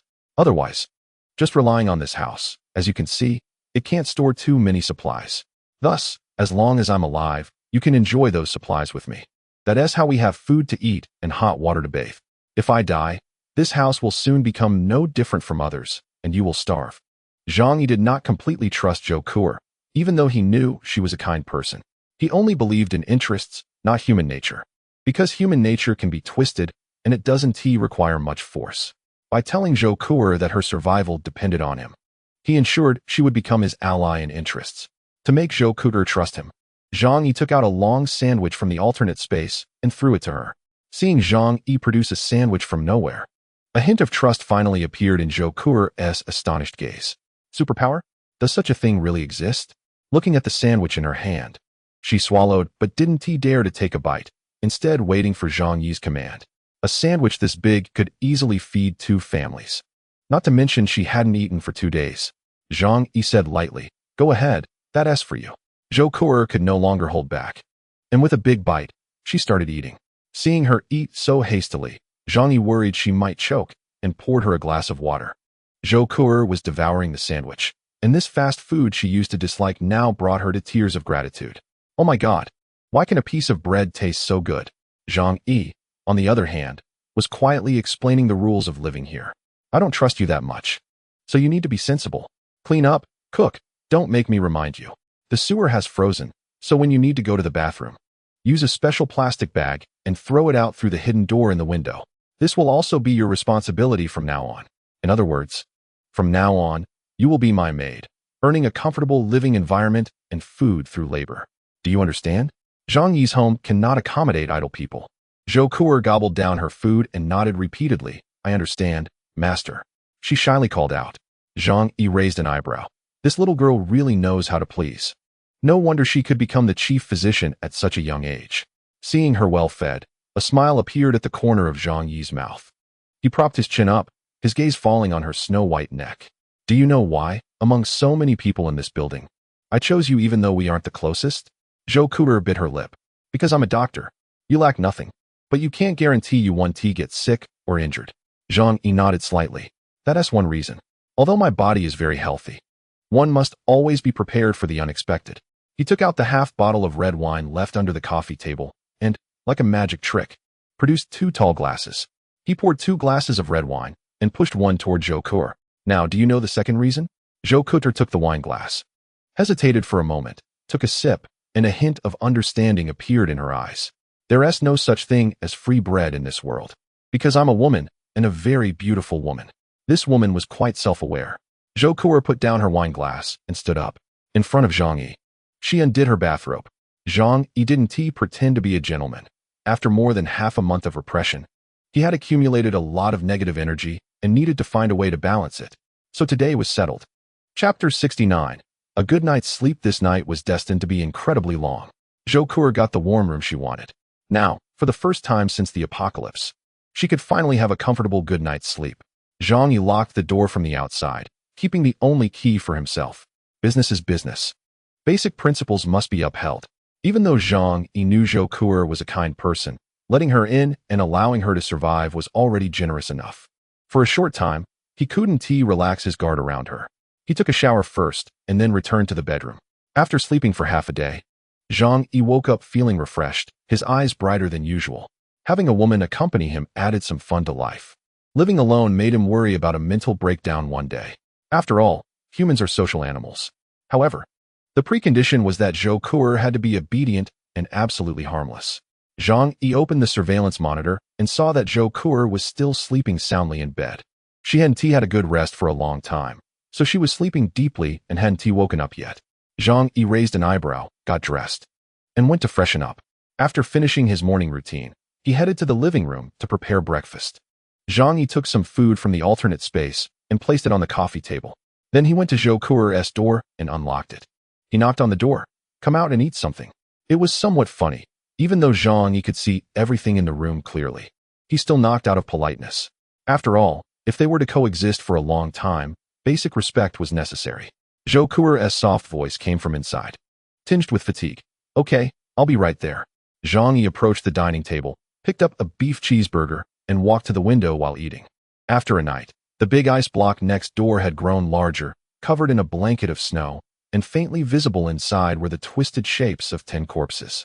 Zhou Kuer walked out of her room, and, upon seeing Zhang Yi, her complexion subtly flushed. As a graduate of a prestigious university with a medical doctorate, she had always been proud and indifferent towards men. That's why she had remained chaste until now. After all, people in high society placed great importance on such matters. However, unexpectedly, she hadn't given herself to her husband or even her lover. Instead, in the apocalypse, she used this as a means of survival to give herself to a man she wasn't very familiar with. Looking at Zhang Yi's tall figure and his cold yet rational handsome face, she felt an unusual sense of peace. Women always have a special feeling for their first man. Zhang Yi quite liked Zhou Kuer because she was beautiful. Which man wouldn't love a gorgeous woman with a great figure? However, there was definitely no talk of love at the moment. Perhaps in the future, when he fully trusted her, he would slowly invest his feelings. After all, living alone in the apocalypse was exhausting, and one always needed some emotional support. Zhang Yi gestured for Zhou Kuer to look at the food on the table. Zhou Kuer looked over and found steaming hamburgers, fried chicken, and fries. These were a large order from KFC and McDonald's that Zhang Yi had placed before the apocalypse. Thanks to the preservation capabilities of the alternate space, they were still warm when taken out. Zhou Kuer swallowed and couldn't help but walk over to grab a hamburger. Taking big bites, the fast food she used to disdain now tasted delicious enough to make her want to cry. In less than 10 minutes, she finished the pile of food. Zhou Kuer leaned back in her chair, comfortably burping. When she saw Zhang Yi's half-smiling expression, she shyly covered her mouth, feeling embarrassed. Zhang Yi didn't care about this. He asked, "Are you done eating?" Zhou Kuer tilted her head and replied seriously, "Not yet full. But I can't eat too much at once, or it could cause gastroenteritis. So, are you done? Come and work." Zhang Yi pointed outside. Zhou Kuer obediently walked over. Zhang Yi took out 2 sets of cold weather gear from the alternate space. Zhou Kuer's eyes widened. Although it wasn't her first time seeing this, she still found it particularly amazing. Her determination to follow Zhang Yi grew stronger. In the apocalypse, very few people survived. Only by following powerful individuals could one increase their chances of survival. Zhang Yi tossed a set of cold weather gear to Zhou Kuer for her to wear, and he put on his own. "What are we going to do?" Zhou Kuer asked curiously. Zhang Yi pointed at the block of ice on the neighboring balcony. "Go smash that block of ice." Zhou Kuer's body trembled. The bodies of those people had already merged with the ice. If the ice were smashed, their corpses would be shattered as well. They were definitely dead, so why do this? Zhang Yi shrugged. "Maybe it's just because I simply dislike them." Seeing Zhou Kuer's surprised expression, Zhang Yi smiled and said, "Almost everyone in this building wants to kill me and steal my room and supplies. I have to do something to let them know I'm not easy to mess with." He smirked. "In the past, they thought I was just a turtle hiding at home. Of course, I don't mind their opinions of me. But over time, it gets a bit annoying. It's good to make them remember." There was another reason Zhang Yi didn't mention and was too lazy to tell Zhou Kuer. He was someone who would repay enmity. Chen Jinghao had tried to kill him multiple times, and Zhang Yi was quite angry about it. Just freezing them to death, Zhang Yi thought, was too lenient. Zhou Kuter seemed to realize something and pointed at her nose, saying, "You aren't going to make me do it again, are you?" She was almost speechless. It seemed that from beginning to end, she was the only one putting in the effort to deal with Chen Jinghao and the others. Now that they were dead, why was Zhang Yi still so cowardly? Zhang Yi said seriously, "This is called being prudent. Of course, if I go over and you close the window, what will I do?" Although Zhang Yi's supplies were in the space, and he wasn't worried about starving, who would want to seek out trouble after getting used to a comfortable life? Zhou Kuo rolled her eyes, feeling both exasperated and amused. She secretly complained about how could there be such a cautious person. She wasn't a fool. How could she do something that harmed others without benefiting herself? Zhang Yi ignored that, made a gesture for her to proceed, and then handed her a baseball bat. Zhou Kuo noticed that when Zhang Yi handed her the bat, his body was clearly in a defensive posture. She was infuriated, feeling speechless at Zhang Yi's excessive caution. But despite her reluctance, she honestly accepted the bat and then climbed over the railing to the neighboring balcony. Zhang Yi took out his phone and began recording. Chapter 70. Intimidation. Zhou Kuo raised the baseball bat in her hand, looking at the huge block of ice in front of her, gritted her teeth, and decisively swung down hard. After all, she was a woman who had studied medicine, so her aversion to corpses wasn't that strong. Crack! The ice block shattered with a loud sound. The recoil made Zhou Kuo's hand hurt, and she exclaimed, dropping the bat. Zhou Kuo frowned slightly, rubbing her palm. So hard. Before Zhang Yi could speak, she walked back inside and returned with a large iron hammer in her hand. "This is much better," she said with determination. Zhang Yi was silent for a moment, feeling that he had underestimated the woman in front of him. Zhou Kuo raised the hammer and smashed down hard. Since the water spread wasn't too much, the ice layer wasn't excessively thick, and Zhou Kuo's strength was considerable. She really smashed a large chunk. Zhang Yi recorded the entire process with his phone. After Zhou Kuo's first smash, her courage grew, and she no longer felt fear. With a series of cracking sounds, the block of ice was completely shattered. At this moment, it was hard to see what was inside, just a splash of colors. But Zhang Yi knew what they were. After Zhou Kuo completed Zhang Yi's request, she climbed back. "What are you recording this for?" she asked curiously while changing her clothes. Zhang Yi smirked and sent the video to the owner group. Zhou Kuo suddenly realized, "You want to establish authority in the owner group so they won't dare to come disturb you in the future?" Zhang Yi smiled faintly. "Not just that. I want to replace Chen Jinghao's position in their hearts. The neighbors fear Chen Jinghao far more than me. He has a gun and would rush in and kill them, stealing their supplies." Even if Zhang Yi killed many people, the impression remained that he was a sneaky guy hiding at home, relying on ambushes to kill. Zhang Yi wanted to take the initiative, preparing for the day he might need to leave home. Zhou Kuo nodded, supporting Zhang Yi's approach. Zhang Yi sat on the sofa to rest, while also checking the chat group's dynamics. Zhou Kuo obediently leaned beside Zhang Yi, her legs crossed like a cute kitten. Her head rested next to Zhang Yi's, as they both watched the reactions in the owner group. The two looked like a couple in love. Zhou Kuo's feelings for Zhang Yi stemmed from dependence, a natural admiration for strength. However, for Zhang Yi, she still leaned more towards being a servant. As for feelings, they could wait for later. If they developed, he wouldn't mind. But he also didn't expect too much. Recently, the internet seemed to have gotten worse. It took a minute for Zhang Yi to fully upload the video. It seemed that due to the heavy snow, the surrounding base stations were also affected. However, as a world-renowned infrastructure powerhouse, Huawei had top-notch standards in communication. So it hadn't reached a point of complete communication failure. Only long-distance communication might be more interfered with. When the neighbors saw the video, they curiously clicked on it. When they saw how miserably Chen Jinghao and the others had died, countless people burst into laughter, tears of joy streaming down their faces. Chen Jinghao, that devil, was finally dead. Xiao Zui, you can finally close your eyes. He is finally dead. We can go out now. That bastard, he died well. Ha ha. Ha ha ha sob sob. The neighbors have an intense hatred for Chen Jinghao.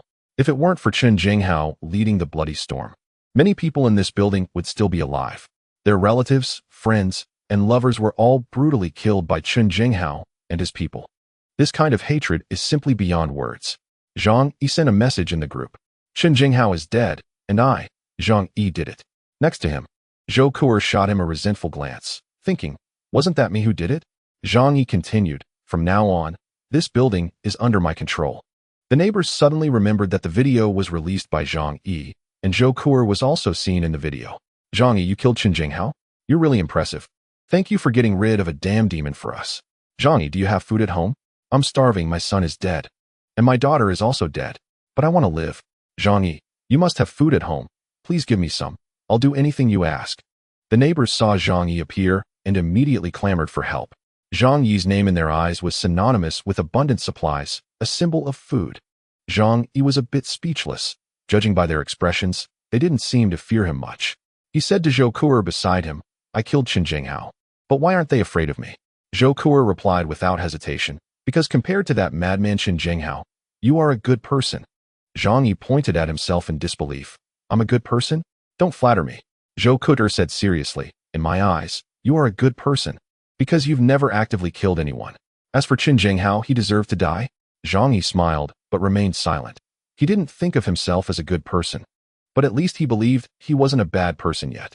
That was because he hadn't been pushed to the brink, allowing him to maintain the basic moral bottom line of humanity. Just then, someone sent a voice message. Zhang Yi, has Zhou Kuo moved into your house?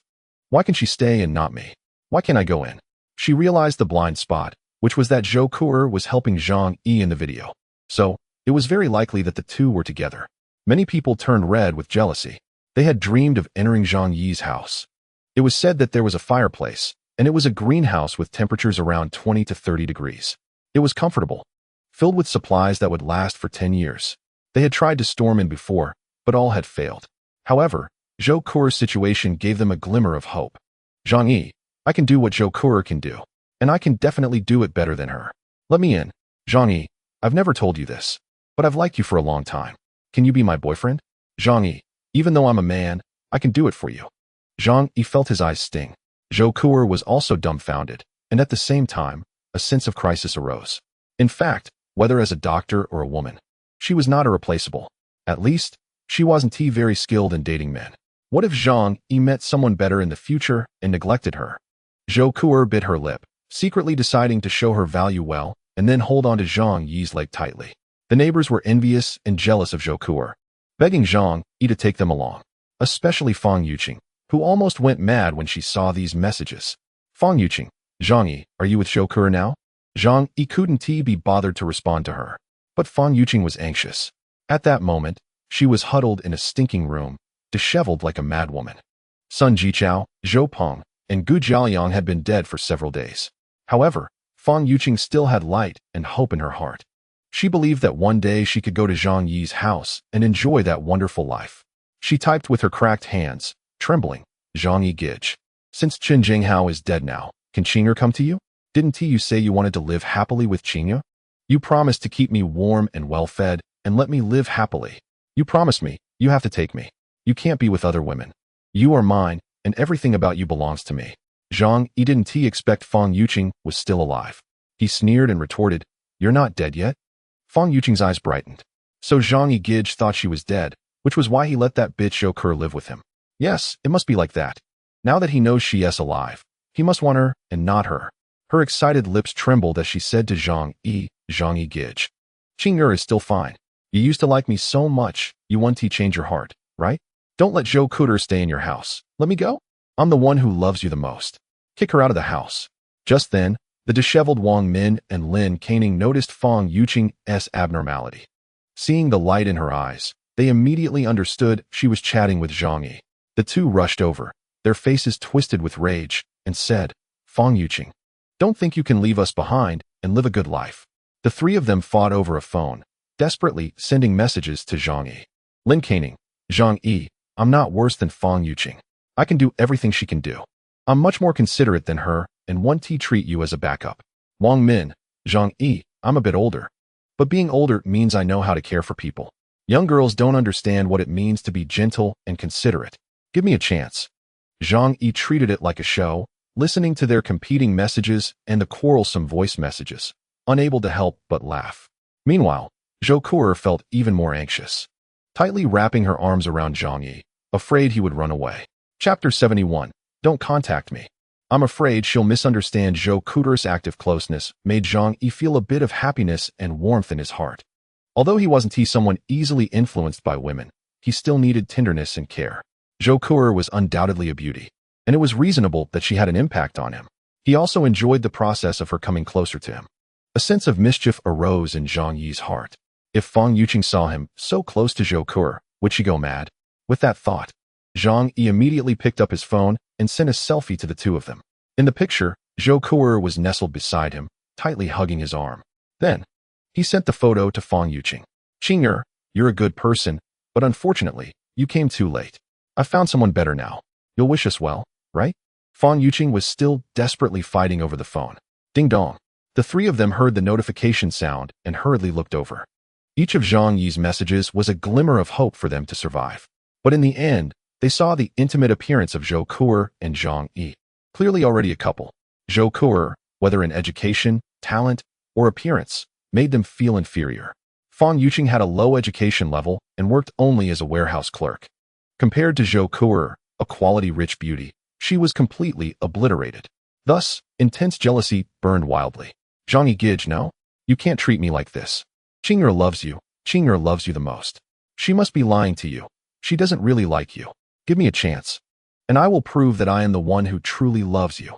Zhang Yi sneered and said, "No need. My love for Kuo is real. She is so much better than you. How could I give her up for you? Do you think you're worthy? So from now on, let's not contact each other anymore." I fear she might misunderstand. Zhang Yi knew that his words would definitely drive Fang Yuqing crazy, because he understood that he was Fang Yuqing's last hope in the apocalypse. Personally extinguishing someone's hope is such a wonderful thing, especially in this way. Fang Yuqing always thought of herself as a goddess, only worthy of being adored by men. But today, she was robbed of her man, as she thought, by another woman. The key was that that woman was indeed better and prettier than her. This pain and despair were doubled. She regretted wanting to kill herself, asking why she was so blind back then and didn't marry such a good man like Zhang Yi. As Zhang Yi expected, Fang Yuqing was almost going crazy, letting out a hysterical scream from her throat. "I don't believe it. I don't believe it. Zhang Yi, you were clearly my loyal dog. You adored me for 2 years, but why now that I'm being so proactive, you won't adore me anymore? That bitch. Why did she take my things? You deserve to die? Yes, it's all that bitch Zhou Kuo's fault." Lin Caning and Wang Min laughed at Zhang Yi's message, pointing at Fang Yuqing. "Ha ha ha, you silly woman, just self-indulgent. This is your retribution. You completely deserve this." Fang Yuqing's former best friend Lin Caning scolded through gritted teeth. Her eyes filled with disdain. Fang Yuqing, with red eyes, tried to send a message to Zhang Yi again, but found that she had been blocked. This meant that Zhang Yi completely didn't want to deal with her anymore. Soon after, she would die in this apocalypse, and Zhang Yi's torment and humiliation of her would satisfy him. Zhang Yi put down his phone, a happy smile on his face. The more this bitch suffered, the happier he was. Zhou Kuo snuggled closely against him, looking up at him curiously. Zhang Yi turned his head, and their eyes met. Suddenly, he frowned and tightly held her delicate hand. "Do you think I'm cruel?" Zhou Kuo's breath became rapid, her face flushed with nervousness and excitement. "You must have your reasons for doing this." Zhang Yi's gaze deepened. He recalled how Fang Yuqing had treated him in his previous life. He gave her everything, only to be betrayed by her, tricked into opening his door, leading to him being devoured by neighbors. The excruciating pain was unimaginable for any human. After all, you had to watch them use dull knives to chop off your limbs. As long as you understand. Zhang Yi didn't want to explain too much. He couldn't clarify anyway. After all, those things had nothing to do with Zhou Kuo. After Zhang Yi and Zhou Kuo took care of Chen Jinghao, things around him became much quieter. At least there wouldn't be daily knocking and monitoring from next door. Chen Jinghao didn't even know that Zhang Yi was killing him now mainly because he was too annoying. The atmosphere in 25 eased a bit. Not as oppressive as before. Zhang Yi knew this was just the surface. The further the apocalypse progressed, the more twisted human nature became. Even without Chen Jinghao, those who had tasted blood might still kill. But again, what did that have to do with him? That morning, after getting up, Zhang Yi went to Zhou Kuo's door and helped her open it. Zhou Kuo blushed as she went to the bathroom, then came over to prepare breakfast for Zhang Yi. Her cooking skills were average, but at least better than Zhang Yi's. Occasionally, when Zhang Yi craved freshly made food, he would ask her to prepare some. Of course, before eating, Zhang Yi would let Zhou Kuo taste it first before he started eating. While eating, Zhang Yi would browse WeChat and some news that was still operational. Nowadays, only a small portion of software was still functioning, maintained by the authorities. in the extreme cold. Most people could not survive. However, the higher-ups always had disaster response plans to keep some so-called important people alive. Suddenly, he saw a familiar face in the WeChat group. It was Lin Ant, who had been going crazy before. Lin Ant, the snow disaster will soon pass. My brother is a key figure in Jiangnan province. He told me on the phone, you all need to listen to me now, or I will have you all taken out and shot. Did you hear me? Now send me food immediately. But no one in the group responded to her. She had gone mad. Yet, it was a miracle that she survived till now. I remember Chen Jinghao was the first to rob her. Zhang Yi said lightly. Zhou Kuer, sitting across from him, revealed a barely noticeable sad expression upon hearing this. When I went to treat Lin Xiaohu, I felt sorry for them and gave them a bit of supplies. Chapter 72. Uncle Yu borrows medicine. Zhang Yi glanced at her upon hearing this. Zhou Kuer feared Zhang Yi would think she was a saint and hurriedly explained. At that time, the snow disaster had just started, and I thought it would pass soon. Zhang Yi smiled dismissively, placing his phone on the table and crossing his hands. That's not the point. The supplies you gave should have been consumed long ago, right? How has she survived until now? Zhou Kuer, still chewing on a piece of rib, silently put it into the bowl upon hearing Zhang Yi's question. Lin Xiaohu had died about 10 days ago due to lack of medication. Zhang Yi nodded. That made sense. He suddenly laughed. In the past, Lin Xuanxia always said Lin Xiaohu was her precious darling, wishing she could keep him in her mouth. She really did what she said. Zhou Kuer couldn't help but cover her mouth, giving Zhang Yi a reproachful look. I'm eating. Ha. Zhang Yi couldn't help but laugh at his successful prank. He suddenly felt that living with a woman was much more interesting. At least there was someone to talk to, so it wouldn't be so boring. Just as they were talking, a sudden shout came from outside. The two turned to look out the window. About 40 meters away from their residence in 18, a naked man stood on the balcony, raising his arms and shouting into the wind. Then, under their gaze, he dove down like a diver. Zhou Kuer frowned slightly and couldn't help but sigh. When will this snow disaster end?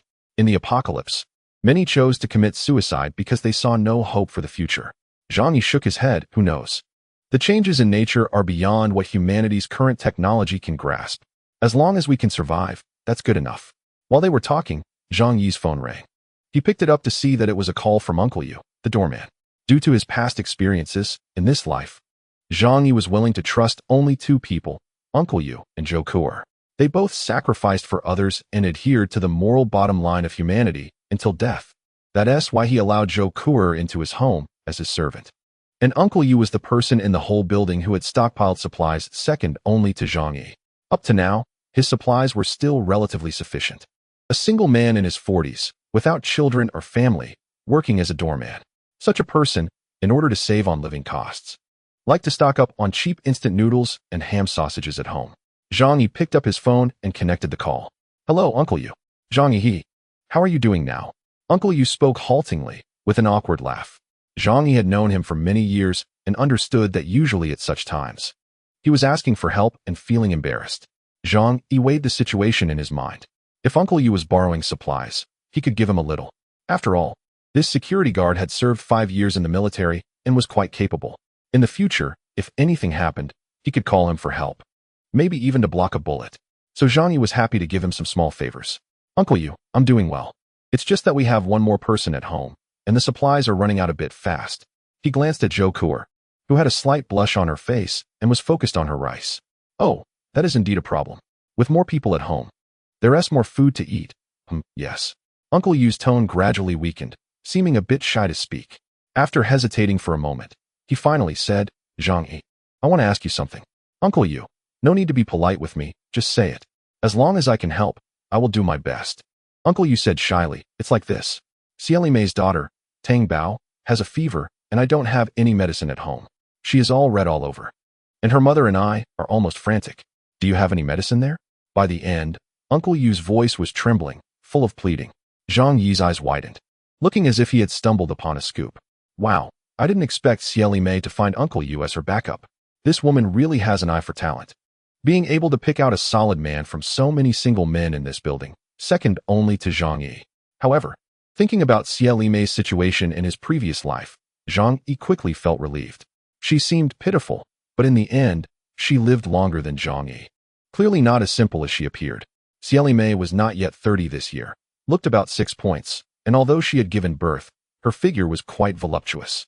Uncle Yu had been single all his life and couldn't resist the temptation of such a mature woman. Zhang Yi didn't intend to meddle in others' private affairs. If Xieli Mei could hook up with a big shot to support her child, that was her own ability. Zhang Yi said, "So that's how it is, Uncle Yu. Congratulations." Uncle Yu seemed a bit embarrassed. What is there to congratulate? It's just living together. You know my situation. If it weren't for the current snow disaster, I wouldn't be able to find a wife at all. Zhang Yi said, "I still have a few boxes of medicine here. You can come over and get them." Zhang Yi's tone was light, but the key words "a few boxes" revealed an important piece of information. That is, Zhang Yi actually didn't have much fever medicine left. Yet, in this cold weather and with a lack of supplies, he still decisively gave some to Uncle Yu. Just think about it. How righteous Zhang Yi is and how good he is to you. How could you not risk your life for him in the future? Sure enough, Uncle Yu was so excited he couldn't speak for a long time. Zhang Yi, how can I thank you? You've helped me twice in a big way. I, Yu Jiguang, promise here that if you ever need me, if I refuse even one request, I'm not human. Uncle Yu swore excitedly. Zhang Yi laughed. Uncle Yu, you're being too formal. We've known each other for many years. To me, you're just like my own uncle. No need for polite talk. Come and get the medicine. Across the table, Zhou Kuer pouted, looking mischievous as she gazed at Zhang Yi, even making a face at him. She just realized that beneath Zhang Yi's stern and cautious exterior, there was such a cunning side. After Zhang Yi hung up, Zhou Kuer curiously asked, "Are you and Uncle Yu that close?" Zhang Yi picked up his bowl and chopsticks and said casually, "The relationship between people is built on the foundation of interests. This is especially evident in the apocalypse. Uncle Yu is a kind and strong person. Letting him owe me a favor might come in handy in the future." At this point, Zhang Yi suddenly paused. Then he said, "Moreover, on a deeper level, I also hope that the brilliance of his humanity doesn't fade away in this apocalypse. That is something exceptionally precious." Chapter 73. The Scheming Mother. After a while, Zhang Yi heard knocking on the door. Following that was Uncle Yu's voice. "Zhang Yi, it's Yu Jiguang. Are you home?" He habitually checked the monitor to see outside. But soon, Zhang Yi frowned. Because standing at the door was not only Uncle Yu, but also a woman holding a child. Although she was wrapped in a thick down jacket, Zhang Yi knew she had to be that mother, Xieli Mei. What was she doing here? Zhang Yi had a relatively good impression of Uncle Yu, but he didn't have any connection with Xieli Mei. Moreover, due to his past experiences, he always felt that this woman was not simple. Zhang Yi stood up from his chair and walked to the door. Zhou Kuer just took a glance but did nothing. In this home, Zhang Yi was the master. Zhang Yi reached the door but did not open it. "Is it you, Uncle Yu?" he asked knowingly. Uncle Yu said, "Yes, it's me." Just then, Xieli Mei behind him interjected, "Zhang Yi, our Tang Bao has a high fever and won't go down. Please help her." Her voice was tinged with a cry. Zhang Yi took out a box of acetaminophen suspension and a box of little sunflower cold medicine that he had prepared earlier, then threw them out through the shooting hole. "Quickly take the medicine to the child. Being sick at this time is no small matter." Uncle Yu quickly picked up the medicine from the ground, his eyes filled with excitement. "Zhang Yi, thank you so much." Xieli Mei took the medicine. Uncle Yu originally wanted to take her away, but a strange light flashed in her eyes. She spoke, "Zhang Yi, I have a favor to ask. Can you let the baby stay at your house for a while? I know you have a heater, which is warmer. Our house is so cold. The baby is sick now, and I'm worried she will get cold. Can you help us with this?" Uncle Yu beside her was taken aback. When they came, Xieli Mei hadn't mentioned this to him. He felt a bit awkward. He hadn't discussed this with Zhang Yi before coming. Now that Xieli Mei suddenly brought it up, he felt stuck in the middle and didn't know how to respond. But seeing the pleading look in Xieli Mei's eyes, he didn't know what to say. In the room, Zhang Yi heard Xieli Mei's words, and the corners of his mouth curled slightly. "Pushing your luck? Is it Sister Xia? I'm sorry, but at this very moment, I can't let anyone in. Besides, our coal is about to run out. To be honest, the temperature isn't much warmer than outside." Zhang Yi wouldn't be swayed by her words. Xieli Mei said it nicely, for the child. But neither he nor Zhou Kuer had experience caring for children. Even if they did, he was too lazy to deal with such troubles. So once the child came in, Xieli Mei could use the excuse of taking care of the child to come in too. It's easy to invite a god in, but hard to send them away. If she had some bad intentions, wouldn't Zhang Yi have to be on guard 24/7? He wasn't going to put in that effort. Hearing Zhang Yi's words, Uncle Yu quietly said to Xieli Mei, "Zhang Yi has been very kind to us. He even sent medicine for the child. Let's go back and put on more clothes. She won't get cold." Xieli Mei wiped her tears and said, crying, "What do you know as a man? The baby is so small and very fragile. She said to Zhang Yi inside the door. Zhang Yi, I know this request is a bit inappropriate, but I really have no choice. My sister knows you have a kind heart, which is why she shamelessly made this request. Please, for the sake of the baby, and also for the face of brother Yu, let the baby stay at your house for a while. With this statement, she also dragged Uncle Yu into the situation. Generally speaking, if the person isn't particularly hard-hearted, they would relent. When you make a big request of someone, it's best to first make a small request. Once the other party agrees to the small request, it becomes awkward for them to refuse the larger one. This shows that this woman is not simple. Xie Mei deliberately did not communicate with Uncle Yu in advance, but waited until Zhang Yi finished delivering the medicine before proposing for the baby to stay at Zhang Yi's house. However, she underestimated how hard-hearted Zhang Yi was. Zhang Yi stood with his arms crossed by the door and said, Sister Xie, if this request had been made before the apocalypse, I would definitely agree. But now you also know, Sai, everyone in this building wants to seize my house and take my life. I'm really scared and can't let strangers in. I believe you can understand that, right? Uncle Yu, you should understand, right? Uncle Yu nodded repeatedly. At this moment, he felt very awkward being caught in the middle, but his gratitude towards Zhang Yi made him unwilling to trouble Zhang Yi further. Yes, Zhang Yi has been good enough to us. Otherwise, who would be willing to give us medicine? Do you know how hard it is to get medicine now? Xie Mei bit her lip and didn't refute Uncle Yu, just showing tears in her eyes, looking pitiful. But didn't he let Zhou Kuer stay at their house? Zhang Yi sneered and said, Zhou Kuer is my girlfriend. Is there a problem? Upon hearing this, Zhou Kuer knew in her heart that Zhang Yi was just appeasing the other party, but still couldn't he help but smile slightly. Women care more about sweet words from men than the truth. Even if they know it's false, they will self-hypnotize into believing it's real. Xie Mei frowned slightly, seemingly thinking of a rebuttal. But Uncle Yu didn't have the same thick skin. Zhang Yi had already helped him several times, and he couldn't lose face as a man. So he pulled Xie Mei and said with a serious expression, Let us go, don't trouble him anymore. Zhang Yi has been good to us, don't overdo it.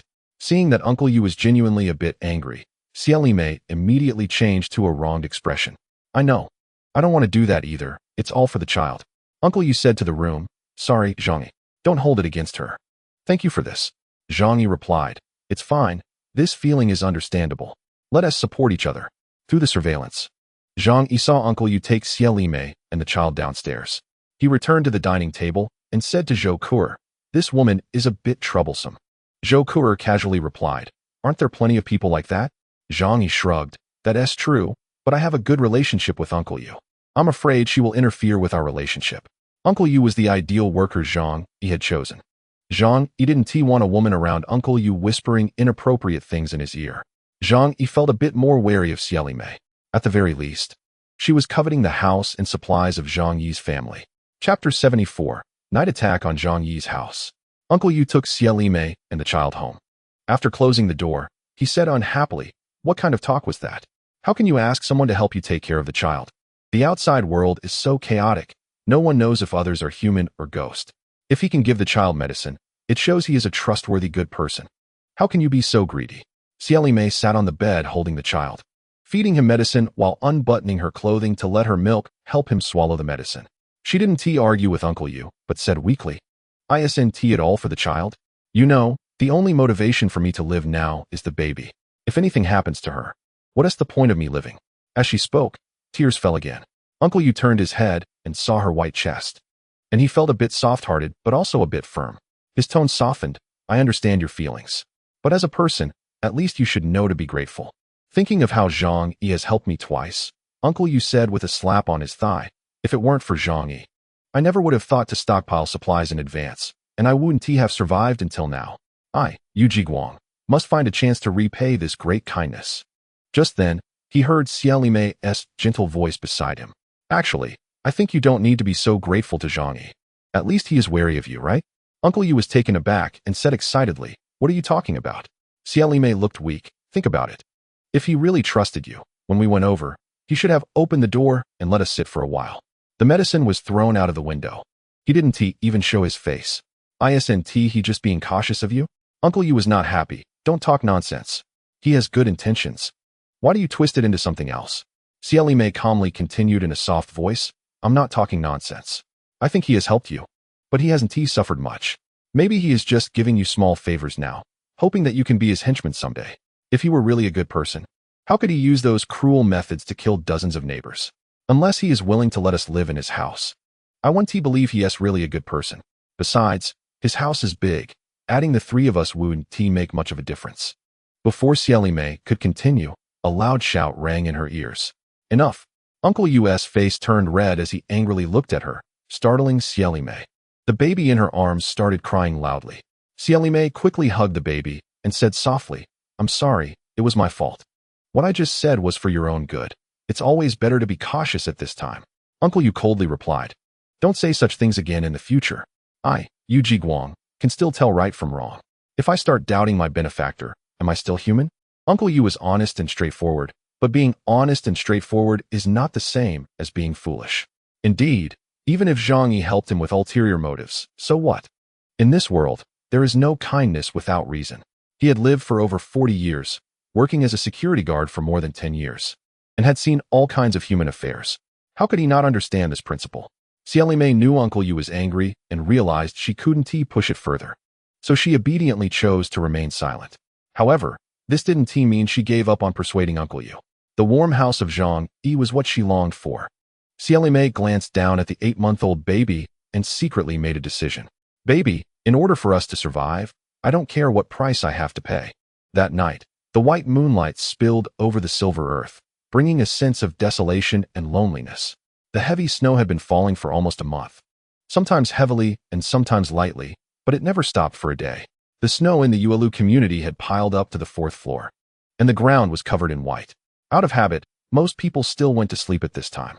The entrance door on the 25th floor was completely blocked by tens of thousands of tons of snow, sealed tight.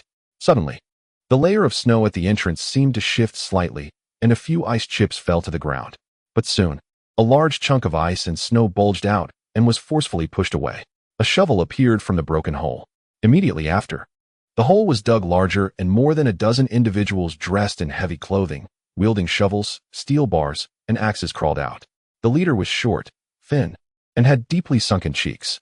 However, he had a pair of sharp, chilling eyes. Once in the hallway, he lowered his voice and said, "Go up." A group of people cautiously held their tools and climbed up the stairs in a disorganized manner. Their formation was very neat, with some holding wooden boards and frying pans as shields. When they reached the 10th floor, they encountered a resident who was secretly going down to fetch snow at night. A strong man wasted no time and struck the person's head with a shovel. Splash! Blood spattered across the wall, and the person didn't even have time to scream before collapsing. The strong man looked at the corpse on the ground and asked the thin leader, "Uncle, what should we do?" The uncle replied, "Leave it here for now. We'll take it back after we finish our business." The group obediently continued climbing upstairs. Their target today was room 2401 on the 25th floor.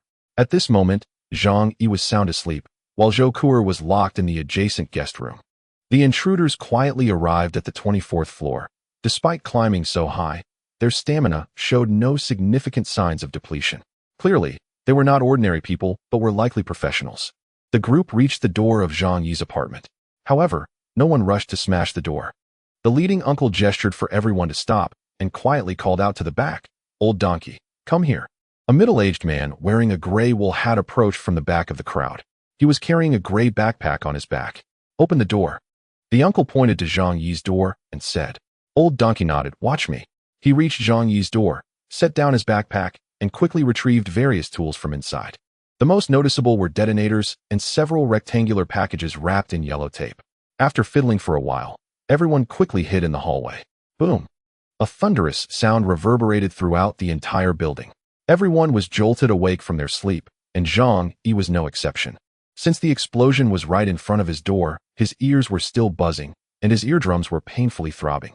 Chapter 75. The power of white phosphorus. Zhang Yi reacted very quickly, climbing out of bed in his pajamas, immediately retrieving a handgun from the alternate space, and disengaging the safety.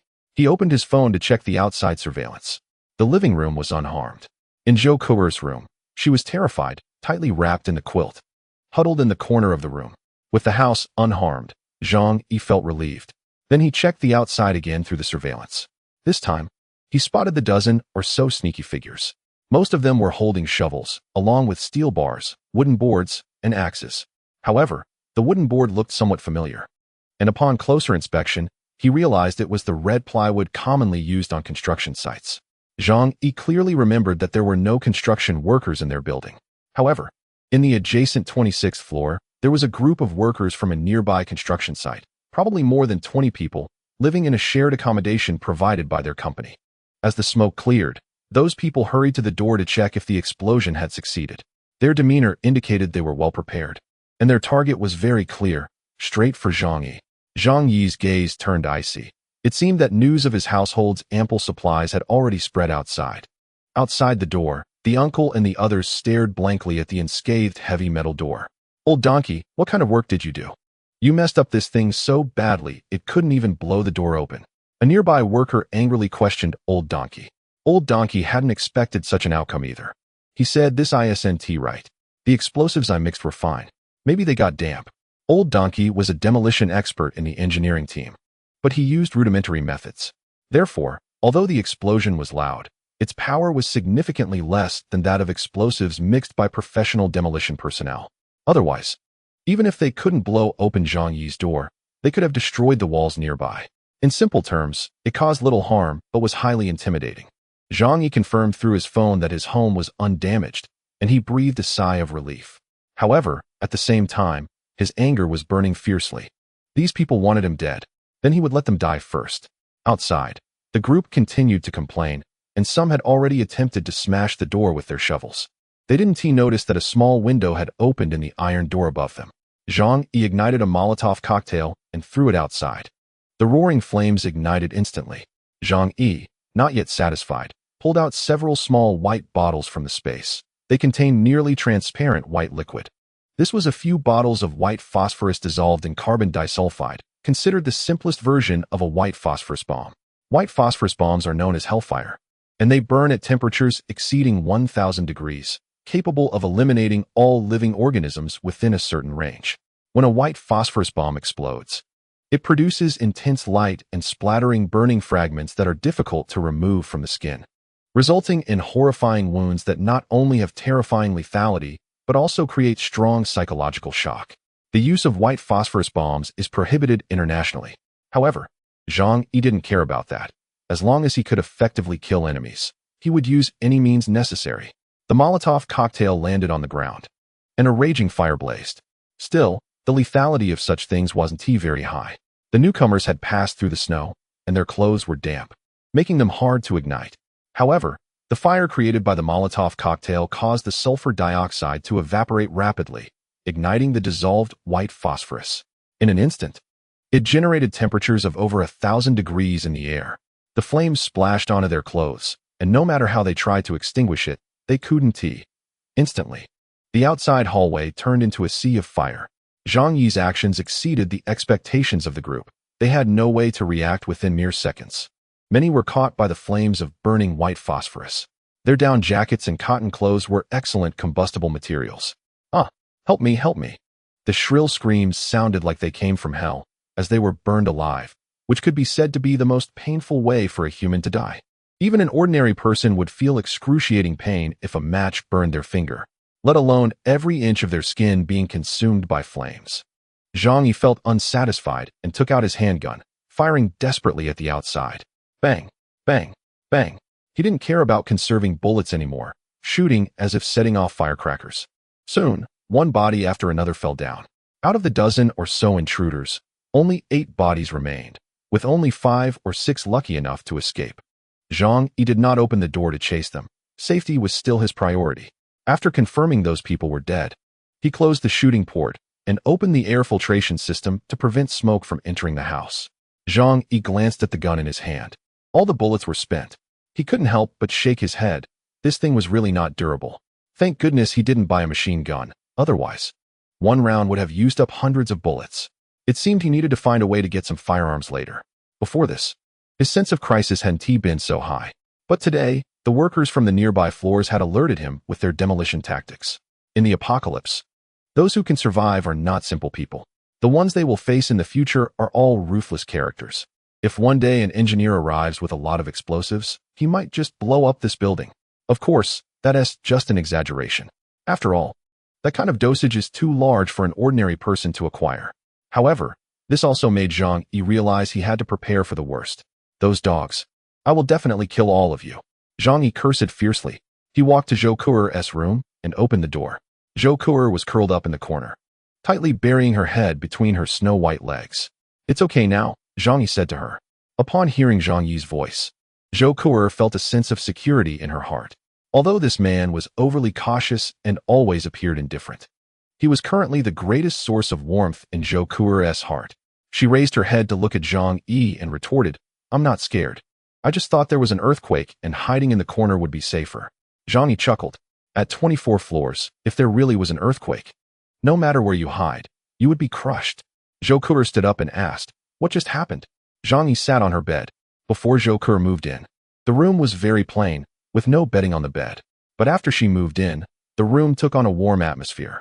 A pink velvet quilt and yellow sheets. On the windowsill hung her washed black lace underwear and black stockings. It was clear she was a delicate woman. Of course, it wasn't just her room. The entire building, including Zhang Yi's bedroom, was kept clean by her every day. Zhang Yi thought, having a sensible woman by your side is really nice. If it weren't for the apocalypse, such a woman wouldn't be able to be married without a bride price of 18.88 million. Chapter 76. The Harmony Gang of Building 26. Zhang Yi told Zhou Kuer about what had just happened. It was those workers from Building 26. There's a newly developed community nearby. So many workers are renting houses around here. Zhou Kuer was a bit curious. Our community is considered mid to high end. Would they really spend that much money? Zhang Yi said, 10 people living in one room. How expensive do you think it can be? Zhou Kuer responded with an oh and nodded. Then her expression turned serious. That means they're actually more dangerous than Chen Jinghao. Zhang Yi nodded in agreement. Chen Jinghao was just a thug. In peacetime, ordinary people didn't dare to provoke him, so they were afraid of him. But now everyone is in dire straits. If he didn't have a gun, he would have been killed long ago. But these workers are different. They do physical labor every day. Their strength is much greater than ordinary people, and their combat power is even more ferocious. Moreover, they are familiar with each other and with their numbers. They can do whatever they want. Zhang Yi took a deep breath and sighed. Thankfully, we took out that fat guy who was into explosives yesterday. Otherwise, I wouldn't have been able to sleep soundly at night. Zhou Kuer asked, what should we do next? Should we take revenge on them? Zhang Yi's eyebrows furrowed. Of course, we must take revenge. But I can't just go over there. It's unwise to go onto their turf. Look at them.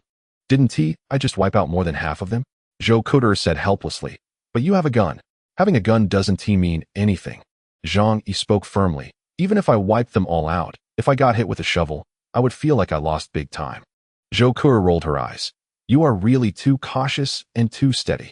But if you don't go out to find them, how can we take revenge? They don't look like people who are afraid of death. They seem like desperados. After all, what normal person would play with explosives in an apartment building? One careless move could bury themselves. Zhang Yi stroked his chin, already having an idea in mind. It seems that to live a stable life in the future, I must find some people to be cannon fodder. Zhang Yi thought for a moment, took out his phone, and opened the owner group for Building 25. Right now, due to the recent explosion, the neighbors were all scared awake and the group was in an uproar. What was that sound just now? An earthquake? Or was there a shelling? The sound came from upstairs. Could it be a meteorite falling?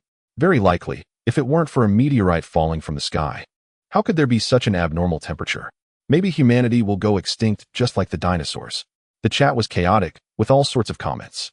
Zhang Yi said, those workers from Building 26 just barged into our apartment building, wanting to kill and rob. I noticed them in time and drove them away. Zhang Meng from the 16th floor has already been killed. As for that sound, it was them using explosives. Upon hearing Zhang Yi's explanation, the neighbors immediately became tense. What? We just dealt with Chen Jinghao, and now those laborers next door have come again.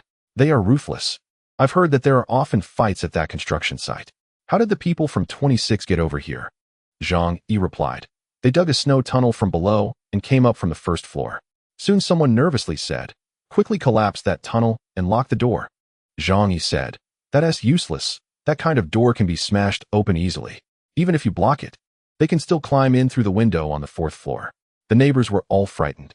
That night, if Zhang Yi hadn't driven those people away, they might have barged into their homes and killed them. What should we do? How can we fight against those laborers? Half of the people in our building are dead, and most of the rest are elderly, weak, women, and children. That's right. Half of those who could put up a fight have died near Zhang Yi's home. At this moment, someone said, "Luckily, we have Zhang Yi. Zhang Yi, you're amazing. You drove away so many of them single-handedly. With you here, our safety is guaranteed.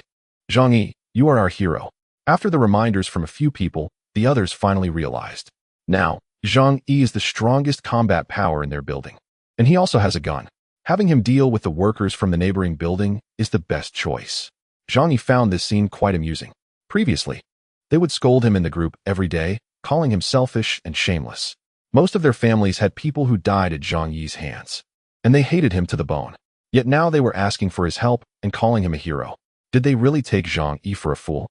Zhang Yi curled his lip and said, "I've used a lot of weapons to deal with them, and it's hard enough for me to protect myself. Everyone should fend for themselves. What a joke. Why should I protect you? Whether you live or die has nothing to do with me." After saying this, Zhang Yi fell silent. The people in the group became agitated and urged Zhang Yi to protect them. "Zhang Yi, you can't just watch us die. If we all die, then you two will be the only ones left. Won't you feel lonely?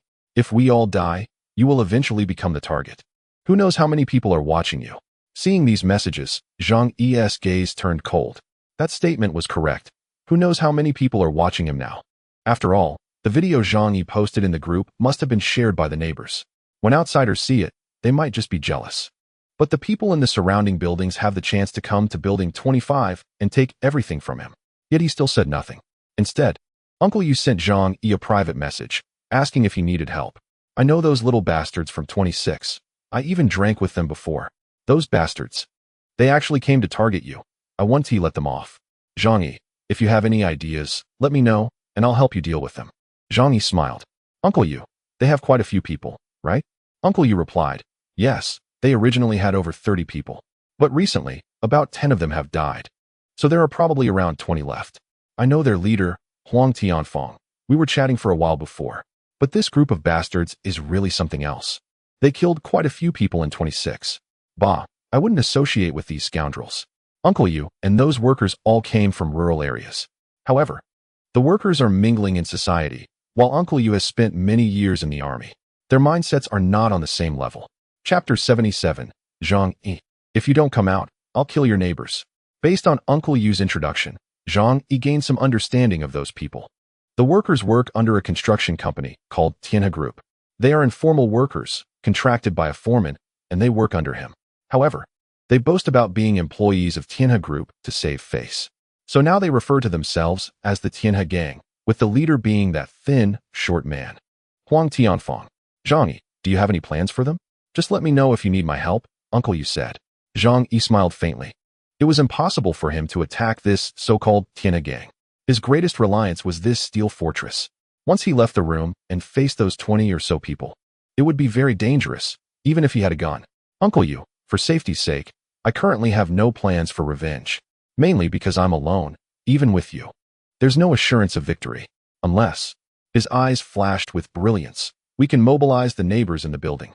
Uncle Yu understood Zhang Yi's meaning. "You mean we should unite like Huang Tianfeng's gang and stand together against them?" "Yes, that's the idea." Uncle Yu said, "Okay, then I'll bring this up in the group and see how many are willing." Zhang Yi laughed. "Uncle Yu, there's no need for that. If you push them to join the group, they might think you're up to no good, or even take advantage of you." Uncle Yu asked, "Then what should we do?" Zhang Yi laughed heartily. "We're not in a hurry, are we? We have enough supplies at home. We can just wait. The Tianhe Gang will definitely come back for a second time after the first. Not to mention, they've killed so many of my people, they will surely seek revenge. By then, the neighbors in this building will naturally come to us for help." Uncle Yu couldn't help but marvel. "Zhang Yi, you are truly brilliant." The two hit it off and reached an agreement to temporarily ignore the Tianhe Gang. In the owners group, the neighbors still wanted Zhang Yi and Uncle Yu to take the lead and deal with the Tianhe Gang. They were very familiar with moral coercion. While praising Zhang Yi and Uncle Yu as good people, though Zhang Yi thought this was an insult, "You're the good people. Your whole family is good people." They found various excuses, claiming they had no food and no strength to fight. Or they used their age as an excuse, saying they were elderly or women, refusing to step forward. Zhang Yi knew these shameless neighbors too well, so he simply ignored them. Anyway, once the knife comes down on them, they'll know the pain. In the next 2 days, Zhang Yi began to gather intelligence from the outside. He certainly wouldn't ask himself, as there were too many people coveting his supplies. And the information they provided could very well be false. He asked Zhou Kuer and Uncle Yu to help inquire. One was a doctor, and the other a security guard, both with quite a broad network. Zhang Yi wanted to know which people in the 30 buildings of the Yuelu community posed a threat to him. This information wasn't hard to gather. It was easy to find out who had killed many people and who currently had the most power. Zhou Kuer actively took out paper and pen, helping Zhang Yi create a statistical table. Zhang Yi took a look and found a rough description of the opposing forces' numbers and weaponry. After reading it, he felt much more at ease. After all, the Yuelu community was positioned as a mid to high-end area. There weren't that many vicious criminals inside. According to the intelligence gathered by Zhou Kuer and Uncle Yu, the main threats were two forces. One was the Tianhe gang from the neighboring Building 26, formed around a small construction team under Tianhe Group, known for their fierce combat capabilities. Their main weapons were shovels and rebar. They didn't have guns. The bomb used against Zhang Yi last time was homemade by a worker knowledgeable in explosives from their company, and its power was limited. That worker had already been burned to death by Zhang Yi, so they couldn't continue making homemade bombs. However, no one knew if they had any stock left. We need to be cautious. Find an opportunity to send a few cannon fodder over to deplete their supplies, Zhang Yi muttered to himself. Apart from the Tianhe gang, another force caught his attention. On the 21st floor, there was a group of young people calling themselves the Wolf Pack. The name sounded extremely juvenile, but their combat power was not weak. According to the intelligence Zhou Kuer gathered, there were students among them, as well as some idle street thugs. Their average age was around 20, with about a dozen people in the group. The two leaders were named Wang Chong and Xiao Lu. Zhang Yi knew both of them. They were well-known street thugs in the Yuelu community. After graduating from a third-rate university, they stayed home living off their parents. They weren't rich second-generation kids, but belonged to the middle class. Because they refused to work, they had been hanging around at home. Over time, they mingled with some people in society. In the past, they couldn't even compare to Chen Zhenghao's little toe. But since there was no one as ruthless as Zhang Yi in their building, they had grown bolder. For Zhang Yi, only these two forces posed a certain threat to him. In other units, some had only a dozen households left. Many people couldn't withstand the terror of the apocalypse. Their mental state collapsed, and they chose to commit suicide. Or they killed each other under extreme shortages of supplies, resulting in total annihilation. Zhang Yi felt more assured. He told Zhou Kuer, "Keep gathering intelligence. We need to clarify everything and minimize danger. Especially whether they have guns, that's crucial." Zhou Kuer nodded obediently, and then picked up her phone to continue gathering information. In the following days, Zhang Yi and Uncle Yu reached a consensus to stay home and not go out at all. The Tianhe gang, having suffered losses last time, hated Zhang Yi to the bone. They had lost 8 brothers, and the remaining people had also been burned, suffering serious injuries. 2 of them died that night due to their injuries. This was a loss the Tianhe gang had never experienced. They swore to wash away Building 25 in blood and kill Zhang Yi to avenge their brothers. However, a twist came. The person they hated the most was Zhang Yi, but they also feared him the most. Having witnessed Zhang Yi's methods and felt the difficulty of attacking his home, they temporarily dared not act against him. What to do then? They could only target the neighbors in Zhang Yi's building. Huang Tianfang's idea was, "Zhang Yi, I can't kill you, but I can kill your neighbors. When you see your neighbors dead, won't you feel guilty? How will you face their accusations? Killing your neighbors is the greatest revenge against you." Huang Tianfang was quite clever, knowing to pick the soft targets. So in the following days, he returned with a group of people and ambushed several households. After killing, they even wrote in blood in the hallway, "Zhang Yi, if you don't come out, I'll kill all your neighbors." Chapter 78 Neighbors Seek Protection. Huang Tianfang thought he was clever, killing around 25 people to force Zhang Yi out. If this were a movie with a saintly protagonist, they would undoubtedly feel compelled to step forward and negotiate with Huang Tianfang. But unfortunately, Zhang Yi not only felt no guilt, but was also overjoyed. His goal was to make Huang Tianfang kill more neighbors to create panic, forcing them to seek his help. Sure enough, just 2 days later, the neighbors couldn't take it anymore. They saw the bloody words left by Huang Tianfang when he left and unanimously believed that only Zhang Yi could confront Huang Tianfang to resolve the issue. Thus, the group chat was bombarded with messages attacking Zhang Yi, and private messages and voice calls flooded in. Zhang Yi opened the group chat to see the neighbors' reactions. "Zhang Yi, The trouble you've caused, you need to solve it. The Tianhe gang was brought by you, and you killed them. What does that have to do with us? Right. One person does the deed. One person bears the consequences. You can't expect us to help you bear this cost, can you? They said if you don't come out today, they won't stop killing. Zhang Yi, if you have any conscience, go solve this yourself. Can you really bear to see everyone die because of you? Upon seeing these messages, Zhang Yi couldn't help but laugh. He wasn't angry at all, because he knew these neighbors very well. He casually typed a few messages in the group. It's not like I brought them here. How is it my fault that they came to kill me, and I retaliated, and now it's my fault? You guys can't resist them. What does that have to do with me? You also said that group is too dangerous. If that's the case, I won't go out. My house is safe. Haha. After that, Zhang Yi even sent a smiling face emoji. This infuriated the neighbors in the building. Zhang Yi, you're safe? What are we supposed to do? Aren't you putting us all in danger? You're the one who brought them. Why should we face them for you? Don't you have any conscience? Faced with the neighbors' accusations, Zhang Yi laughed heartily. He understood their shamelessness very well. He sneered coldly. What do I care about you?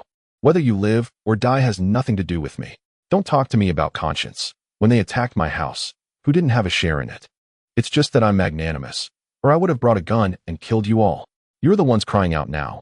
And you dare talk to me about conscience? His tone turned sinister as he said, do you really think I wouldn't dare to kill you? With that last sentence, many people found themselves at a loss for words. They remembered that Zhang Yi was not someone to mess with. How did Qin Jinghao die? He was frozen into an ice block and then smashed to pieces. That was Zhang Yi's doing. Zhang Yi stopped speaking and sent a message to Uncle Yu. Uncle Yu, it's your turn to step up. Uncle Yu replied, don't worry, I've got this. In the owners group, those owners who had been scolded by Zhang Yi were at a loss. Moral coercion had failed, negotiations had collapsed, which meant they would still have to face the Tianhe gang that could burst in at any time. With most of the 25 men dead or injured, the only combat power left was Zhang Yi and Uncle Yu. What should they do? They thought that once Qin Jinghao was dead, they could survive. But the Tianhe gang was even more brutal. Qin Jinghao killed to establish authority and for food supplies. But Huang Tianfeng and the others killed for revenge. They killed anyone without a second thought. Did that mean they could only wait to die? Damn. Why has the world become like this? Is a brutal society going to be the norm from now on? The snow disaster wouldn't pass quickly, and they would all be buried in it. Many people fell into deep despair, believing they wouldn't survive for long. At this moment, Uncle Yu, who usually spoke little, suddenly appeared. Everyone, don't panic. The Tianhe gang only has about 20 people. If we unite, we can resist them. Uncle Yu's appearance brought a glimmer of hope to many. After all, this retired soldier and doorman gave off a sense of reliability. Uncle Yu, thank goodness you're here. I thought you were dead since you hadn't spoken in a while. It's great to have you. Our safety is guaranteed. Uncle Yu, just tell us what to do. Everyone will definitely support you. Uncle Yu couldn't help but twitch his eyelids at the neighbor's words. Support me? So you want me to go out while you watch the show from behind? He was speechless. Uncle Yu said, sigh, relying on just me won't do. Our supplies have run out, and we haven't eaten for several days. I'm starving and have no strength. Everyone is probably in a similar situation. In this state, how can we resist the Tianhe gang? Some neighbors remained silent. A portion of them had actually been eating well recently, feasting on barbecued meat. Once your spirit is numb, those things still taste good. Uncle Yu, what should we do? Everyone is short on food. We can't help you. Just a moment ago, they were talking about supporting him, and now they couldn't even spare a bite to eat. Do you have any suggestions? Speak up. Everyone is listening to you. The flattery started again. Uncle Yu said, right now, we can only rely on Zhang Yi to confront the other buildings. Zhang Yi has a lot of weapons, and he eats well every day, so he has strength. Having him lead us is the best choice. Everyone exchanged glances, feeling quite speechless. Just moments ago, they had driven Zhang Yi away, and now they wanted him to lead them? Was that even possible? However, Zhang Yi had just said he would let them fend for themselves. He wouldn't leave that room, and they couldn't call him out. But if he could lead them, that would indeed be best. They thought Zhang Yi was hateful, but he was undeniably powerful. Half the building's residents had died at his hands. What about the brutal thug Qin Jinghao? Wasn't he smashed to pieces by Zhang Yi? Uncle Yu said, how about this? I'll have a couple of words with Zhang Yi. I'll go find him and see if I can persuade him to come out. Everyone quickly said, Uncle Yu, it's all up to you. Chapter 79, Subduing Neighbors. As cannon fodder, Zhang Yi watched the conversations in the group. Uncle Yu turned and sent Zhang Yi a private message. Zhang Yi, what should we do now? Zhang Yi replied, the timing is about right. When the time comes, you help me out and make sure these people listen to me. Use both kindness and authority to make them obedient. That's the only way our building will be safe in the future. Zhang Yi didn't know whether the neighbors would be safe, but he was sure he would become even safer. Moreover, many of these neighbors would be used as cannon fodder by Zhang Yi and sent to the front lines. Most of them had family members killed by Zhang Yi, and once there was a chance, they would definitely seek revenge. So it was best to get rid of them now. After discussing with Zhang Yi, Uncle Yu returned to the owner's group. Uncle Yu pretended to Zhang Yi, everyone really needs you right now. If only you were the last household left in this building, you would feel lonely, wouldn't you? So please show some kindness and help everyone. Everyone will surely thank you from the bottom of their hearts. The neighbors quickly chimed in. Yes, yes. As long as you can save us, everyone will be grateful to you. From now on, our building will be under your command. Zhang Yi, the lives of my whole family are in your hands. Sweet words pour in, but Zhang Yi sneers. I'm only here to talk to you because of Uncle Yu's face. But honestly, I couldn't care less about you. I'm doing just fine on my own. Why should I bother with you? I still have to go out and tire myself out, risking my life. I think it's not worth it. The more Zhang Yi said this, the more uncertain the neighbors felt. Zhang Yi, don't. At worst, we'll do whatever you ask us to in the future, okay? Even in desperate circumstances. As long as there is even a sliver of hope to survive, they wouldn't think of dying. Zhang Yi coldly asked, oh, is that so? Whatever I ask you to do, you will do. Do you all agree? The neighbors hesitated for a moment. Someone said, as long as you don't ask us to die, we can agree to other conditions. Zhang Yi retorted, if I ask you to take up arms and fight against the Tiana gang, will you go? The group suddenly fell silent. No one spoke, all waiting for someone else to take the lead. Zhang Yi laughed loudly. So you all want me to fight, right? Good. Then I won't care about you anymore. When Huang Tian comes with his men to kill, just stick your necks out and let them chop it off. Goodbye. Uncle Yu became anxious. Zhang Yi, don't. We will definitely listen to you. After all, it's all about dying. If we fight, there's still a chance to survive. I'm with you. Saying that, he began to rally everyone. What are you hesitating for? If we all fight together, there's a way out. Do we really have to wait for them to call us out one by one to kill us? Uncle Yu's encouragement indeed had an effect. Thinking that there might be a chance to survive if they fought, everyone started to speak up, agreeing to follow Zhang Yi's orders. Zhang Yi and Uncle Yu sang in harmony, and just like that, they gained control over the whole building. He said lightly, all right, from now on, everything has to follow my orders. The situation is serious. The enemy could attack at any time. Any negative or slack behavior will be regarded as betrayal against all the owners in the building. When that time comes, don't blame me for directly killing that person. Zhang Yi's gaze swept over the group member list. Make sure I don't find anyone hiding quietly, unwilling to come out and fight. If I find one, I'll take them out. If you want to hide and reap the benefits, forget it. Zhang Yi said this because he had roughly calculated and found that only about 20 people were speaking in the group. Obviously, some people were keeping quiet, planning to turtle up and let Zhang Yi lead the charge. When Zhang Yi said this, those neighbors who agreed to confront the enemy with him were also unhappy. Fang Lin, come out. I know you're not dead. I saw you digging snow yesterday. Liang Yulu, where are you? Don't hide. And don't pretend you didn't see the group messages. We will come looking for you later. The neighbors, with red eyes, tagged those ostriches. People are selfish. They were determined to risk their lives, and naturally, they didn't want to see others hiding behind them. Reluctantly, those people also popped their heads out. Oh, I just fell asleep and only saw the messages now.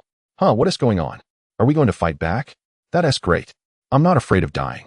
I just didn't see it. A group of people said timidly. Zhang Yi didn't care about that. In any case, since everyone chose me as the building leader, they had to follow my orders. Anyone who dares to be cowardly at the back is betraying all the owners and deserves to die. The owners no longer dared to speak. They knew Zhang Yi would really kill them. Those 50-plus souls were bloody evidence. After waving the big stick, Zhang Yi thought for a moment and decided to give them a carrot. Don't worry. I, Zhang Yi, am a kind person. I can't bear to see you starve. As long as you obey, I will go out to help you find supplies. Zhang Yi had considered this matter a while ago. Since there are construction teams that will use blasting techniques, it's hard to guarantee that more powerful enemies won't appear in the future. He lived on the 24th floor, although the house was made entirely of metal. If a collapse happened downstairs, it would greatly affect his home. So, he wanted to raise a group of cannon fodder to stay below, keeping watch for him and helping him die when necessary. He certainly couldn't raise them without supplies. Zhang Yi was reluctant to give them the supplies in his space, so he needed to go out to look for more. Moreover, his weapons and ammunition were consumed quickly.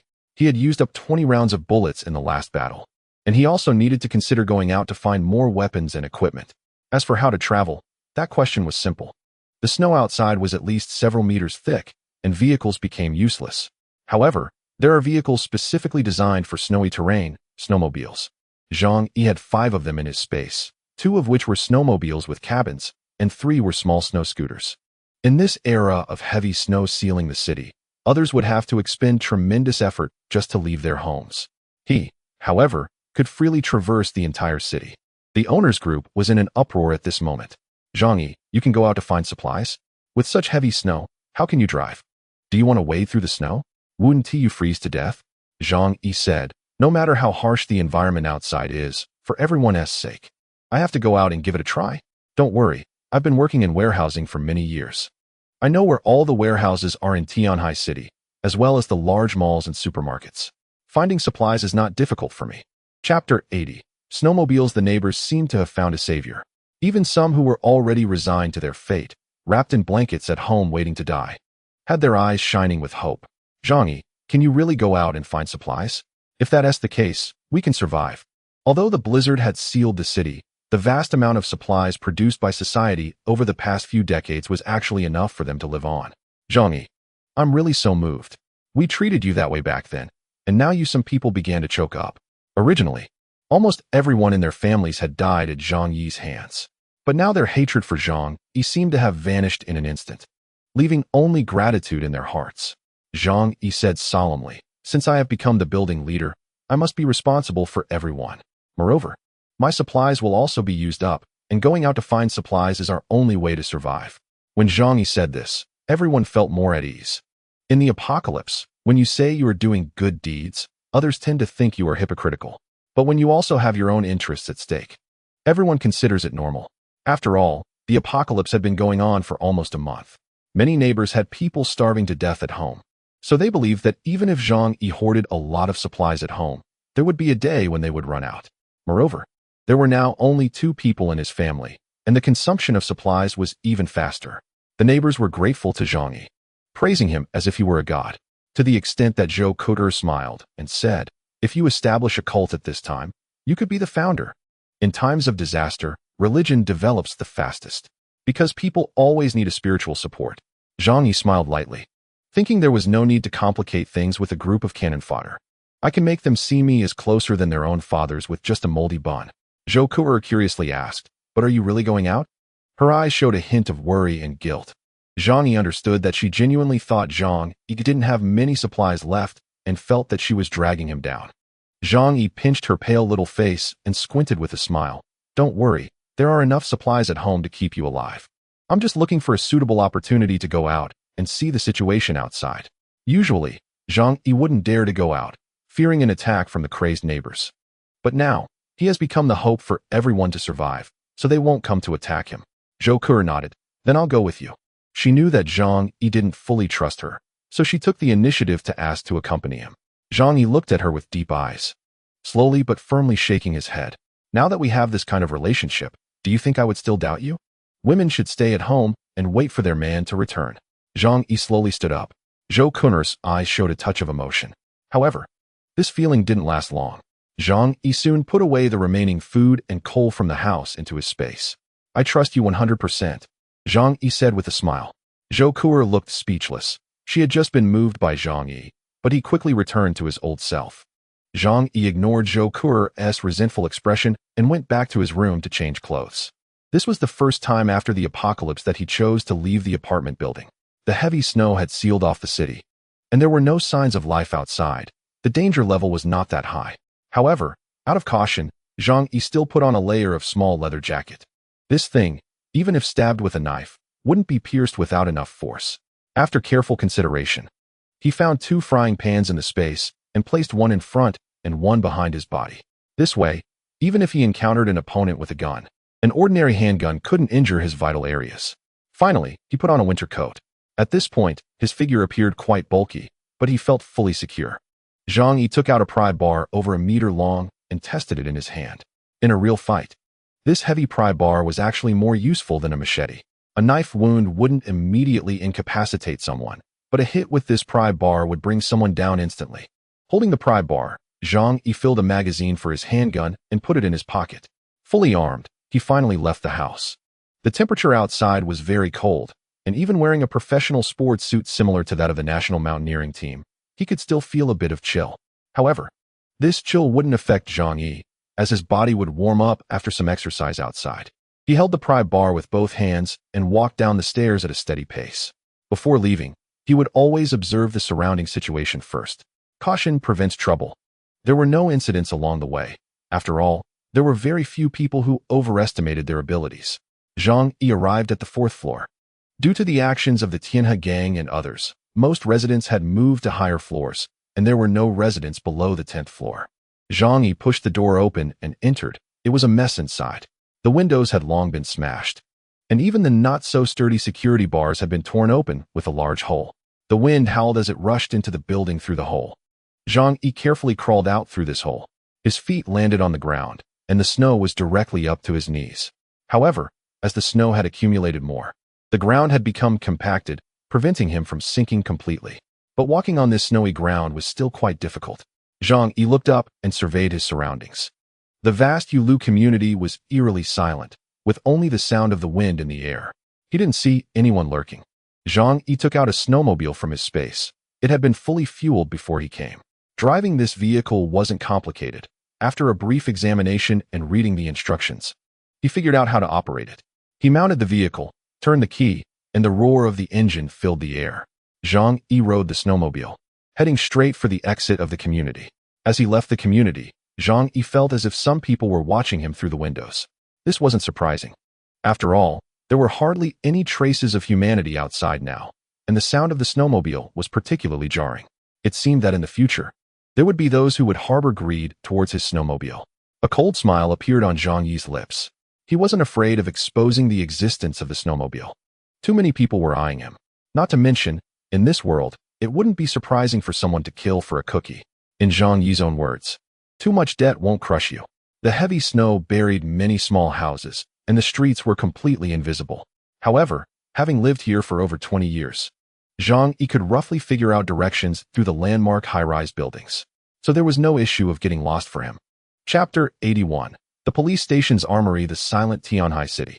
The white snowflakes buried everything, and from high above, only the shadows of tall buildings could be seen, with the rest covered in a thick layer of white snow. Zhang Yi rode on the snowmobile, swiftly racing through the snow. After being self-isolated at home for almost a month, this was his first time out for a joyride. The wind rushed past his ears, and the feeling was exhilarating. Zhang Yi couldn't help but howl a few times. The noise of the snowmobile was particularly attention-grabbing. As Zhang Yi drove along, he saw shadows of people flickering behind the glass of some high-rise buildings. Even in the apocalypse, there would always be a part of humanity, the resilient creatures, that would stubbornly survive, just like locusts. This extreme cold felt like a pesticide had been sprayed, but after this disaster, the survivors would gradually adapt. Zhang Yi touched the gun in his pocket and immediately felt a sense of security. Every person alive in this city could potentially become a threat. In the apocalypse, one should never trust human nature. Zhang Yi's first target was not the nearby supermarket. He rode straight to the Tianhe City Public Security Bureau, because weapons must surely be stockpiled there. Zhang Yi remembered the saying that all fear comes from a lack of firepower. Therefore, weapons, especially firearms, were absolutely better in abundance. After driving for more than half an hour, Zhang Yi arrived at the location of the Tianhe City Public Security Bureau. At this point, most of it was submerged. The originally 6-story building was completely unrecognizable below the bottom 3 floors. Fortunately, the police station was an independent building, and its single-story height was a bit taller than residential buildings. Otherwise, if Zhang Yi had come 10 days later, there would have been nothing left here. Zhang Yi parked the snowmobile in front of a 4th-floor window. He got off, took out the key, and then grabbed the pry bar to smash. Crash! The tempered glass shattered everywhere. Zhang Yi pulled out his gun from his pocket and entered the building. It was pitch dark inside. But this wasn't a problem for Zhang Yi. He directly took out a miner's lamp from his space. This was used by underground miners. Small in size, but with very high brightness. Once he turned on the lamp, it lit up the surroundings like a small sun. Zhang Yi wasn't familiar with the internal structure of the police station, so he had to search room by room. When he reached the second floor, covered in ice and snow, he pried open a locked room with force, and the scene inside made him feel slightly moved.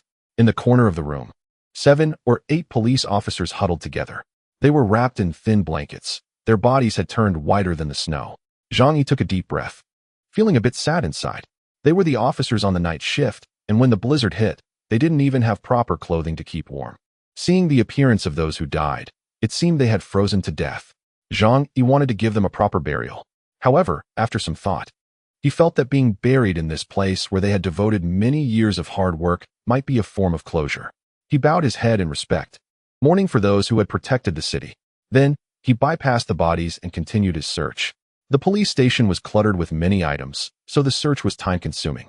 Feeling tired, Zhang Yi took out a piece of pure cocoa butter chocolate from his space, ate it in big bites, replenished his energy, and continued to act. After nearly 2 hours, he finally found the armory, but it was locked with a heavy padlock. Zhang Yi tried for a long time, but couldn't pry it open. So he had no choice but to smack his forehead and go back to find the key. Fortunately, he knew it must be in the duty room, so it wasn't hard to find. After getting the key, Zhang Yi successfully opened the door. Upon entering the armory, he was quite amazed. There were many firearms inside, including pistols and rifles, totaling several dozen. He even found a sniper rifle. However, it was the first time he had seen such things, couldn't name them, and had never used them before. Zhang Yi didn't care about that and collected everything, planning to study them slowly later. Especially the sniper rifle, it was a top-notch item. It would be incredibly satisfying to use it to take down people stealthily. Even if his shooting wasn't that accurate, he could at least scare people. Zhang Yi felt he was quite talented at shooting, considering himself a semi-professional, especially good at using pistols. After his rebirth, perhaps due to his more determined mindset, his shooting became more decisive. When he shot at the Tiana gang last time, he hardly missed a shot. I am a shooting genius. Zhang Yi laughed proudly, also seeming to tease himself. Then, he found over 1,000 rounds of ammunition in the armory, along with confiscated old guns that had been there for who knows how many years. He couldn't even tell if they could still fire. Zhang Yi didn't mind and collected them all. This time out, Zhang Yi had gained a lot, in addition to firearms and ammunition. He also found more than a dozen bulletproof vests and a complete set of bomb disposal gear, such as riot helmets, bomb shields, and batons. With these items, he would have enough to assemble a formidable team. Zhang Yi was very happy. Just finding these made his trip worthwhile. He had a bountiful harvest at the police station. This also confirmed one thing for him. There were still plenty of supplies outside. After all, the heavy snowfall on the night of December 12th had left over a meter of snow piled up outside by the time people woke up the next day, and the temperature had dropped to several degrees below zero. Therefore, at that time, most people were unaware of the apocalypse and had not started frantically hoarding supplies. By the time they realized something was wrong, it was already too late to go out. Having found what he wanted, Zhang Yi left the police station. There was already a thick layer of snow on the motorcycle outside. Only then did Zhang Yi realize he had been out for quite a while. Time to get some pig food for those bastards next door, Zhang Yi said lightly as he thought of his annoying neighbors. He turned around and found a supermarket that hadn't been completely buried. He then broke in through a window. However, upon entering, he discovered that the supermarket was mostly empty, with the shelves looking as clean as if they had just been stocked. There were some frozen rotten vegetable leaves on the ground. Zhang Yi stroked his chin and said, "This place is close to the residential area, so it's not surprising that it has been looted. However, the big malls in the city and suburbs probably haven't been touched.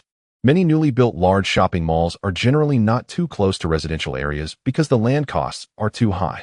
Zhang Yi, who works in warehousing, knew which large malls in Tianhai City were far from the crowds. So he hopped on his snowmobile and headed towards the economic development zone. 2 years ago, a Wanda Mall had just been built there, and the nearest residential buildings were 3 kilometers away, so the chances of it being looted were relatively low. Chapter 82. Food for the neighbors. Zhang Yi arrived at the Wanda Mall in the economic development zone. Upon arrival, he could only see the roof. He followed the same method, broke the glass above, and used climbing ropes to get inside. Once inside the mall, the remnants of its former prosperity were still faintly visible. The circular mall had various stores displaying exquisite products. Expensive clothing, shoes, and various daily necessities were now worthless and could be taken freely. Zhang Yi selected some useful stores and stuffed everything from the entire store into his space. The supermarket was on the basement level, After casually gathering supplies, he headed down to the first basement level. As he expected, this place, being far from human habitation, still had shelves full of goods. However, the quality was quite disappointing. The mall had partially collapsed under the weight of the heavy snow, allowing cold air to enter, so the shelves inside were covered in frost. The cold air had ruined all the food.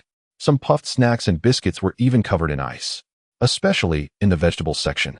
Although there was no rot or foul smell, the vegetables were severely dehydrated, likely lacking flavor. The meat section was relatively better, with everything frozen solid, resembling true zombie meat. As for the fish tanks, they had exploded from freezing, so there was no hope of eating fish.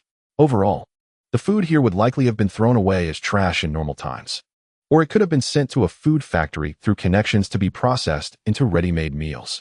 Zhang Yi shrugged. I wouldn't eat this stuff even if it were given to me. He was even too lazy to collect them into his alternate space. After all, he wasn't lacking in supplies, so why would he want such inferior goods? However, this wasn't important, even if the quality of the food was poor. For those neighbors who hadn't had normal food in a long time, it would be a top-notch delicacy. Zhang Yi took out 2 large luggage bags from his space and casually tossed in some rotten vegetable leaves and zombie meat. He also stuffed in some bread and biscuits that had swelled due to moisture. Soon, the 2 large bags were filled. Zhang Yi didn't plan to touch the other items and decided to leave them there. Perhaps they could save someone else's life in the future. He didn't need to take them. After finishing all this, Zhang Yi glanced at his Rolex on his wrist. This was a luxury watch treated for cold resistance, capable of functioning in extremely low temperatures. The time might not be entirely accurate, but at least he could get a rough idea. The Rolex showed it was 3:30 in the afternoon. It would take about an hour to return to the Yuelu community. Zhang Yi didn't waste any time. After all, he would have plenty of opportunities to come out again, and no one could compete with him for supplies. He could explore other places slowly later. Zhang Yi took the scavenged supplies and left the supermarket, riding his snowmobile back. By the time he returned to the Yuelu community, the sky was already dimming, rumbling. The sound of the engine was particularly noticeable in the quiet community. As soon as he returned, faces appeared at the windows of every building, staring intently at him. In a room on the 15th floor of Building 26, Huang Tianfeng, the leader of the Tianhe gang, squinted his small eyes, fixated on the brand-new snowmobile. Half of his face was scarred from a fire, making him look even more sinister. That night, although a few of them had managed to escape back, but half of his face was also licked by the flames, turning into what it is now. There's actually such a thing that can run in the snow. If we could use something this good, we could go out to find food in the future. Who needs to eat that sour meat anymore? A stout black man next to him glanced over and said, "Second uncle, I know what this is. In our area, this thing is called a snowmobile. This is an electric snowmobile." Huang Tianfeng's eyes were fixed on Zhang Yi's snowmobile, and he said in a deep voice, "No matter what it is, we have to find a way to get it." Huang Tianfeng wasn't the only one thinking this way. Everyone staring at Zhang Yi had the same thought. After more than half a month of isolation, many of them had already gone crazy. For the rest, it was only a matter of time before they went mad or died. They needed to leave this place to find food and space to survive. The heavy snow had originally obstructed them, but Zhang Yi's snowmobile reignited their hope. Zhang Yi could sense the greed and naked killing intent contained in so many gazes. However, after feeling the handgun at his waist and thinking about the large amount of weapons and equipment he had found today, he felt very secure. After getting off the snowmobile, Zhang Yi looked up and found that the neighbors from 25 were also excitedly watching him. Their eyes were fixed on the 2 luggage bags Zhang Yi had brought back. Zhang Yi smirked and pretended to drive the snowmobile into the underground garage at the back. Avoiding everyone's line of sight, he stored the snowmobile in his space. Only then did he return with the 2 luggage bags. There was quite a lot of stuff, so his footprints were deep, which excited the neighbors from 25, who even pressed against the window and started shouting. Huang Tianfeng and the others next door also looked on with bright eyes. "Second uncle, could that be food?" The stout man excitedly asked Zhang Yi. Huang Tianfeng scolded, "Of course. At this time, if we go out, we're not going to look for women, are we?" A group of workers from the Tianhe gang gulped and gathered around. "Is there food? Did he find food outside? That's great. There's food outside. We're saved. What are we waiting for? Let us go take it, get everything, including his vehicle." A group of people shouted with red eyes. Huang Tianfeng pondered for a moment and said coldly, "Don't rush. This kid should be the one who killed Chen Jinghao, Zhang Yi. This kid is ruthless. He caused the death of so many of our brothers last time. We must be careful. Moreover, I heard he has a gun. Even if we want to act, we have to do it quietly. Huang Tianfang was very cautious. Although the two buildings were close together, there was still a distance of dozens of meters in between. Running over through thick ice and snow would be like a live target. So even though they were envious of the supplies Zhang Yi brought back, they did not act rashly. However, where there are calm people, there are also impulsive ones. A few workers in the back were dissatisfied with Huang Tianfang's arrangements. After a brief discussion, they believed that if they didn't act now, they would miss their chance once Zhang Yi returned to the house. So a few of them sneaked downstairs with knives and wrenches.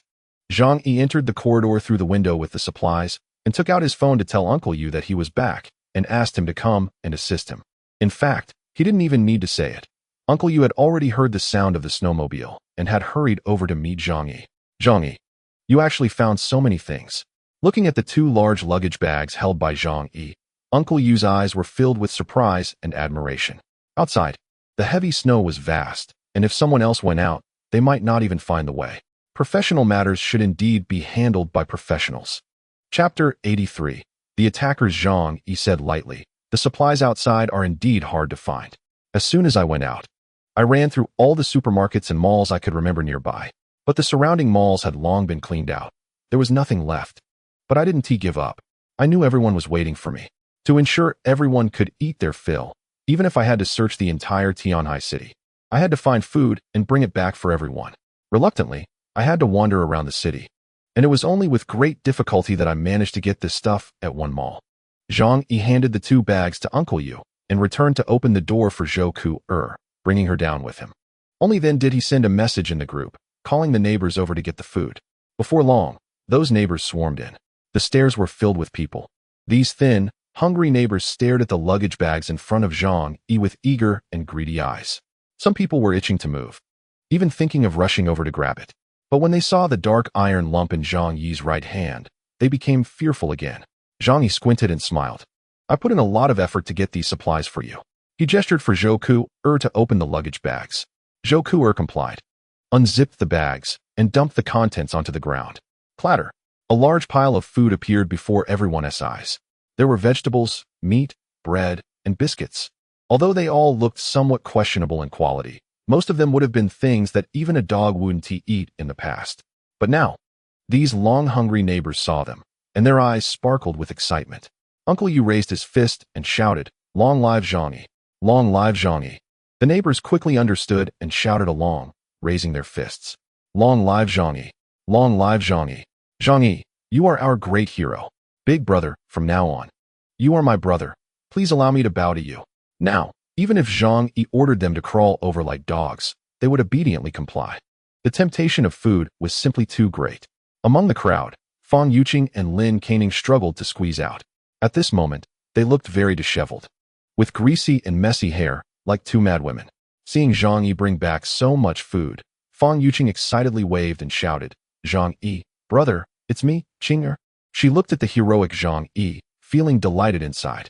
She still thought Zhang Yi loved her very much, even though Zhou Ku was by his side. He must still have lingering feelings for her. So with so much food, he would definitely give her more. Lin Caning followed beside her, pleading, "Yuqing, we are good friends, right? Can you ask Zhang Yi for a bit more food for me?" Fang Yuqing gave Lin Caning a disgusted glance and pushed her away. "Get lost, you shameless woman." The commotion over here made Zhang Yi frown. Immediately, someone growled at them, "Don't cause trouble, listen to brother Zhang Yi." The people around stared daggers at Fang Yuqing and Lin Caning, and they both became much more subdued. Fang Yuqing muttered softly, "Why are you being fierce? Do you know what my relationship with brother Zhang Yi is?" Seeing everyone quiet down, Zhang Yi finally said, "This time, I put in a lot of effort to find these supplies. Naturally, my intention is to share them with everyone." His tone suddenly turned cold. "However, this is a time of crisis, and I absolutely will not support idlers. After eating this food, you must pick up weapons to fight against the enemies. Anyone who dares to eat the food without working, I guarantee they will vomit out even more than they eat." Looking at the gun in Zhang Yi's hand and the food on the ground, everyone nodded in agreement, surrendering to Zhang Yi's carrot and stick approach. "All right, let us distribute the food." After Zhang Yi said this, he prepared to call names. At that moment, two arms appeared outside the fourth-floor window. A few workers from the Tianhe gang barged in. Upon seeing so much food laid out on the ground, their excited eyes gleamed terrifyingly. Zhao Gu, so much food, we hit the jackpot. One worker said excitedly. What else is there to say? Grab it. Four workers pulled out weapons and rushed towards Zhang Yi. These people were really ruthless, even with dozens in front of them. They didn't care. They could see that the others were sheep, and there were very few who could actually fight. Zhang Yi's pupils contracted, and he instinctively pulled out his gun to aim at them. But suddenly, he changed his mind. He didn't fire. Instead, he retreated while shouting, "This food is all for you. Don't let them take it. Whoever takes down one of them, I will reward them with food for 5 people." As soon as these words were spoken, the neighbors who were originally afraid and wanted to flee stopped in their tracks. Right. This food was brought to them by Zhang Yi. If it got taken away, what would they eat? Food is life. Without food, isn't it just death? Moreover, Zhang Yi said that taking out one person would earn food for 5. The neighbors looked around. They had dozens of people. What were they afraid of? A few young men gritted their teeth and pulled out their weapons, charging forward. Everyone had weapons on them when they went out, making it very convenient. Zhang Yi retreated to the back, holding his pistol aimed at the front to prevent anyone from seizing the food amidst the chaos. The 4 members of the Tianhe gang were caught off guard. They thought these softies would be scared and run away, but for some reason, they suddenly charged in like they were on steroids. In the blink of an eye, everyone was caught in a chaotic battle. The space on the 4th floor wasn't large, and dozens of people were crammed together, with shovels, steel pipes, and kitchen knives making loud, clanging noises. For the sake of food, everyone was blinded by rage, and the extreme cold made them not feel much pain even when injured. Soon, someone was hurt, but even before they fell, they were still desperately swinging their weapons. Uncle Yu was the main fighter. He swung a metal rod, roaring as he smashed down. Although the 4 members of the Tianhe gang were fearless, they couldn't withstand so many people. They were quickly knocked to the ground. The air was filled with people's roars. This was an emotional release. After living in fear of death and being attacked by the Tianhe gang every day, resolving the 4 of them cleanly brought them a lot of relief. Their fear of the Tianhe gang was greatly diminished. After the battle ended, 6 people lay on the ground. In addition to the 4 from the Tianhe gang, there were also 2 neighbors from the building. Zhou Kuer frowned slightly at this scene. As a professional surgeon, she knew that these 2 might still be saved. But it required professional surgical conditions, as well as a lot of medication and blood transfusions. Given the current living environment, that was simply impossible. She sighed helplessly. Is this what a lost world looks like? Chapter 84. Zhang Yi. Do not raise useless people. Zhang Yi looked at the neighbors in front of him and nodded in satisfaction. After killing people, these neighbors could finally become qualified vanguards. Cannon fodder. It would be much easier for them to help him deal with attacks from other buildings in the future. All he needed to pay was a little bit of garbage food and various empty promises. Clap, clap. Zhang Yi clapped his hands with a smile. Good, well done. Did you see that? As long as we unite, what is there to be afraid of? Zhang Yi looked ahead and waved to the 2 most hardworking young men. Come here, you 2. The 2 young men looked delighted, rushing over to Zhang Yi without bothering to wipe the blood off their faces. Zhang Yi reached down, grabbed a large handful of food from the ground, and stuffed it into one person's arms. One handful isn't enough, so let's have another. Inflated bread, moldy biscuits, dehydrated vegetable leaves, and a large chunk of pale zombie meat. These are all genuine good stuff. The other neighbors watched this scene, swallowing their saliva in envy, wishing those things were theirs. Zhang Yi stuffed both of them with a large pile of food and then patted their shoulders. Work hard, and as long as you keep this spirit, I won't treat you unfairly. The 2 young men were so excited they were trembling. This food was enough for them to eat well for several days. Tears streamed down their faces. They hadn't eaten normal food in such a long time. Brother Zhang Yi, we will definitely follow you and work hard in the future. We'll listen to you. You are like my own brother. The 2 young men, Li Chongbin and Zhang Lei, shouted. At this moment, their eyes were filled with gratitude towards Zhang Yi. The other neighbors saw hope and secretly regretted why they hadn't put in more effort just now. This scene was exactly what Zhang Yi wanted to see. After rewarding the 2 most hardworking young men, Zhang Yi said to the others, now, it's time to distribute the food.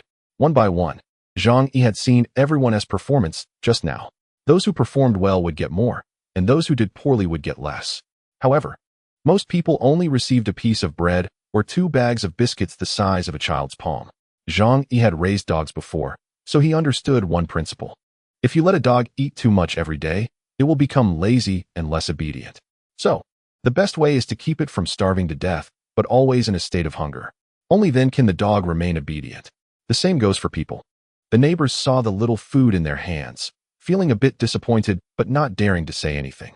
Zhang Yi had first taken out 2 examples for them to see.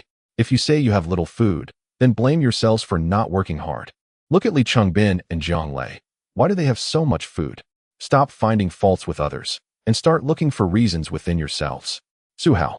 Zhang Yi pointed at the rich kid Su Hao, who quickly came over, extending his hands. Where's my food? Zhang Yi looked at him with some disdain, then scratched the ground a couple of times with his foot and casually tossed a piece of candy into his hand. This is your food. The surrounding neighbors burst into laughter. Even those who received little food felt much better at this moment. Look, even though I got little food, someone got even less. Haha, Su Hao is really a loser. Su Hao's eyes widened, and a strong sense of humiliation engulfed him. He shouted angrily, "Are you kidding me? Why do I only get 1 piece of candy?" Zhang Yi sneered. You still have the face to complain? While everyone was fighting, you were just hanging back the whole time. You didn't even touch those few people. Giving you this piece of candy is already me being kind. Su Hao was very cunning. When he went up, he shouted loudly, holding a stick and yelling to kill them. But his voice was loud while his feet honestly retreated to the back, unwilling to step up and fight. In front of Zhang Yi, he was really treating others like fools. Su Hao glared and argued, "Can you blame me? There were only 4 of them, and everyone was packed in tightly. I had no chance to go up at all." Zhang Yi said, "That's not my problem. I don't care about the process. All I want is the result." Su Hao, in a fit of rage, shouted in unwillingness, "It's unfair. This is too unfair. You are clearly targeting me." Zhang Yi sneered. "Unfair? Did you get something wrong? What are you to talk to me about fairness? Do you really think I'm reasoning with you? I'm ordering you. Obey my demands. Understand, useless person?" Zhang Yi glanced at Li Chongbin and Jiang Lei beside him. How should he deal with these disobedient, disorganized, and undisciplined people? At this moment, Li Chongbin and Jiang Lei had already become Zhang Yi's loyal lackeys. With a command from Zhang Yi, the 2 carefully placed the food they were holding on the ground, then walked over and grabbed Su Hao to beat him up. At first, Su Hao wanted to argue, but as a fist slammed hard into his stomach, his whole body began to spasm. In the apocalypse, anyone still thinking about reasoning was undoubtedly a real fool. There was no need for more words other than to teach him a lesson with fists. Su Hao was beaten for a long time, and only when he was on the brink of death did Zhang Yi tell Li Chongbin and Jiang Lei to stop. Although Su Hao was a waste, he could still be used as cannon fodder if armed. Zhang Yi pointed at Su Hao and said to everyone, "This is the consequence of disobeying the orders of the building owner. And don't say I'm tyrannical. I'm actually very fair. If anyone here thinks I'm tyrannical, you can put down the food in your hands and leave with dignity. I absolutely won't cause you any trouble." The neighbors looked at each other, and not a single person stood up. Are you kidding? Food is their lifeline. How could they bear to part with it? Zhang Yi nodded. Very well, then we have reached a consensus. He walked up to Su Hao, who was curled up like a shrimp, spasming all over from the beating. But his hand was still tightly clenched. A single piece of candy might be enough to save his life. Zhang Yi's expression was cold as he stomped hard on Su Hao's hand. He was wearing snow boots with very rough and hard soles. Stepping on Su Hao's hand directly peeled off a layer of skin, blood gushing out. Ah! Su Hao screamed in pain, involuntarily releasing his grip. Zhang Yi kicked the piece of candy away and said to Su Hao, who looked desperate, "I hope you can learn your lesson next time. I, Zhang Yi, do not support waste."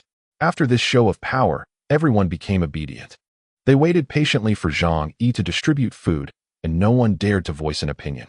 Soon, Zhang Yi finished distributing the food, with only a few people not receiving any. Chapter 85. Humiliation of the White Lotus. All right, the supplies have been distributed. Zhang Yi instructed Zhou Kur to put the remaining supplies into her pocket. But at that moment, a voice suddenly cried out from the crowd. "Brother Zhang Yi, I haven't received any yet." The voice belonged to Fang Yuqing. She had always thought that Zhang Yi would definitely take special care of her and give her the most food. But after waiting anxiously for a long time, she still hadn't received anything. Lin Caning, standing next to Fang Yuqing, also anxiously said, "Brother Zhang Yi, how could you forget me too?" Zhang Yi looked at the two with a teasing expression. "I didn't forget you." Both of their faces lit up, thinking that Zhang Yi was giving them special treatment by saving them for last. However, Zhang Yi's next sentence sent them plummeting into despair. "You two never had any to begin with." Fang Yuqing and Lin Caning stared blankly, their eyes wide as if they couldn't believe their ears. Lin Caning blurted out, "Why not? Everyone else has, why don't I?" Fang Yuqing couldn't accept this either. She rushed to Zhang Yi, tears streaming down her face as she pleaded, "Brother Zhang, you're joking with me, right? Right? This isn't real. You wouldn't treat me like this. Didn't you say you liked me?" Zhang Yi crossed his arms and raised an eyebrow. "I did say I liked you, but you didn't take it seriously. Did you? I treat many girls this way. We all know what is going on. Now I've lost interest in you, so please don't come bother me anymore. I already have a girlfriend." As he spoke, Zhang Yi deliberately pulled Zhou Kuer into his embrace. Zhou Kuer stood next to Fang Yuqing, creating a stark contrast. One was a top student from a prestigious university, a chief physician at a top-tier hospital, impeccable in figure, beauty, and temperament. The other was just an employee at a small company, flirting with various men every day, constantly trying to pick up girls in nightclubs. Everyone knows which one to choose. Moreover, at that moment, Fang Yuqing looked disheveled and very messy, while Zhou Kuer was elegantly made up and well-dressed. Comparing the two was like a fairy and a beggar. Fang Yuqing couldn't bear such a blow. Her most proud looks and charm were ruthlessly trampled underfoot by Zhang Yi. She cried, pointing at Zhang Yi, "Oh, this isn't true. Just a while ago, you even asked me to stay at your house. Why are you like this now?"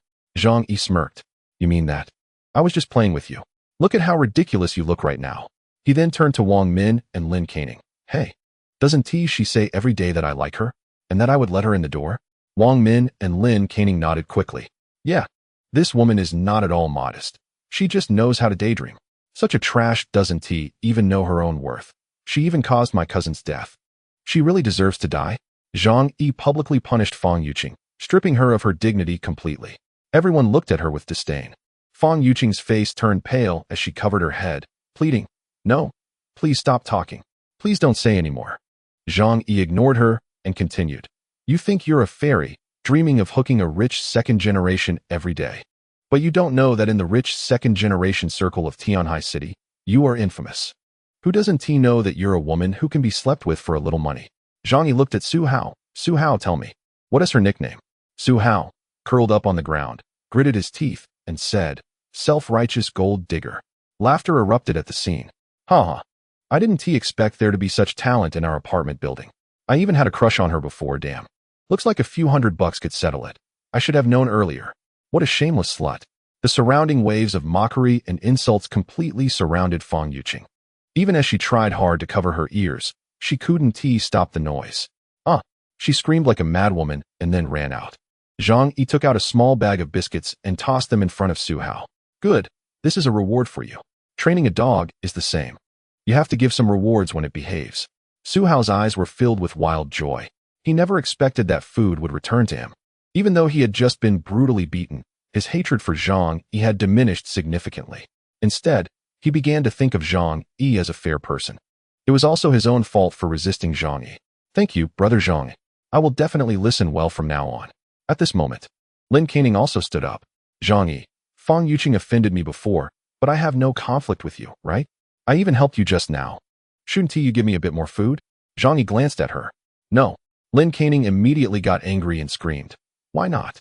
You're pursuing her, not me." Zhang Yi looked at her seriously and said, "I find you quite annoying. I don't want to give you anything. Is that a problem?" Lin Caning was choked by this statement. "You," Zhang Yi said, "the supplies were brought back by me. It's my right to give them to whoever I want. If you have an opinion, just keep it to yourself. That's unfair." Lin Caning began to cry. Only a fool would talk about fairness. Zhang Yi didn't bother with her, and the others looked at Lin Caning with glee. Li Chengbin and Jiang Lei sensibly drove Lin Caning away to prevent her from being an eyesore.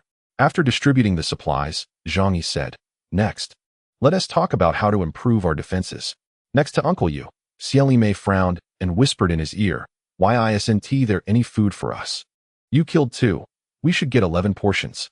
Uncle Yu replied, "Zhang Yi won't forget us. Just hold on." Xieli Mei shot him an unhappy glance, then looked at Zhang Yi, lowering her head and mumbling a few words. Zhang Yi said, "In our building, excluding the children who can't walk, there are 47 people. Me, Zhou Kuer, Uncle Yu, and Xieli Mei are excluded. That leaves 43 others, divided into 6 groups of 7 or 8 people each. We will take turns on duty every 24 hours to prevent people from other buildings from attacking. If you see anyone coming, You should bang on the stair railing or any metal object to alert everyone. When people on other floors wake up, they should use the same method to notify those on higher floors. Zhang Yi, with his hands in his pockets, said seriously, the reward I just mentioned is still valid. For each enemy killed, you get 5 portions of food. If there are no achievements, just for being on duty, there will be 1 portion of food daily. But it needs to be chosen by others, and the amount cannot be guaranteed. As he spoke, Zhang Yi turned to Uncle Yu and said, Uncle Yu, you handle this matter. Uncle Yu nodded. All right, no problem. After Zhang Yi finished speaking, the neighbors were deep in thought about the pros and cons. Someone asked, Zhang Yi, it's understandable that you and Zhou Kuo don't need to be on duty, but why doesn't Uncle Yu have to? He is clearly the strongest. Zhang Yi stared at him and said word by word, exactly because Uncle Yu is an important combat force. He needs to conserve his energy and wait for the critical battle. Do you understand? This explanation was somewhat forced, but no one dared to refute Zhang Yi's words. In fact, Zhang Yi's true intention was to ensure Uncle Yu's safety. The others were on the front lines, responsible for repelling the enemy attacks from other buildings, effectively serving as cannon fodder, or to put it nicely, consumables. And since Uncle Yu was skilled and kind-hearted, he was Zhang Yi's best subordinate in his heart. And of course, he needed to keep him alive for future service. After the arrangements were made, Zhang Yi let the neighbors return to their homes, keeping only those on duty near the 4th floor. Anyone wanting to attack their building would have to pass through the 4th floor, whether digging tunnels from below or climbing in through the 4th floor windows. So, by guarding this area, they could promptly detect any incoming enemies. Once everyone had gone upstairs, Zhang Yi took Zhou Kuo back. He wouldn't turn his back on people he didn't trust. At this moment, there were no outsiders around. Seeing that Zhang Yi had not mentioned food for their family, Xiao Mei couldn't help but ask, Zhang Yi, did you forget about our food? Zhang Yi looked up at Xiao Mei, with a hint of cold amusement in his eyes. Uncle Yu quickly tugged at her arm. What are you saying? But Xiao Mei continued, clearly, brother Yu put in the most effort, yet he gets nothing. This is too. Zhang Yi interrupted. The supplies I brought back aren't just these. The good stuff is kept for now. Uncle Yu, you can come to my house to pick it up later. Hearing this, Xiao Mei immediately put on a smile. I knew you wouldn't let him work for nothing. Uncle Yu rolled his eyes at her. I've already told you, brother Zhang Yi is a trustworthy person. Zhang Yi smiled without speaking. After returning home, Zhang Yi took out a box of instant noodles from the alternate space and placed it at the door, then notified Uncle Yu to come over in 10 minutes to pick it up. Once inside the room, Zhang Yi quickly took off his cold-proof clothing. Clang! The frying pan inside his leather jacket fell to the ground. Zhou Kuo laughed as she picked up the frying pan. There's probably not even a ghost outside. You're too cautious. Zhang Yi smiled slightly, saying he wouldn't need that thing anymore. He had found something better. The police bulletproof vest was both fitted and safe. After returning to his warm home, Zhang Yi felt an even deeper sense of happiness.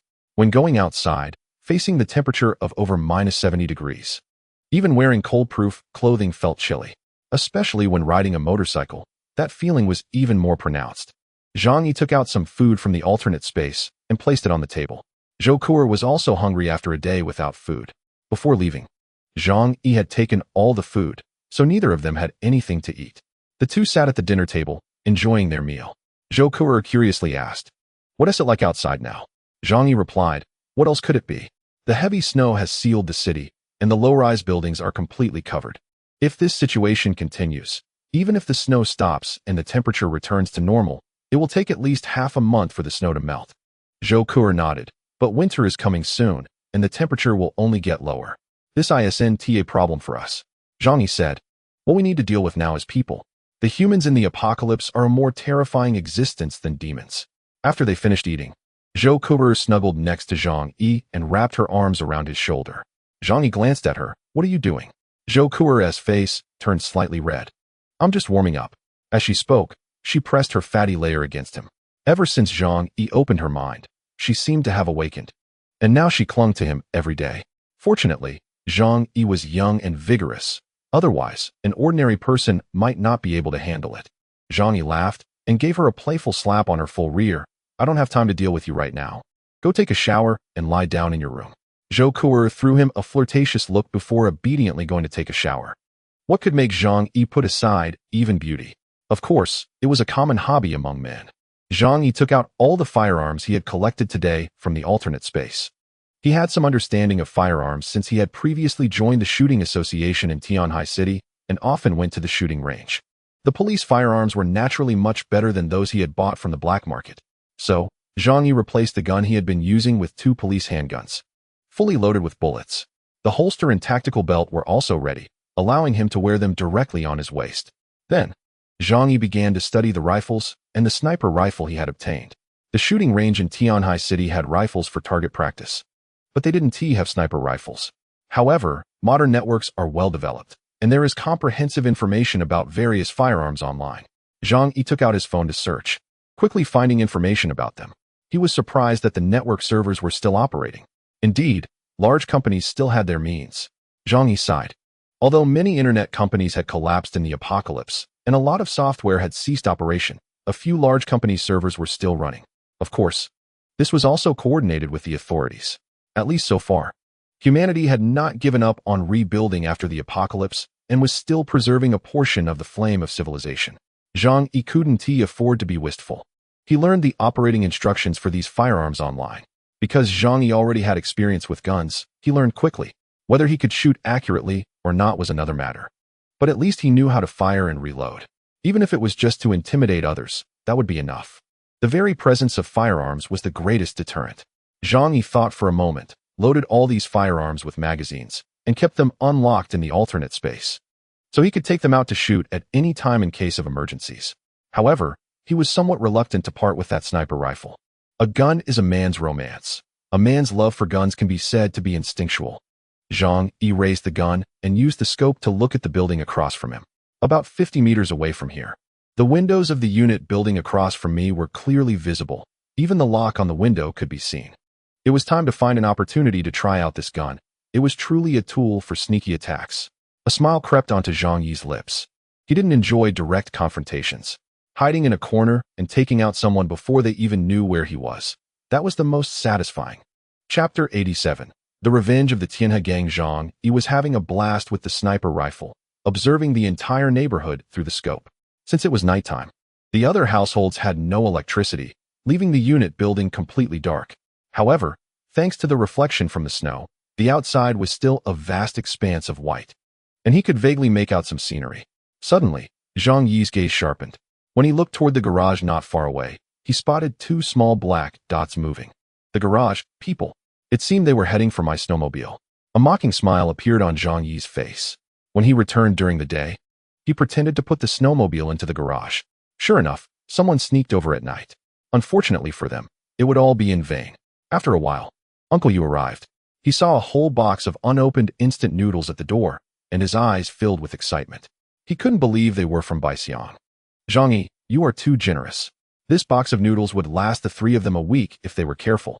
Knowing that Zhang Yi himself didn't have much in terms of supplies, but still gave him so many instant noodles, Uncle Yu felt nothing but gratitude. Zhang Yi's family didn't have many of these instant noodles. The warehouse only had a little over 20,000 boxes. Moreover, he hadn't eaten a single pack yet, as there were various gourmet meals prepared by hotel chefs at home. Who would eat that stuff?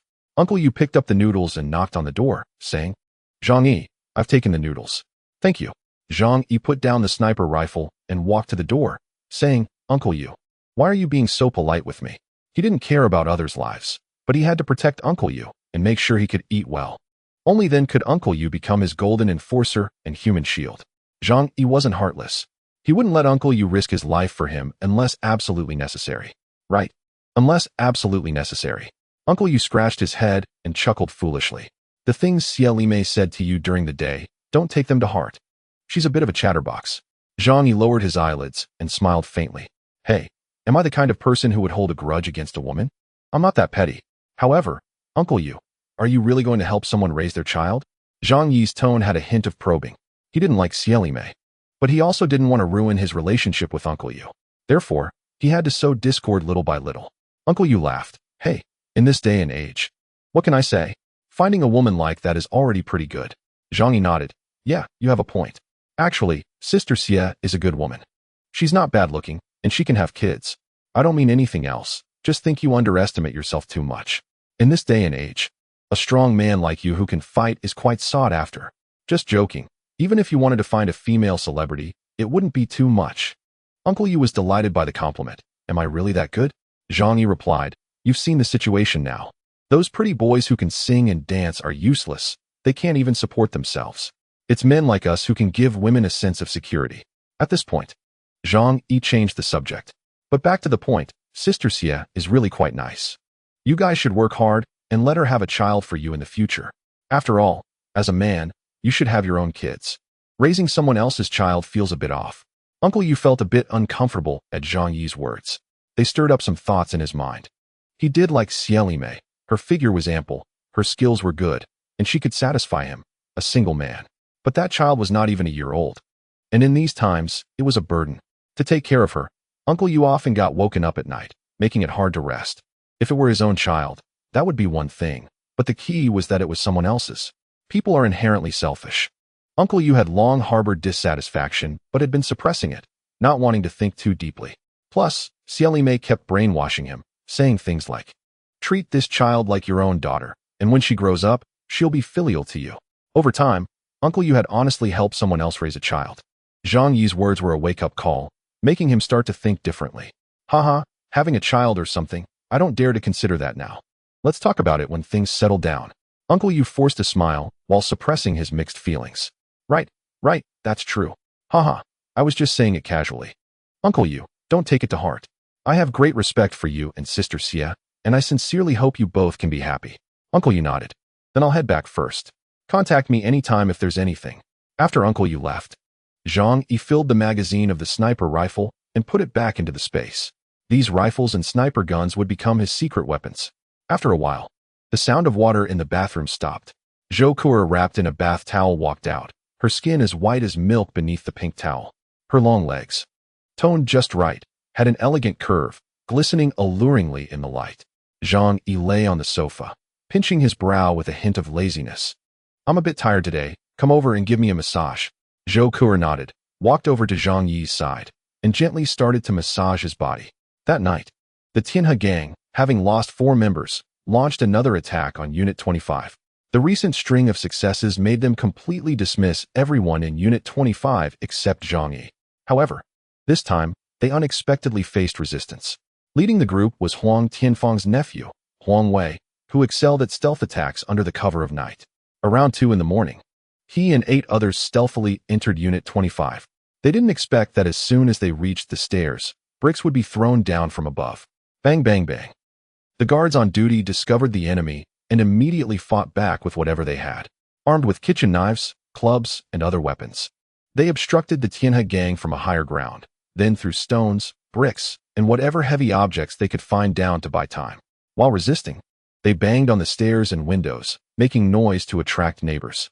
Soon, the entire building's neighbors were awakened. Huang Wei and the others, eager for revenge and short on supplies, chose to launch a strong attack. But their numbers were too few, even if they were fierce fighters. They couldn't overpower so many people. Besides, due to Zhang Yi's bounty, each of their lives was worth 5 portions of food.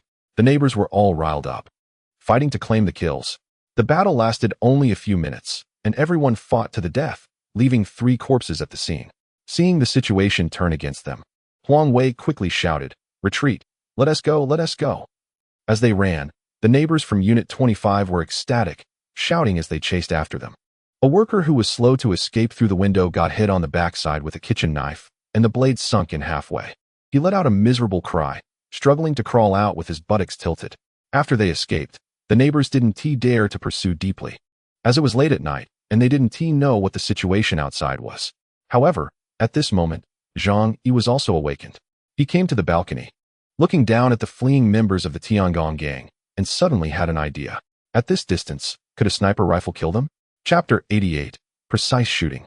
Perfect hits. When a man encounters a beautiful woman, his first thought is to have a deep conversation with her. And when he gets a good weapon, he wants to test its power. This is an ingrained habit. Even when he was a child, if he found a good piece of bamboo by the roadside, he would pretend it was a sword and play with it.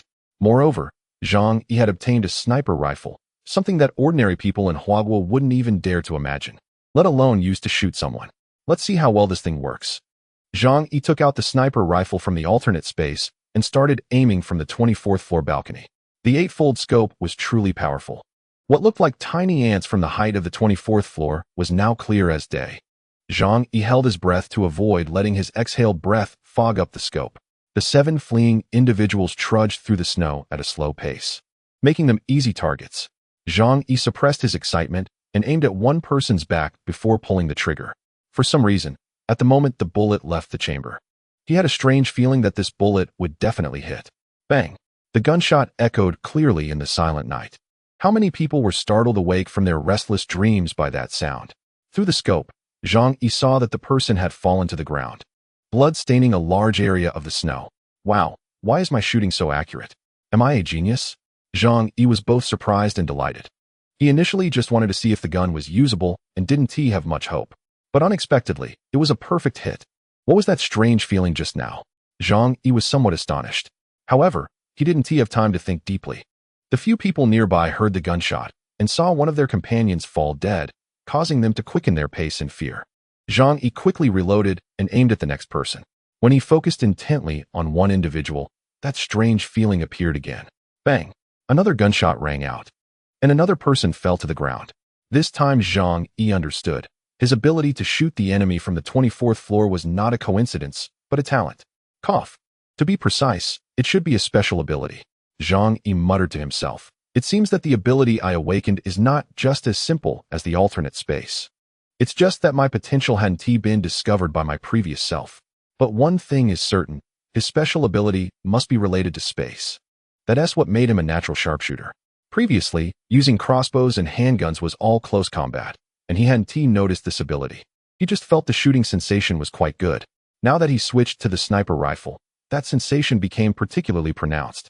Zhang Yi was extremely excited. In this apocalyptic world, having an extra ability means an extra chance of survival. He reloaded and raised the gun again, this time aiming for someone's head. Bang! As the gunshot sounded, he saw that person's head explode in a large cloud of blood. No doubt about it, this is indeed a powerful precision shooting ability. Zhang Yi was overjoyed as he aimed at the other individuals. Click, click, click. After each shot, he quickly pulled the bolt to change bullets. The gunshots echoing in the neighborhood. With one man, one gun, those few people didn't have time to escape, and all died midway. 7 corpses lay in the white snow, the blood staining a large area crimson, looking particularly striking. A smile couldn't help but spread across Zhang Yi's face. From now on, he could hide and become a top-notch schemer, specializing in taking out others. Meanwhile, the neighbors downstairs heard the gunshots and watched in horror as Huang Wei and the others fell one by one as if named. Their eyes showed looks of horror. The gunshots came from upstairs. It must be Zhang Yi. At such a distance, it couldn't be a handgun. It had to be the power of a sniper rifle. My God, from that far away, one shot, and Zhang Yi is actually a sharpshooter. Everyone was dumbfounded, feeling a wave of fear. With Zhang Yi's skill, wouldn't it be as easy as crushing an ant to kill them? They automatically filled in the blanks in their minds, thinking that Zhang Yi might be a hidden military king in the city. Otherwise, how could he have such excellent shooting skills? It seems that from now on, it's best to obediently listen to Zhang Yi. Yes, we've managed to survive this long precisely because Zhang Yi hasn't gotten angry. The human imagination is quite terrifying. At this moment, their awe for Zhang Yi reached new heights. And it wasn't just them. The midnight gunshots woke up everyone in the neighborhood. Zhang Yi's sniper rifle didn't have a silencer. But anyone with even a little knowledge of firearms could tell that it was definitely not the sound a handgun could make. In a situation where a single handgun could dominate a building, if someone possessed a more powerful rifle, even a sniper rifle, one can imagine how terrifying that would be. Zhang Yi put away the sniper rifle and rubbed his shoulder. Continuous shooting had made his shoulder a bit sore. Luckily, his physical fitness was good, otherwise, his shoulder would probably hurt for several days. That night, many people likely had trouble sleeping again. Uncle Yu sent a message to Zhang Yi, asking if it was him who fired the gun. Uncle Yu had been in the army, so he immediately recognized that it was a sniper rifle. Zhang Yi didn't hide it and told him, I got it from the police station today. Uncle Yu asked curiously, were you in the army before? What was your unit number? Zhang Yi's shooting was so sharp that according to Uncle Yu's perspective, it was definitely at the level of a sharpshooter in the military. Zhang Yi smiled and said, I just have talent, haha. Uncle Yu thought Zhang Yi didn't want to say more, so he didn't press further. As long as it was you who fired the gun, if it was someone else, we would be in danger. Zhang Yi chatted casually with him, and then returned to his room, lying down on his warm, soft bed and falling into a deep sleep. The next day, he slept until after 9 o'clock, got up to wash up, and let Zhou Kuer out of the room. Let us get something to eat. I'm craving freshly made food. Can you make 2 bowls of oil splash noodles? Zhang Yi said to Zhou Kuer. Zhou Kuer smiled. I can't make it as well as they do in noodle shops. Zhang Yi shrugged indifferently. Then just practice more. We have plenty of time. Eating restaurant food for too long can make you want some home-cooked dishes to change the taste. Zhou Kuer obediently went to the kitchen, and after a while, she brought out 2 bowls of oil splash noodles. Zhang Yi took a bite. The taste was quite good. By the way, Zhang Yi had installed surveillance cameras throughout the entire house, including the kitchen. The ingredients were also provided by him. As for Zhou Kuer, she had been thoroughly checked by Zhang Yi from head to toe the first day she entered. Until now, Zhang Yi still checked her body every day from inside out, leaving no corner unchecked. Therefore, he eliminated all possibilities of her drugging him. Otherwise, he wouldn't eat food brought to him by someone else. Sitting at the table, Zhou Kuer curiously asked, Yesterday, I heard gunshots. Were you the one shooting on the balcony? Chapter 89. Warehouse District. Zhang Yi glanced at her and smiled. Yes. He took a bite of the noodles. Zhou Kuer's cooking was just average, but fortunately, noodles were easy to make. I found it when I went out. It's a sniper rifle, Zhang Yi said nonchalantly. Zhou Kuer's beautiful eyes sparkled with excitement. A sniper? Can you use it? Not only can I, but I'm also very good at it. Zhang Yi pointed out the window. Last night, I took down 7 people with 7 bullets. Zhang Yi was quite proud of this. Men like to show off their prey to women. Zhou Kuer looked at Zhang Yi with a bit more admiration. Being by the side of such a man gave her a greater sense of security. Zhang Yi, you're really amazing. She cradled her chin with both hands, looking at Zhang Yi with admiration. What's wrong? Aren't you curious about how I can use a sniper rifle? Zhang Yi asked with a smile. Zhou Kuer shook her head. What does that have to do with me? Even if you were a murderer or a psychopath in the past, I'm with you now. She thought for a moment and added, it's better than dying out there, right? Zhang Yi nodded. You're really smart, unlike some foolish women who always like to ask questions. 26. At the Tiangang Gang. Huang Tianfang didn't discover the bodies of Huang Wei and the others until the morning. Last night, after hearing the gunshots, he sensed something was wrong. However, out of caution, he didn't dare to take his men out to check. But he basically knew that Huang Wei and the others wouldn't be coming back. In the morning, they saw the pile of 10 corpses outside, and for a moment, Huang Tianfang's pupils constricted, feeling a strong anger, but the fear in his heart was 10 times greater. Now, there were only 9 of them left in the Tiangang Gang, and their combat power had sharply decreased. Even if they forced the surviving owners to join, it wouldn't make up for the loss of those workers' combat power. If a battle suddenly broke out with other buildings at this time, they would be at a huge disadvantage. They have guns, and not just any guns. I suspect they have rifles or sniper rifles. The bullets were fired so densely last night, which means they have a lot of ammunition. This opponent is indeed difficult to deal with. Huang Tianfang's expression was very serious. The others under him also looked fearful. Boss, what should we do? Da Wei and the others are dead, and we've lost more than half of our people. Should we continue? Huang Tianfang glared at the 25 building next door, gritting his teeth, and said, What the hell? They have guns. How can we fight them? His subordinates were anxious. But if we don't seize their sleds and supplies, the owners in our building won't have enough to eat for a few days. After a moment of silence, Huang Tianfang said solemnly, Go over tonight and steal back Dawei's bodies. The others looked at each other, a hint of struggle appearing on their faces. They had been brothers for many years, living and dying together. Now, everyone felt uncomfortable, but no one spoke up. They knew that compared to survival, other matters were not important. After Zhang Yi and Zhou Kuer finished their meal, he stood up and said, I'm going out. Upon hearing this, Zhou Kuer quickly stuffed a bag of chips into her pocket. Zhang Yi didn't say much. This time he didn't put away the 2 boxes of food in the kitchen. After living together for a long time, he had full trust in Zhou Kuer's intelligence. Unless a better tree appeared for her to lean on, she wouldn't do something foolish like betray Zhang Yi. Zhang Yi went downstairs, and a few people on duty straightened up when they saw him. Brother Zhang, are you going out? Zhang Yi glanced at them and saw genuine respect in their eyes. Zhang Yi's strength had been recognized by everyone. He nodded, work hard. He climbed out of the 4th floor window, thought for a moment, and pretended to take a detour to the back garage. Soon after, he rode away on his motorcycle. Many figures appeared at the windows of the houses, watching Zhang Yi leave. Their expressions were complex, Some were excited, some were envious, and some were fierce. 21. At this time, the building was managed by an organization called the Tianlang Gang, made up of a group of young men in their 20s. The gang leader, Wang Chong, stood by the window, a bloody machete with some rust beside him. He watched Zhang Yi leave the community and couldn't help but frown. Where exactly is his motorcycle hidden? Last night, it was he who sent people to steal Zhang Yi's bike. His second-in-command, Xiao Lu, said, "Our community is quite large. He hides it very secretly. And it really is hard to find." Wang Chong snorted coldly, crossed his arms, and said, "In any case, this motorcycle must be controlled by our Tianlang gang. With a snowmobile, we can go out to look for supplies. Expanding our team and forming a big gang won't be a problem." Xiao Lu nodded seriously. "That's right. Heroes emerge in troubled times. This era is an opportunity for us brothers." He looked in the direction Zhang Yi left, his eyes full of bloodshot. "Now, let's find a way to get some cigarettes. I haven't smoked in half a month. I'm going crazy." In other buildings, the decision-makers were also discussing Zhang Yi. Zhang Yi's appearance was a crisis for them because he had guns, and they were large firearms. But it was also an opportunity because Zhang Yi had a snowmobile that could go out to gather supplies. Some wanted to fight, some wanted to cooperate. But one thing was certain. They would soon have contact with Zhang Yi, and it was inevitable. When Zhang Yi left this time, he first went to a nearby supermarket to take a look. Unfortunately, the nearby supermarkets were not built high enough, and some small supermarkets were only one story. So they were buried under the heavy snow. It seems that unless the heavy snow melts, the only places to obtain food in the entire city are those few independent large supermarkets and warehouses. Zhang Yi suddenly thought of where he used to work.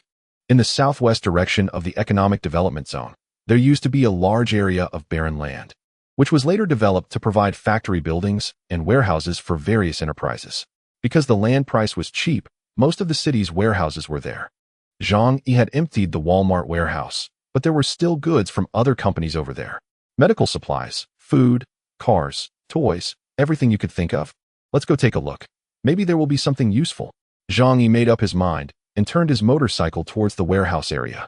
The warehouse was only about 10 kilometers away, and in less than 20 minutes, Zhang Yi arrived. It was very spacious here, and the factories were built relatively high, not like in the city where the snow piled too high. So when Zhang Yi arrived, he could still see the tops of some factories. Chapter 90. Gas Station. Zhang Yi was very familiar with this area. All the warehouses of hundreds of groups in Tianhai City were concentrated here, large and small. If he could gather all the supplies back, it wouldn't just be a matter of feeding himself. Even feeding thousands of people wouldn't be a problem. However, the biggest problem was whether those supplies were still there. Zhang Yi took out his handgun and crowbar and went to check the nearby RT Mart warehouse. He took the crowbar and smashed the window from the top. When he poked his head in, he found that the large factory was already empty. Had it been moved?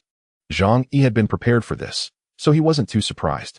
He continued to visit other warehouses, and the result was the same. Medical equipment, daily necessities, food, even snacks and pet food warehouses had been emptied. Just as I thought. When disasters occur, the official experts will report the situation immediately. The people above will definitely prioritize moving the supplies. This is also why Zhang Yi emptied the Walmart warehouse a week in advance. He knew that once disaster struck, those powerful figures would only consider themselves first, not the lives of ordinary people. Zhang Yi did not give up searching. There are several hundred warehouses here, and there might be things that haven't been taken away inside, which could be useful to him. Sure enough, hard work pays off, and after a busy day, Zhang Yi found a warehouse storing cars. The area inside is over 1 million square meters, very spacious. The cars are neatly arranged on steel racks like sardines in a can. Among them are many luxury cars that could sell for several million before the apocalypse. But now, they are completely useless. He can't think of any way they could be beneficial. After seeing so many vehicles, Zhang Yi also felt they were quite redundant. He clicked his tongue, hesitated for a long time, and finally gritted his teeth. Since there is still so much space, just throw them in. What if they are needed in the future? Men love their cars. Seeing so many precious luxury cars inside, Zhang Yi thought about collecting them for fun. Even though he couldn't drive them at the moment, it would at least be a visual treat. It would be like having high-end models. So, he selected a dozen of his favorite cars and put them into his alternate space. For the next whole day, Zhang Yi was busy in this warehouse area. Most of the warehouses were emptied, leaving behind only those items that were inconvenient to move, such as large machinery or bulk renovation materials. He found not a single bit of food or supplies. Zhang Yi gritted his teeth, enduring his inner conflict, and picked up many things like he was scavenging. Heavy trucks, excavators, Rolls-Royce Phantoms, bulldozers. What if they are needed in the future? Zhang Yi persuaded himself, but then he felt his thinking was ridiculous. In this icy and snowy environment, these vehicles wouldn't move an inch. What use would they be? Luckily, the alternate space was big enough. Cramming these vehicles in still left ample room. After a long day, Zhang Yi felt it was about time. There was no more value in exploring this place, and he didn't have any other urgent needs. He took a piece of chocolate from his alternate space and quickly ate it. Eating was a bit unpleasant with the cold wind rushing into his mouth. There's no way to drink hot water now, once the lid is opened. It cools down in less than half a minute. Zhang Yi scooped up some snow from the ground and stuffed it in his mouth, making do with that as water. Soon, he thought of another place he needed to go. After gathering many vehicles, he thought of gasoline and diesel. Originally, the gasoline and diesel stored in his alternate space were enough for daily use. However, considering the current situation, he would heavily rely on snowmobiles as a means of transportation. In that case, the stored amounts might not suffice. Out of caution, Zhang Yi decided to go to a gas station to see if he could get some fuel. He rode the snowmobile, contemplating, and headed towards the largest gas station in Tianhai City. Shortly after, he arrived at the location from his memory. However, upon arriving, the scene before him made him exhale a long breath of white smoke. The huge gas station was completely covered by snow. Zhang Yi could only judge its location by the tall buildings around it. Although he had mentally prepared himself, he was still a bit disappointed. The gas station didn't have high-rise buildings, so wouldn't that mean he couldn't find a place to refuel? Damn it! Zhang Yi frowned, feeling helpless about the situation. Given the current thickness of the ice and snow, digging by hand was nearly impossible. Moreover, who knows how long this snow disaster will last? Would he have to conserve fuel in the future? Based on the quantities in his alternate space and the fuel consumption of the snowmobile, they could be exhausted in just 20 years. This is not good news. Human power is indeed weak. If only he could use large machinery to dig. Zhang Yi chuckled self-deprecatingly. Just as he was about to turn the key and leave, he suddenly seemed to think of something. Digging equipment? Could an excavator work? He had just picked up some work vehicles from the warehouse, including a few excavators. Originally, he just collected them, waiting for a chance to use them in the future. He didn't expect to use them so soon. Digging holes in the snow with an excavator would definitely be easy. But to be honest, this situation was quite rare. After all, on the previous planet, it was rare to see such deep snow and ice. No one drove excavators to work in the Arctic. They used icebreakers instead. However, after careful consideration, Zhang Yi believed this idea was absolutely feasible. The snow accumulation had been less than a month, and it hadn't formed a hard ice layer yet. An excavator could move it. The ice and snow underground were at most a dozen meters thick. He just needed to dig to an entrance like a window or door to break in. So, it wouldn't take too much time. Feasible. Zhang Yi decided to go for it, and directly took out a large excavator from his alternate space. Bang! The nearly 20-ton excavator crashed heavily to the ground, sinking more than a meter. Zhang Yi chuckled at this scene. This works too, saves me from digging down. The surface snow is still relatively thin and can't bear this weight. However, the snow below should be packed thicker. It was Zhang Yi's first time operating an excavator. But it wasn't a big problem. He had previously operated cranes, forklifts, and large trucks while working in the warehouse. This thing was also manageable. After a bit of pondering, he figured out how to drive it. Although he wouldn't say his skills were great, at least he could operate it. The operation of the excavator was relatively simple, mainly consisting of 2 push handles and a control lever for the digging bucket. Zhang Yi found the fuel tank, took out a barrel of diesel from his alternate space, and poured it in. Then he climbed into the control room and turned the key. Rumble. Fortunately, the low temperature didn't affect the new machinery too much. This excavator could still be used normally. Zhang Yi operated the excavator, starting to push the snow in front of him to the sides. At first, his speed was a bit slow, but gradually it picked up. After half an hour, he had dug a 3-meter deep pit, and even the tracks could slowly move. Luckily, the excavator had tracks instead of wheels. Zhang Yi even thought that if he encountered special circumstances, this thing could be used as a transport vehicle. The speed was a bit slow, but the excavator's tracks could definitely move on the snow. This thing could even traverse muddy marshlands. Truly impressive, relying on his not-so-skillful technique. Zhang Yi worked for nearly 2 hours and finally dug down to a solid structure. He was delighted and quickly began to push the snow aside along the building. This was how he slowly saw the huge rooftop platform of the gas station. Finding the structure of the gas station made things easier. Next, he just had to clear the accumulated snow along this. Due to his lack of skill, Zhang Yi worked for a total of 4 to 5 hours before finally digging to the convenience store window of the gas station. Fortunately, it was the excavator that did the digging, not him. Otherwise, he would have been exhausted. Zhang Yi got off the excavator and returned it to his alternate space. Then he broke the glass of the window and jumped inside. Upon reaching the convenience store, he was also taken aback.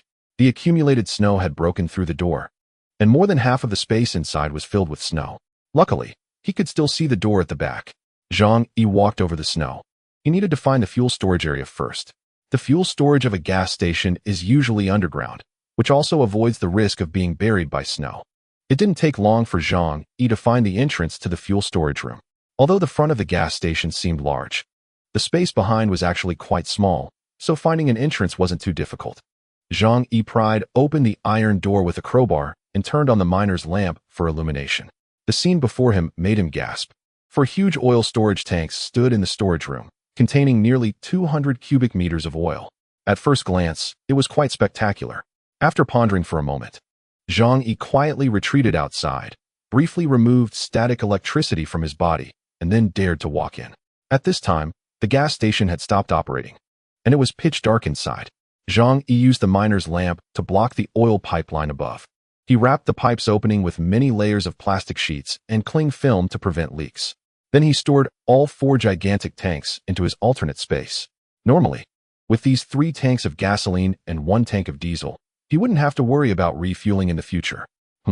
Wait a minute. A sudden flash of inspiration struck Zhang Yi as he realized something very important. If I can use an excavator to dig through the snow, then doesn't that mean I can also dig up other places buried under snow? If that's the case, the whole world could become a huge treasure trove. Even a treasure trove just for me. At this moment, Zhang Yi's mind opened up, and upon realizing this, he felt ecstatic. Beneath the heavy snow, there are still many buried treasures. Good things, all good things. Zhang Yi felt reassured. He would no longer have to worry about shortages of any items. The vast world could be at his disposal. Zhang Yi climbed up to the snow surface along the path pressed down by the excavator's tracks, then hopped onto the snowmobile. It was getting late, so he decided to end today's search there. He made another trip to the supermarket at Wanda Plaza and brought back 2 bags of junk food. As soon as the motorcycle appeared outside the community, many people were peering out of their windows to stare at him. Zhang Yi drove the vehicle to the back of the building, pretended to park it in the garage, and then carried the 2 bags of food back to Unit 25. Without him having to say anything, the neighbors had already gathered there. However, Fang Yuqing did not come this time. She seemed to have realized that Zhang Yi would not give her any food anymore. But Lin Caning was still unwilling to give up and planned to try her luck. Zhang Yi didn't even glance at her. Everyone had worked hard dealing with those intruders yesterday. Today's food was a reward for you all. Food distribution will be according to the rules we agreed upon earlier. He distributed food based on contributions. After all, there was only so much food. And if some took more, others would take less. In short, those who did less work should not expect to get much to eat. Due to the sniper rifle incident, everyone feared Zhang Yi even more and dared not say much. Moreover, they knew that Zhang Yi had killed the most enemies. Li Chengbin and Zhang Lei had not been on duty last night, so they only received 1 portion of food each. When Zhang Yi mentioned 1 portion, it meant it wouldn't be enough to fill them. Both of their faces showed disappointment. Li Chengbin said to Zhang Yi, "Brother Zhang, are we just going to wait for them to come over? Who knows how long that will take? You killed more than 10 of them. They probably won't dare to come over now. If this goes on, how can we earn rewards?" Young men are always a bit impatient. Zhang Yi rubbed his nose and smiled faintly. Opportunities are reserved for those who are prepared. I only said that killing 1 enemy rewards 5 portions of food, but I never said you could only wait for them to attack. Li Chengbin and Zhang Lei's eyes lit up. You mean we can take the initiative? So we can kill people from other buildings and exchange it for rewards? The 2 were very excited. They desperately needed food and also had a desire to prove themselves within the group. They hoped to demonstrate their strength and become Zhang Yi's confidants, following him closely. Zhang Yi thought for a moment. So far, besides the Tianhe gang on the 26th floor, no one else had attacked Unit 25. But no one could guarantee what would happen in the future, especially after Zhang Yi had revealed his snowmobile. More people in the community would definitely have their eyes on him. Jiang Lei and Li Qingbin's suggestion intrigued Zhang Yi. These people were originally brought in by Zhang Yi to act as cannon fodder. If they wanted to seek death, then so be it. After all, these junk foods weren't worth much to Zhang Yi. A smile of approval immediately appeared on his face as he nodded. Of course. Right now, everyone outside is an enemy. Taking them down will ensure our group's safety. Now, anyone from any building other than ours can be killed, and we can exchange them for rewards. That said, due to the low temperatures and heavy snow outside, they could only target nearby buildings. Naturally, the first target would still be the Tianhe gang next door on the 26th. Li Qingbin and Jiang Lei cheered excitedly. The expressions of the others varied. They were uncertain about what to think, but it was clear that some were tempted. After all, who wouldn't want to acquire more food? Chapter 92. If you don't save my grandson, you should die. After distributing the food, Lin Caning caused another scene, but was brutally beaten by Jiang Lei and Li Qingbin, Zhang Yi's subordinates. Then Zhang Yi sent them back to their respective places. Zhou Kuer walked beside him, linking her arm with his, and whispered, "The atmosphere in the community feels a bit off today." Zhang Yi silently pulled his arm away and asked lightly, "Oh, what's going on?" Zhou Kuer was slightly taken aback and then realized that Zhang Yi didn't want his hand to be restrained. It was fine at home, but outside, Zhang Yi was truly not willing to relax even a bit. She said, "I always feel like there are many eyes watching us. The feeling is very strong." Zhang Yi smiled faintly. It's not surprising. The appearance of the snowmobile is bound to provoke jealousy from others. After all, this is the South, and such transportation tools are extremely rare. With it, we can go out to search for supplies, which means we can survive. Who wouldn't want to live? Zhou Kuer was a bit worried. Do you think the people in the other units will attack us too? I'm afraid it could be very dangerous. Upon hearing this, Zhang Yi glanced around and, realizing there was no one around, lowered his voice. Aren't there plenty of cannon fodder? Besides, no matter how capable they are, it's still harder than climbing to the sky to break into our home. Zhou Kuer smiled. But when people are pushed to their limits, who knows what they might do? Zhang Yi nodded. What you said makes a lot of sense. While they were talking, Zhang Yi habitually looked around. After all, it was best for their conversation not to be overheard by others. However, just as he was checking, he suddenly noticed a black crack appearing at the edge of his peripheral vision. At that moment, as he and Zhou Kuer passed the 13th floor, a gap appeared in the iron door of the stairwell. A blood-red eyeball was staring at him through the crack. Who is it? Zhang Yi's muscles tensed up immediately. Even though he was quite bold, this sudden occurrence still made him a bit nervous. The stairwell door suddenly burst open with a bang. A disheveled woman screamed as she rushed out, wielding a bloodied kitchen knife aimed at his head. "Ah!" Zhou Kuer screamed in fright. Zhang Yi quickly pushed Zhou Kuer hard to the side, and due to the reaction force, his own body also tilted to the side. The knife missed its target in midair, but the woman, like a madwoman, continued to swing the knife at Zhang Yi, who knew that Zhang Yi would roll down the stairs in response, tumbling down several flights. Since he was wearing thick clothes and had a bulletproof vest underneath, he wasn't afraid of hurting himself. After rolling down a few flights of stairs, Zhang Yi finally stabilized his body. At that moment, he saw clearly who the woman was. It was the long-missing Aunt Lin. Aunt Lin was relentless, raising a kitchen knife, her bloodshot eyes glaring as she chased after him. "Zhang Yi, I want you to pay for my grandson's life." The damned old thing. Zhang Yi had already steadied his mindset and took out a thick, long crowbar from another dimension, smashing it down directly. The staircase was very narrow, leaving Aunt Lin no room to dodge. She had no chance to strike Zhang Yi with her small kitchen knife. Instinctively, she tried to evade the crowbar, which missed her head but instead struck her shoulder. Crack! Zhang Yi heard the sound of bones shattering. Her old arms and legs really couldn't take a hit. Aunt Lin was knocked down on the stairs, losing all strength to resist. Even so, she still gripped the blood-stained kitchen knife tightly, glaring fiercely at Zhang Yi. Kill you. Avenge my grandson." Zhang Yi coldly looked down at her and then raised the crowbar, smashing it hard onto her hand.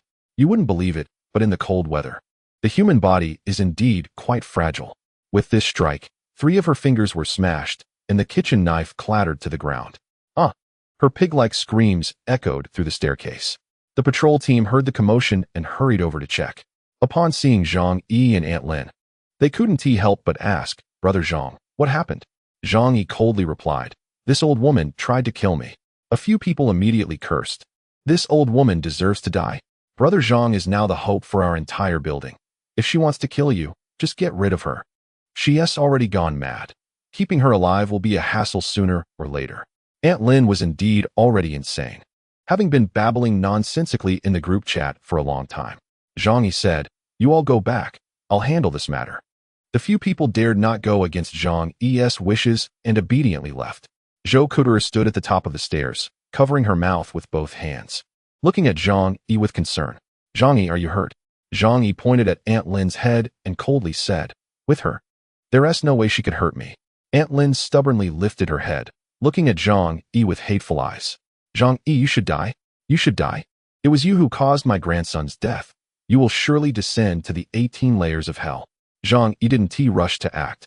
Instead, he calmly asked, "Your grandson wasn't killed by me. Why are you seeking revenge on me?" Aunt Lin's timing for her attack was very clever. Clearly, she had planned it well. Knowing Zhang Yi would return at this time, she hid behind the door, waiting for the opportunity to ambush. Zhang Yi, while talking to Zhou Kuer, was slightly distracted, giving her the chance. Otherwise, with Zhang Yi's caution, he wouldn't have missed the issue with the door gap. At this moment, Zhang Yi wanted to ask this madwoman why she attacked him. Aunt Lin glared at Zhang Yi fiercely, gritting her teeth, spitting as she resembled a mad dog. "My grandson was killed by you. You should die. You deserve to die 1,000 deaths. I wish I could drink your blood and eat your flesh, biting you to death piece by piece." Zhang Yi's expression remained calm. "But I don't remember killing your grandson. Strictly speaking, I'm still your benefactor. It was Chen Jinghao's people who kicked your grandson to death, and I helped you kill Chen Jinghao. You should be thanking me." Aunt Lin was momentarily stunned. Then she became even angrier because she realized Zhang Yi's words made sense. But a woman, especially an unreasonable one, would never admit her mistakes.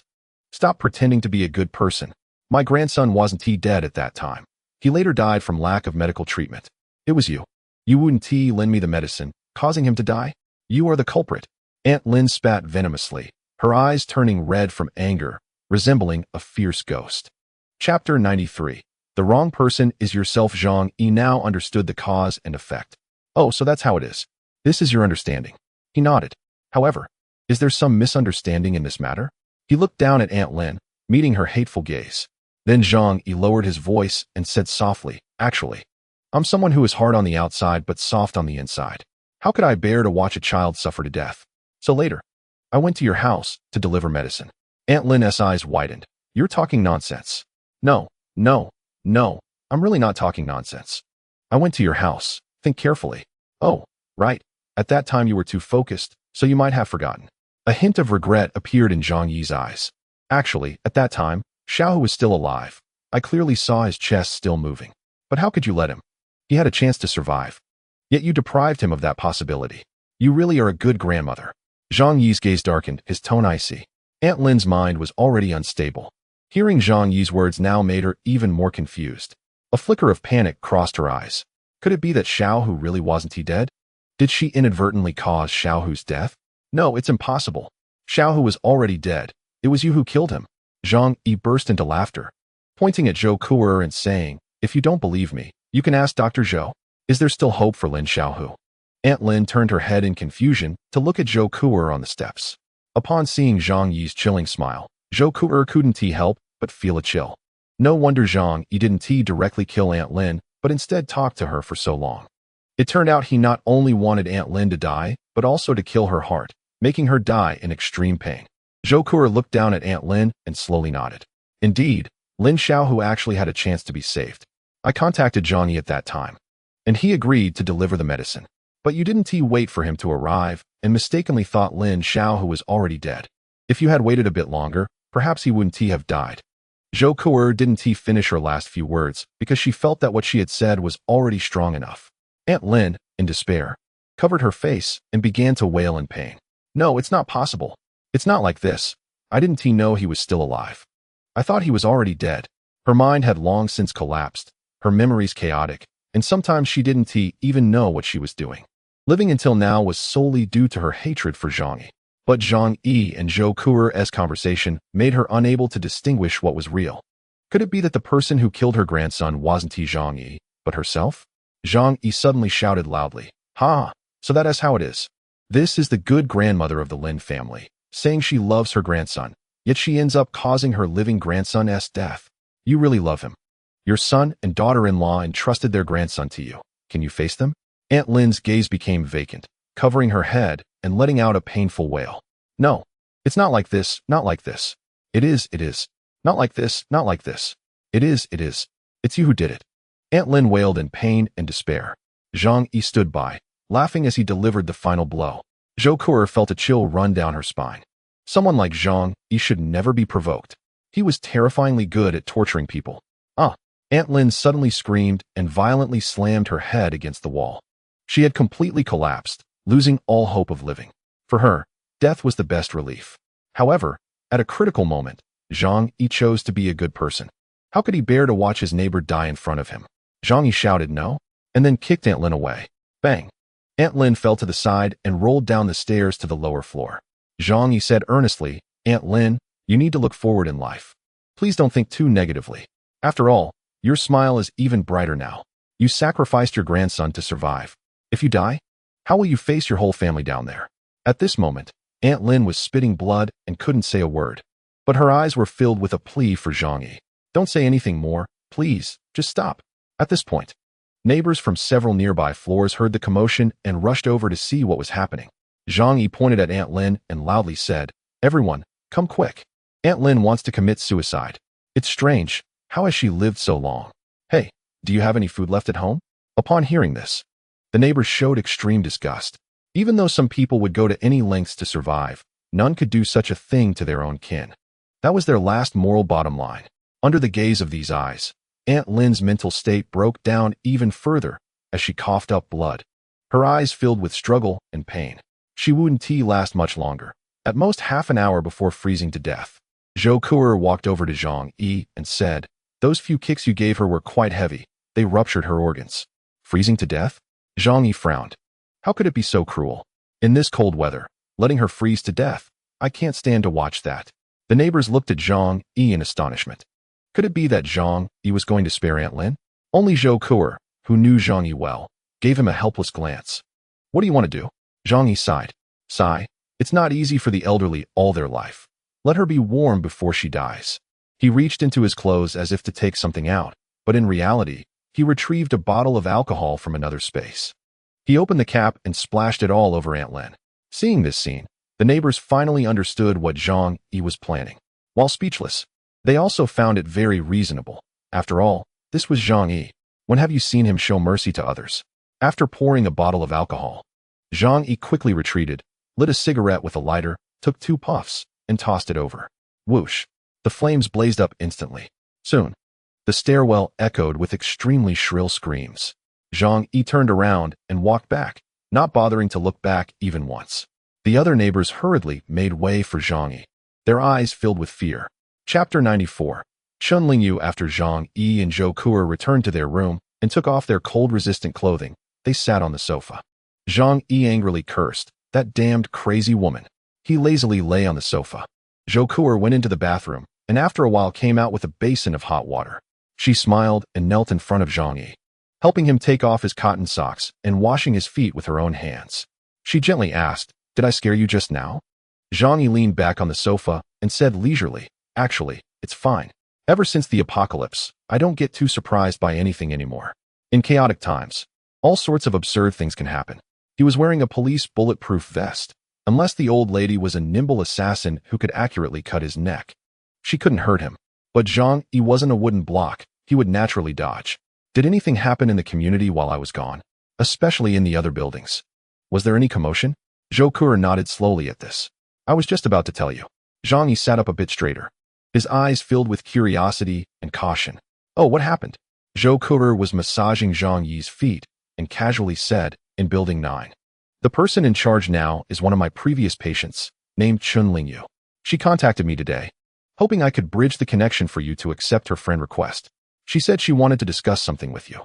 Zhang Yi slightly frowned. Building 9, Chun Lingyu? That's a name I'm not very familiar with.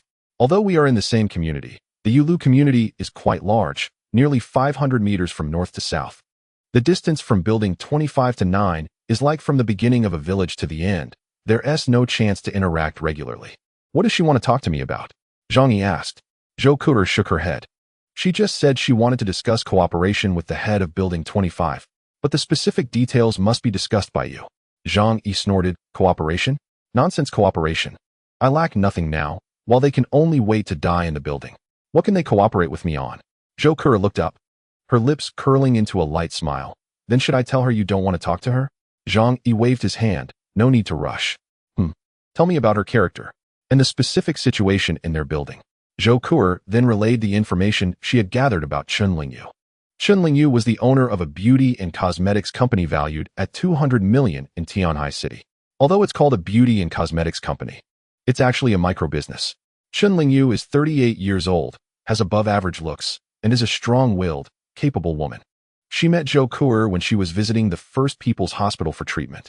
Their relationship is average, at most just acquaintances. As for Building 9, it is currently under the control of her and her subordinates. According to the information Zhou Ke had gathered, Building 9 is currently managed quite well, with only 10 deaths so far. After hearing this, Zhang Yi pinched his fingers and nodded. In such times, a woman can actually manage a building. This Chun Lingyu indeed has some skills.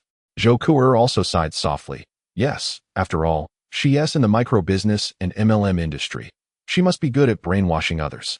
Zhang Yi chuckled. Now that's a ruthless person. When they get serious, they can turn against even their own parents and relatives. One must never underestimate such a woman. Zhou Ke nodded. I don't have a good impression of her either. I haven't been in contact with her for a long time. Today she suddenly reached out to me, asking for help to relay a message. Zhang Yi said, that's not surprising. Now that I have a snowmobile and can go out to gather supplies, the news must have spread. Who in the whole community wouldn't be jealous of me? Who wouldn't want to get their hands on my snowmobile? Zhou Ke nodded in agreement. If that's the case, do you still want to talk to her? Zhang Yi placed his hand under his chin, thinking for a few minutes. Let's talk. I also want to know what the other buildings are planning now. At the very least, I can't push those people to the edge all at once. Otherwise, if the people from the other 29 buildings turn against me, that would be a bad situation. If Zhang Yi were just hiding in his house, he wouldn't need to fear them. But now, Zhang Yi knew that the outside world was a huge treasure, and he would need to continue gathering various survival supplies in the future. Therefore, he couldn't afford to fall out with the people in the other 29 buildings just yet. So, while enjoying Zhou Ke's delicate massage, Zhang Yi opened his WeChat on his phone. There were 99 friend requests, which he had been too lazy to check, as most of the people who sought him were just asking for supplies, and he couldn't be bothered to deal with them. Opening the friend request list, Zhang Yi saw the first request from Chun Lingyu, the president of Furong Group. She was wearing a women's suit and a white shirt, arms crossed in a serious manner, with an exaggerated smile on her face, a typical profile picture for a micro-business operator. Just as Zhang Yi was about to accept the friend request, he suddenly noticed another slightly familiar profile picture below. The profile pictures used by business people on WeChat are mostly personal photos, so Zhang Yi immediately recognized who it was. It was Li Jian, the financial director of Walmart's South China region. He recognized him because he had seen him on stage during the company's annual meeting while having dinner. Zhang Yi also knew that they lived in the same community, but since their work did not overlap, they had no contact. Zhang Yi glanced at the time of the friend request, which was at 10:30 a.m. today, just shortly after he had left the community. It seemed he was looking for me for the same reason. Zhang Yi had an idea in his mind. After a moment of thought, he decided to accept both friend requests at the same time. He wanted to see what these two would discuss with him in order to judge how to respond to the other 29 requests. As soon as he accepted the requests, responses came almost immediately. Hello, Mr. Zhang. I am Chun Lingyu from 9, currently managing 9. I would like to chat with you. Hello, Mr. Zhang. I am Li Jian from 18. Thank you for accepting my friend request. I would like to discuss a collaboration on behalf of the residents of 18. Zhang Yi opened Chun Lingyu's chat first. What do you want to talk about? Chun Lingyu quickly replied. It's not very convenient to chat like this. Can we do a voice call? No, I can't. Let's just chat like this, Zhang Yi replied coldly. He was very familiar with women who operated micro-businesses. Their mouths could run like a machine gun, and if given the chance, they could talk endlessly for days and nights. If there's something to discuss, please be straightforward. I have little patience and don't like to waste words. Chapter 95. Discussing cooperation and attitude. Zhang Yi first gave Chun Lingyu a warning to let her know he was not someone to mess with. Chun Lingyu paced back and forth in her room. It wasn't because she was nervous, but because it was too cold, and moving around helped her warm up. She wore many layers of clothing, yet tried to make herself look sophisticated, even wearing a coat with a fox fur collar on top. After receiving Zhang Yi's cold message, She took a deep breath and murmured to herself, "He really is a formidable character. I can't be careless." Facing Zhang Yi, Chen Lingyu felt very nervous and even fearful. After all, stories about Zhang Yi had spread. He had single-handedly taken out half of the neighbors in an entire building. Moreover, he had quite a few weapons, even terrifying things like a sniper rifle. Various rumors made those in other buildings who had heard Zhang Yi's story deeply afraid of him.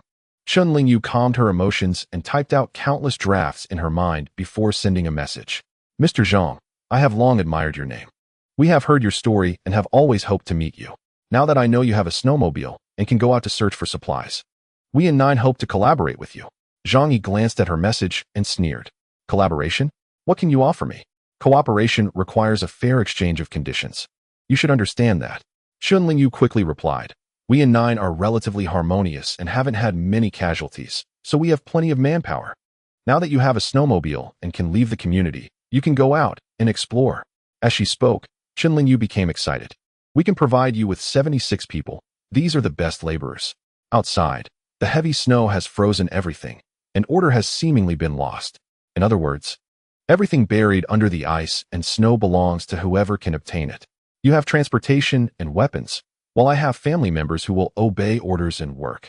As long as we join forces, we will surely achieve great things in the future." Zhang Yi scratched his ear. It sounded impressive, but it was all just empty talk. "Let me ask you, in a situation where so many people don't even know how to survive tomorrow, what do you think you can develop?" Chen Lingyu swallowed. "Of course, we need you to help us gather food to ensure our basic safety. Then, no matter what projects you want to pursue, our people are the best labor force." Zhang Yi shook his head, already losing interest. A pyramid scheme leader might be able to fool those desperate homeowners, but trying to deceive him was just seeking trouble. He was too lazy to type and sent a voice message instead. "I'm not interested in what you said. Goodbye." Hearing Zhang Yi's words, Chen Lingyu became anxious. Gritting her teeth, she quickly sent another message. "You have now become the object of envy for the entire community. All you need to do is provide us with food. And at the very least, we can maintain our neutrality towards you. You wouldn't want us to become your enemies, would you?" After seeing this message, Zhang Yi's expression grew slightly serious. This was what he wanted to hear. Why waste time on all that useless talk before? These damned micro-business operators. "Oh, so you're saying many people in the units want to take action against me? Hee, I don't quite believe that. I'm doing just fine. Who would come to attack me?" Zhang Yi asked tentatively. Chen Lingyu knew Zhang Yi was testing her, but in order to express sincerity, she had to reveal some information. "Zhang Yi, you are a smart person and should understand the principle of having a gym brings trouble. There are thousands of people living in the whole community, and everyone can only wait inside their homes to starve. You are the only one who can ride a snowmobile to find food. If you were in our position, wouldn't you feel envy and hatred?" The reason no one has acted is merely weighing the pros and cons. But it is only a matter of time before someone acts against you. I don't ask for much, as long as you can ensure our basic food needs. The people in our building will definitely not take action against you." Hearing this, Zhang Yi narrowed his eyes slightly. In a sense, this could be seen as a threat. "Oh, are you saying that if I don't agree, you and Nine will attack us in 25, right?" Zhang Yi's voice was very cold, filled with murderous intent. Chen Lingyu couldn't help but shiver, but she quickly replied firmly, "I believe you won't choose to do that. Being enemies with us, even if you win, there will be no benefit for you." The reason she was so calm was also that the distance between 25 and 9 was quite far. If Zhang Yi wanted to lead people to attack, he would be cutting off his own retreat. Moreover, he might be attacked by people from other units. "We only need some food. We have no other demands. With my abilities, combined with your firepower, it will be no problem for us to rule the entire community in the future," Chen Lingyu said excitedly. Zhang Yi's smile was somewhat disdainful. "This is the first time I've seen someone begging for food so confidently." Chen Lingyu gasped in anger. "This is a collaboration," Zhang Yi replied lightly. "Let me think about it, and I'll get back to you later." After saying this, he didn't want to continue chatting with Chen Lingyu and closed the chat box. Zhang Yi placed his phone on his lap and began to contemplate how the situation would develop in the future. He didn't care about Chen Lingyu. After all, it was just a 9. Wanting to compete with him was no problem, no matter how many people they had. They had no idea how many guns and bullets Zhang Yi had. If they really dared to attack, a single assault rifle in Zhang Yi's hands, combined with his precise shooting ability, could wipe them all out. However, The problem was that there were certainly more people in this community than just Chunling Yu who had similar thoughts. In the other 29 apartment buildings, everyone was salivating over his snowmobile. Some were so impatient and running low on supplies that they were willing to risk everything to confront him. If they really teamed up and attacked Building 25 at the same time, Zhang Yi would have to kill until his hands were sore to finish them off. Zhang Yi looked up at his safe house, the shell made of aerospace alloy that could withstand artillery bombardment. Even if everyone from the entire community stormed in, they absolutely could not break through. Unless those people could demolish Building 25, they posed virtually no threat to Zhang Yi. How likely was that possibility? Zhang Yi frowned and pondered this question. If the people from the 29 apartment buildings truly acted together, it was indeed a possibility. The current power supply did not allow for high-power appliances. They couldn't use tools like jackhammers and electric drills. Relying entirely on manual labor to bring down a building was absolutely impossible under the current extreme low temperatures and severe food shortages that provided little energy. After all, given their current physical condition, they would probably freeze after just walking outside for a while. How could they have the strength to break down walls?